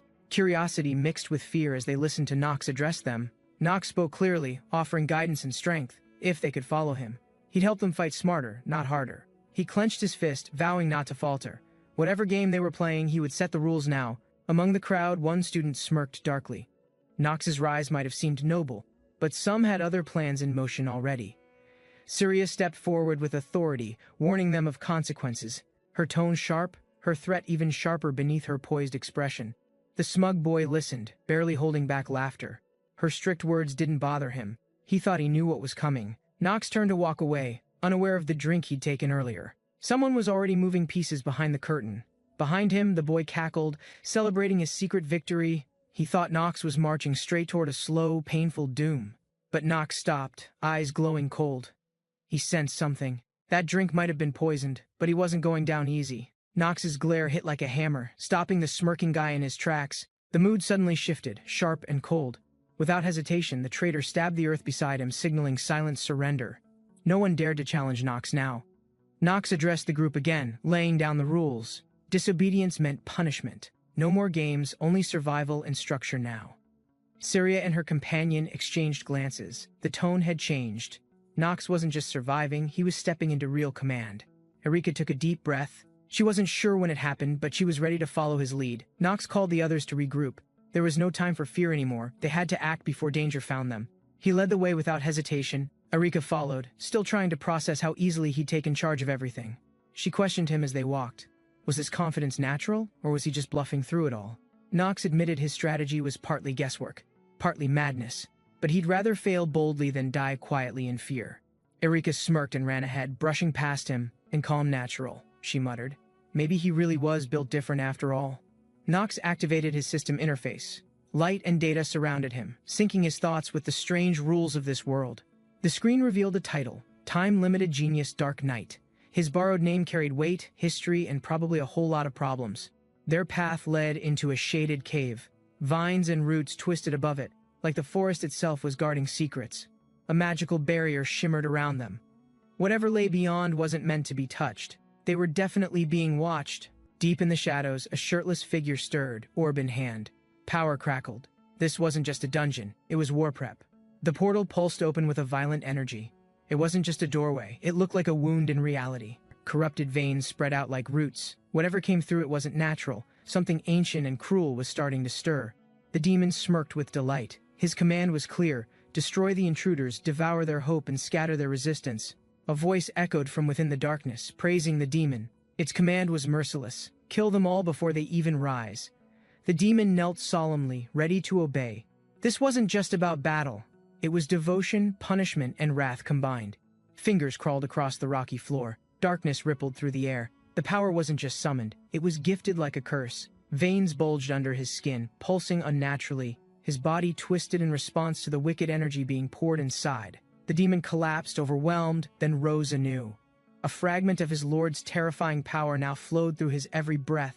He bowed in gratitude, his voice steady. This wasn't a blessing, it was a responsibility to bring ruin with no mercy. With crimson eyes gleaming, he vowed that this surge of strength would not go to waste. It would fulfill all expectations. A gauntlet fell with a clatter, discarded without thought. He wouldn't need armor for the massacre he had in mind. Orb in hand, the demon took a graceful leap, landing near the edge. His silhouette pulsed with creeping shadows. He scoffed at the simplicity of his mission. Capture one student? He considered it almost insulting to his capabilities. But deeper emotions surfaced. Betrayal lingered. Someone had abandoned him, and the price for that would be steep and final. Outside, unaware of the danger creeping closer, the students remained under the barrier, oblivious to the nightmare that was already watching them. An elder figure clenched his jaw, eyes hard. The name mentioned wasn't just a name, it was a ticking time bomb. The demon grinned darkly. Schlars von Celesta. Just saying it out loud sent a ripple of cruel delight through him. Blood stained the field below like spilled ink. Whatever happened here wasn't a battle. It was a message soaked in rage. The wind carried birds across the horizon, unaware of the storm brewing beneath those peaceful golden skies. Meanwhile, the students gathered in the forest clearing, watching Nox with uncertain eyes, waiting for whatever came next. Nox faced the group under fading sunlight. His voice was calm, but the words held weight and undeniable authority. He gave clear orders. Everyone had a role, and if they wanted to live, they'd need to follow without hesitation. One boy stepped forward. After misjudging Nox before, he now saw something worth believing in and bowed in respect. Another joined without question. Loyalty wasn't about friendship here, it was survival. And Nox had the clearest path forward. With a small smirk, Nox nodded. Good. Let's find the strongest among us, and see if they'll stand by me. Nox watched them carefully. It wasn't about forming a team. It was about gathering people who wouldn't crumble under pressure. They questioned him, but Nox was already steps ahead. Strategy wasn't just theory, it was lived experience now. A distant rumble echoed. The sky cracked open, revealing a shimmering dome, proof that the worst was already heading their way. Nox warned them clearly, if they didn't act now, they'd all be flattened before they even understood what hit them. Saria approached calmly, standing beside him. Battle lines are drawn, she said, steady. Nox nodded. Ready or not, this was war. Saria spoke gently, her expression serious. She warned Nox of what lay ahead. It wasn't just monsters, but expectations too.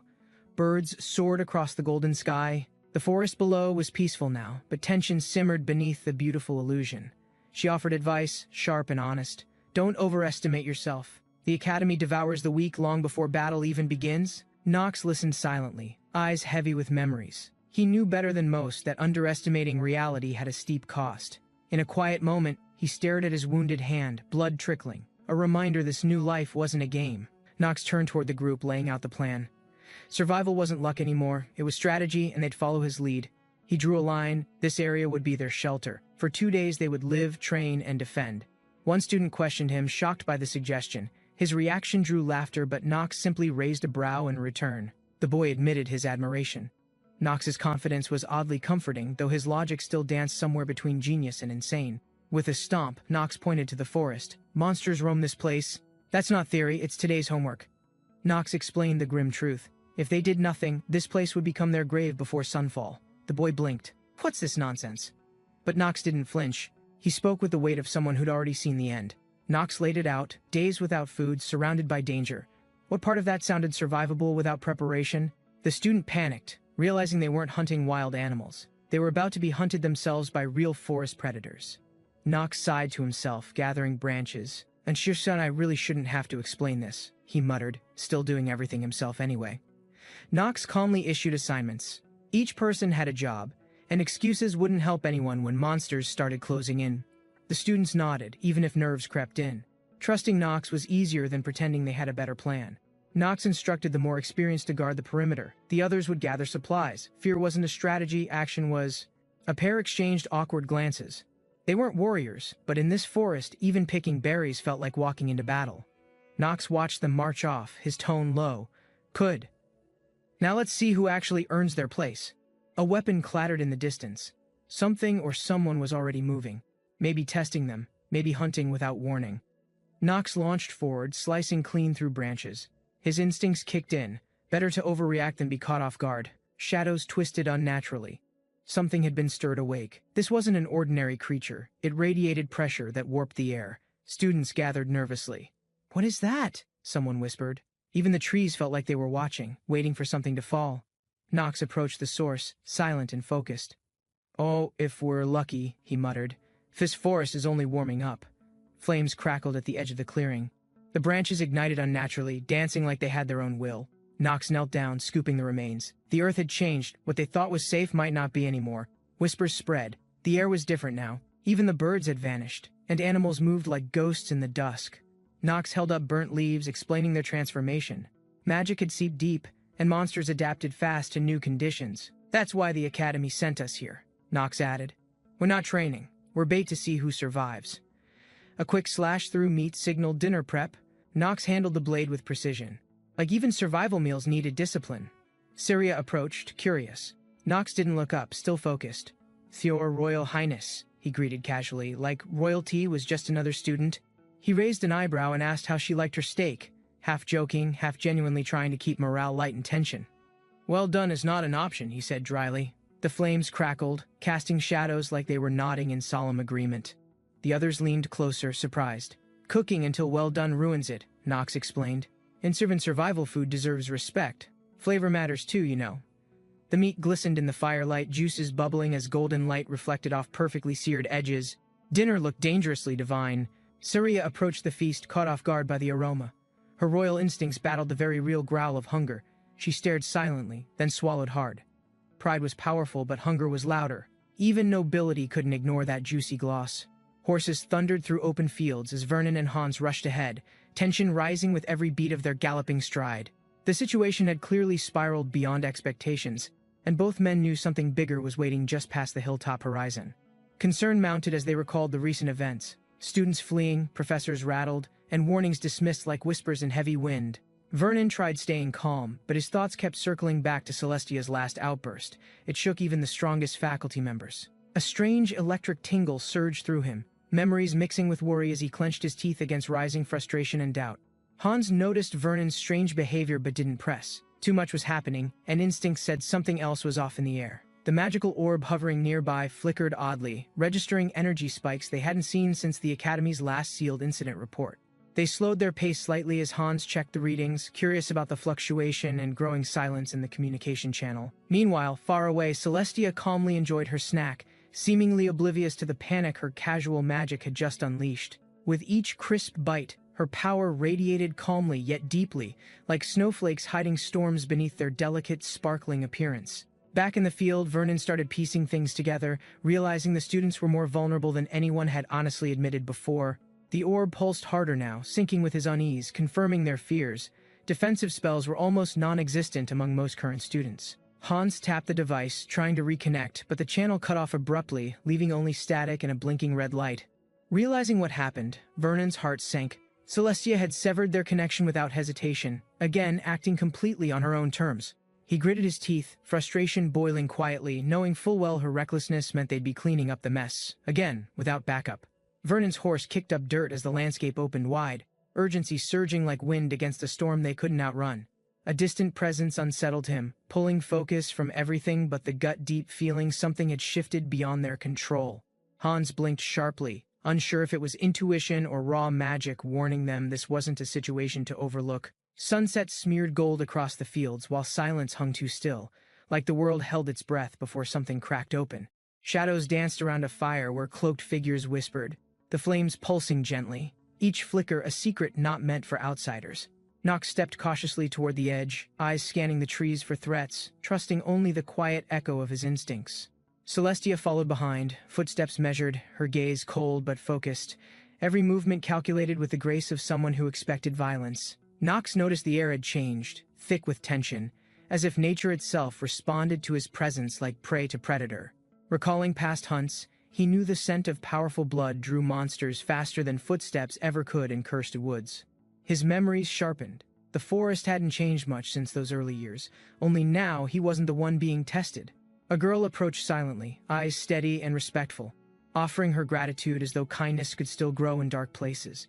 She credited him with their safety, unknowing or unwilling to acknowledge the risk still rooted deep beneath the soil. Nox spoke without pride. He understood monsters, spells, and illusions didn't fear praise. They only respected silence and sharpened blades.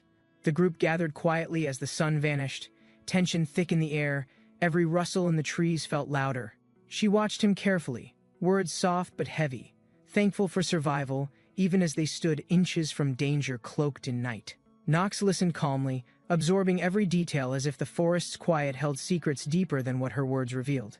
Her family name carried weight, old blood, old money, old expectations, but that didn't make her intentions clearer in this moment. Nox measured her expression, wondering if gratitude was genuine, or part of a practiced dance nobles learned early in life.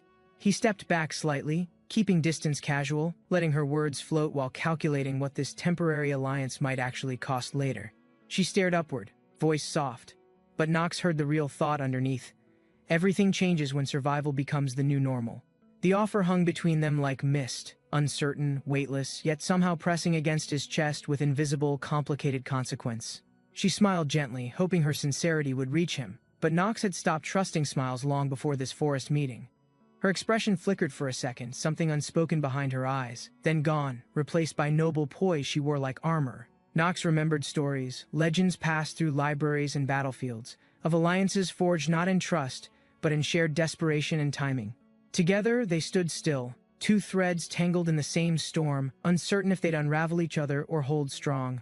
A past unraveled beneath golden ceilings where crowns were heavier than swords and duty wrapped tighter than chains ever could. Her memories painted halls with echoes, decisions made for her, roles chosen long before she even learned how to refuse. Even dressed in white, draped in light, she hadn't chosen power. It had chosen her, as if it needed a vessel. Now that light cracked, and through it emerged something dark, pulsing, ancient, born not of will but of centuries of control. The group sensed it too. Dark energy swirling beyond reason, challenging everything they thought they understood about her origins and purpose. Nox watched the flames flicker, thoughts drifting between battles survived and the weight of what still lay ahead tonight. His mind turned inward, remembering moments when silence held more threat than noise, nights where survival felt like borrowed time. Nearby, Celestia stretched, yawning, unaware that Nox was already preparing for things no student handbook could ever truly explain. He glanced around the camp, seeing faces tired but focused. Students wrapped in false calm like blankets just before storms. As night thickened, a quiet warning settled. Nothing about this journey would end peacefully, not while danger still learned their names. In his sleep, visions stirred. Sharp echoes of magic pulsing, whispers curling through his thoughts like shadows bending around truth. A memory returned, hallways dark a run too long, and the price of magic binding its user to inevitable destruction. Morning returned slowly, light bleeding through branches as students stirred, unaware of how close they'd come to fading like mist. Yawns filled the clearing, tension buried under shared exhaustion, while Nox stood silent, calculating how long peace might realistically last. Somewhere deeper, something shifted, just enough to make the birds stop singing, the trees pause and instincts bristle awake. A dark presence stepped through unseen cracks in space, its movements deliberate, laced with the kind of magic old spells feared. Nox sensed it instantly, his body reacting before reason, already moving toward the disturbance without needing confirmation or permission. His magic flared sharp, unmistakable, drawn from deeper wells than most dared to tap, weaving instinct with control and clarity. A shimmering barrier bloomed outward, wrapping the camp in glowing protection, just as nearby students dropped to the ground, startled. From the center, he stepped forward, eyes narrowed, ready. Because if anyone was going to bleed tonight, it wouldn't be them. The sudden surge in mana snapped everyone's attention. Some bolted toward it, others froze, uncertain if safety was still possible. Students stumbled across the camp, confusion rising like heat from the ground as new orders clashed with lingering fear. Celestia's presence helped steady them, her command firm beneath the chaos. Still, even she could feel things were slipping fast. High above, their campsite now pulsed with unease, flickering faintly with the imprint of Nox's fading magical influence. Tension cracked louder than spells as one student shouted, blades half-drawn, expecting trouble to erupt from between the trees. Steel flashed under moonlight as instincts took over, each movement echoing fear dressed as confidence in the face of darkness. They formed a ring, channeling spells, determined to stand, even knowing their bloodlines offered no real protection against monsters like this. A realization dawned. Nox wasn't among them. His absence echoed louder than footsteps, heavier than the night's growing pressure. A magic book flared open, pages glowing green, casting light over faces too young for battle yet forced into command. With steady hands, a student took control, inheriting responsibility from Nox without hesitation, uncertain but refusing to falter in front of others. Stillness cracked again. An argument sparked between orders and emotion, each trying to mask fear with formality they barely understood. She insisted on marching now, unwilling to wait, her words sharper than steel though cloaked in concern that couldn't hide frustration. He tried to reason calmly, reminding them of dangers beyond strategy, how some monsters fed off pride more than blood. A violent roar split the air, wings tearing through clouds as the ground shook beneath a beast's uninvited entrance. Meanwhile, unaware of the chaos ahead, two others walked slowly, discussing numbers, unaware they were already part of the unfolding problem. Mana exploded outward in luminous waves as he stood firm, anchoring the spell with a steadiness beyond his young age. Eyes widened around him. The energy release wasn't just powerful, it was unnervingly precise, drawn from something far older than taught. Whispers rose about control and heritage, but none could deny the command in his posture or the certainty beneath him. A subtle nod passed between them as an object changed hands, small but heavy with decisions neither were ready to name. Their exchange carried no ceremony, but the meaning was unmistakable. Leadership now shifted with quiet gravity under the weight of expectation. The object pulsed softly in his palm, darkness swirling inside like storm clouds trapped beneath glass. Something ancient watching from within. He raised it without hesitation, fully aware that the next moments would define his role, whatever the outcome might be. Magic erupted again, but this time wilder, darker, clashing violently against the incoming shadow slithering fast through air and leaves. He stood his ground, unflinching, eyes locked forward as a beast of nightmares lunged, teeth bared in hunger and command. The forest echoed with a sharp slicing sound, steel, shadow, and green fire colliding in a single breath meant to kill. The beast lunged, jaws wide, but the green shield met it midair with a force that cracked the very trees. A violent shockwave spiraled outward, blinding and fast, as the clash of pure mana warped the air in screaming arcs. Armor-clad and crackling with power, he rose from the blast unharmed, now wielding energy as if it belonged solely to him. Flames swirled calmly around his fingertips, his voice steady, eyes locked. He wasn't just holding back, this was a deliberate response. A mysterious voice echoed through the forest, addressing Nox von Reinharber and piquing his deep curiosity. Surrounded by ominous green mist, he stepped closer, unshaken, toward the swirling darkness hiding an unknown presence. Another figure landed beside he. He turned calmly, silently wondering about the newcomer's identity and true intentions. He examined the artifact passed to him, a dark crystal. He accepted the strange burden without hesitation. Suddenly, a massive blade tore through the mist, cleaving the ground. As danger erupted without warning, the monster's body collapsed, armor clattering to the ground, overwhelmed by the dark energy surrounding Nox. Nox declared the battle's weight now rested on him alone. His decisions would shape all future outcomes. Silence followed. The sky shifted above the quiet forest, as if holding its breath for what's next. Suddenly, glowing red glyphs spiraled from the ground, forming a sealed gate that pulsed with ancient runes. From within the symbols, the silver-haired warrior stepped forward, summoned by destiny. And ready for the reckoning, the silver-haired warrior stepped firmly into the ritual circle, initiating the ancient trial etched deep within legend. As magical scripts activated, the system acknowledged his lineage, unlocking dormant potential through a formal recognition sequence. Power surged through his core, The trial completed, his stats increased drastically, especially in raw mana output. He calmly exited the formation, now stronger and aware that this ritual marked the beginning of conflict. From the shadows, a masked foe observed with interest, preparing to challenge the awakening force head-on. The masked entity emerged, amused that someone had not only tracked him but dared to confront him. Mocking continued, but the system recognized a shift, activating a powerful latent trait within the silver-haired warrior. Standing firm, the warrior exhaled slowly, adapting to the chaotic energy as the environment thickened with pressure. Confident in his strength, he dismissed the threat, stating superiority should be proven, not claimed by status. Agitated, the masked figure snarled, biting down in frustration as pride clashed with the reality of challenge.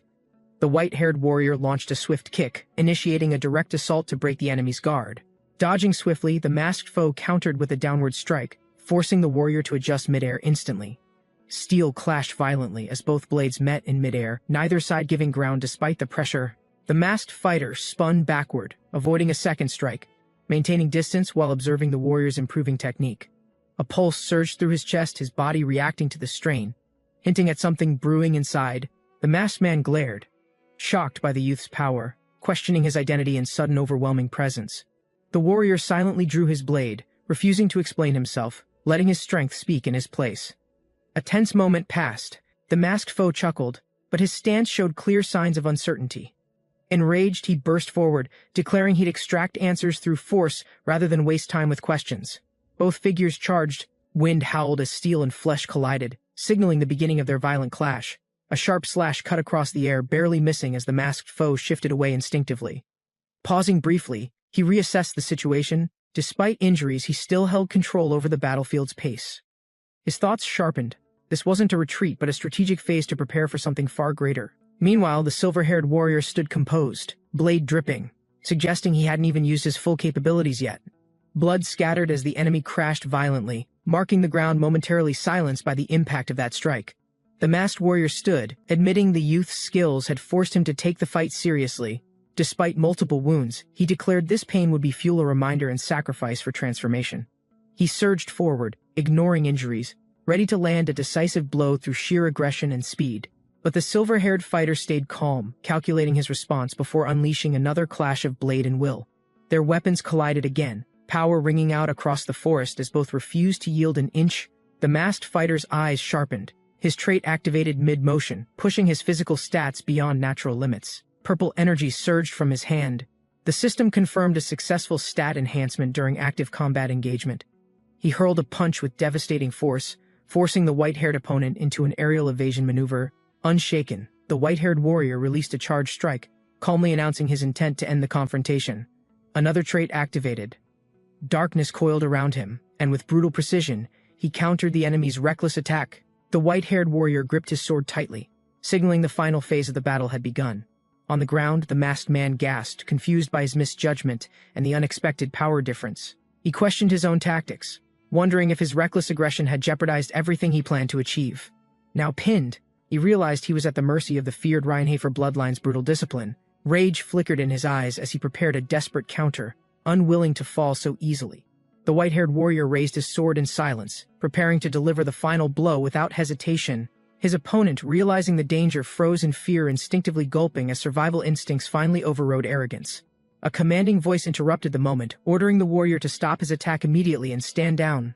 A uniformed officer approached urgently, pleading for mercy, revealing that the fallen fighter was once his student. Another instructor appeared, confirming the claim. The defeated man had once trained under him before turning rogue. The white-haired warrior paused, listening closely as the instructor stepped forward, requesting clemency for the defeated man. The instructor bowed slightly, admitting guilt for the trouble caused. He confirmed the rogue was once his pupil. The warrior, unimpressed, questioned the connection. He found the idea of shared mentorship difficult to believe. The fallen man sneered, mocking the plea. He demanded truth, whether the teacher still viewed him as a student. The instructor turned away, rejecting the idea. He couldn't lie about a bond broken long ago by betrayal. The fallen cadet burst out, furious, accusing his mentor of betrayal and abandoning him without reason. The instructor acknowledged his past failure, admitting he couldn't deny the outcome but clarified his original intentions. He explained he tried to push the cadet away not in punishment but in desperate protection. With pain in his voice, he revealed the truth: he'd once lost a son to senseless war. Tears welled up. He confessed that all harsh decisions were acts of desperation to prevent another loss. The defeated cadet growled in anger, still unable to accept the reasons behind his former mentor's actions. The instructor recalled how the cadet had once shown great promise, choosing magic to protect, not destroy. With a stern voice, he stated no apology was owed for rejecting a path of destruction. He questioned whether this brutal form of magic was truly what the cadet had set out to master. In his memory, the cadet once studied with purpose, guided by curiosity, not driven by hatred or vengeance. The defeated cadet's eyes opened slowly. Despite pain, a faint grin formed across his bruised face. He admitted his regret, accepting that redemption was no longer an option after everything he had done. Suddenly, he lunged upward, grabbing the white-haired warrior's leg in a final act of desperation and defiance. Caught off guard, the warrior lost balance as the enemy twisted sharply, using all remaining strength available. With one violent motion, the cadet hurled himself and the warrior into the distance, ending the stalemate. With a final roar, the cadet declared he would embrace the netherworld rather than surrender completely. The instructor's expression hardened as he realized who the target was. His own name was shouted in warning. A dark force surged. Blood and shadow exploded mid-air as the cadet's body accelerated in a charge. The instructor flinched, barely shielding himself as debris and energy burst past him in a spiraling shockwave. Breathing heavily, he lowered his arms, face solemn, unsure whether what happened was sacrifice or something far worse. The white-haired warrior turned slowly, sensing something was still wrong despite the silence following the explosion. A surge of purple energy cracked the air. The ground beneath them shimmered with unstable magical distortion. Dark silhouettes appeared behind the haze. The instructor stepped back, bracing himself as the cadet charged again. The cadet shouted, confused by the warrior's recovery. He couldn't comprehend how his opponent still stood. A system alert confirmed it. His foe's core trait had now reached full synchronization, boosting all latent potential. Nox spoke coldly, criticizing his opponent's desperation, warning that manipulation no longer held power in battle. Nox stepped forward, eyes locked on his enemy, confidence unwavering despite the bloodlust in the air. The beast flinched instinctively, sensing danger, but confusion spread across its face at Nox's sudden change. A system alert pulsed, warning, "You are now in danger of becoming your character's fate." Ignoring the message, Nox's eyes sharpened. Mana crackled, and he launched himself straight at the demon. With a roar, the demon struck, but Nox spun mid-air, slashing downward before landing behind him. A splash echoed behind Nox as shadows stirred, something unnatural moving through the dense forest gloom. He turned calmly, eyes scanning the silence, sensing the presence that refused to show itself directly. Beside him, his ally stood still, tension rising as the black mist crept slowly across ground. Dark fog slithered in closer, wrapping the air with pressure, forcing them into sudden defensive stances. With a loud hiss, the shadow burst upward, and both men prepared to counter the threat. The officer scanned the forest edge, his instincts warning him something far worse was still approaching. A sharp pain struck him. He collapsed, overwhelmed by the residual force lingering after the shadow attack. Nox observed silently, analyzing his fallen superior's condition, noting signs of internal trauma and magical interference. The cadet stepped closer, maintaining composure, preparing himself to take leadership in absence of the commanding officer. The officer, barely conscious, struggled to process events, his authority fading, responsibility now passing to the young cadet. Nox remained silent, watching the instructor struggle with guilt, surrounded by the weight of recent loss. The instructor reflected bitterly on his life's work papers, lectures and theories designed to help the powerless. Despite his intentions, doubt crept in as he questioned whether his research had helped anyone at all. His hands trembled, fists clenched with regret, realizing even his finest efforts failed to protect the innocent. Crushed by helplessness, he stared at Nox, asking what purpose his knowledge served if lives were lost. The instructor stared at his hands, bloodied and trembling, overwhelmed by the irreversible consequences of failure. Nox watched him quietly, emotion restrained, still processing the events and the weight now placed on him. He wiped the blood from his face, steadying himself, aware this role demanded more than strength. The instructor spoke cautiously, suspecting Nox's encounter with the Devilkin revealed something beyond standard combat experience. Realization hit him. Nox's behavior was off, unnatural, and the situation had spiraled beyond his understanding entirely. The instructor looked up, wondering if his research still mattered, questioning its true purpose after everything happened. He hesitated, clenching his fist, torn between abandoning his ideals or continuing with uncertain conviction and regret. His thoughts circled a single truth he couldn't stop, not when someone still depended on his work. Nox stood silently, piecing things together, sensing the weight behind the man's research and emotional conflict. A system alert triggered. Nox's actions had strayed from character, altering core traits within the simulation framework. Rain began to fall gently, masking the silence that followed the emotional weight of their conversation. The instructor admitted aloud that he wasn't capable of moving forward, not without acknowledging his own fears. He had believed for years that purpose alone justified action, even if nothing tangible was achieved. Knox replied calmly, stating his belief that effort itself held meaning, even when results were unclear. Still kneeling, the instructor trembled, admitting he felt shaken by someone who had just seen his weakness. Knox commented on the instructor's emotional display, calling it pathetic, but there was no malice behind it.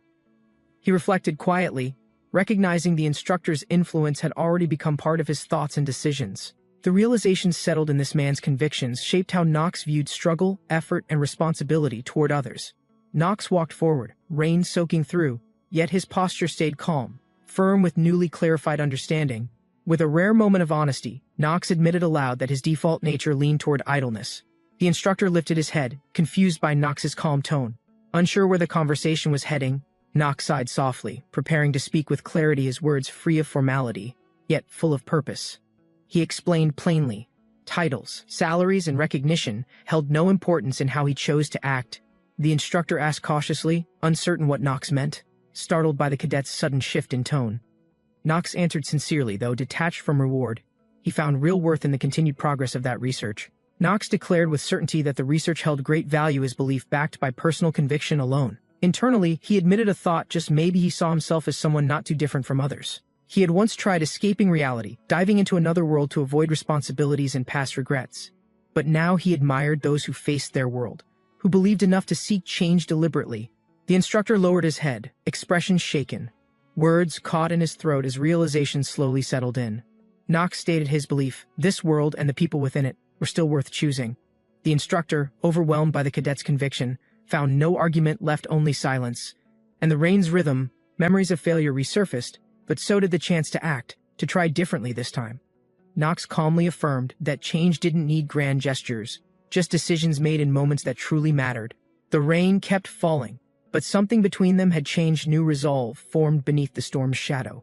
The rain fell hard as Knox approached the field, bodies of summoned beasts lying motionless in defeat. He exhaled with relief, holstering his blade, aware the threat had passed but not without consequences.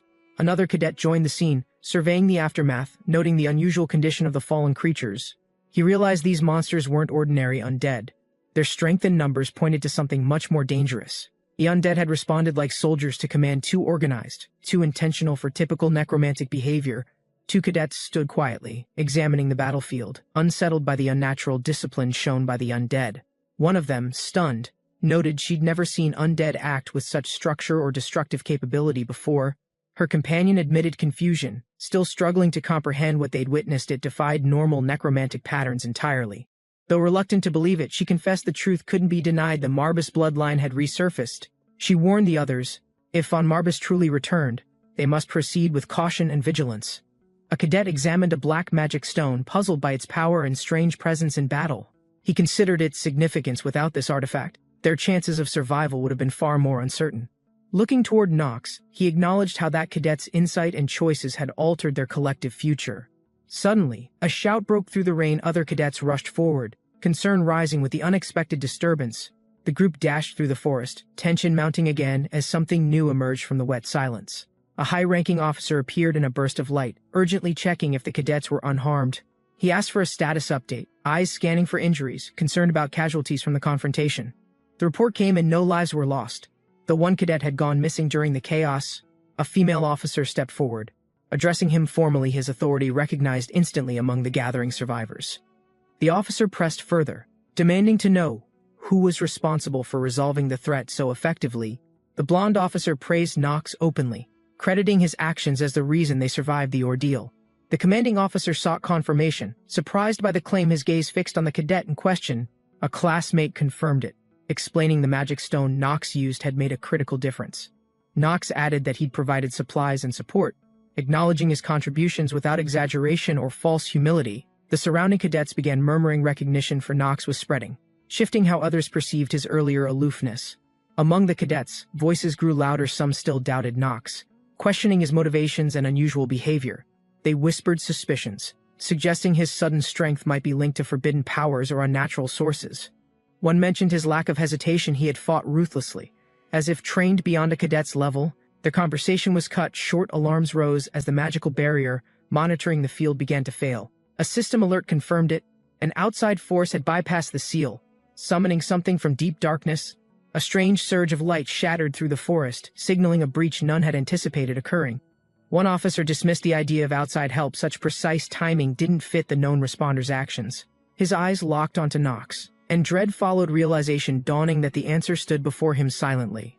Morning sunlight bathed the Academy's headquarters, a calm exterior hiding the burdened minds working within. Inside, Nox sat alone behind a desk, quietly buried in papers, reports, and pending decisions. He signed documents methodically, each stroke precise, the responsibilities of leadership now fully resting on him. A system message appeared, his unique trait, editor reactor, activated, triggered by internal emotional tension building beneath calm. Another alert followed, agitation detected as Nox's eyes narrowed, holding back unrest threatening to surface from within. The commanding officer questioned Nox's capability, doubting such refined skill could come from standard academy training. The professor proudly stepped in, claiming responsibility for Nox's progress, deflecting the attention with subtle satisfaction. In the office memory, a system message appeared, equilibrium reactor trait activated under emotional and mental strain. As tension built, another system alert triggered, editor actor trait activated again during a quiet moment of pressure. Nox remained composed beside the professor, who smiled faintly, unaware the cadet's mind was constantly adapting silently.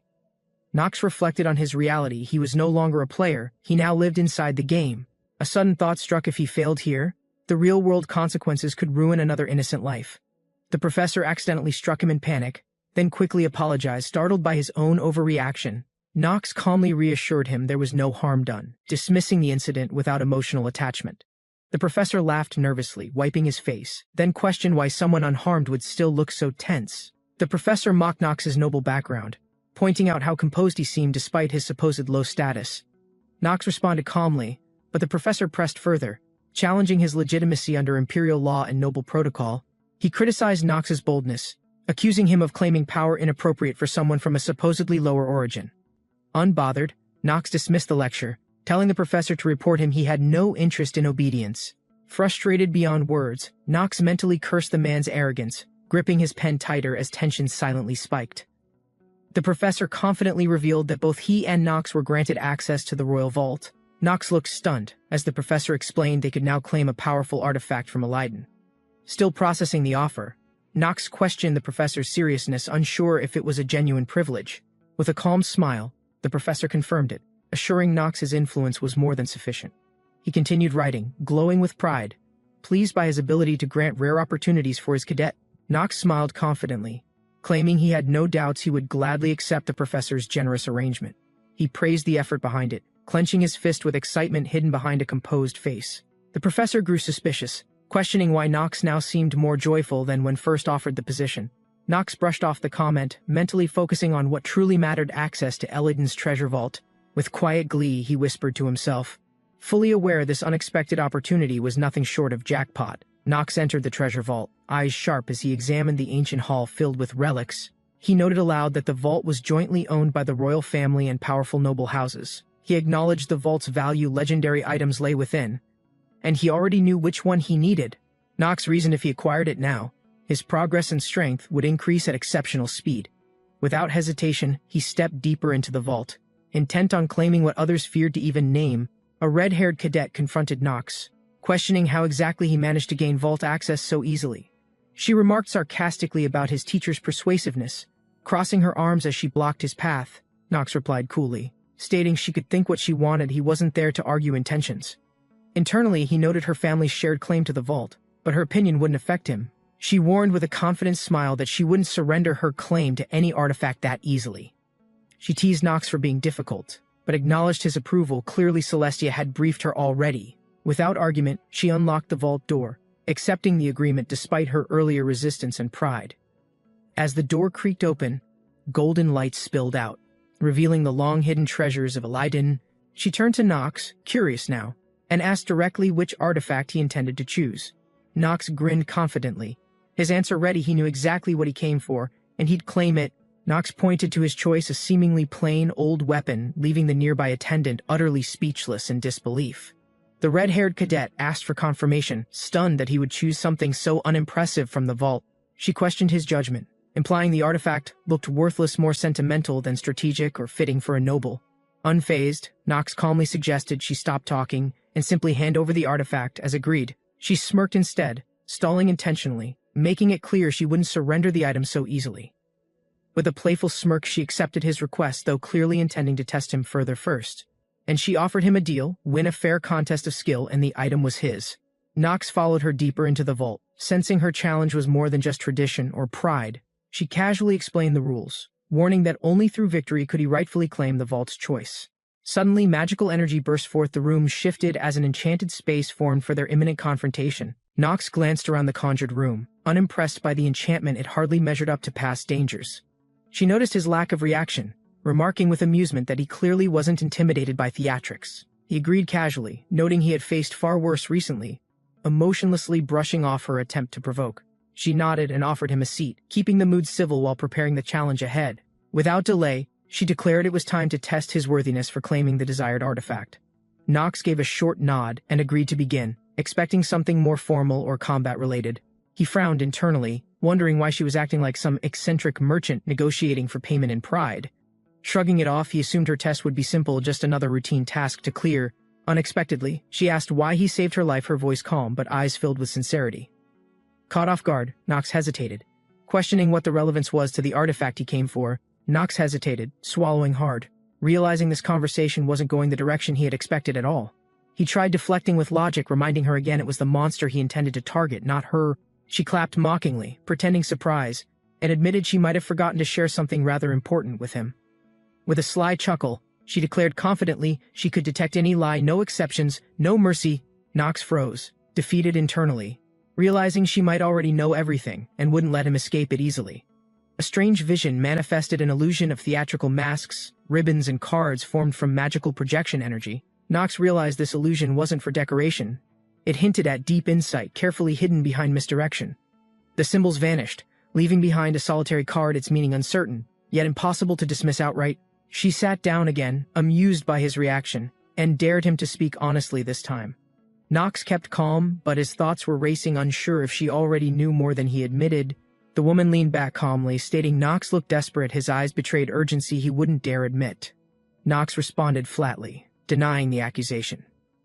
He insisted his intention was simply to hand over the artifact. She dismissed his defense coldly, emphasizing that his motives didn't matter, only his answer to her question. The tension rose. Nox sat upright, knowing silence meant failure.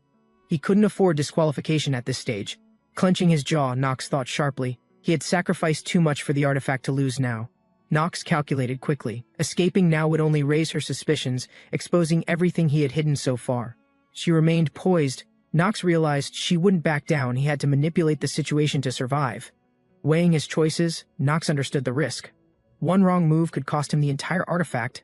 He decided to admit partial truth, claiming the rescue was strategic, not emotional, to keep control intact. Her reaction revealed doubt. She questioned his motives, forcing Nox to prepare for her next test. Nox stiffened.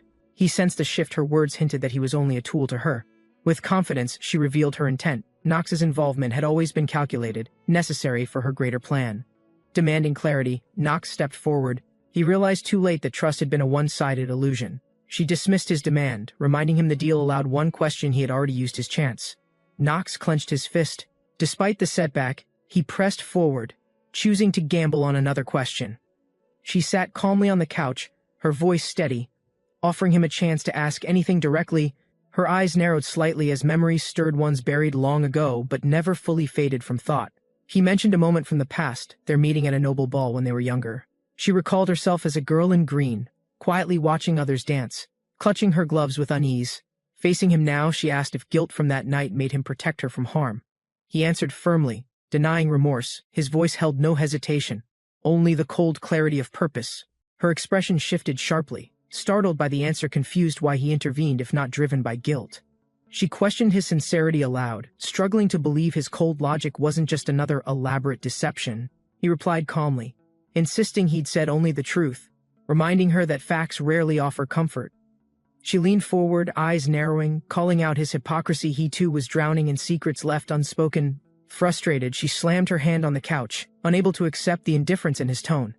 He watched her reaction silently, raising a brow as she turned her back and refused his gaze. she whispered in disbelief, unable to reconcile his actions with the painful memories still haunting her mind. Though she saved her once, his past words echoed louder, refusing to be erased by time.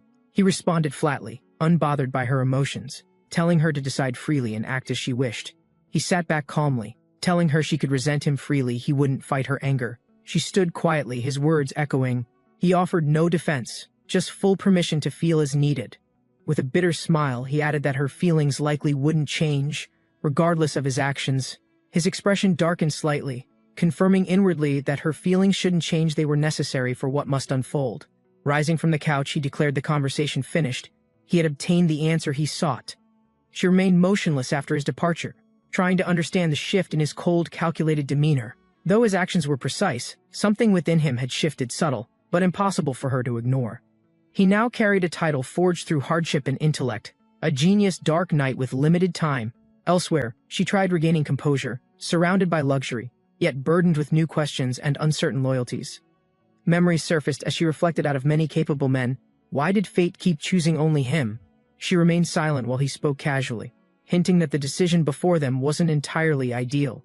He admitted difficulty imagining a woman as a knight, though her presence clearly contradicted his assumptions. Despite lacking noble blood, he trusted his instincts, shaped by experience and a drive to contribute. She listened quietly, reflecting that many had stood where he was, yet most had failed miserably. In battle, knights fell even with prized gear. Enchanted snacks, elixirs, shields, and armor couldn't guarantee survival.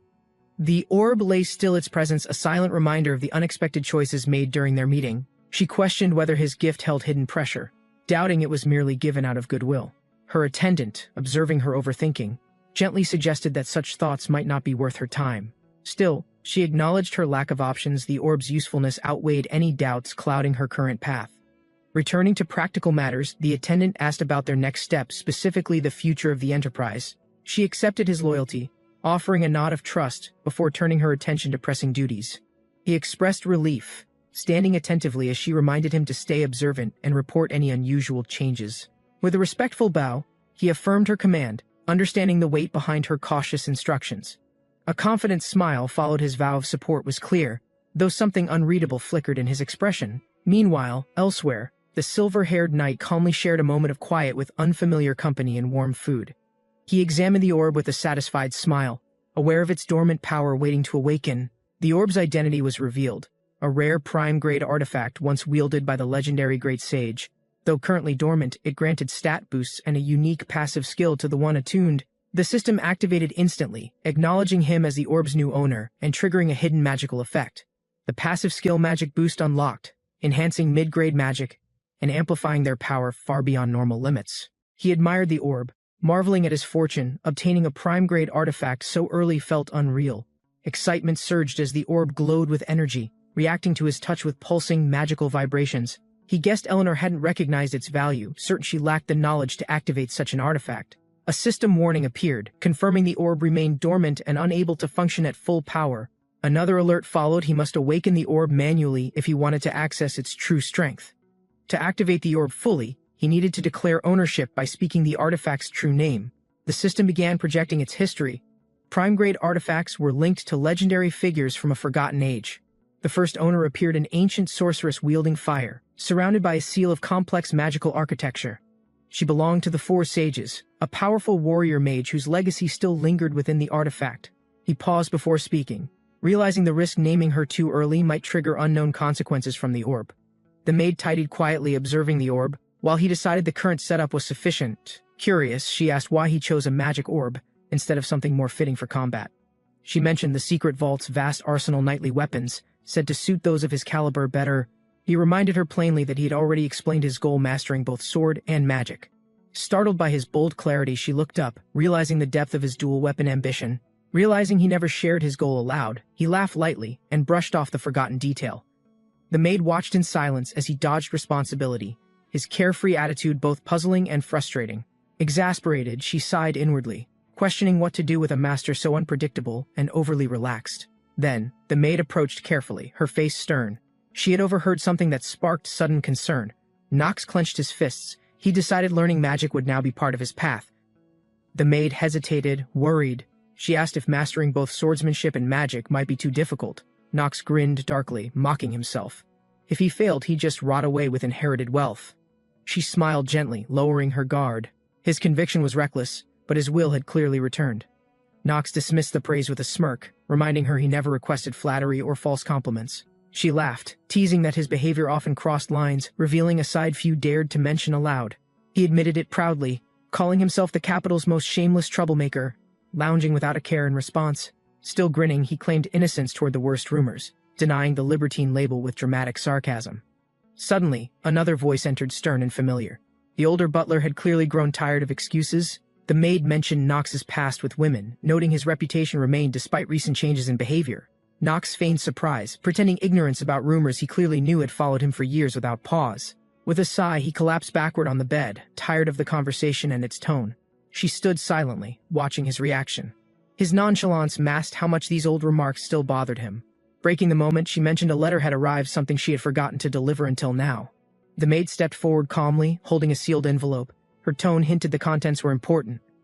Knox bolted upright, startled. He hadn't expected real news, especially not something requiring a formal delivery. She handed him the letter without explanation, saying only that the sender insisted he read it directly. Knox opened it slowly, cautious. Whatever this was, he couldn't afford distractions during a critical period. The letter bore noble insignias and elegant script, summoning him to an official royal audience next week. The letter declared Knox's summons under imperial law, a royal command that could not be ignored. It stated a formal audience had been arranged, recognizing his efforts with an official noble invitation. He was to leave within 3 days, traveling under royal escort toward the heart of governance. Signed by Penelope von Acarium, the message ended with an elegant seal and vague, noble politeness. Knox groaned aloud. To him it felt more like punishment than reward for past achievements. Zitri grabbed his arm in protest, warning him the journey to the capital was far too dangerous. Knox explained calmly that refusal wasn't an option. Royal summons left no room for negotiation or excuses. Then, knowing that, he made his decision. He would go, but she would not follow him. Her voice trembled as she questioned him, but Knox remained firm, issuing an unshakable command to stay. Zitri stood silently, heart conflicted. Though loyal, she knew when an order left no space for argument. Knox exchanged a final look with Zitri before turning away, determined to face the capital alone.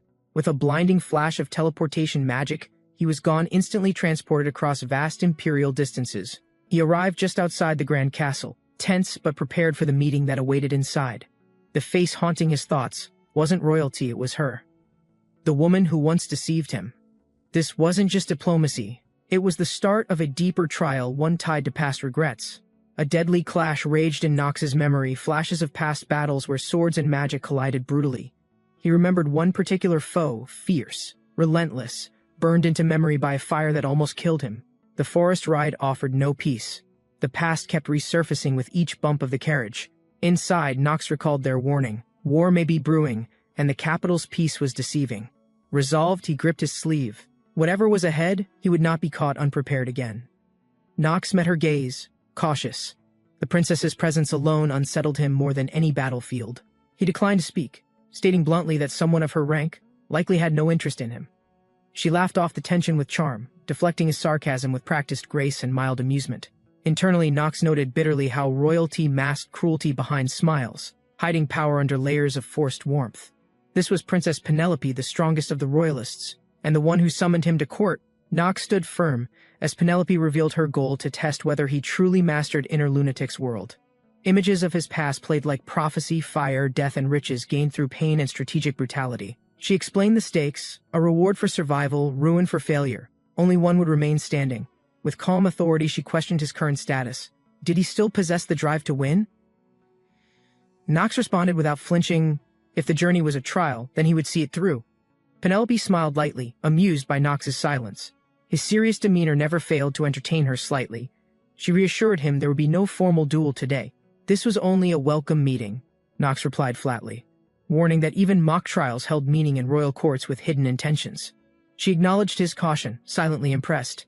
He understood palace games far better than most newcomers ever did. As their carriage arrived at the royal terrace, the tone-shifted ceremony was about to begin, and Knox asked directly, what exactly did the royal family want from him this time around?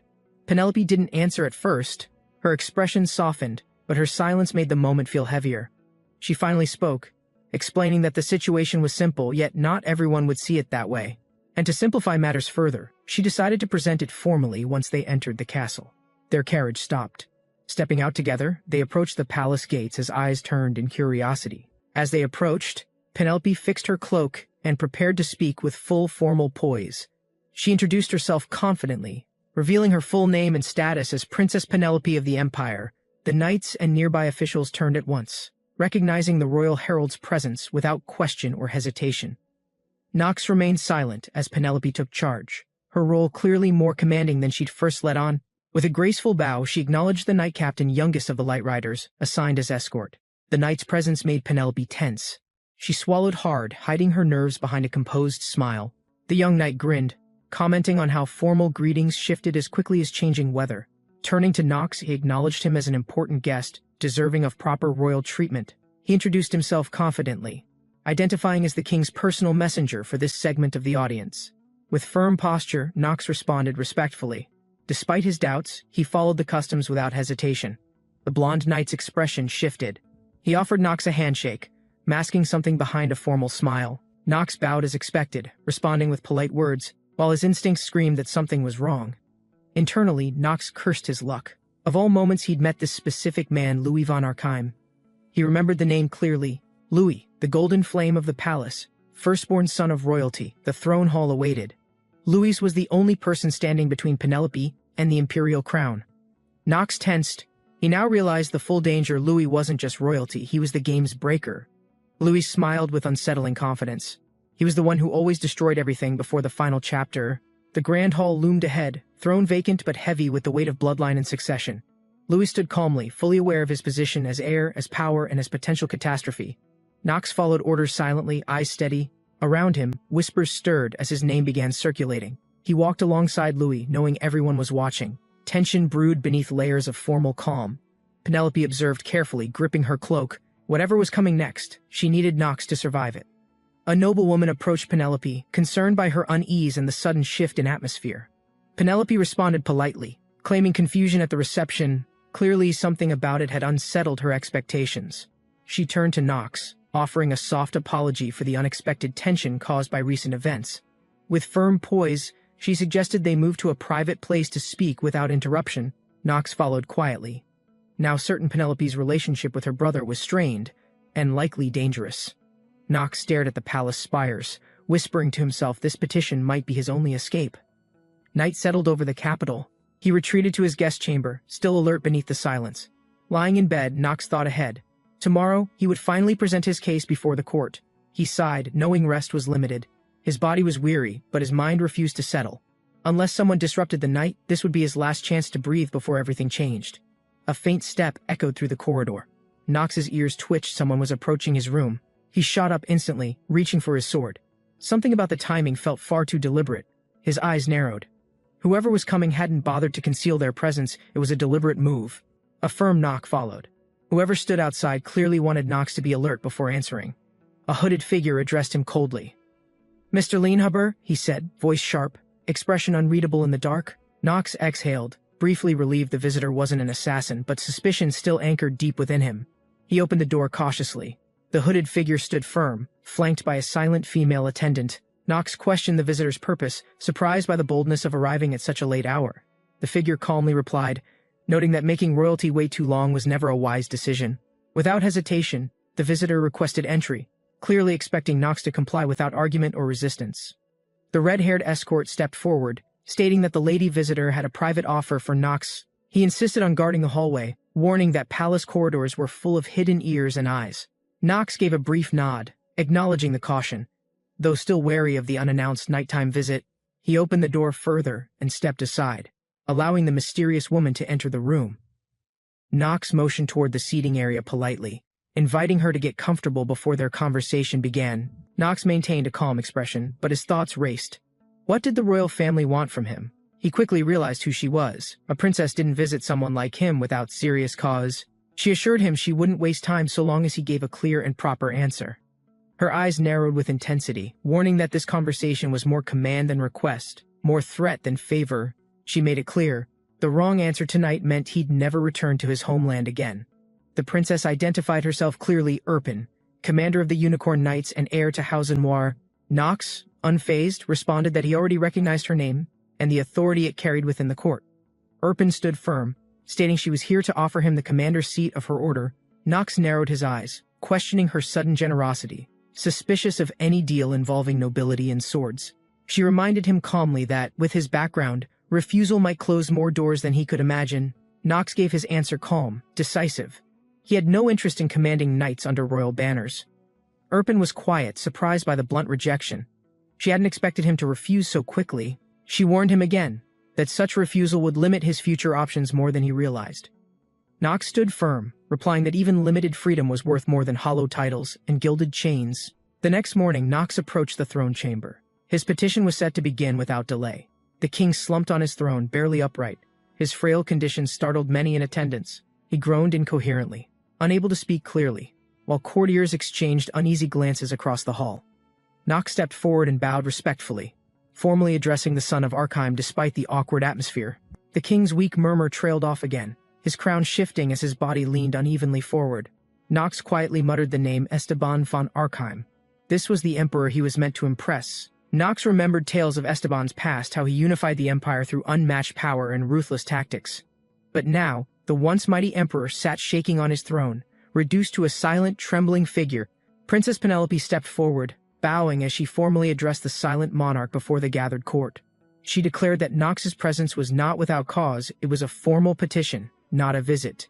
She reminded the court the emperor's rule included granting rewards, and Nox had earned one through merit. Nox bowed deeply, expressing gratitude for the opportunity, though internally, he remained cautious of their motives. He understood clearly, with Esteban weakened, Prince Louis had begun acting as the empire's true ruler. That shift in power meant every word spoken today had lasting consequences. Nox had no room for error.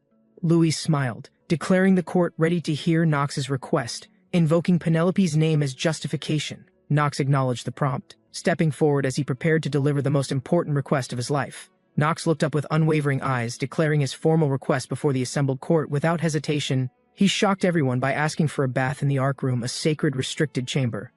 Louis recoiled, stunned. No one expected such a bizarre and bold demand from a foreign swordsman. The nobles whispered urgently. The Ark Room was known only to elite magic users and royal bloodlines. The room's waters weren't ordinary, they resonated with ancient mana, tied to blessings of divine and royal lineage. Louis remained quiet, but the cold glint in his eyes revealed hidden tension beneath his smile. He affirmed Nox's request had crossed a line, one that nobles would never let go unchallenged. Uproar followed instantly. Several nobles stood, shouting that such a demand was absurd and completely inappropriate. One elder declared that even royal blood rarely accessed the Ark Room without imperial summons or purpose. Another reminded everyone that the bath's divine energy was exclusive to those from sacred houses of sanctity. Nox expected the backlash. His request was never meant to be safe. It was a strategic provocation, he reflected inwardly. Asking for the bath was a clever way to reject unspoken royal offers. Suddenly, Penelope rose in fury, her voice slicing through the noise with sharp authority and anger. She demanded to know who dared raise voices in front of the emperor without permission or restraint. And then, everyone froze. Even Nox paused, unsure if her anger was planned or dangerously real. Nox stiffened. Penelope's defense confused him. He couldn't understand why she'd suddenly support his defiant request. His thoughts raced. She knew he had refused her offer, so why defend him before the court? Penelope stepped forward calmly, standing between Nox and the nobles who challenged his place in petition. She reminded Lord Gordon of her earlier warning, demanding he uphold the court's dignity and restraint. From the distance, Nox recalled her last warning, one that implied this outcome had been planned all along. Nox clenched his jaw. The situation was turning strange, and Penelope's actions only deepened the mystery. He steadied his thoughts and placed the ceremonial orb firmly on the table before him. And Penelope stood and announced her departure, stating she had no intention of overstaying her welcome. And before leaving, she warned Nox that whatever came next, he should remember this meeting carefully. As she exited, Nox watched closely, mind already working through what her words might truly imply. Leaning close, Erpin whispered sharply, reminding Nox that, sooner or later, he must choose a side. Nox stood silently between two forces, knowing neutrality wouldn't last. A choice would soon be required. Despite appearances, he leaned toward Princess Reinhild's faction. Her control offered survival. Despite her cruel methods, he met with her in secret chambers, hiding intent. Nox analyzed her court, observing every detail. Before speaking, Nox measured her reaction. He needed assurance. If he obeyed, Would she honor promises? Seeing her smirk, he knew the answer. The game had started, and his bluff was in motion. Whispers spread among the nobles as Nox's audience stirred suspicion. His presence challenged tradition and balance. The white-haired aide stepped forward, pausing briefly, then declared the formal objection with measured, deliberate tone. He reminded Nox that defying court customs would risk offending both the crown and its loyalists. Grinning sharply, the noble announced Nox's participation in a trial a test of loyalty and competence. Princess Reinhilda added her own condition. Only through victory in battle could Nox prove his right. Nox realized the trial had shifted. This wasn't negotiation, it was a personal challenge to survive. A red-haired knight stepped forward, her smirk clear. She represented tradition, authority, and harsh expectations. Nox clenched his fists, suppressing frustration. Every move felt like a trap designed to expose weakness. The noble drew his blade and declared the terms Nox was to prove himself in direct combat. Nox smiled faintly, bowed politely, and responded with control. He accepted the duel without revealing fear. The golden-haired noble claimed that tradition demanded this duel, as recognition among the Empire's elite knights. He emphasized that only the strongest deserve to approach the sacred river, a privilege earned, not granted. Nox narrowed his eyes, sensing the provocation. The noble expected him to either fight or retreat. But Nox's goal wasn't fame or acceptance. He hadn't come to win applause or prove worth. He calmly accepted, silencing the room. The noble's smirk deepened, intrigued by Nox's composed defiance. The duel was scheduled for 1 hour later. Nox was expected to appear at the courtyard. He bowed respectfully, acknowledging the challenge. His calm reply masked the weight of pressure he carried inside. Nox affirmed his commitment to fight. Princess Reinhilda observed carefully, uncertain whether to worry or admire him. The hall watched in silence as Nox turned to leave. Each step echoed with building anticipation. Someone called after him in panic. He didn't stop. His resolve was stronger than their fear. Reinhilda confronted Nox, sensing danger in his presence. She questioned his intent and warned of consequences. She noted his recklessness. His aura betrayed no subtlety, as if daring fate to strike early. To her, he was merely a pawn used to entertain nobility and provoke public reaction on stage. She warned him plainly, this duel wasn't about skill, it was about ruining his name and future. Nox acknowledged her fully, his expression calm. He had accepted everything, even the cost of losing. The noble announced the stakes. Nox's defeat would justify removing unqualified heirs under pretenses of tradition, but victory would crown Nox as a symbol of reform, proof that change could challenge stagnant nobility. Reinhilda admitted she couldn't predict the outcome. Nox was unreadable, too composed even under pressure. She questioned his confidence, unsure if it was strategy or arrogance to challenge without hesitation. Nox's vague response unsettled her. His cryptic words hinted that this duel held deeper plans unknown to her. Nox explained his reasoning: this duel wasn't for honor, it was a tactic for something more critical. He knew the court wanted a spectacle. His calm invitation cloaked the true scale of intent. The palace bustled with preparations. Weapons were selected, armor checked, everyone anticipated a dramatic public confrontation. Nox's opponent suited up, expression cold. To him, this was formality, a performance under royal scrutiny. The commander gave final orders. Everything had to proceed flawlessly. As nobles and staff filled their roles, the maid winced as tension rose. She hesitated, realizing the man she addressed held great authority. With a bow, she nervously identified him: Louis von Arnheim, second prince of the Talonfeather Empire. Prince Louis confirmed her words. His presence commanded fear. His power in Talonfeather went largely unchallenged. He spoke with frustration. Despite his dominance, Nox had moved freely, untouched by fear or obedience. Turning to the maid, Prince Louis muttered the name with restrained intensity: Nox von Leinherber. Prince Louis glanced sideways, his voice sharp. He warned the maid to stay out of noble affairs. Without hesitation, he struck her. The blow echoed loudly, silencing the room and drawing immediate attention. The maid collapsed, stunned. Her simple concern had provoked royal fury beyond anything she had imagined. Louis stood firm, demanding an explanation. He twisted her concern into insult against the ruling family's bloodline. Terrified, she apologized through trembling breath, barely able to hold back her panic and tears. Louis warned the room sternly. One mistake had been enough, others should learn from her suffering. He reminded everyone that power ran in his blood. His father once ruled, but he would dominate. The maid remained speechless, too frightened to speak. His authority crushed even the will to respond. Louis declared a coming shift. The current age would soon end, replaced by one of his making. The maid bowed deeply, terrified. She promised never to forget his warning or repeat her mistake. Prince Louis called for the majordomo, commanding swift punishment to reinforce the message of control. Without hesitation, he ordered the trembling maid removed, her presence no longer tolerated within noble spaces. Panicked, she cried out, begging for mercy. She pleaded for a chance to fix her mistake. Louis mocked her desperation. He found amusement in her hope, knowing she'd never be treated equally. He lectured her coldly, reminding that noble status was nothing compared to the privilege of royalty. The servants begged for mercy, but it was clear that Prince Louis had made his decision final. He redirected his focus to Knox, calling him out as a strange and unpredictable combatant.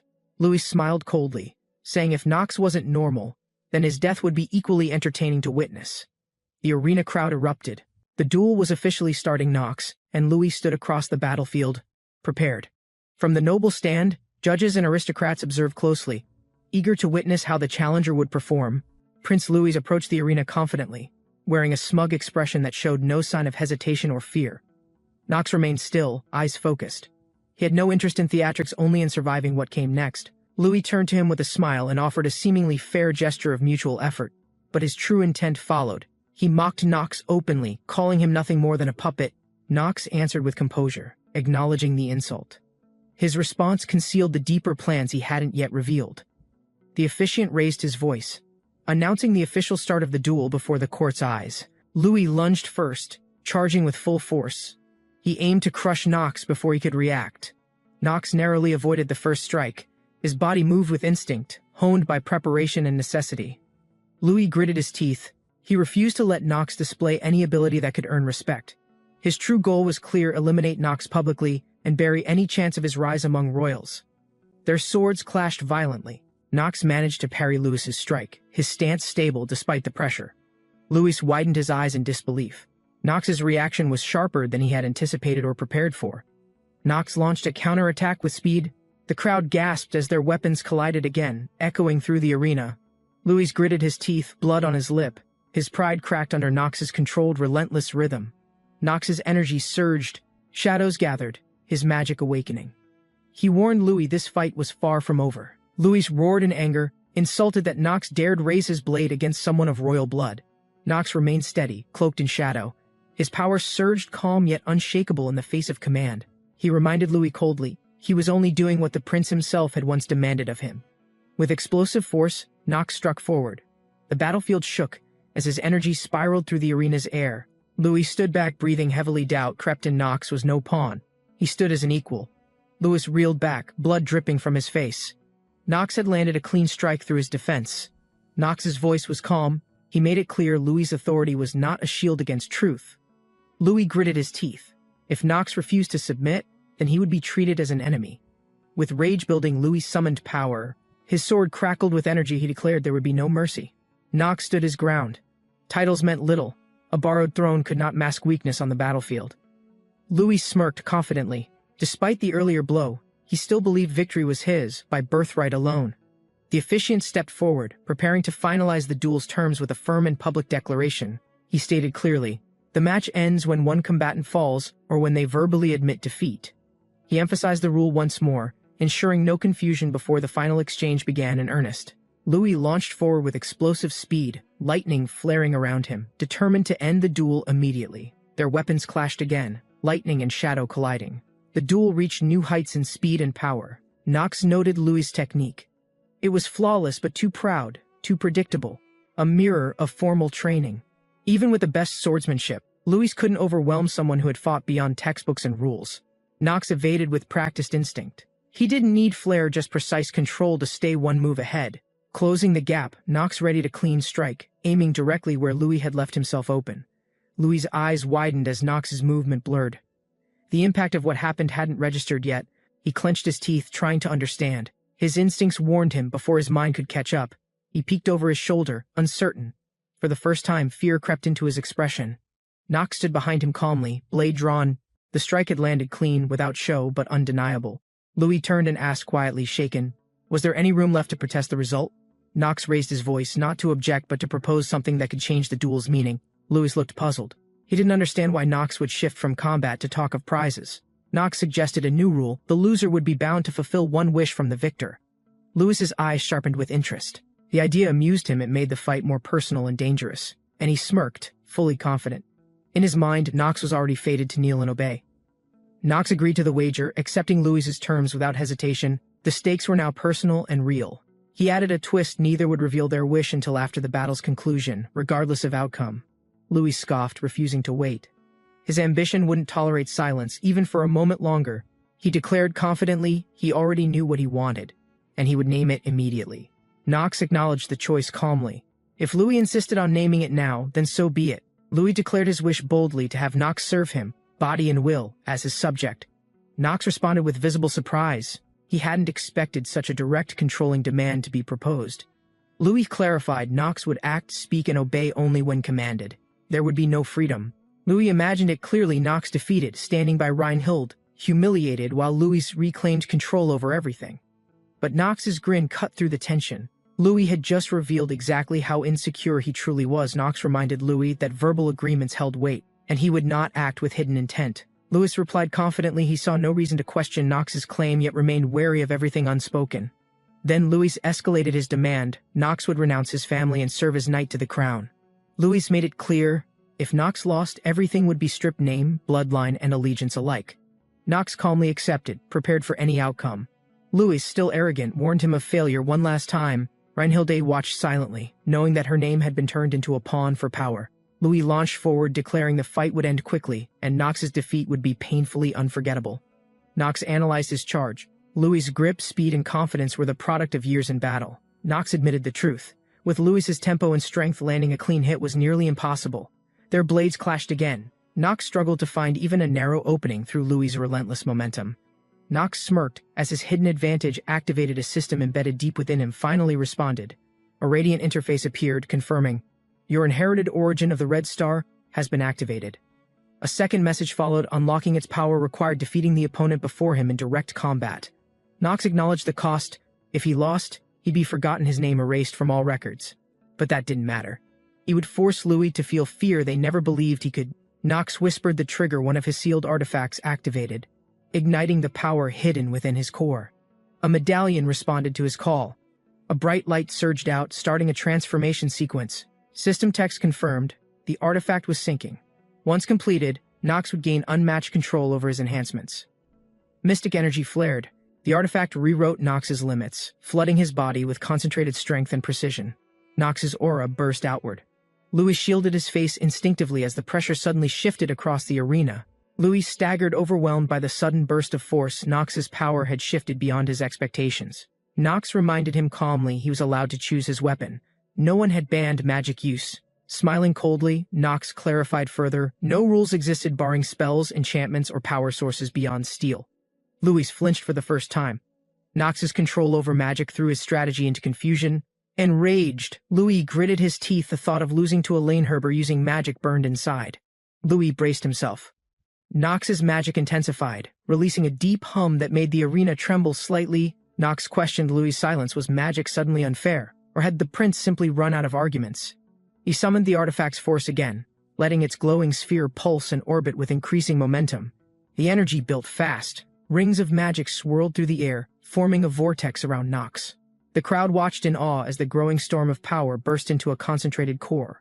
The swirling blast surged downward. Nox warned Louis coldly there would be no dodging this final strike. With unwavering control, Nox unleashed the sphere's force, addressing Louis directly with sharp precision and total confidence. From the heavens, a vortex expanded, tendrils of violet energy descending. Eyes fixed forward, resolve hardened as luminous power surged. Ground ruptured violently, arcs of purple lightning cracking open stone floors.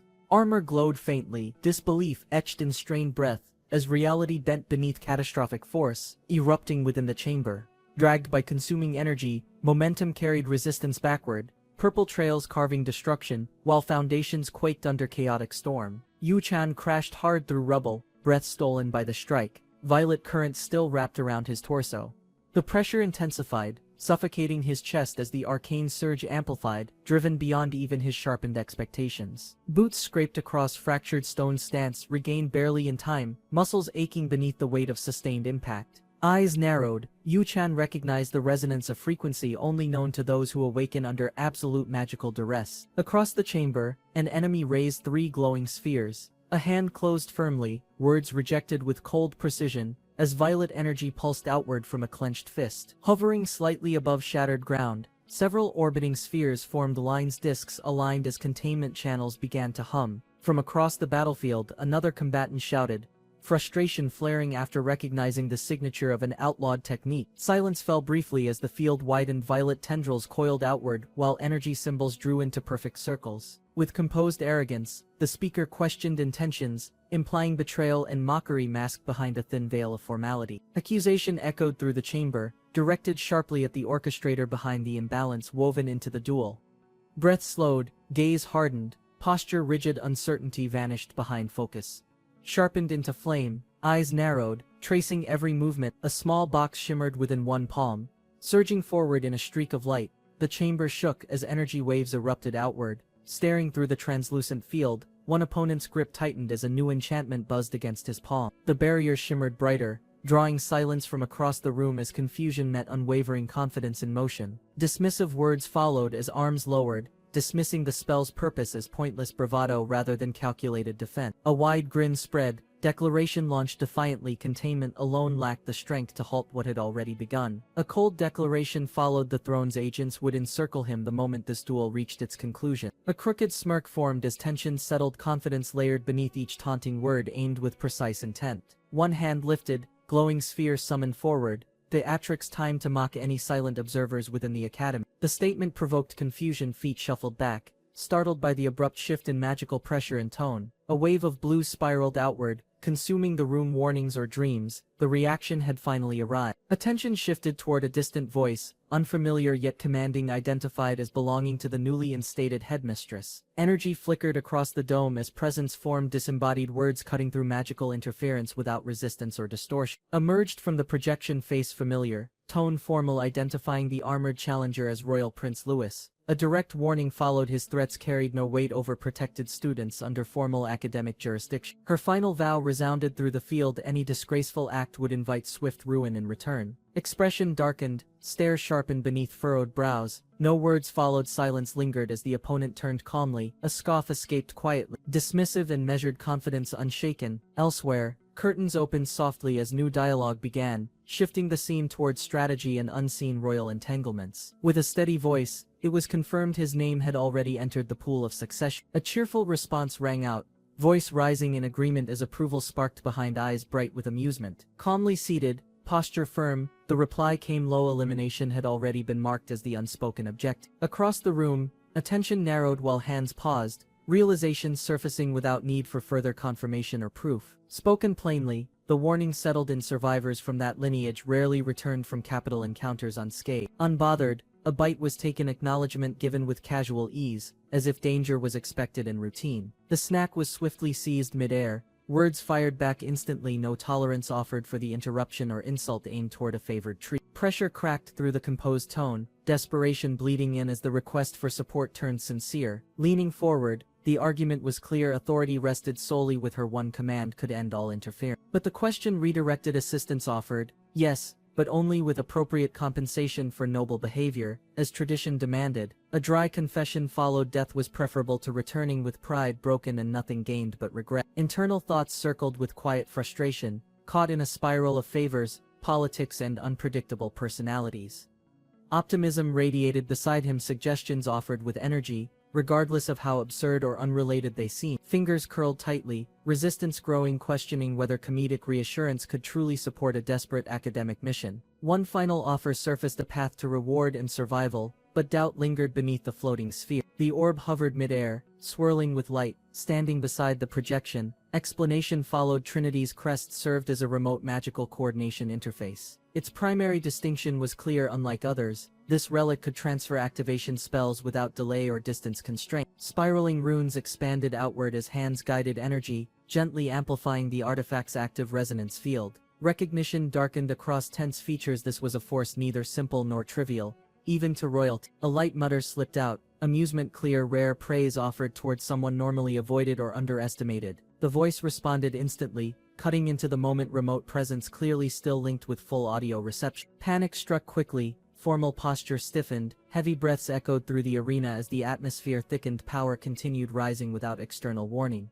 Realizing his mistake, the armored one backpedaled, fabricating remorse before any further wrath could fall from above. Projection flared with authority, silencing the arena. Mockery would not soften judgment from one holding academic command. Disapproval landed heavily, stripping titles and connections. No personal favor existed between them. Not now, not before. A warning followed quickly, scorn targeting even breath. Manners demanded before names could pass through air again. Words stumbled forward, apology stammered under pressure, as the only visible path left became suddenly humiliated. A verdict dropped, no grand punishment, just one condition: offer sincere repentance to the one originally challenged. Body trembled under pressure, pride shattered as the forced apology left lips pressed, words spoken through strained breath met with quiet acceptance, though sarcasm lingered just beneath the polished reply. A voice from beyond the projection reinforced the command: balance must remain during all Academy-sanctioned conflicts. The next order was clear: restore open terms by dismantling the shield separating both sides of combat. Resigned and cornered, the response came without resistance. Raised hand triggered the barrier's dissolution without delay. The shield burst apart, allowing movement again. A smug tone lingered on one face, confidence spoken mid-sentence, unaware of what now approached from behind. Momentum surged, the strike launched without pause, raw force crashing through the plated chest like iron slamming into brittle stone. Cracks widened beneath collapsed weight as silence followed. Audience stunned, gasps rippled through the assembly, disbelief mounting as court officials protested the strike against royal blood. Silence cracked when realization struck. None expected the reversal, least of all those guarding noble dignity. From the gallery, eyes widened in confusion. None could grasp how superiority collapsed in a single motion. Speculation rose, suggesting hidden resilience at play, as survival defied ordinary limits under mounting suspicion and doubt. Theories formed quickly, hinting at unseen preparation, strategies concealed, designed precisely to counter a single critical strike. Whispers spread through the empire, disbelief growing stronger, as unprecedented defiance unsettled authority within heavily fortified walls. Icy power erupted outward, overwhelming the scene, revealing strength unmistakably supported by forces hidden beyond ordinary reach. Determination hardened, a silent resolve declaring the necessity of control, ensuring dominance regardless of methods required. Recognition settled reluctantly, acknowledgement forced by undeniable displays of strength, marking a presence impossible to overlook. Memories surfaced clearly, recalling decisive moments within shadowed forests where power shifted balances unexpectedly and entirely. The ceremony echoed vividly, movements precise and overwhelming, carving impressions that reinforced earlier suspicions beyond dispute. The duel reached conclusion, one body collapsed in defeat, the other standing victorious, blade steady, unyielding. Observation lingered thoughtfully, expressions softening slightly, schemes unfolded quietly, an opportunity recognized, intentions concealed beneath calm demeanor, awaiting execution with calculated precision. Curiosity stirred, cautious inquiry voiced, attempting to reveal hidden layers within intricate plans cloaked by silence. A sly gesture emerged, expression betraying hidden intent, words exchanged in secrecy, intentions veiled further, subtle whispers carrying weight heavier than surrounding atmosphere permitted. Shock registered visibly, disbelief breaking composure, as bold revelation shattered prior assumptions and unsettled guarded resolve. Urgency filled the hall as commands rang sharply, demanding swift medical attention before consequences grew irreversible. Whispers spread quickly among attendants, fear and speculation mingling, each unsettled by unfolding events none anticipated. A stern warning silenced the gathering, secrecy demanded with force, ensuring truth remained buried beneath ordered silence. Attention shifted suddenly, voices rising, focus drawn toward an emerging figure whose presence demanded immediate acknowledgement. The atmosphere tightened, eyes locked on the unfolding moment. Confusion erupted around the courtyard, attendants scrambling, while composure lingered on one figure walking steadily. Night descended over towering spires. Within decorated chambers, stillness surrounded a lone presence seated quietly. A weary breath escaped, relief settling faintly, though memory of danger kept thoughts restless and heavy. Visions surfaced suddenly, a haunting reminder of betrayal once endured, unresolved bitterness fueling determination for survival. Energy surged violently, a reputation remembered, for legends called this adversary the ending ruiner without hesitation. The clash intensified, momentum pressing forward. Amid chaos, a glimmer caught attention, an object gliding across the floor, drawing Yu Chan's focus. Memory stirred, recalling history tied to powerful relics, each artifact echoing the strength of former wielder. Yu Chan recognized opportunity instantly, calculating value of the orb, its importance stretching far beyond present conflict. Power radiated as the orb pulsed violently, its energy resonating with Yu Chan's determined grasp firmly. He acknowledged its worth, understanding this artifact would sustain him through challenges extending far beyond immediate conflict. Resolve sharpened, acceptance clear, Yu Chan swore restraint. A sudden knock echoed sharply, breaking quiet reflection. Suspicion flared instantly, as realization struck someone already sought to reclaim what he had rightfully secured earlier. The timing unsettled Yu Chan, instincts sharpening, grip tightening as tension surged dangerously within enclosed space.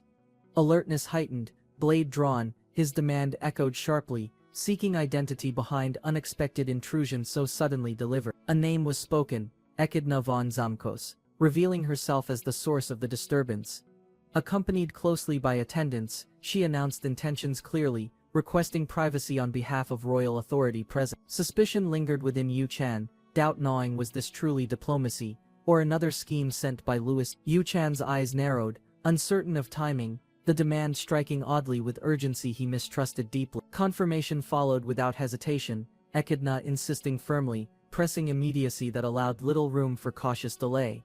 Doubt lingered within Yu Chan, instincts warning danger concealed nearby, unease thickening around the closed chamber door. Resigned to confrontation, he extended permission reluctantly, granting entry while concealing suspicion beneath a controlled facade. The door creaked open, light spilling inward, shadows stretched across polished floors as cloaked advanced. Door closed firmly, sealing the space. Yu Chan's question carried composure, masking suspicion, probing purpose behind such an unanticipated and intrusive arrival. Defensive reasoning followed swiftly, recalling earlier agreements, his words subtly layered to test their hidden motives.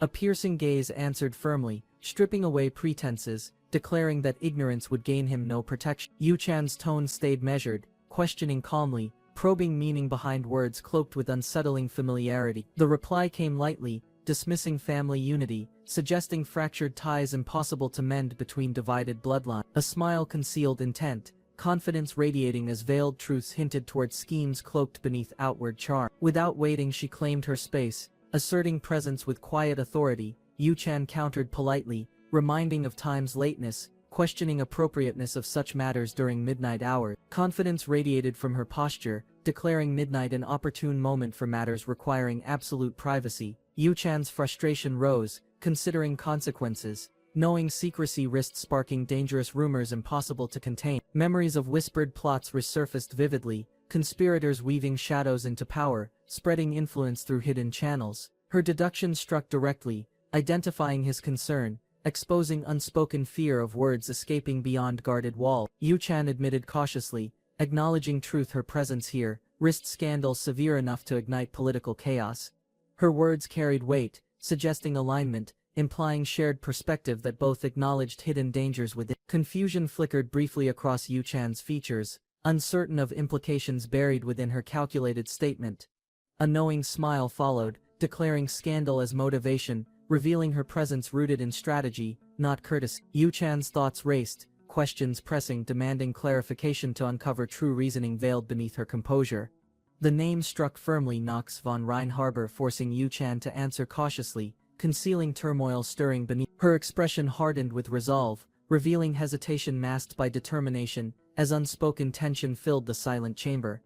The declaration followed, binding future and strategy together, forcing Yu Chan into unforeseen commitments beyond immediate survival. The crimson moon burned above, casting its light across the battlefield. Autumn leaves drifted silently, masking screams of distant war.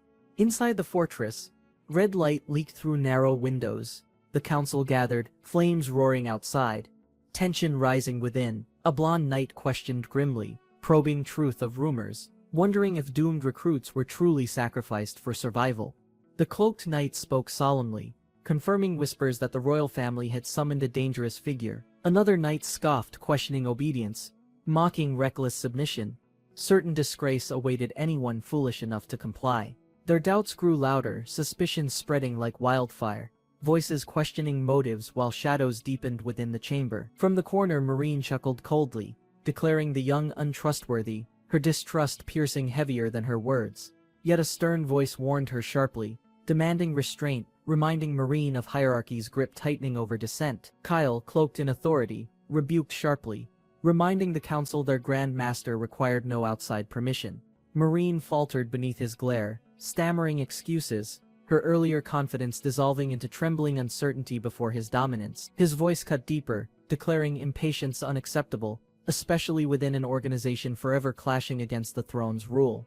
Tension thickened, golden eyes blazed, a commanding knight silenced the council, forbidding arguments concerning the new recruit. The heavy chamber doors screeched open, halting debate. Heavy steps approached as a counselor intruded, addressing Madame Luna, disrupting silence with deliberate confrontation. Krigoyle, member of Lunatic's High Council, smirked broadly, declaring Marine's earlier suspicions carried undeniable truth. He reminded everyone recruitment matters had been neglected for years, questioning motives behind this sudden reconsideration. Luna, unfazed by provocation, answered curtly, explaining her intrigue alone guided interest toward this unusual candidate. Krigoyle's grin widened, suggesting ulterior motives, mocking and questioning whether her true curiosity targeted lineage rather than recruit. Luna dismissed accusations firmly, declaring the Liebenhart family irrelevant, her tone unwavering against whispered suspicions. Theodore crossed his arms, skeptical yet intrigued, noting contradictions between Luna's denial and outward familial connections displayed. Kyle observed quietly, remarking it remarkable the recruit resisted sentiment despite his family's precarious position. Marine interjected cautiously, urging restraint, advising the council to proceed carefully with untested loyalties clouding circumstance. Marine pressed further, insisting the recruit's true intentions must be uncovered before assigning dangerous missions against enemies. Luna paused thoughtfully, golden eyes narrowing, weighing Marine's caution before making her decisive ruling. Acknowledging Marine's concern, Luna conceded the point valid, shifting the council's mood toward cautious acceptance. The chamber fell silent as Luna unveiled her decision, assigning the recruit his very first mission. She explained the assignment would reveal strength, expose weaknesses, and determine loyalty against potential treachery within. Her piercing gaze challenged the council, demanding agreement, while tension mounted under the looming decision's weight. Marine's frustration boiled, astonished that the recruit received opportunities surpassing privileges denied during her beginnings. Despite her protests, Marine admitted reluctantly the strategy carried weight, recognizing necessity behind Luna's decisive judgment. The council echoed approval, one knight voicing firm concurrence, strengthening momentum behind Luna's determined proposal. Kyle added his assent, voice measured, supporting the ruling while ensuring unity remained within divided council. Krigoyle cackled gleefully, embracing the decision with mock enthusiasm, concealing schemes beneath his ever-widening smile. Luna directed Marine to accompany the recruit, emphasizing her role as support and superior during field operation. Acknowledging the command, Luna reminded her firmly of responsibility, ensuring accountability for the recruit's every action. Marine's heart raced, thrilled by recognition, marveling at the word superior echoing like music through her. Determination surged within Marine, vowing to uphold the title honorably while setting examples worthy of command. Composed once more, Marine requested clarification, seeking further details regarding the mission entrusted to both of them. The hidden underground stairs of Euban stood silent, masking secrets buried beneath centuries of grandeur above. Reports confirmed Turdan's governing body exploited forbidden rituals, harnessing corrupted power under the guise of progress. Dark energy coiled violently, birthing ominous visions tied to the mana stone of Damon's 12 demons. The council decreed the recruit's task disrupt security forces, granting others opportunity to secure the stone. Luna's gaze sharpened, entrusting Marine with oversight, commanding her unwavering support throughout the dangerous mission ahead.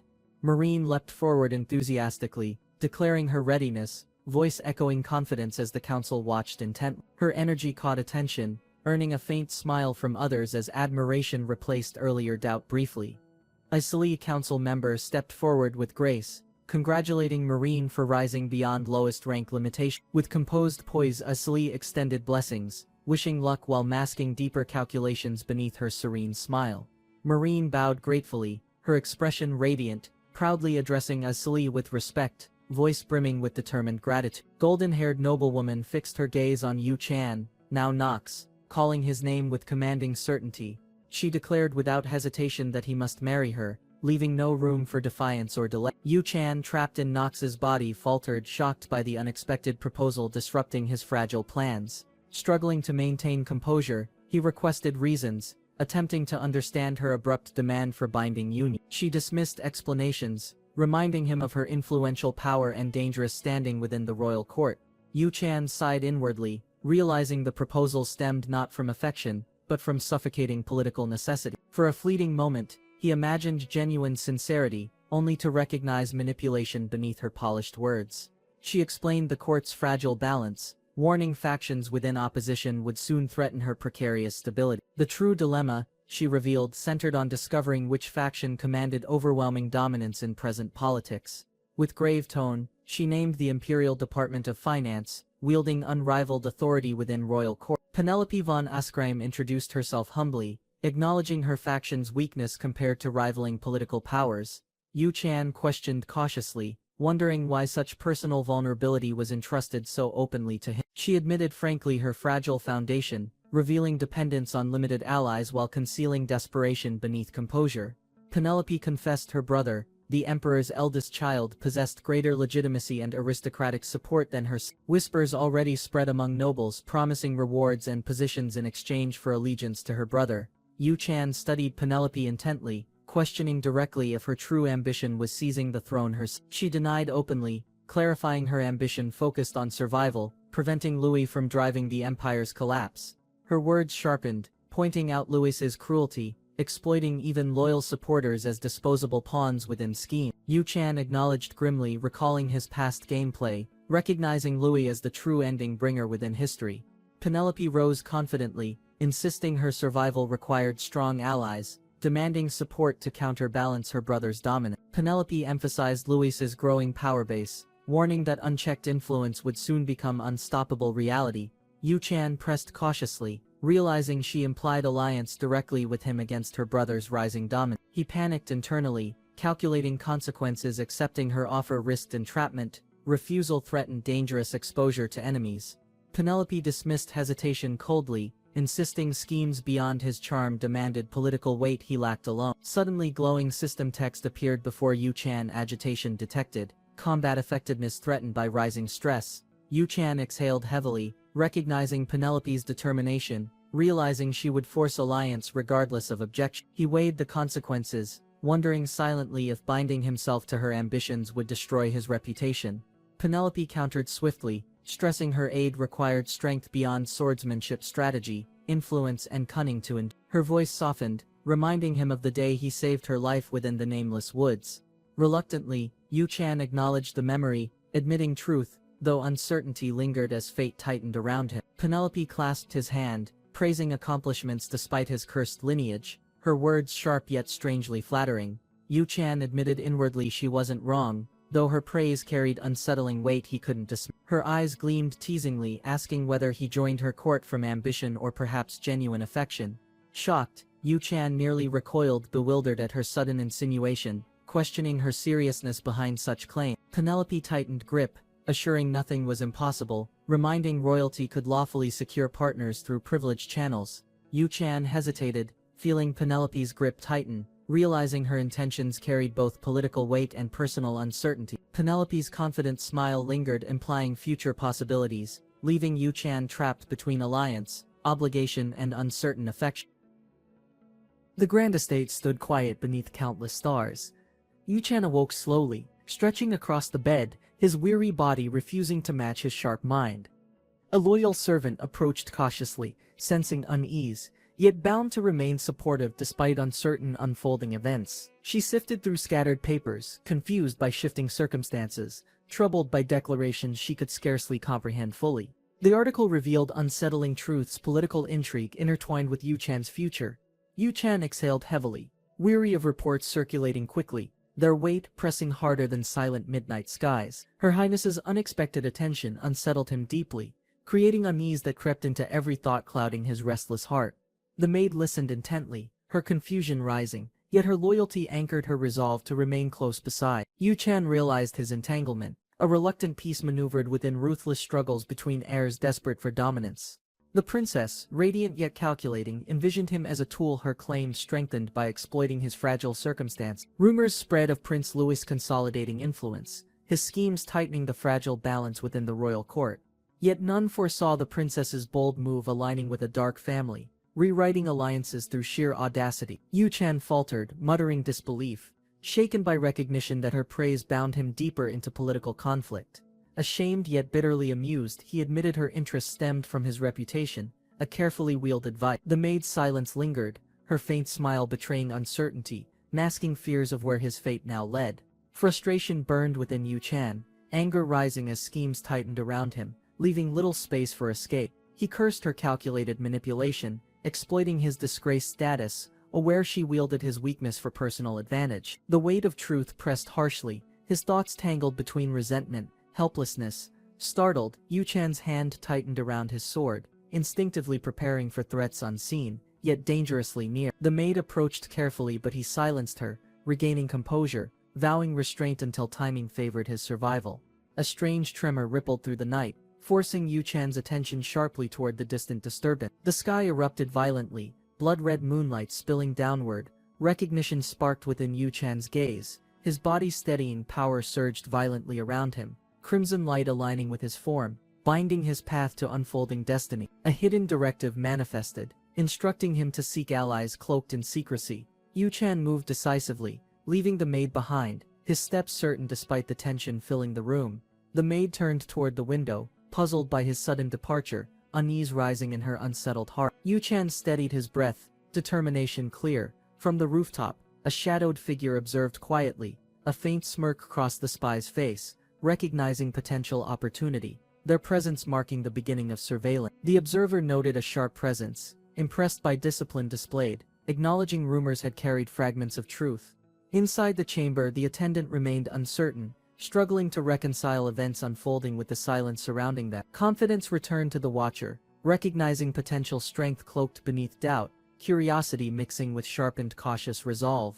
A quiet decision settled, testing this so-called night would reveal if expectations were misplaced or truly deserved. Meanwhile, the vast hall awaited. Shelves rattled faintly as duties continued. A book opened with tense grip, frustration surfacing briefly, thoughts directed toward an absent name left unspoken. Resolve flickered in narrowed eyes, quiet determination forming promises of retribution once the right moment eventually arrived. Pages snapped shut sharply, confidence returning, irritation replaced by steady amusement lingering beneath the task at hand. An urgent voice interrupted, announcing headmistress orders, assigning additional responsibilities unexpectedly onto the nearest cadet's shoulders. The instructor departed swiftly, leaving duties behind, while the library atmosphere shifted into tense, uneasy silence. Frustration slipped out, unguarded words escaping, only to meet sharp disapproval from another cadet nearby. Authority carried within the rebuke, pressing discipline forward, demanding respect even in casual exchanges between peers. Confusion followed. The assigned responsibility clarified, assistant duties weighed heavier than anticipated, unexpected tasks now unavoidable.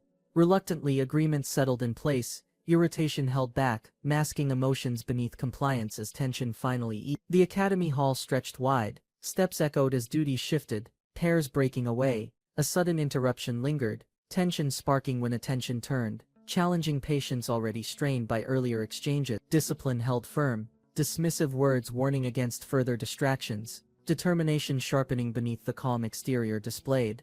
An uneasy truce formed, hostility clear, though silence offered fragile space between rivaling tempers yet unresolved. Accusations hung heavy, resentment voiced, the tension sharpening as past treatment resurfaced within the quiet hall. Dismissive acknowledgement followed, tone shifting quickly, redirecting the conversation toward matters tied to royal obligation. An apology was extended, obligation clear, yet suspicion lingered, intentions masked beneath carefully chosen words and gestures. Questions rose sharply, disbelief sparked, concern directed toward implications of prearranged promises whispered across noble circle. Clarification landed firmly, royal involvement ensured different intentions, denying any scheme designed purely for his misfortune.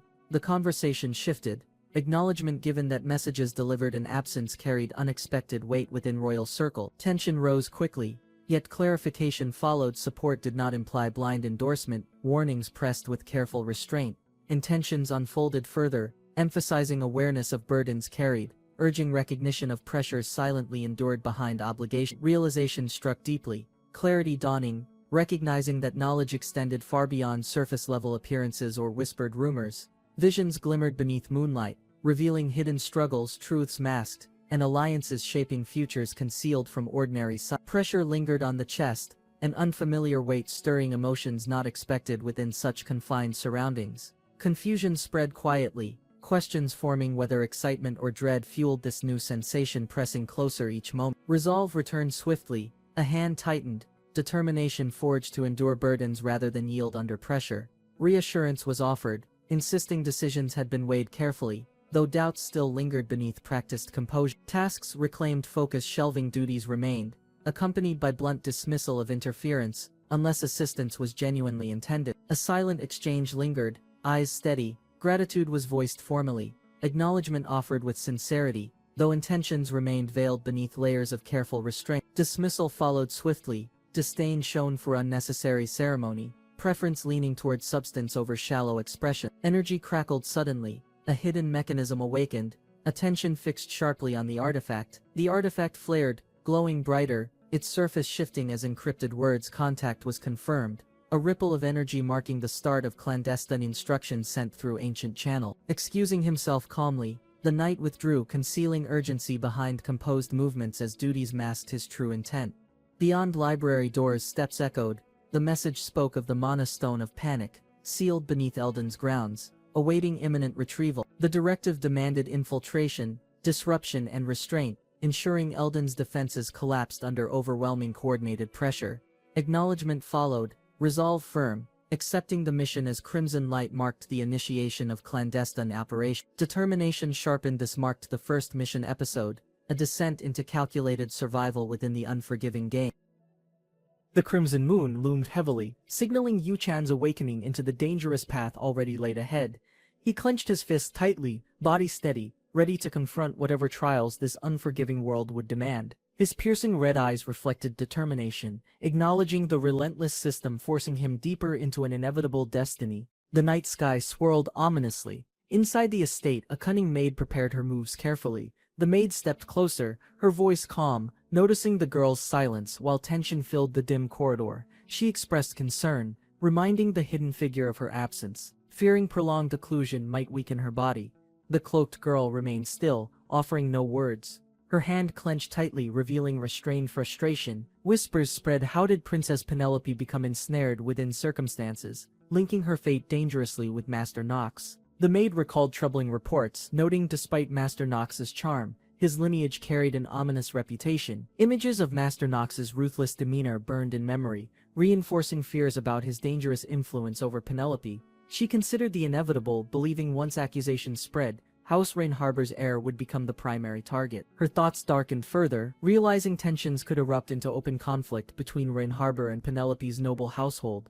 Reaching cautiously toward Penelope, the maid urged action, warning silence could no longer shield her from consequences. Princess Penelope suddenly rose from her bed, her movements sharp. Emma stepped back in shock, uncertain whether Penelope's sudden strength was recovery or driven by hidden resolve. Without hesitation, Penelope walked toward the doorway. Sunlight streamed faintly through the corridor. As Penelope turned, her voice cut through the tension, addressing Emma directly, signaling the beginning of a decisive confrontation ahead. Emma flinched at Penelope's commanding presence, her startled response betraying the fear tightening within her chest. The maid's unease grew heavier, realizing Penelope's sudden determination carried weight beyond a simple emotional outburst. Penelope declared firmly, acknowledging the significance of her birthday, her expression radiating newfound clarity and quiet conviction. Emma's confusion deepened, uncertain of Penelope's words, sensing meaning far greater than her understanding could reach. Penelope's thoughts hardened, recalling her father's warnings, realizing truths hidden painfully close yet withheld from her grasp.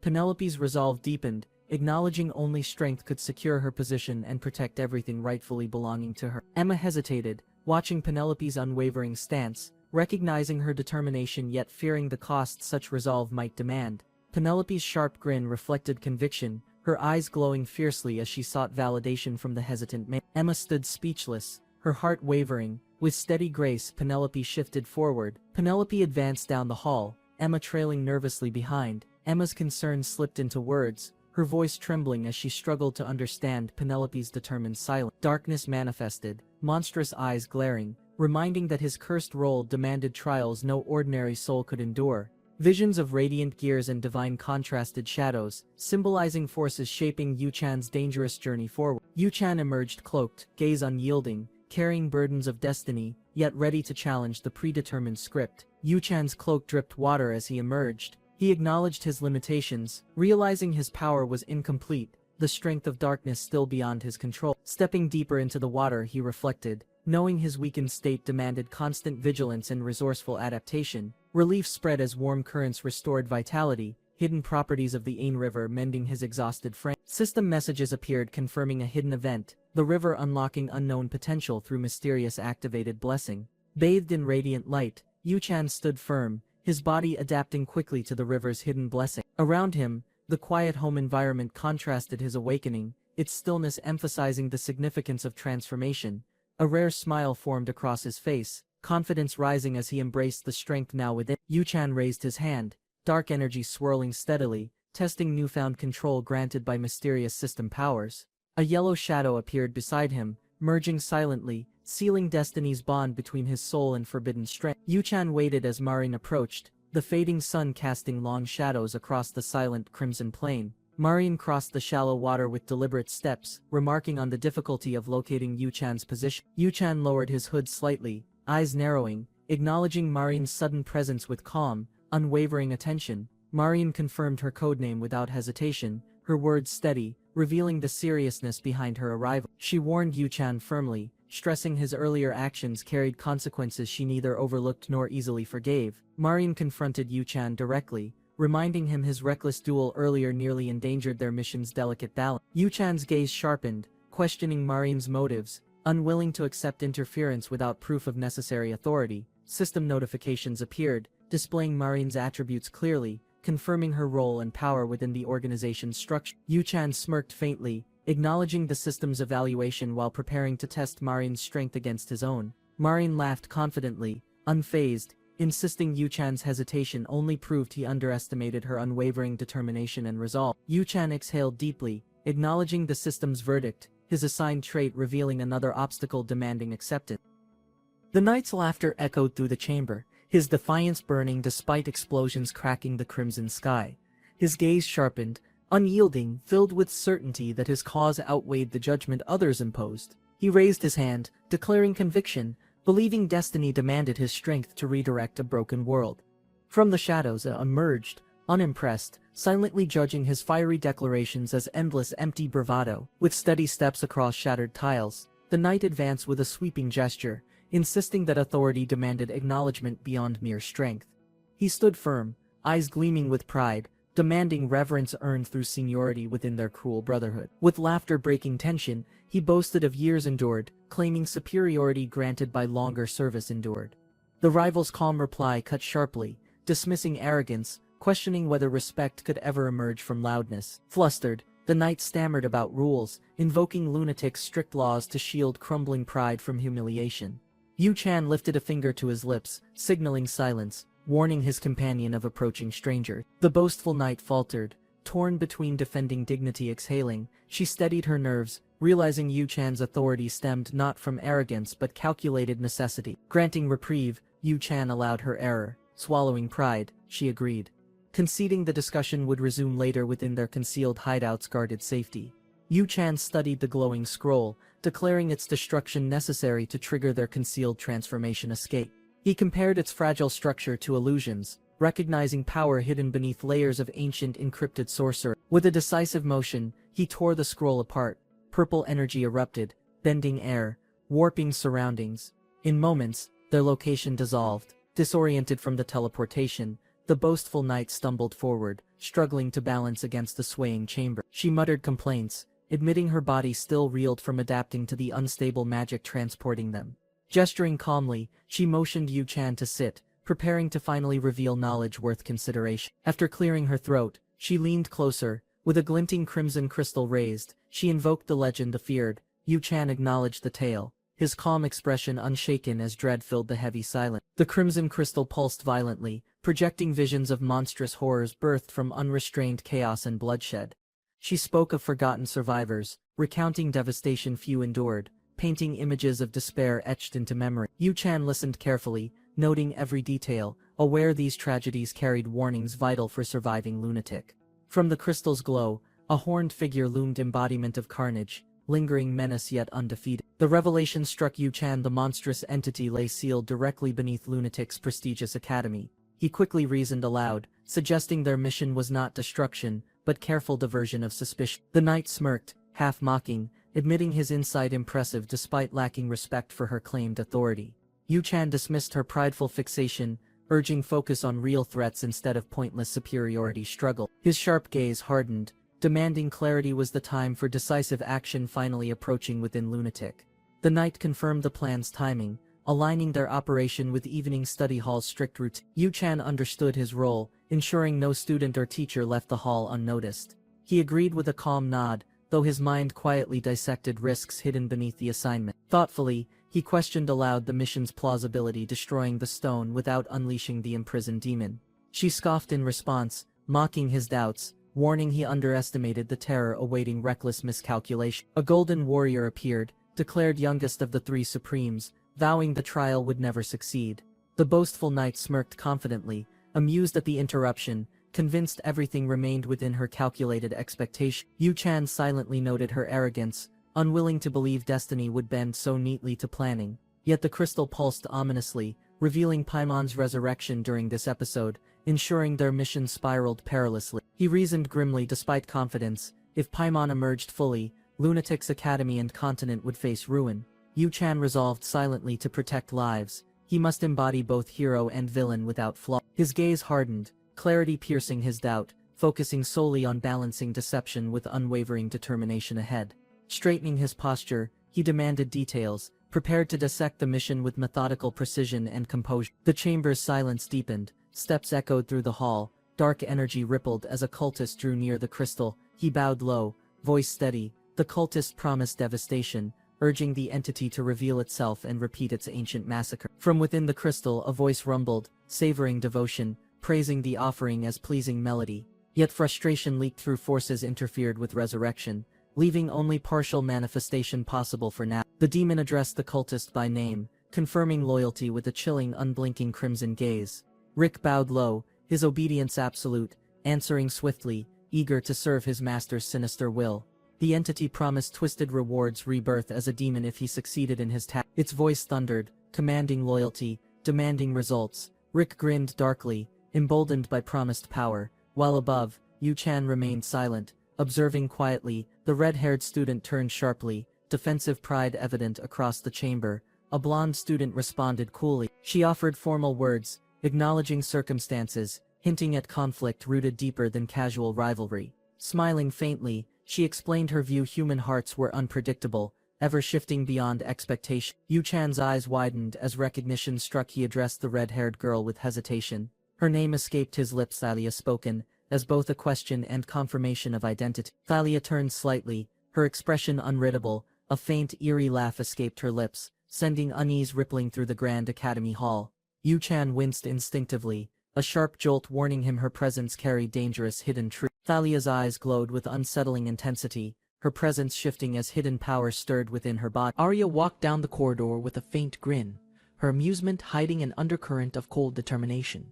A sudden chill spread as her gaze hardened, revealing the fierce confidence buried beneath her calm demeanor. In the hallway ahead, Nox von Leyenhaber and Saren turned toward her, their postures tense with quiet anticipation. Nox's expression grew uncertain as he stood beside Arya, realizing tension filled the air around them. His thoughts clouded with unease. Nox lowered his head slightly, troubled by how the situation had escalated. The academy's main hall buzzed with chatter as students gathered, curious about the latest announcement spreading fast. Whispers filled the air, excitement mixing with jealousy, as everyone speculated about the special study group. Among them, Harris, a diligent but common-born student, listened carefully, trying to understand the new rule. He realized the chosen seats were already dominated by noble-born students flaunting their entitlement and influence. Despite his frustration, Harris stayed composed, silently acknowledging the harsh divide separating talent from privilege. Groups of students argued heatedly in the crowded hall, tension rising as discussions turned toward the noble's privilege. Some voiced open resentment, frustrated by how influence outweighed merit within the academy's hierarchy of power. Harris stood quietly among them, listening as classmates vented their anger toward the unfair system dominating them. Questions about the selection process spread quickly, curiosity mixing with disbelief as no clear standard was confirmed. The moment the results were mentioned, sighs and laughter followed resignation, settling among those already expecting disappointment. As the murmur settled, a new name caught everyone's attention, sparking disbelief across the hall.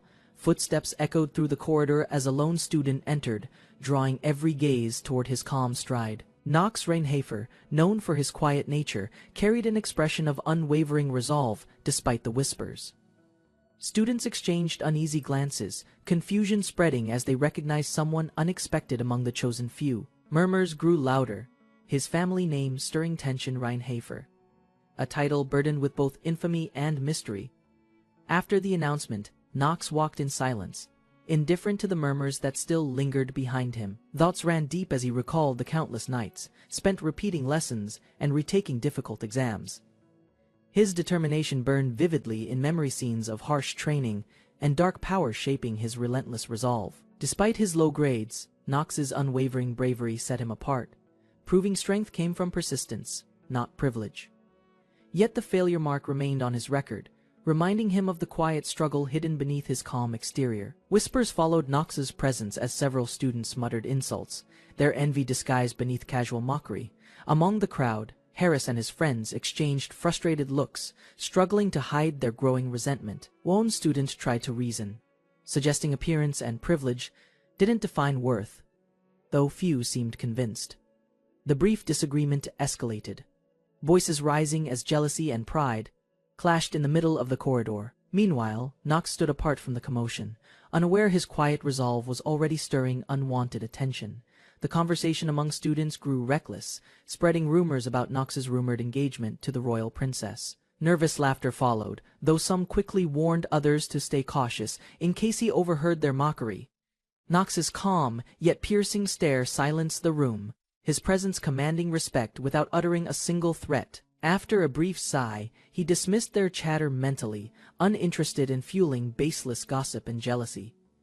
Inwardly, he reminded himself of his priority: survival among unstable allies and maintaining distance from chaos. Knox considered his position carefully, realizing cutting ties recklessly could destroy any chance of staying unnoticed. His steps echoed through the hall as he approached the bulletin, curiosity mixing with quiet apprehension. On the posted list, his name stood boldly at the top, marking him as first among peers. A faint smirk crossed his face, hidden beneath composure, knowing his achievement would only invite more scrutiny. Across the hall, students gathered in disbelief, their murmurs filling the air as Knox silently accepted his next challenge. Knox stared at the list once more, realizing he hadn't checked who else had been selected. His eyes traced the names beneath his own, each one belonging to a prominent and influential student. Down the hall, two figures, Arya and Thalia, stood facing each other, their tension drawing everyone's attention. Sparks of rivalry filled the air, silent glares carrying the weight of pride and unspoken history. Watching from afar, Knox sighed quietly, knowing their feud would soon drag him into unnecessary conflict. Arya's expression softened, her tone controlled yet sharp, concealing irritation beneath an elegant composure. Her words carried a hidden weight, every phrase carefully measured to assert confidence while maintaining formality. Facing her, Knox stood silent, watching as the polite exchange grew increasingly tense and deliberate. Thalia, standing nearby, returned Arya's veiled remarks with practiced grace, masking rivalry beneath courteous smiles. The atmosphere thickened between them, two strong personalities clashing under civility, while the others watched uneasily. A faint smirk formed on Arya's lips, her confidence flaring as the polite mask slipped away. Thalia's gaze hardened, meeting Arya's challenge with calm defiance, unwilling to yield even an inch of ground. The air between them grew cold, their rivalry now evident through the sharpness of their stares. Students nearby exchanged uneasy glances, sensing hostility veiled beneath refined words and forced composure. Arya stepped forward slightly, her voice steady as she claimed pride in battles that proved one's worth. Arya's sharp gaze lingered, her tone turning colder as her words carried a pointed challenge toward Thalia. Thalia responded with a calm chuckle, refusing to show weakness while maintaining her composed, noble demeanor. As Knox stood between them, he sensed the growing hostility masked beneath their polite exchanges. Thalia's voice softened as she addressed him directly, her words laced with subtle provocation and curiosity. Behind her, Arya's glare intensified, silently declaring the rivalry far from over as tension filled the hall once more. Nox's attention shifted suddenly, his senses sharpening as a faint magical disturbance rippled through the air. He turned toward the source, eyes narrowing as glowing red symbols formed an ominous circular pattern nearby. Strange words flickered within the light, delivering a message that only someone trained could interpret. Without hesitation, Nox concealed his reaction, quietly slipping away from the hall as others remained unaware. Descending into the dimly lit underground passage, he prepared himself for whatever awaited at the hidden meeting place. As Nox entered the underground chamber, a voice echoed sharply, breaking the silence that filled the vast space. From above, a figure with blue hair and cold eyes perched casually, her presence both confident and imposing. Landing gracefully, she studied Nox closely, suspicion evident in her guarded yet curious expression. Her movements were swift and precise, blade ready as she confronted him about the rumors spreading outside. Nox stood still, observing her aggression calmly, aware that every word he spoke could alter their fragile balance. Nox met her sharp gaze calmly, speaking with measured restraint to diffuse the growing hostility between them. His tone remained composed as he explained the misunderstanding, admitting his confusion over the entire royal matter. The blue-haired girl advanced a step, unimpressed by his reasoning, her patience clearly wearing thin. A sudden burst of movement followed, her cloak swirling as determination replaced curiosity in her eyes. She drew her weapon swiftly, declaring her allegiance to Madame Luna, ready to test Nox's true intentions herself. The blue-haired knight leveled her blade toward Nox, her stance firm and voice filled with authority. Accusing him of questionable loyalty, she declared no unproven recruit would be trusted with their mission. Nox's expression remained composed as he questioned her challenge, his calm demeanor contrasting her fiery resolve.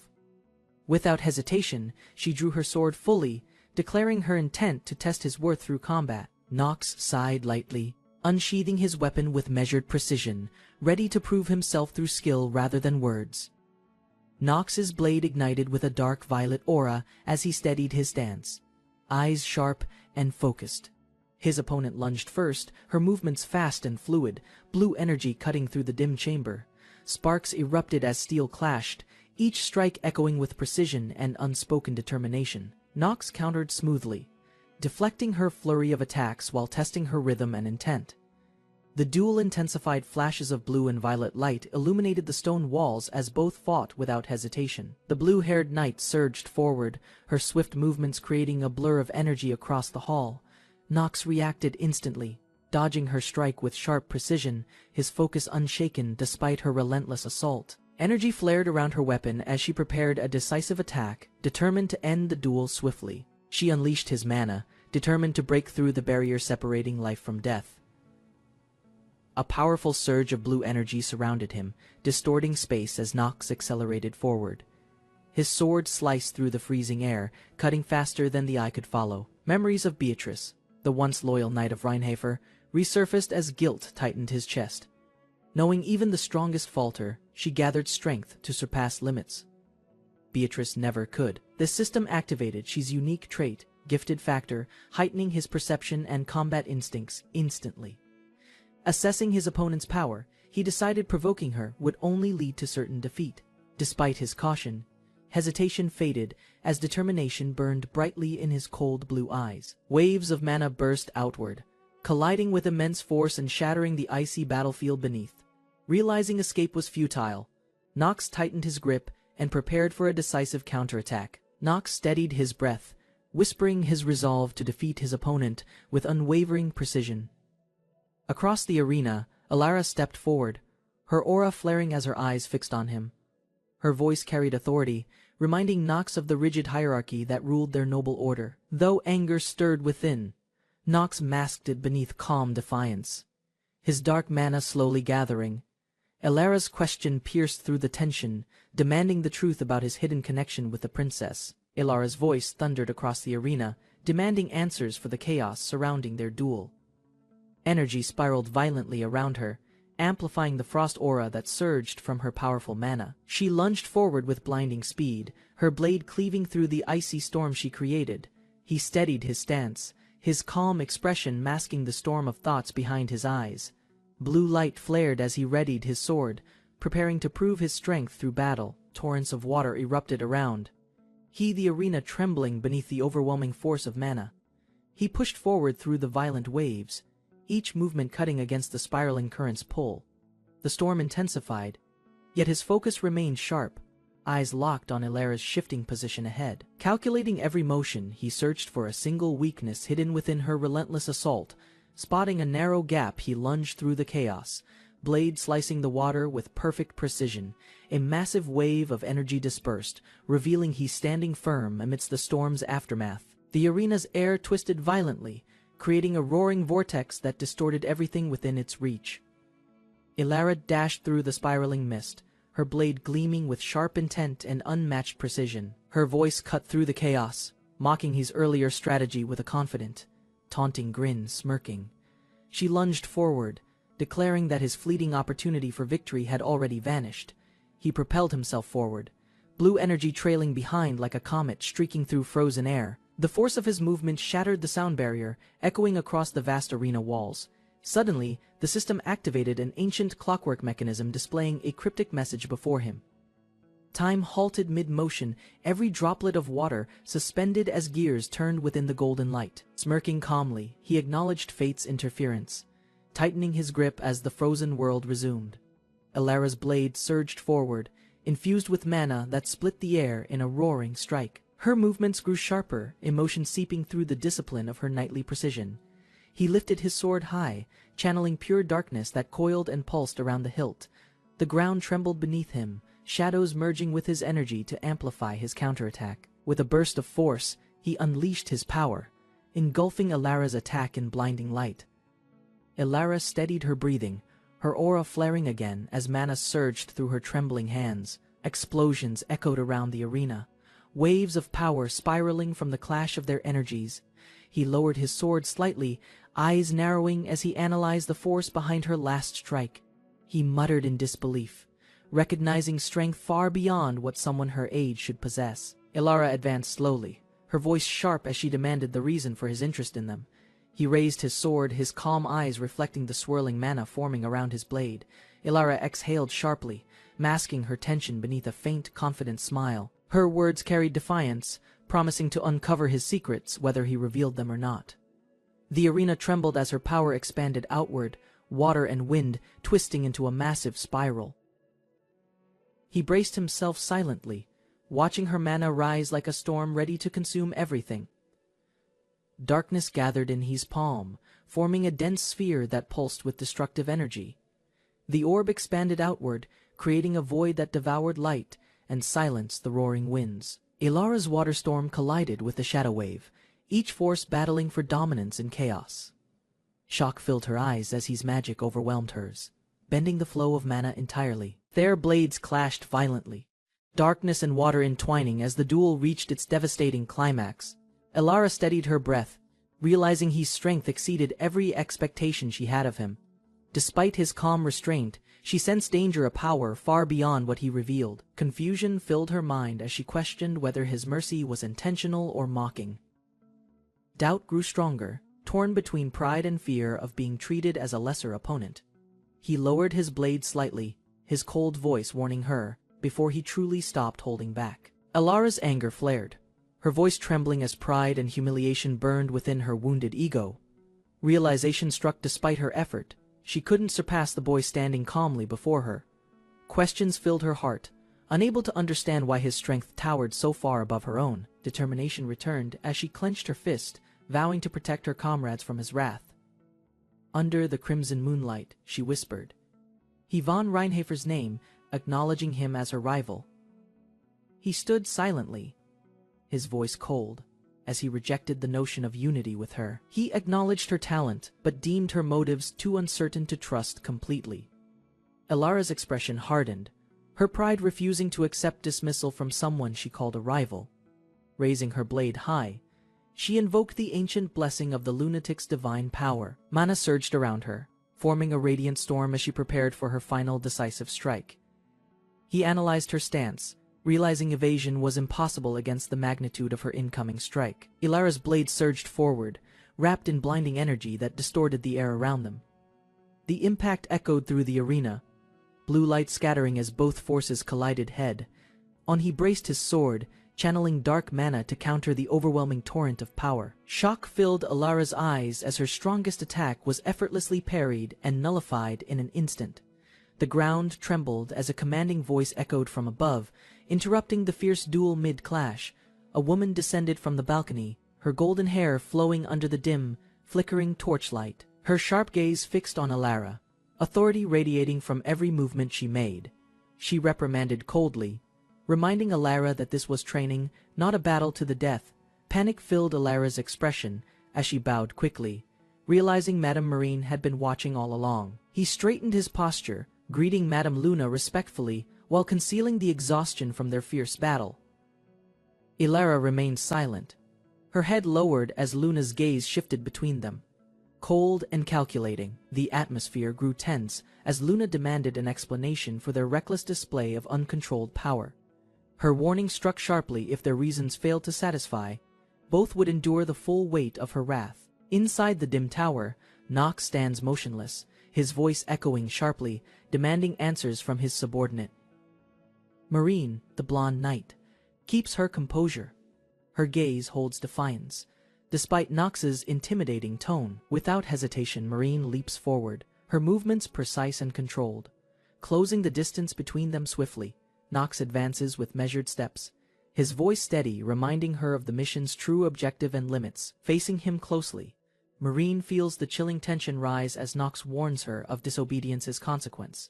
Trembling, Marine lowers her head, voice cracking as she struggles to explain her failed action. Words stumble from her lips, claiming she only sought confirmation of loyalty, yet regret clouds her face. A sharp glare cuts through her excuses. Authority radiates as Nox questions her right to judge. Steel whispers from its sheath. A slight adjustment of his weapon reveals restrained power and precision. Cold realization dawns. Her reckless decision nearly cost a life, proving intentions mean little without discipline. Doubt flickers across Marine's eyes as the accusation hangs heavy, her resolve trembling under scrutiny. A quiet breath escapes Nox, his calm masking irritation while understanding her misplaced judgment and fear. He admits Kane's loyalty remains unproven, yet reminds her that authority rests solely within his command. Heat flashes in her cheeks as his voice sharpens, recalling their code forbidding internal betrayal. With a final glare, he warns sternly, vowing consequences should she dare repeat such defiance. Eyes narrowing, Nox extends his authority, ensuring every subordinate receives equal measure of warning. Kane bows slightly, voice steady though. Tension lingers, promising awareness of his actions from now. Nearby, Marine glances aside, uneasy silence wrapping her guilt as command shifts toward another matter. Turning calmly, Nox meets his superior's gaze, uncertain what purpose hides behind her composed demeanor. A faint smile curves her lips. Invitation follows, breaking tension with an unexpected offer to talk. Moonlight stretches across the courtyard, painting calm silence over the two figures walking in reflection. Breaking the stillness, Celine explains her earlier sternness, her words steady but laced with weary sincerity. Nox listens quietly, faint amusement flickering, his resilience shaped by harsher trials than mere reprimand. Her gaze softens briefly, steps measured as thoughts of doubt and responsibility intertwine behind composed eyes. A small shrug follows his reassurance, accepting tension's residue while pondering her lingering distrust toward him. Under the moon's quiet glow, Celine speaks earnestly, seeking renewed understanding after the earlier conflict. She recalls Marine's hardship and strain, explaining how distrust was born from constant pressure and expectation. A faint smile touches her lips as she admits shielding Nox during the confrontation's chaos. Memories flash an arrow's deadly trajectory diverted midair, its force enough to end a careless life. Light laughter escapes him, humor masking relief as he acknowledges the terrifying precision that nearly killed him. Moonlight trails behind their steps as Celine notes his composure, impressed yet faintly suspicious of it. Nox replies, without hesitation, calm as ever, claiming death's presence no longer unsettles his mind. A quiet chuckle escapes her lips, amusement replaces tension as she teases his unbothered demeanor. His gaze drifts ahead, tone reflective, recalling a single arrow that once altered everything between them. Celine nods slowly, revealing that same arrow marked Marine's loyalty, earning her place within their ranks. Energy surges through Nox's hands, blue light spiraling outward as his analysis sharpens into focus. He mutters softly, noting how Marine's affinity with ice surpasses typical boundaries of elemental balance. Watching from the side, Celine narrows her eyes, her concern hidden behind practiced calm and restraint. Doubt stirs within Nox's power that immense shouldn't exist within this confined dimension of fractured space. His gaze lifts toward the frozen apparition forming. Ancient strength radiates from Marine, now beyond human reach. Celine lowers her gaze, voice steady as she reveals the concealed origin behind Marine's extraordinary strength. Silence lingers briefly before her eyes harden, warning that such knowledge carries dangerous implications for all. Thoughts race through Nox's mind, fragments of ancient lore resurface, piecing together half-forgotten truths about her lineage. His memory recalls illustrations of the seafolk mystical beings, capable of wielding mana beyond mortal limits. A quiet resolve forms. Next encounter, he must strike fast, denying her chance to summon power. A soft laugh escapes Celine, amusement replacing tension as she calls out his reckless thinking. Her playful gesture contrasts earlier severity, a teasing prod to remind him of restraint and wisdom. Worry returns beneath her jest, she warns again. Marine's berserk state isn't something easily contained. Nox brushes a hand through his hair, half listening, masking lingering unease with his usual calm composure. Changing the subject smoothly, he comments on their surroundings, diverting her concern with feigned curiosity about the garden. A faint smirk curves Nox's lips as thoughts of that deadly arrow return with amusement. Confidence seeps through his words, every encounter, even perilous ones, becomes another weapon in reserve. His stride halts abruptly as Celine's tone shifts, her intent now firm beneath the moonlight. Turning back, he meets her gaze measured, attentive as she acknowledges his strength without reservation or doubt. Her final words carry weight, a quiet admission that he alone could restrain Marine's raging power. Moonlight cuts across the terrace as Celine studies Nox. Her gaze, both evaluative and cold recognition, flickers in her eyes. His calmness and precision mark him as something far beyond ordinary. Wind gathers, her expression shifting, authority returning as the softness in her tone fades entirely. The night's still air tightens around them, signaling an order that carries irreversible consequence and duty. Determination hardens her face. If Marine loses control again, Nox must eliminate her without mercy. Alone in the grand hall, Nox stands motionless, remembering Celine's final command echoing in his mind. Determination settles in his eyes. The weight of responsibility becomes the only truth he carries. The next morning, sunlight floods the academy hall, signaling a return to order and discipline. Inside the vast lecture chamber, students take their seats as a seasoned instructor begins the day's lesson. The professor's tone sharpens. He reminds them that mastery requires patience, precision, and unyielding mental focus. Inside the lecture hall, Nox feels a sharp stare from above, sensing hostility he can't quite explain. Frustration brews quietly, confusion mixes with irritation as he struggles to understand his apparent offense. Nearby, Mayra watches with playful amusement, clearly aware of the tension, but choosing to enjoy his discomfort. His composure falters slightly, realizing rumors and relationships within the academy are far more entangled than expected. As the class disperses, Nox resigns himself to an awkward dynamic that promises further complications ahead. Mayra sits beside Nox, her tone calm yet strategic, aware their public image affects perception. He listens silently. Irritation flickering. Politics within noble circles already feel heavier than combat itself. Her laughter cuts through the tension, confident and teasing, masking the manipulation behind her playful demeanor. Realization dawns, her plan shields him from royal scrutiny, though it binds him to unwanted ties. As students observe from afar, whispers spread quickly, deepening his entanglement in matters beyond his control. A red-haired student turns sharply, her narrowed eyes tracking Nox's movements with clear suspicion and interest. The classroom quiets slightly as attention shifts. Nox senses he's now the center of scrutiny. Footsteps echo between the rows as another student approaches. Her presence calm yet subtly commanding. He glances up, cautious but curious, recognizing the air of confidence and nobility surrounding her. The newcomer introduces herself as Himavan Seder, a name whispered with quiet respect among peers. Nox studies Hima silently, her name echoing in his mind as memories of forbidden bloodlines resurface. He recalls ancient texts detailing the satyr family masters of charm and control through unnatural means. In his mind's eye, visions appear of her demonic lineage, a power that feeds on others' will. Returning to reality, he observes his classmates chatter, their ignorance shielding them from the truth he knows. Around him, students complain about endless lectures, unaware of the silent threats seated among them. Nox sits in quiet thought, unaware that the peace surrounding the hall is about to fracture. A faint tremor ripples through the floor, unnoticed at first beneath the low hum of conversation. Moments later, the vibration intensifies, walls shudder, chandeliers sway, and panic flashes across students' faces. The ceiling groans under pressure before exploding in a blinding surge of dust, light, and debris. Screams fill the air as the academy hall collapses into chaos, its order shattered in seconds. Shock grips the academy as students scramble for cover, unable to comprehend the chaos unfolding before them. Dust and screams fill the air while Nox steadies himself, his instincts already reading the threat's source. A crimson aura engulfs him, memories flash of a known disaster from the game's original storyline. The ground ruptures violently, darkness spilling out as the dimensional barrier fractures under immense pressure. From the shattered seal emerges a towering demon Paimon, radiating ancient fury and overwhelming blood-red power.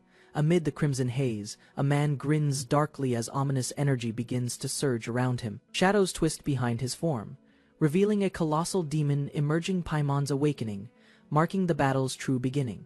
Nox von Reinhofer sat calmly as Ilara explained the lunatic's hidden goal behind the mission. She clarified that their team was merely a diversion, meant to delay enemies destroying the stone. Ilara raised her hand confidently, her spell prepared to seal the study hall from outside interference. With a faint smile, she commanded Nox and the others to hold their classmates off. The ground trembled as her magic-activated walls shifted, and crimson shards shattered under immense pressure. The hall twisted violently as a surge of magic exploded, dragging students into sudden chaos. Marines struggled to maintain balance, while others panicked, shielding themselves from the shockwave's violent pressure. Arden quickly assessed the collapsing barrier, realizing the labyrinth's formation had activated throughout the study hall.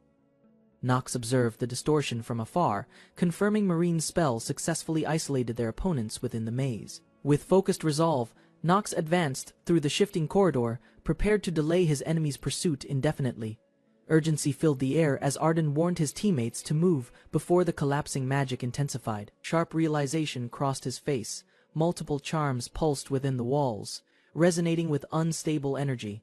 Arcane vibrations spread outward, cutting their link to the outside world and sealing their escape routes. Confused murmurs rippled through the group, while shifting corridors distorted direction, rearranging their surroundings unpredictably.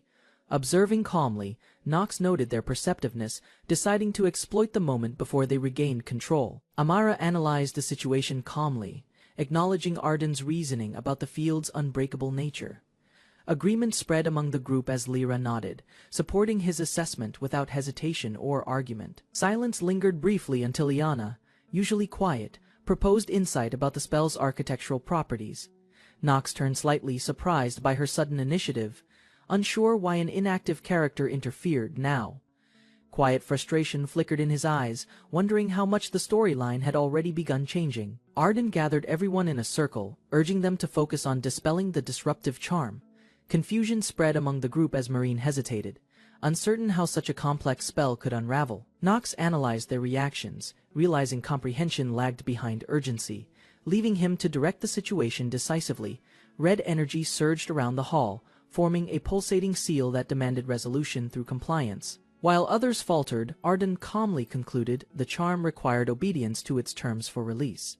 Nox surveyed the damaged hall, analyzing fractures in the structure and distortions caused by the magic field. Leadership shifted naturally as Arden proposed dividing their forces to efficiently investigate the labyrinth's shifting environment. Calm determination settled over him, while he outlined a strict schedule to regroup after 1 hour. Movement echoed through the corridors as illusions twisted reality, scattering figures into unpredictable, shifting pathways. Hidden within the distortion, an unseen observer studied Nox's command, acknowledging his growing tactical potential. A cloaked figure observed Nox's calculated movements, impressed by his foresight and composed execution. Momentum carried the observer downward, cloak fluttering as their form shifted through layers of enchanted distortion. Landing lightly upon fractured stone, they surveyed the ancient architecture, silent acknowledgement of Nox's growing threat. Power surged from an embedded relic nearby, signaling the beginning of the labyrinth's next deadly phase. With a faint grin, Ilara whispered the challenge's name. The labyrinth of deception and seduction. Ilara's incantation deepened, crimson light spreading as blood patterns carved a spell across the floor. Magic energy thickened, twisting reality while her wounds fueled a ritual crafted from sacrifice and control. A faint smirk formed as she admired her creation, an illusion powerful enough to fracture perception. Dark mist expanded outward, creating a barrier that would stall her opponents for a brief moment. Raising her hand slightly, Ilara whispered a challenge toward Nox, daring him to resist her influence. Crimson mist engulfed the room, trapping Nox and the others within Ilara's illusionary maze. Disoriented by shifting sensations, he steadied himself while suppressing the growing dizziness clawing at his thoughts. Ilara observed the reaction closely, confident her hallucinatory field would cripple even the most disciplined minds. A faint sigh escaped her lips as she prepared to restore balance before magic overflowed. Under the cold moonlight above, the battlefield fell silent, marking the illusion's full dominion. High above the academy, swirling winds unveiled a vast magical formation glowing beneath the clouds. Seraphina observed the pattern's completion, her eyes reflecting both determination and a silent sense of burden. With a measured tone, she initiated the ritual, signaling her subordinates to activate the summoning sequence. Arcane light condensed into a spiraling vortex, expanding rapidly as dimensional energy distorted surrounding space. Their figures vanished into the storm's heart, footsteps echoing softly before dissolving into shimmering blue mist. Cold wind swept through the battlements as he followed Seraphina, tension weighing heavy between them. Determination marked her expression, while snow gathered on her cloak, reflecting the pale moon's silver light. Both figures descended swiftly, their movement tearing through mist as magical currents distorted the surrounding air. The ancient fortress emerged beneath them, revealing intricate patterns glowing faintly across the labyrinth's stone surface. Upon landing, silence dominated the hall. Centuries, old doors creaked open, unveiling the heart of their objective. Within the ancient chamber, radiant blue sigils pulsed across the walls, awakening long-dormant protective magic. Seraphina and he approached cautiously, each step echoing faintly against the crystal floor's glowing patterns. A surge of energy erupted as she's blade pierced the barrier, shattering the magical seal completely. Fragments of light scattered overhead, revealing frozen statues suspended mid-motion beneath the cathedral's icy ceiling. From the illuminated altar ahead, a figure emerged, its laughter echoing eerily through the crystalline hall. From the glowing altar, Luna emerged confidently, her expression sharp and voice laced with cunning amusement. Shash and he halted before her, sensing a formidable aura radiating through the frozen cathedral's air. Light from shattered crystals reflected across her form, marking her as the newly ascended lunar heir. Shadows thickened as tension grew, both sides standing ready within the encroaching glow of unstable magic. Determination settled over she. She prepared her blade, knowing Luna's awakening threatened the balance of existence. A confident smile spread across Luna's face as her energy surged, twisting the surrounding air violently. Crimson light gathered at she's sword, its radiant edge pulsing with immense destructive holy energy.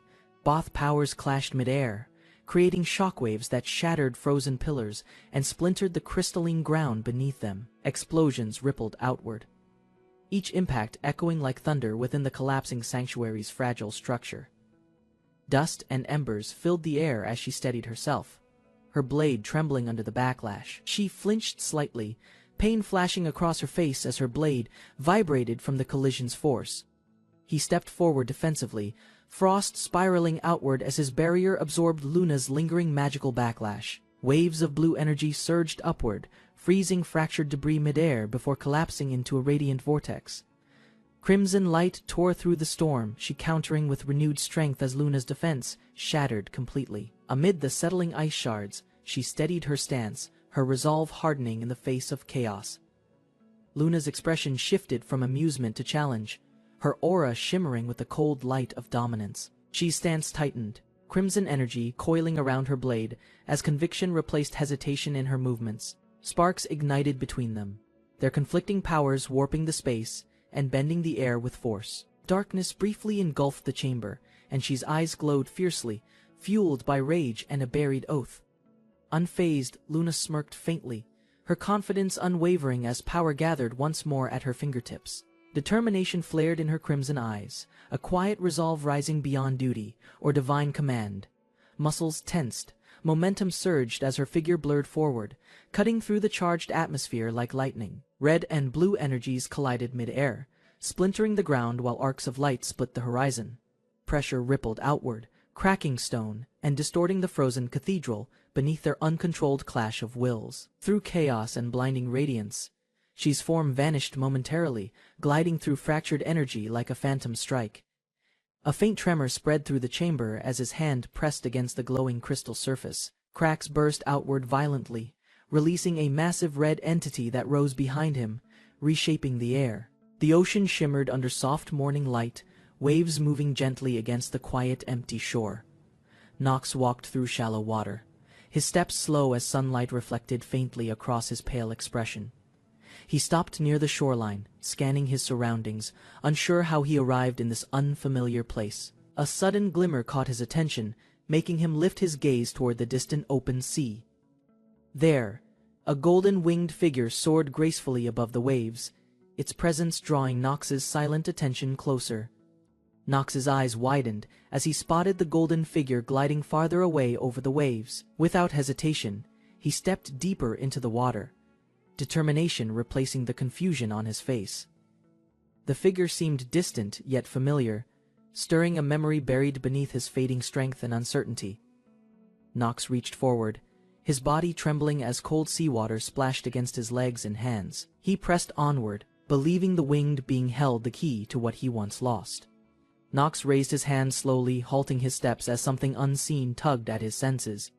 The ocean shimmered unnaturally before him, waves forming patterns like signals from a distant force. A single tear escaped Nox's eye, stirred by the strange emotion flooding through his body. "Ha," he breathed, staring at his hand as warmth pulsed where cold should have lingered. Golden light spread across the sea's edge. Nox realized this world pulsed with real life. Nox stood motionless under the glowing sky, light reflecting off his solemn, unblinking expression. Suddenly, a voice thundered through darkness. Reality cracked as his mind violently snapped back. Nox's body jolted upward, face pale, breath short, surrounded by cold stone walls and uniforms. Two female students approached quickly. One knelt, gripping his shoulders as he trembled and blinked repeatedly. Confused, Nox touched his cheek, realizing tears fell unconsciously. As consciousness slowly returned to him, Nox stood in silence, eyes distant, reflecting on the emotions that overwhelmed him moments ago. His mind replayed fragments of the dream, a golden silhouette of a mysterious fading woman. Reaching toward the memory, Nox sensed urgency as if a message was lost in time. Snapping to reality, Nox noticed two classmates nearby, watching quietly. Uncertain whether to speak, without explanation, he composed himself, stepped forward decisively, and left the lingering dream behind him. A monstrous wave of beasts lunged from the shadows, snarling with rage and unrelenting speed. Students formed a battle formation, magic circles activated, swords raised, eyes locked in, focused coordination.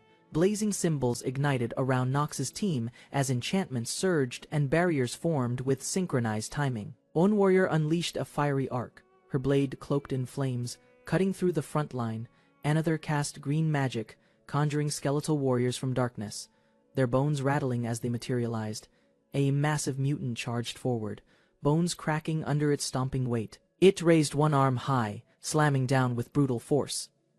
The skeleton soldiers scattered quickly, their movements sharp and unnaturally precise.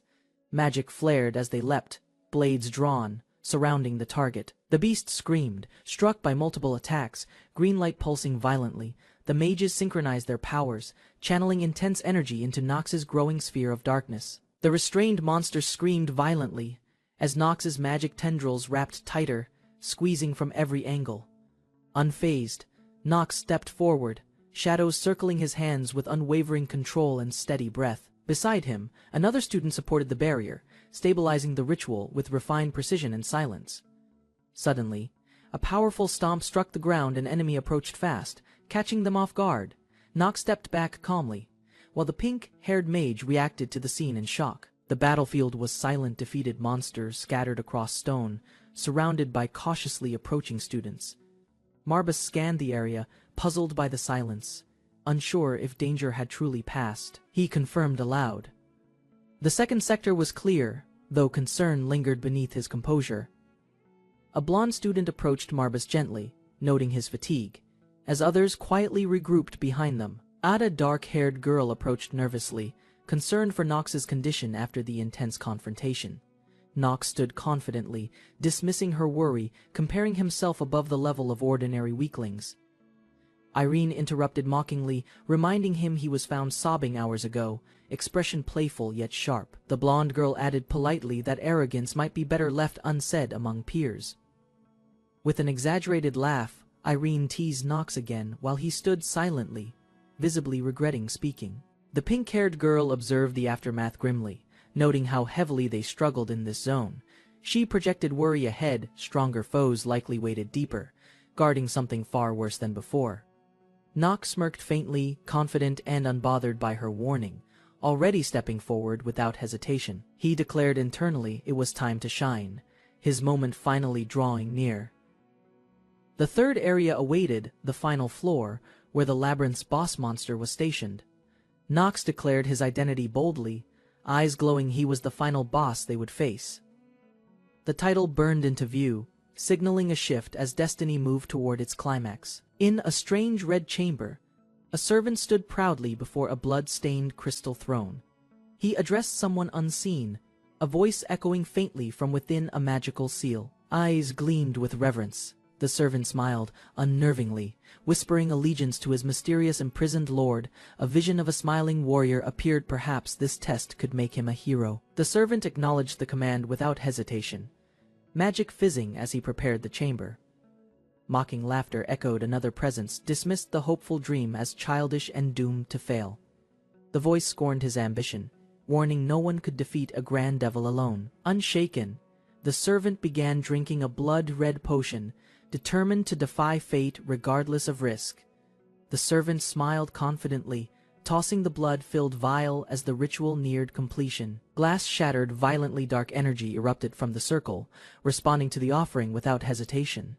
The red crystal foundation rumbled heavily, glowing ominously as cracks formed across its pulsating surface. Light exploded outward, fragments scattering as magical pressure flooded the chamber with chaotic intensity. From the depths, a monstrous claw emerged, twisted, horned, alive, marking the devil's long-awaited arrival. Oschultz knelt before the towering demon, announcing his name and loyal service with reverence. The resurrected devil clenched his chest, irritated by the crude vessel shaping his reborn form. He growled in frustration, monstrous grin widening beneath glowing eyes and jagged bone.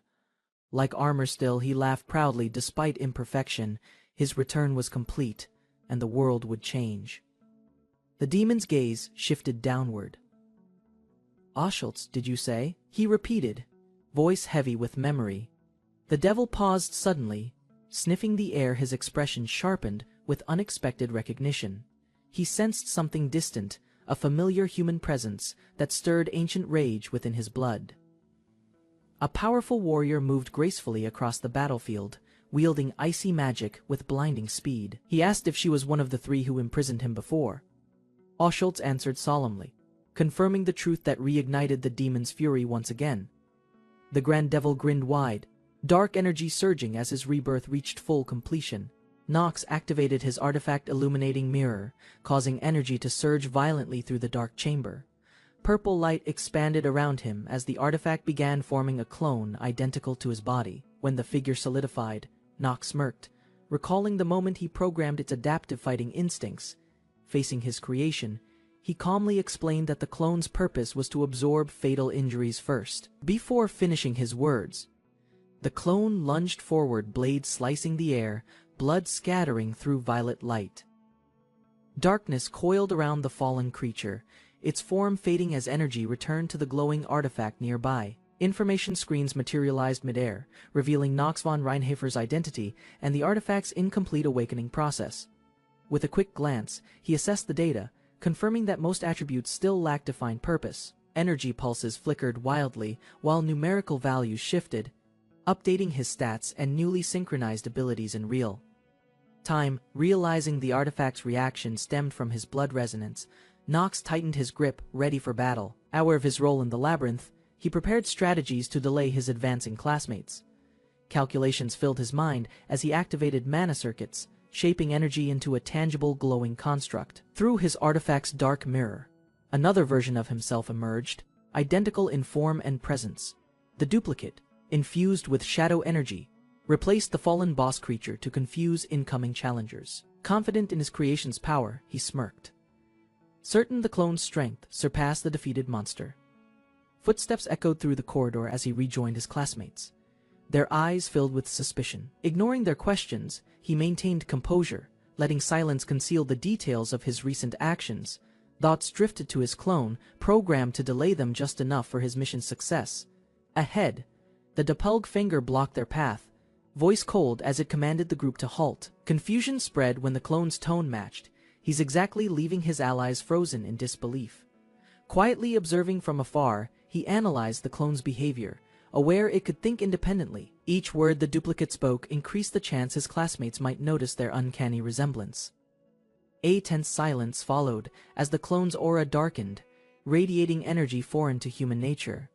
Murmurs spread among the group, confusion blending with unease as suspicions began to surface. With sharp determination, Arisha demanded answers, her voice trembling, unsure whether she faced friend or imitation.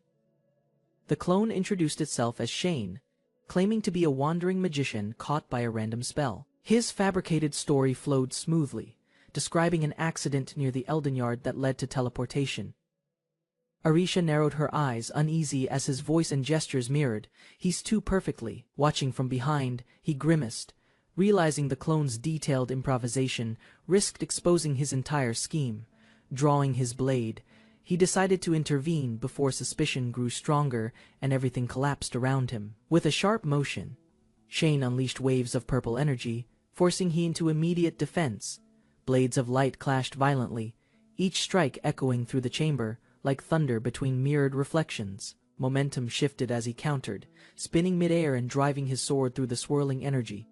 Landing firmly, he steadied his stance while Arisha observed, gauging the strange magician's unexpected strength. Her eyes narrowed, mana flaring as she prepared a barrier spell, unwilling to underestimate the opponent.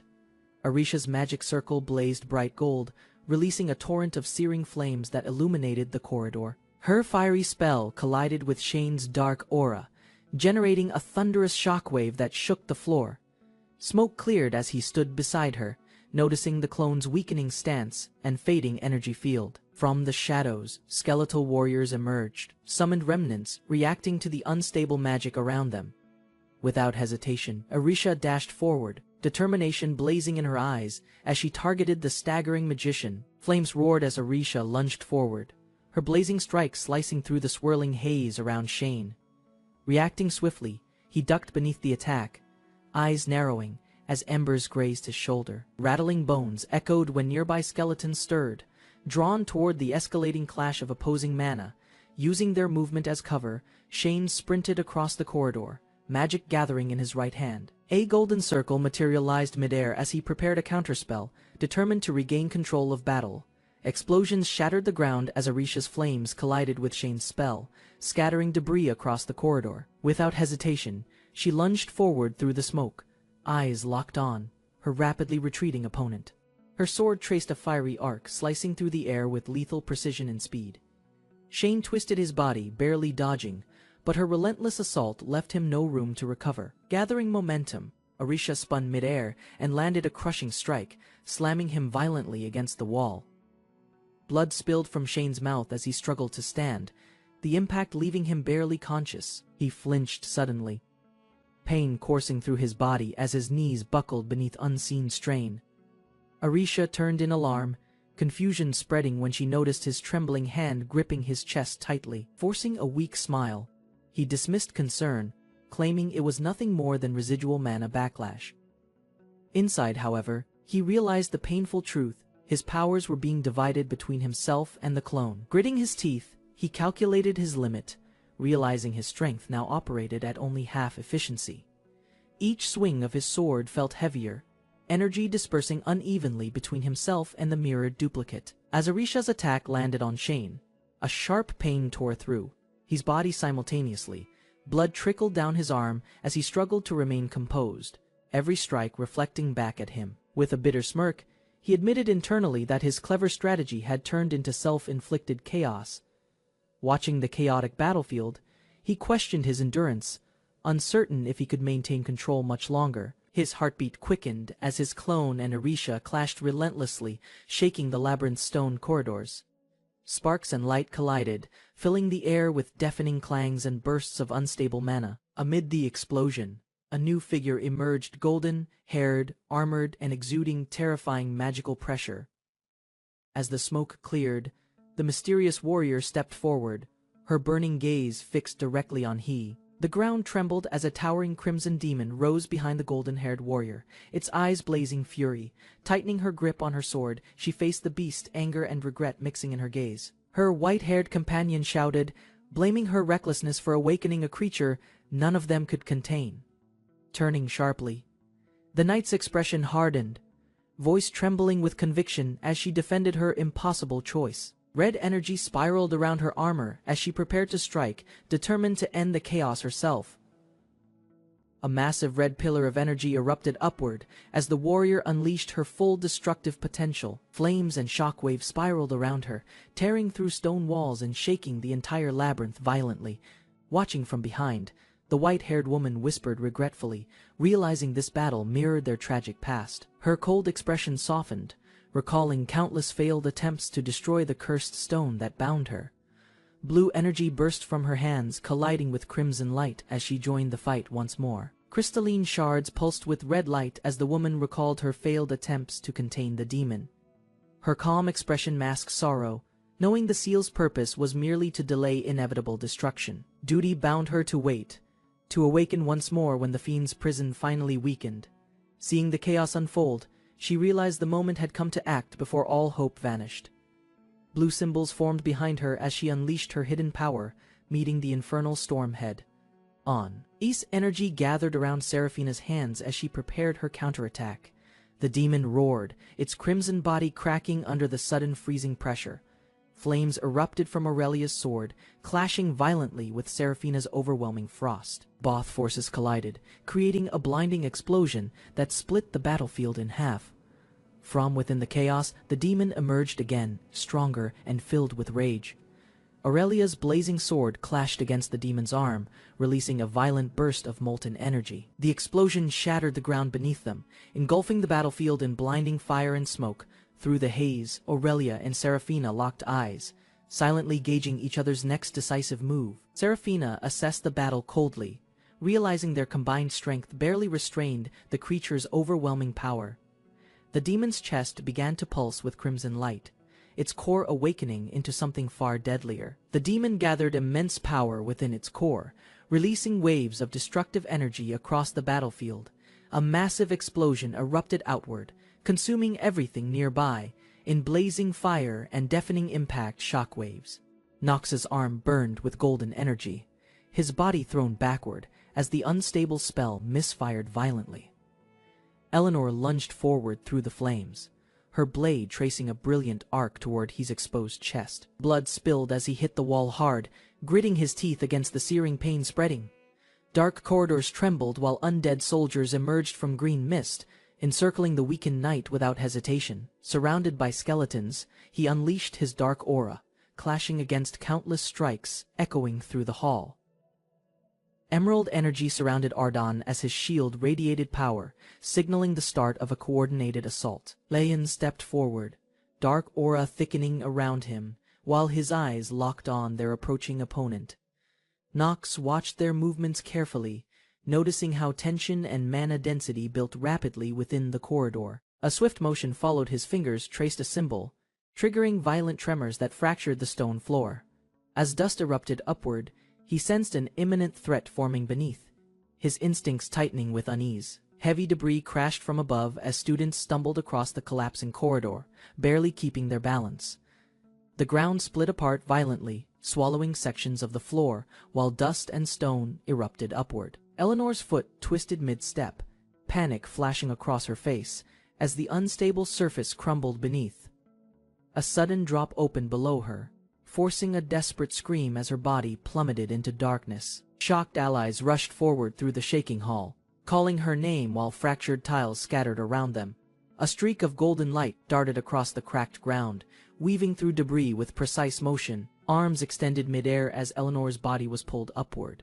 Caught just before reaching the collapsing edge, heart racing, she blinked rapidly, realizing someone had intervened moments before disaster consumed her completely. His firm grasp steadied her trembling frame, his gaze calm, despite the chaos surrounding them both. Shock and confusion filled her expression, breath unsteady as relief slowly replaced the fear gripping her. Eleanor's heartbeat quickened as she found herself in his arms. Disbelief mixing with silent confusion, flames traced their escape path while fragments collapsed behind them, his movements swift and calculated under pressure. Landing firmly, he steadied her once more, scanning the unstable ground for remaining threats or traps. Blushing faintly, Eleanor clutched her chest, unable to hide the tension that still lingered between them. Standing apart, his calm expression softened as he asked if her injuries hindered further movement. Thoughts raced through his mind as he analyzed the situation, suspicion rising about his unstable power. Glancing downward, he noticed faint distortions in the air, sensing the mana imbalance spreading through the floor. A shiver crept along his spine, the atmosphere thickening with unnatural energy that distorted perception. He, positioned nearby, recognized the same eerie pressure and muttered that Paimon's seal might be failing. Without hesitation, he channeled blue mana through his blade, dashing forward to suppress the surging anomaly. Footsteps echoed as his allies regrouped, confusion spreading while they noticed his sudden disappearance ahead. Eleanor called out, voice sharp with concern, but her words faded beneath the sound of fading footsteps. A determined glare crossed his face before he sprinted forward. Sword gleaming with concentrated violet mana, realization struck. If Paimon's corruption continued spreading, the balance of the dungeon would collapse completely. Speed increasing, he whispered a silent curse, questioning where their careful strategy had begun to unravel. Smoke drifted across the battlefield as crimson light painted the horizon, signaling another surge of chaos. Dust settled slowly while he pushed herself upright, muscles tense and sword scraping against broken ground. Her sharp eyes scanned the scorched surroundings, searching for movement amidst the eerie, blood-colored mist. A sudden flicker caught her attention, and her instincts screamed before she even turned her head. Panic surged as she spotted a massive shadow descending, forcing her to shout in desperate alarm. He knelt beside the fallen knight, his labored breaths weak as dust clung to his wounds. Frustration burned in her eyes, jaw tightening while she sensed how dire their situation had become. Determined, she rose and gripped her blade, vowing to face whatever emerged from the shadows. A tall figure descended gracefully, her silver hair gleaming under the blood. Red sky, radiating divine strength, steps echoed ominously as the woman's tone darkened, warning them never to turn away from Paimon. Frost energy spiraled around Trinity as she landed heavily, blue flames flickering from her weakened aura. He observed closely, recognizing how exhaustion strained her ally, despite the calm expression she maintained outwardly. The freezing spell's intensity had drained most of Trinity's strength, leaving her barely able to stand. Clenching her weapon, he steadied her breath, aware her own power reserves were nearing depletion too. From across the shattered battlefield, Paimon's crimson grin widened, his monstrous presence radiating malice and unshaken confidence. His grip trembled as Paimon's oppressive aura thickened, each heartbeat echoing through the burning air. The demon's body expanded, molten energy swirling around him as the ground fractured beneath his weight. Crimson lightning tore through the battlefield, its violent sparks reflecting against Trinity's pale, resolute expression. A guttural laugh escaped Paimon, his voice dripping arrogance as he mocked their fading determination mercilessly. Both women exchanged a brief, silent glance, fear restrained by resolve as their enemy's gaze shifted toward them. Trinity's eyes hardened, divine power flickering as she faced Paimon's monstrous flames without hesitation. The demon roared with twisted delight, his body igniting as molten fire consumed the ground around him. Blinding heat warped the air, pillars of flame spiraling upward as his infernal laughter echoed endlessly. Explosions thundered across the battlefield, each impact shaking the earth and scattering ash through the crimson haze. He staggered backward, gripping her sword tightly while her face twisted in defiance against overwhelming destruction. He surged forward with explosive speed, body propelled by determination and the burning will to fight. Her leap cut through the heat, golden hair trailing as she descended toward Paimon's monstrous frame. The demon turned sharply, flames twisting with his movement, eyes narrowing as he sensed incoming danger. Blades clashed mid-air. His strike met solid resistance, sparks scattering as Paimon's grin widened beneath the impact. Recovering his stance, the demon raised an arm, sensing another force building rapidly from behind him. Trinity dashed forward, icy energy spiraling around her arm as her mana surged uncontrollably once more. The blue sphere detonated on impact, light and shockwaves colliding violently against Paimon's blazing infernal shield. Flames twisted backward. The demon growled, surprised that her relentless assault had managed to breach his defense.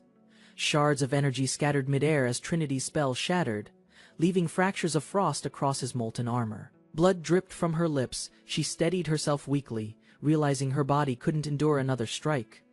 Memories resurfaced as Trinity's trembling voice echoed inward, burdened by guilt and a past she couldn't forget. Flames devoured the village mercilessly, turning laughter and life into smoke that swallowed the sky in red. Desperate screams filled the air as people ran aimlessly, their shadows dancing beneath collapsing, fiery ruins. A child's cry pierced the Inferno, Trinity's younger self clutching her chest, eyes searching for her fallen parents. Tears streamed down as the memory faded, her sorrow rekindling the grief buried deep within her soul. Rain poured over the scorched battlefield as Trinity knelt, tears mixing with the ashes of destruction. Years of struggle echoed through her heart. Every battle fought had been for redemption and purpose. Power surged violently around her trembling frame, the weight of her failures pressing deeper into her soul.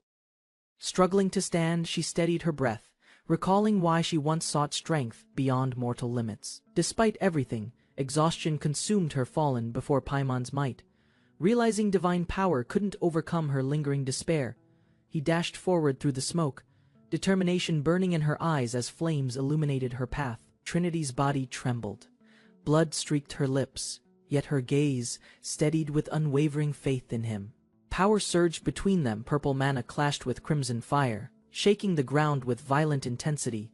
The collision erupted into a blinding explosion, light consuming everything as fire and frost intertwined mid-air. Both forces met in a radiant storm, their combined strength tearing through Paimon's infernal shield completely. A torrent of flames spiraled through the battlefield, roaring violently as its heat scorched the cracked earth. He stepped back, eyes narrowing as she recognized the unfamiliar energy coursing through the fiery blast.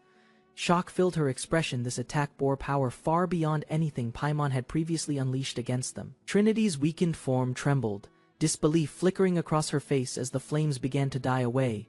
Emerging from the smoke, his voice carried firmly, urging her not to falter before the battle's end. Trinity's breathing slowed as his words pierced through her despair, forcing her gaze toward his resolve.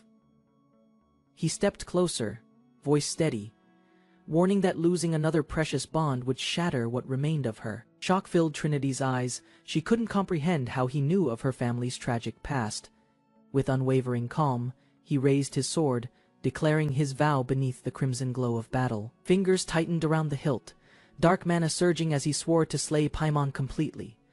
Darkness coiled around his blade as his eyes hardened, channeling power to strike Paimon decisively. Nox von Reinharber sprinted down the forest trail, leaving streaks of energy behind his path. A glowing shard named Shane flew toward his hand, stabilizing after being lost during combat. He tightly grasped Shane, triggering purple energy flow. The weapon recognized its rightful owner's urgent call. Despite reclaiming Shane, Nox stayed tense. The current threat demanded more than weapon recovery or pride. He halted abruptly in front.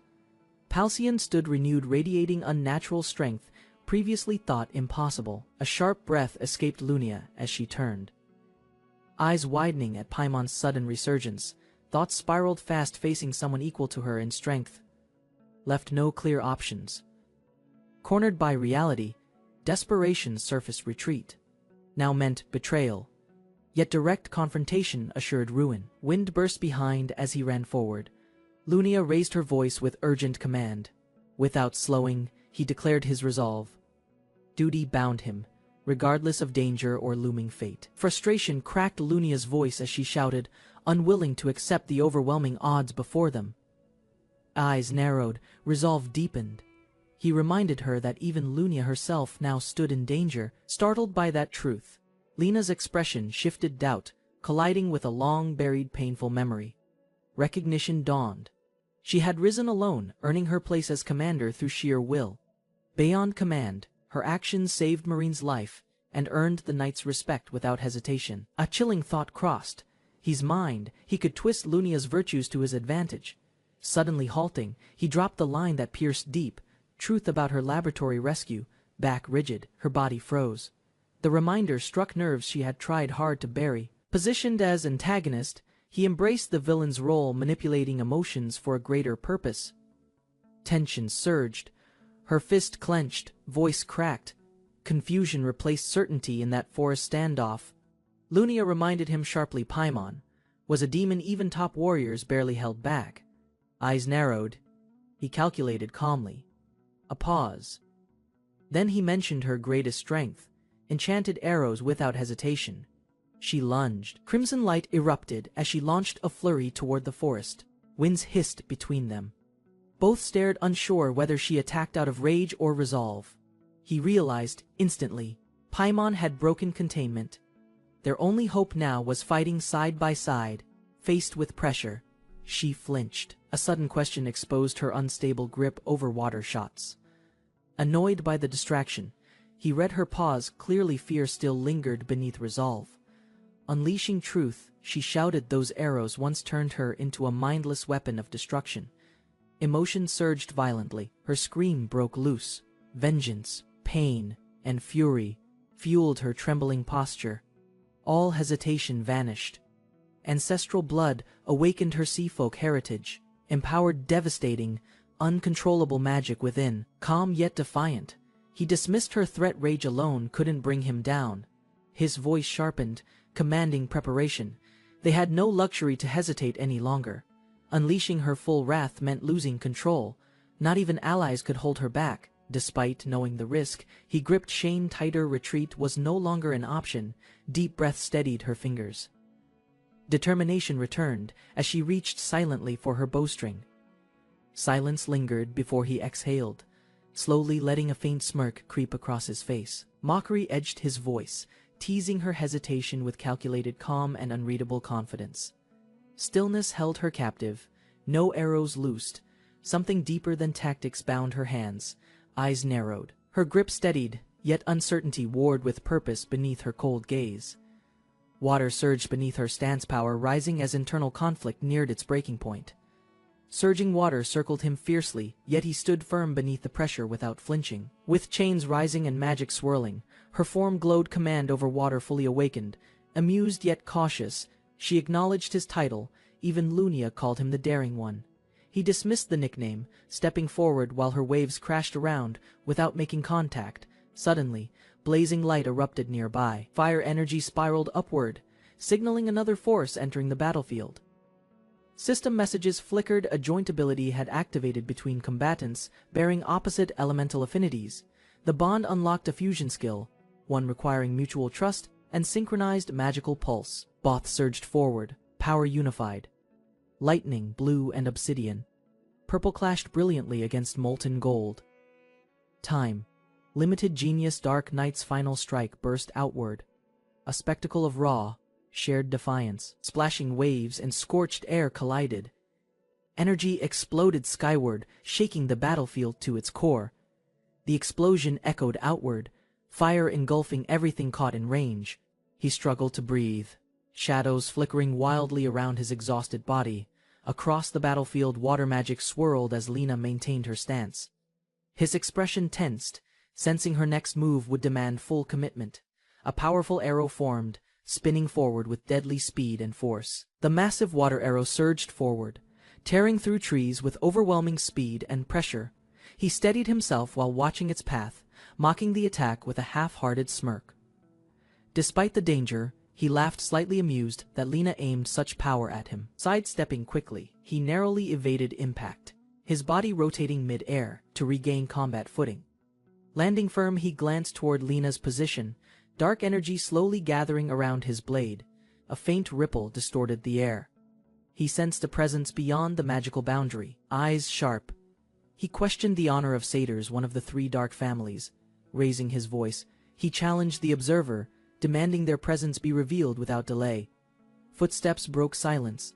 A woman stepped forward, amused by her exposure and unbothered demeanor. Gracefully approaching, she acknowledged being noticed, commenting on her actions with unsettling calm and pride. He rushed forward through swirling magic, urgently requesting support before the situation spiraled worse. He recalled her ability alignment, closely matching both Paracelsus and Leon in magical traits. That meant one thing: she possessed enough control to suppress Marine's violent transformation. Though reluctant, she admitted her desire to live, agreeing to help under pressured hesitation. But something deeper flickered within her eyes, hesitation fading, replaced by sharpened determination. With a slight blush, she demanded magical repayment for using her succubus-based dark abilities. He hesitated, visibly disturbed by the implications, but understood the cost of her cooperation. Pushing aside discomfort, he agreed, prioritizing victory and survival over his own embarrassment. Without delay, he prepared to intercept another threat as the battlefield expanded in chaos. Empowered by the deal, she summoned her magic seductive energy, swirling with controlled precision. Crimson steam hissed upward, blanketing the battlefield in heavy pressure and unstable energy. He approached cautiously, eyes locked on the devastation cloaking the distant figure in red. Recognizing her, he whispered her name: Noah von Trinity, a tragic soul from history. According to records, she lost everything, her grief twisted into something darker and vengeful. Though unhinged at first glance, her suffering ran deep, masked by wrath and corrupted mana.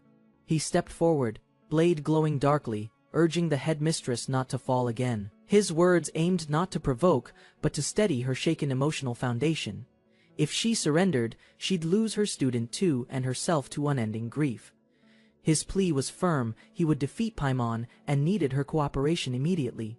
Her silence lingered, eyes narrowing. A sudden question pierced suspicion, ignited by circumstance. Paimon emerged fully formed, a flaming demon pressing forward, with violent oppressive force. He stood calm, weapons drawn, as Paimon demanded to know who disturbed his return. Without fear, he revealed himself a unique mix of warrior, cursed being, and strategist. The demon processed the reply. Then chaos erupted, fire swirling as they charged midair. Others flinched at the explosion's pressure. Across the field, shocked allies halted mid-movement. Paimon's voice thundered, recognizing his bloodline. Theodore's legacy was now exposed to everyone present. Nox von Reinharber stared ahead, unfazed by destruction, dust swirling from the collapsed battlefield terrain. System message emerged, mid-air glowing. His resistance skill nullified the fear effect trying to overwhelm him. A wave of energy ignited. Nox's sword absorbed dark mana, surging violently through his armored limbs. He slashed downward with controlled fury. Energy carved the ground, launching a shockwave toward his enemy. The demon blocked with raw strength, bracing as impact cracked stone beneath his clawed, armored feet. Sword raised confidently, violet energy surged while lips curled into a grin of controlled defiance. Behind swirling darkness, crimson fog revealed a monstrous form encased in a circle of shattered stone. Words mocked the ancient title, hinting that the sealed demon had once shown misplaced mercy. Clawed fingers tensed with irritation. Sparks hissed around Paimon's muscular frame as rage brewed silently. From the mist, a low hiss escaped. Temper clearly hadn't mellowed over centuries of imprisonment. A confident smirk formed as system data displayed the infernal stats of the approaching enemy. Paimon detailed readouts exposed Paimon's elemental type, strength dominance, and his dangerously high willpower to charisma balance, his passive flame skill and aggressive burst. Type ability painted a clear picture of overwhelming offense. Standing tall, Paimon radiated fury. Muscles swelled as molten fire burst violently from his core. Flames exploded outward as predicted, triggered by rage, a reckless charge, meant to incinerate everything. Condemnation ignited midair, A sword made of living flame formed within Paimon's monstrous grip. Blazing heat warped the space around it, clearly enhancing the destructive force behind his strike. Eyes narrowed, every single skill revealed so far ranked far beyond average demonic classifications. Quick glance snapped toward an unexpected arrival, someone who shouldn't be anywhere near this battlefield. Despite appearances, Luina and Noah possessed enough power to defeat Paimon if acting together decisively. Luina and Noah's potential could surpass Paimon's strength, but only with properly equipped items. Without enhancements, tactics must shift. He prepared to confront the threat using everything currently available. Urgency tightened his voice. There wasn't time to hesitate or question the battle plan's risk. Mention of Marine stirred emotion. Shock flickered across Noah's face, worry barely hidden beneath his frown. A firm response followed. Trust reinforced with conviction, reassurance given before strategy resumed without pause. Flames swirled violently as Paimon summoned his wrath, launching a massive fireball from his palm. A roar followed, furious that anyone would dare glance away during battle with a Grand Duke. Blazing vortex expanded outward, engulfing terrain while his opponent dashed directly into the flaming storm blade, locked against fire. Heat burned through armor as pressure forced a strained cry from Nox. System alert triggered mid-impact. Amplifying Nox's trait, this devastating technique was unmistakable. Condemnation had finally begun, wounded yet focused. Nox endured the pain. Marine's presence remained vital to his tactical blueprint. Trust in her growth outweighed doubts. Belief burned brighter than past failures or lingering trauma. Without hesitation, Marine dashed forward, movements sharp as her resolve ignited, amid the infernal battlefield. Paimon's grin widened, entertained by her audacity, unaware of the precision behind her incoming strike.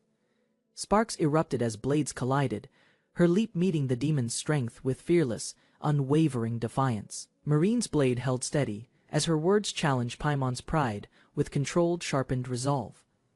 Demon flame spiraled outward, his voice laced with malice, while he accepted the coming challenge. Strategic command followed instantly.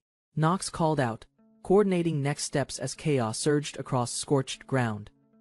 Barrier deployment became essential. Professor Trinity was instructed to seal the battlefield with maximum containment magic. With urgency, he emphasized absolute isolation, no interference, no escape, only victory within the zone.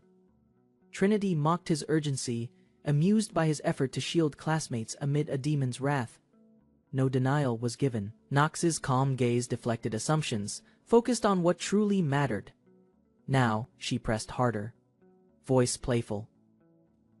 Arcane circles spun as her magic began forming frozen wards. Despite her teasing tone, preparations were precise. Her power swirled outward, sealing the combat field. Nox dashed forward behind him. An icy dome surged upward, locking the zone in silence. Ice Dome fully sealed the field, magic cracking with force as containment locked into place. Paimon burst through flames, blade of fire slashing downward with weight that shattered stone below. Rebounding from impact, Nox rolled across scorched ground, forced to regain footing without delay. Mockery followed. The demon's pride flared. He scoffed at the notion of being slowed or resisted. Steel met flame again. Sparks erupted violently as Nox intercepted the next assault mid-swing. Impact roared across the zone, their blades locked in blinding heat and relentless kinetic force. Nox scoffed mid-clash, dismissing Paimon's title as unearned, strength no greater than a wandering warlord. Demon's laughter thundered. He mocked the boy's arrogance, insulted by the comparison to Nox's late father. System alert blinked. Combat contact triggered a mental debuff, weakening resistance from a hidden demonic trait. Despite that, Paimon smirked, boasting that even Nox's father had only scarred him, never claimed victory. Paimon roared with fury, flames erupting skyward as he prepared to crush Nox into silence. Violet aura encased Nox's frame as he braced, sliding low to avoid the explosive charge. A familiar system prompt appeared. Fear resistance activated, nullifying Paimon's psychological assault through Heart of Steel. Smirking, Nox invoked his artifact. All stored mana surged into his body in a burst. With renewed power, he met the Grand Duke. Directly blades clashed, thunder splitting the air. Blood spilled from Nox's mouth as he crashed to the ground. Breath ragged but steady, frost energy surged behind him. Trinity's barrier magic expanded, locking shimmering force into a dome. Hexagonal nodes pulsed with light, sealing each angle with layered spells woven through arcane rotation. Relief flickered in Nox's eyes. Noka's preparation succeeded. The barrier had fully locked into place. Eyes fixed upward, he pushed off the ground again. Timing was critical, almost ready to act. Sword clashed again and again. Nox gritted his teeth, sensing how close they were to victory. Arms trembled from strain. His stamina dwindled fast, forcing every strike to count under pressure. He called out. Desperate Marine's role was critical. She had to return before time collapsed. Across the barrier, Marine gathered power, her voice rising in defiance as magic surged around her. Above it all, a haunting reminder echoed she wasn't meant to survive beyond the game's prologue. Marine defied her fate, choosing to stand, not vanish, even if the script said otherwise. Nox exhaled sharply, eyes heavy with exhaustion. No strength remained to sustain another magical burst system. Alerts confirmed it mana depleted. A new power source required to continue the battle. No retreat followed. Instead, dark energy hissed around him as instinct demanded one final stand. Sword raised once more, he spun forward. No mana, no safety. Only resolve sharp as steel. Whirling power coiled beneath Nox's feet. He launched upward, skipping space as violet energy twisted around him. Mid-air descent clashed against Paimon's flames. Sword and fire collided, erupting with blinding shockwaves. Lightning crawled over Nox's blade, through clenched teeth. He shouted not from pain, but urgency. Arcane chains extended, binding him mid-air. One final surge forced his voice beyond the crackling zone. Down below, Marine stirred eyes wide, as if awakening to his call through the magic storm. Inside a high-tech laboratory, a massive cylindrical tank glowed green beneath humming machinery and suspended cables. Within the tank, a young girl, H-210, floated motionless, limbs restrained by fluid pressure. Dozens of scientists in white coats monitored the chamber closely, observing his vitals and containment stability. Marine's eyes opened slowly. His body reacted as artificial oxygen bubbles streamed into his lungs. Surveillance lights dimmed as Marine's awakening triggered alerts. Technicians glanced nervously, noting chemical imbalance and neural activity spikes. A long hallway revealed multiple green containment pods, each holding another restrained, unconscious child like Marine. Sharp tools and metal instruments on a surgical tray hinted at forced experimentation without anesthesia. Doctors in white coats surrounded a child, preparing for a procedure as others recorded results. Machinery activated, and glowing data streamed into the child's mind, knowledge implanted through artificial neurological transfer. Blue circuits danced across Marine's eyes as information flooded in faster than his brain could process. Steam hissed as the containment pod opened, releasing green fluid and a faint chemical mist. Bare feet touched the cold floor as she stepped from the chamber, dripping. Scientists watched in silence as she stood upright, his body trembling yet filled with determination. He faced the observers directly, knowing this first impression would determine his fate among them. In this facility, proving his usefulness was not optional. It was the only way to survive. Lying in a sterile room, she heard a voice call out from hidden speakers. A-210, do you hear me? The voice repeated, echoing off cold, tiled laboratory walls.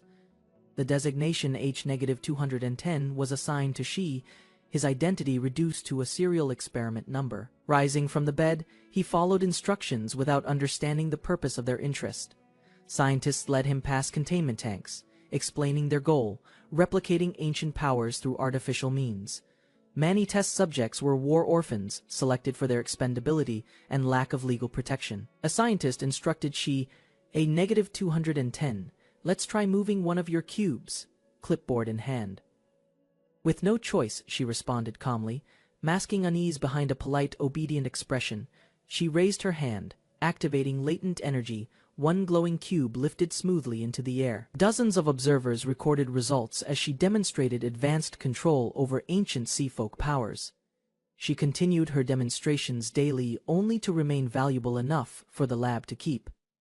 Many others, once deemed useless, disappeared quietly, no warning, no trace, no name spoken again. While performing routine tests, she noticed the sound of unfamiliar footsteps echoing through the corridor. A new figure entered, young, calm, and composed. Her presence disrupted the usual silence. She introduced herself as Jay, the first person to speak kindly to she directly. Jay informed she would be living alongside her from that day forward. From that moment, she's isolated life shifted under Jay's constant presence and observation. Though given no choice, she accepted her company without resistance, outwardly calm and obedient. Jay broke the silence often, complaining about the lab's dullness with performative exaggeration. She peppered she with personal questions, hoping to draw out personality or hidden preferences. Jay observed she thoughtfully, commenting on how dull the designation H-210 sounded to her. While brushing she's blue hair, she suggested the nickname Marine, inspired by its aquamarine shine. She expected nothing from her.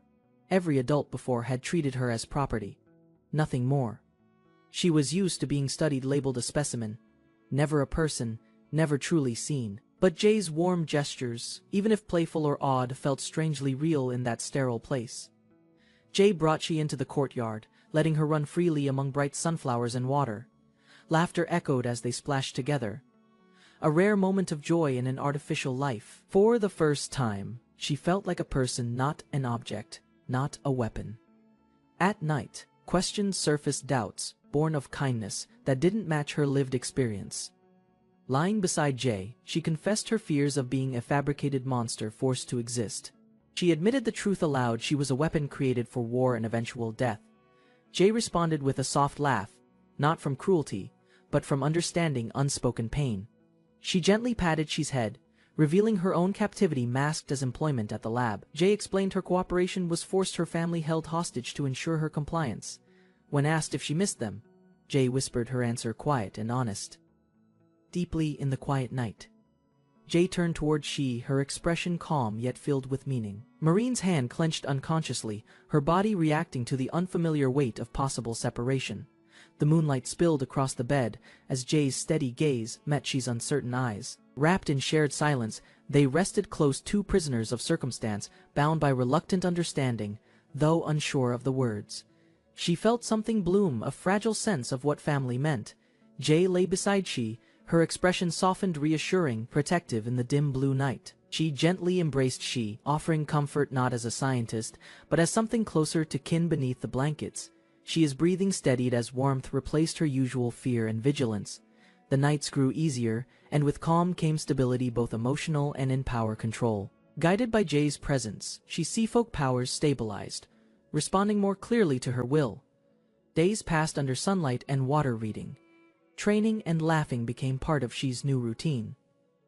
Sitting beside Jay, she found something rare, peace not programmed, but naturally earned through time. Yet, like all fleeting joys, the calm ended, swept away on a night filled with dread. The crash of boots and shouting marked the arrival of figures cloaked in royal authority. They demanded results, frustrated by delays, impatient for she's power to awaken on command. Cloaked envoys from the royal court arrived, demanding the seafolk specimen be weaponized for war. Jay resisted calmly but firmly, shielding she with her body as pressure in the room rose. They labeled she a tool, an object bred for war, not worthy of a name. Jay refused their definition, declaring she a person, someone who thought, felt, and deserved dignity. The officials dismissed her plea and moved forward, ordering she to rise as their weapon. As they reached for she, Jay stepped forward, shielding her despite overwhelming odds. A harsh blow struck Jay across the face, knocking her violently to the ground. The cloaked figures gave the command she was to be detained and punished without trial. Guards seized her, dragging her limp body across the floor as she stood frozen. From the hallway, another figure shouted in anger, but she remained locked in stunned silence. She broke free from her captor's grip, lunging forward as her fear turned to fury. Her voice cracked the silence raw, trembling, echoing as she screamed for them to stop hurting Jay. A guard mocked her reaction, amused that the weapon could feel and speak for herself. He drew his blade, taunting she with cruel eyes, preparing to test her resolve. Before he could strike again, a glowing sphere of energy surged and pierced straight through him. A soldier ruthlessly stabbed Jay through the side, declaring it proof that tools serve their purpose. Blood splattered across the floor as Jay collapsed, the sword still lodged in her torso. She trembled, voice rising not from fear, but from a deep, furious clarity she had never known. She cried out in defiance, defending Jay as a person, not a disposable subject. The commander ignored her protest, declaring she had no rights, only obedience, as the weapon she was made to be. She's eyes narrowed, grief replaced by resolve, as glowing light surged from beneath her skin. A vortex of water and energy exploded outward, surrounding her in a barrier of force. No longer hesitant, she raised her arm, power shaped by pain, instinct, and intention. Waves spiraled around her like a living tide, bending to her will for the first time. Jay, wounded but conscious, reached out, pleading, but she had already embraced what she had become. She unleashed a towering blade of water, splitting the chamber's floor,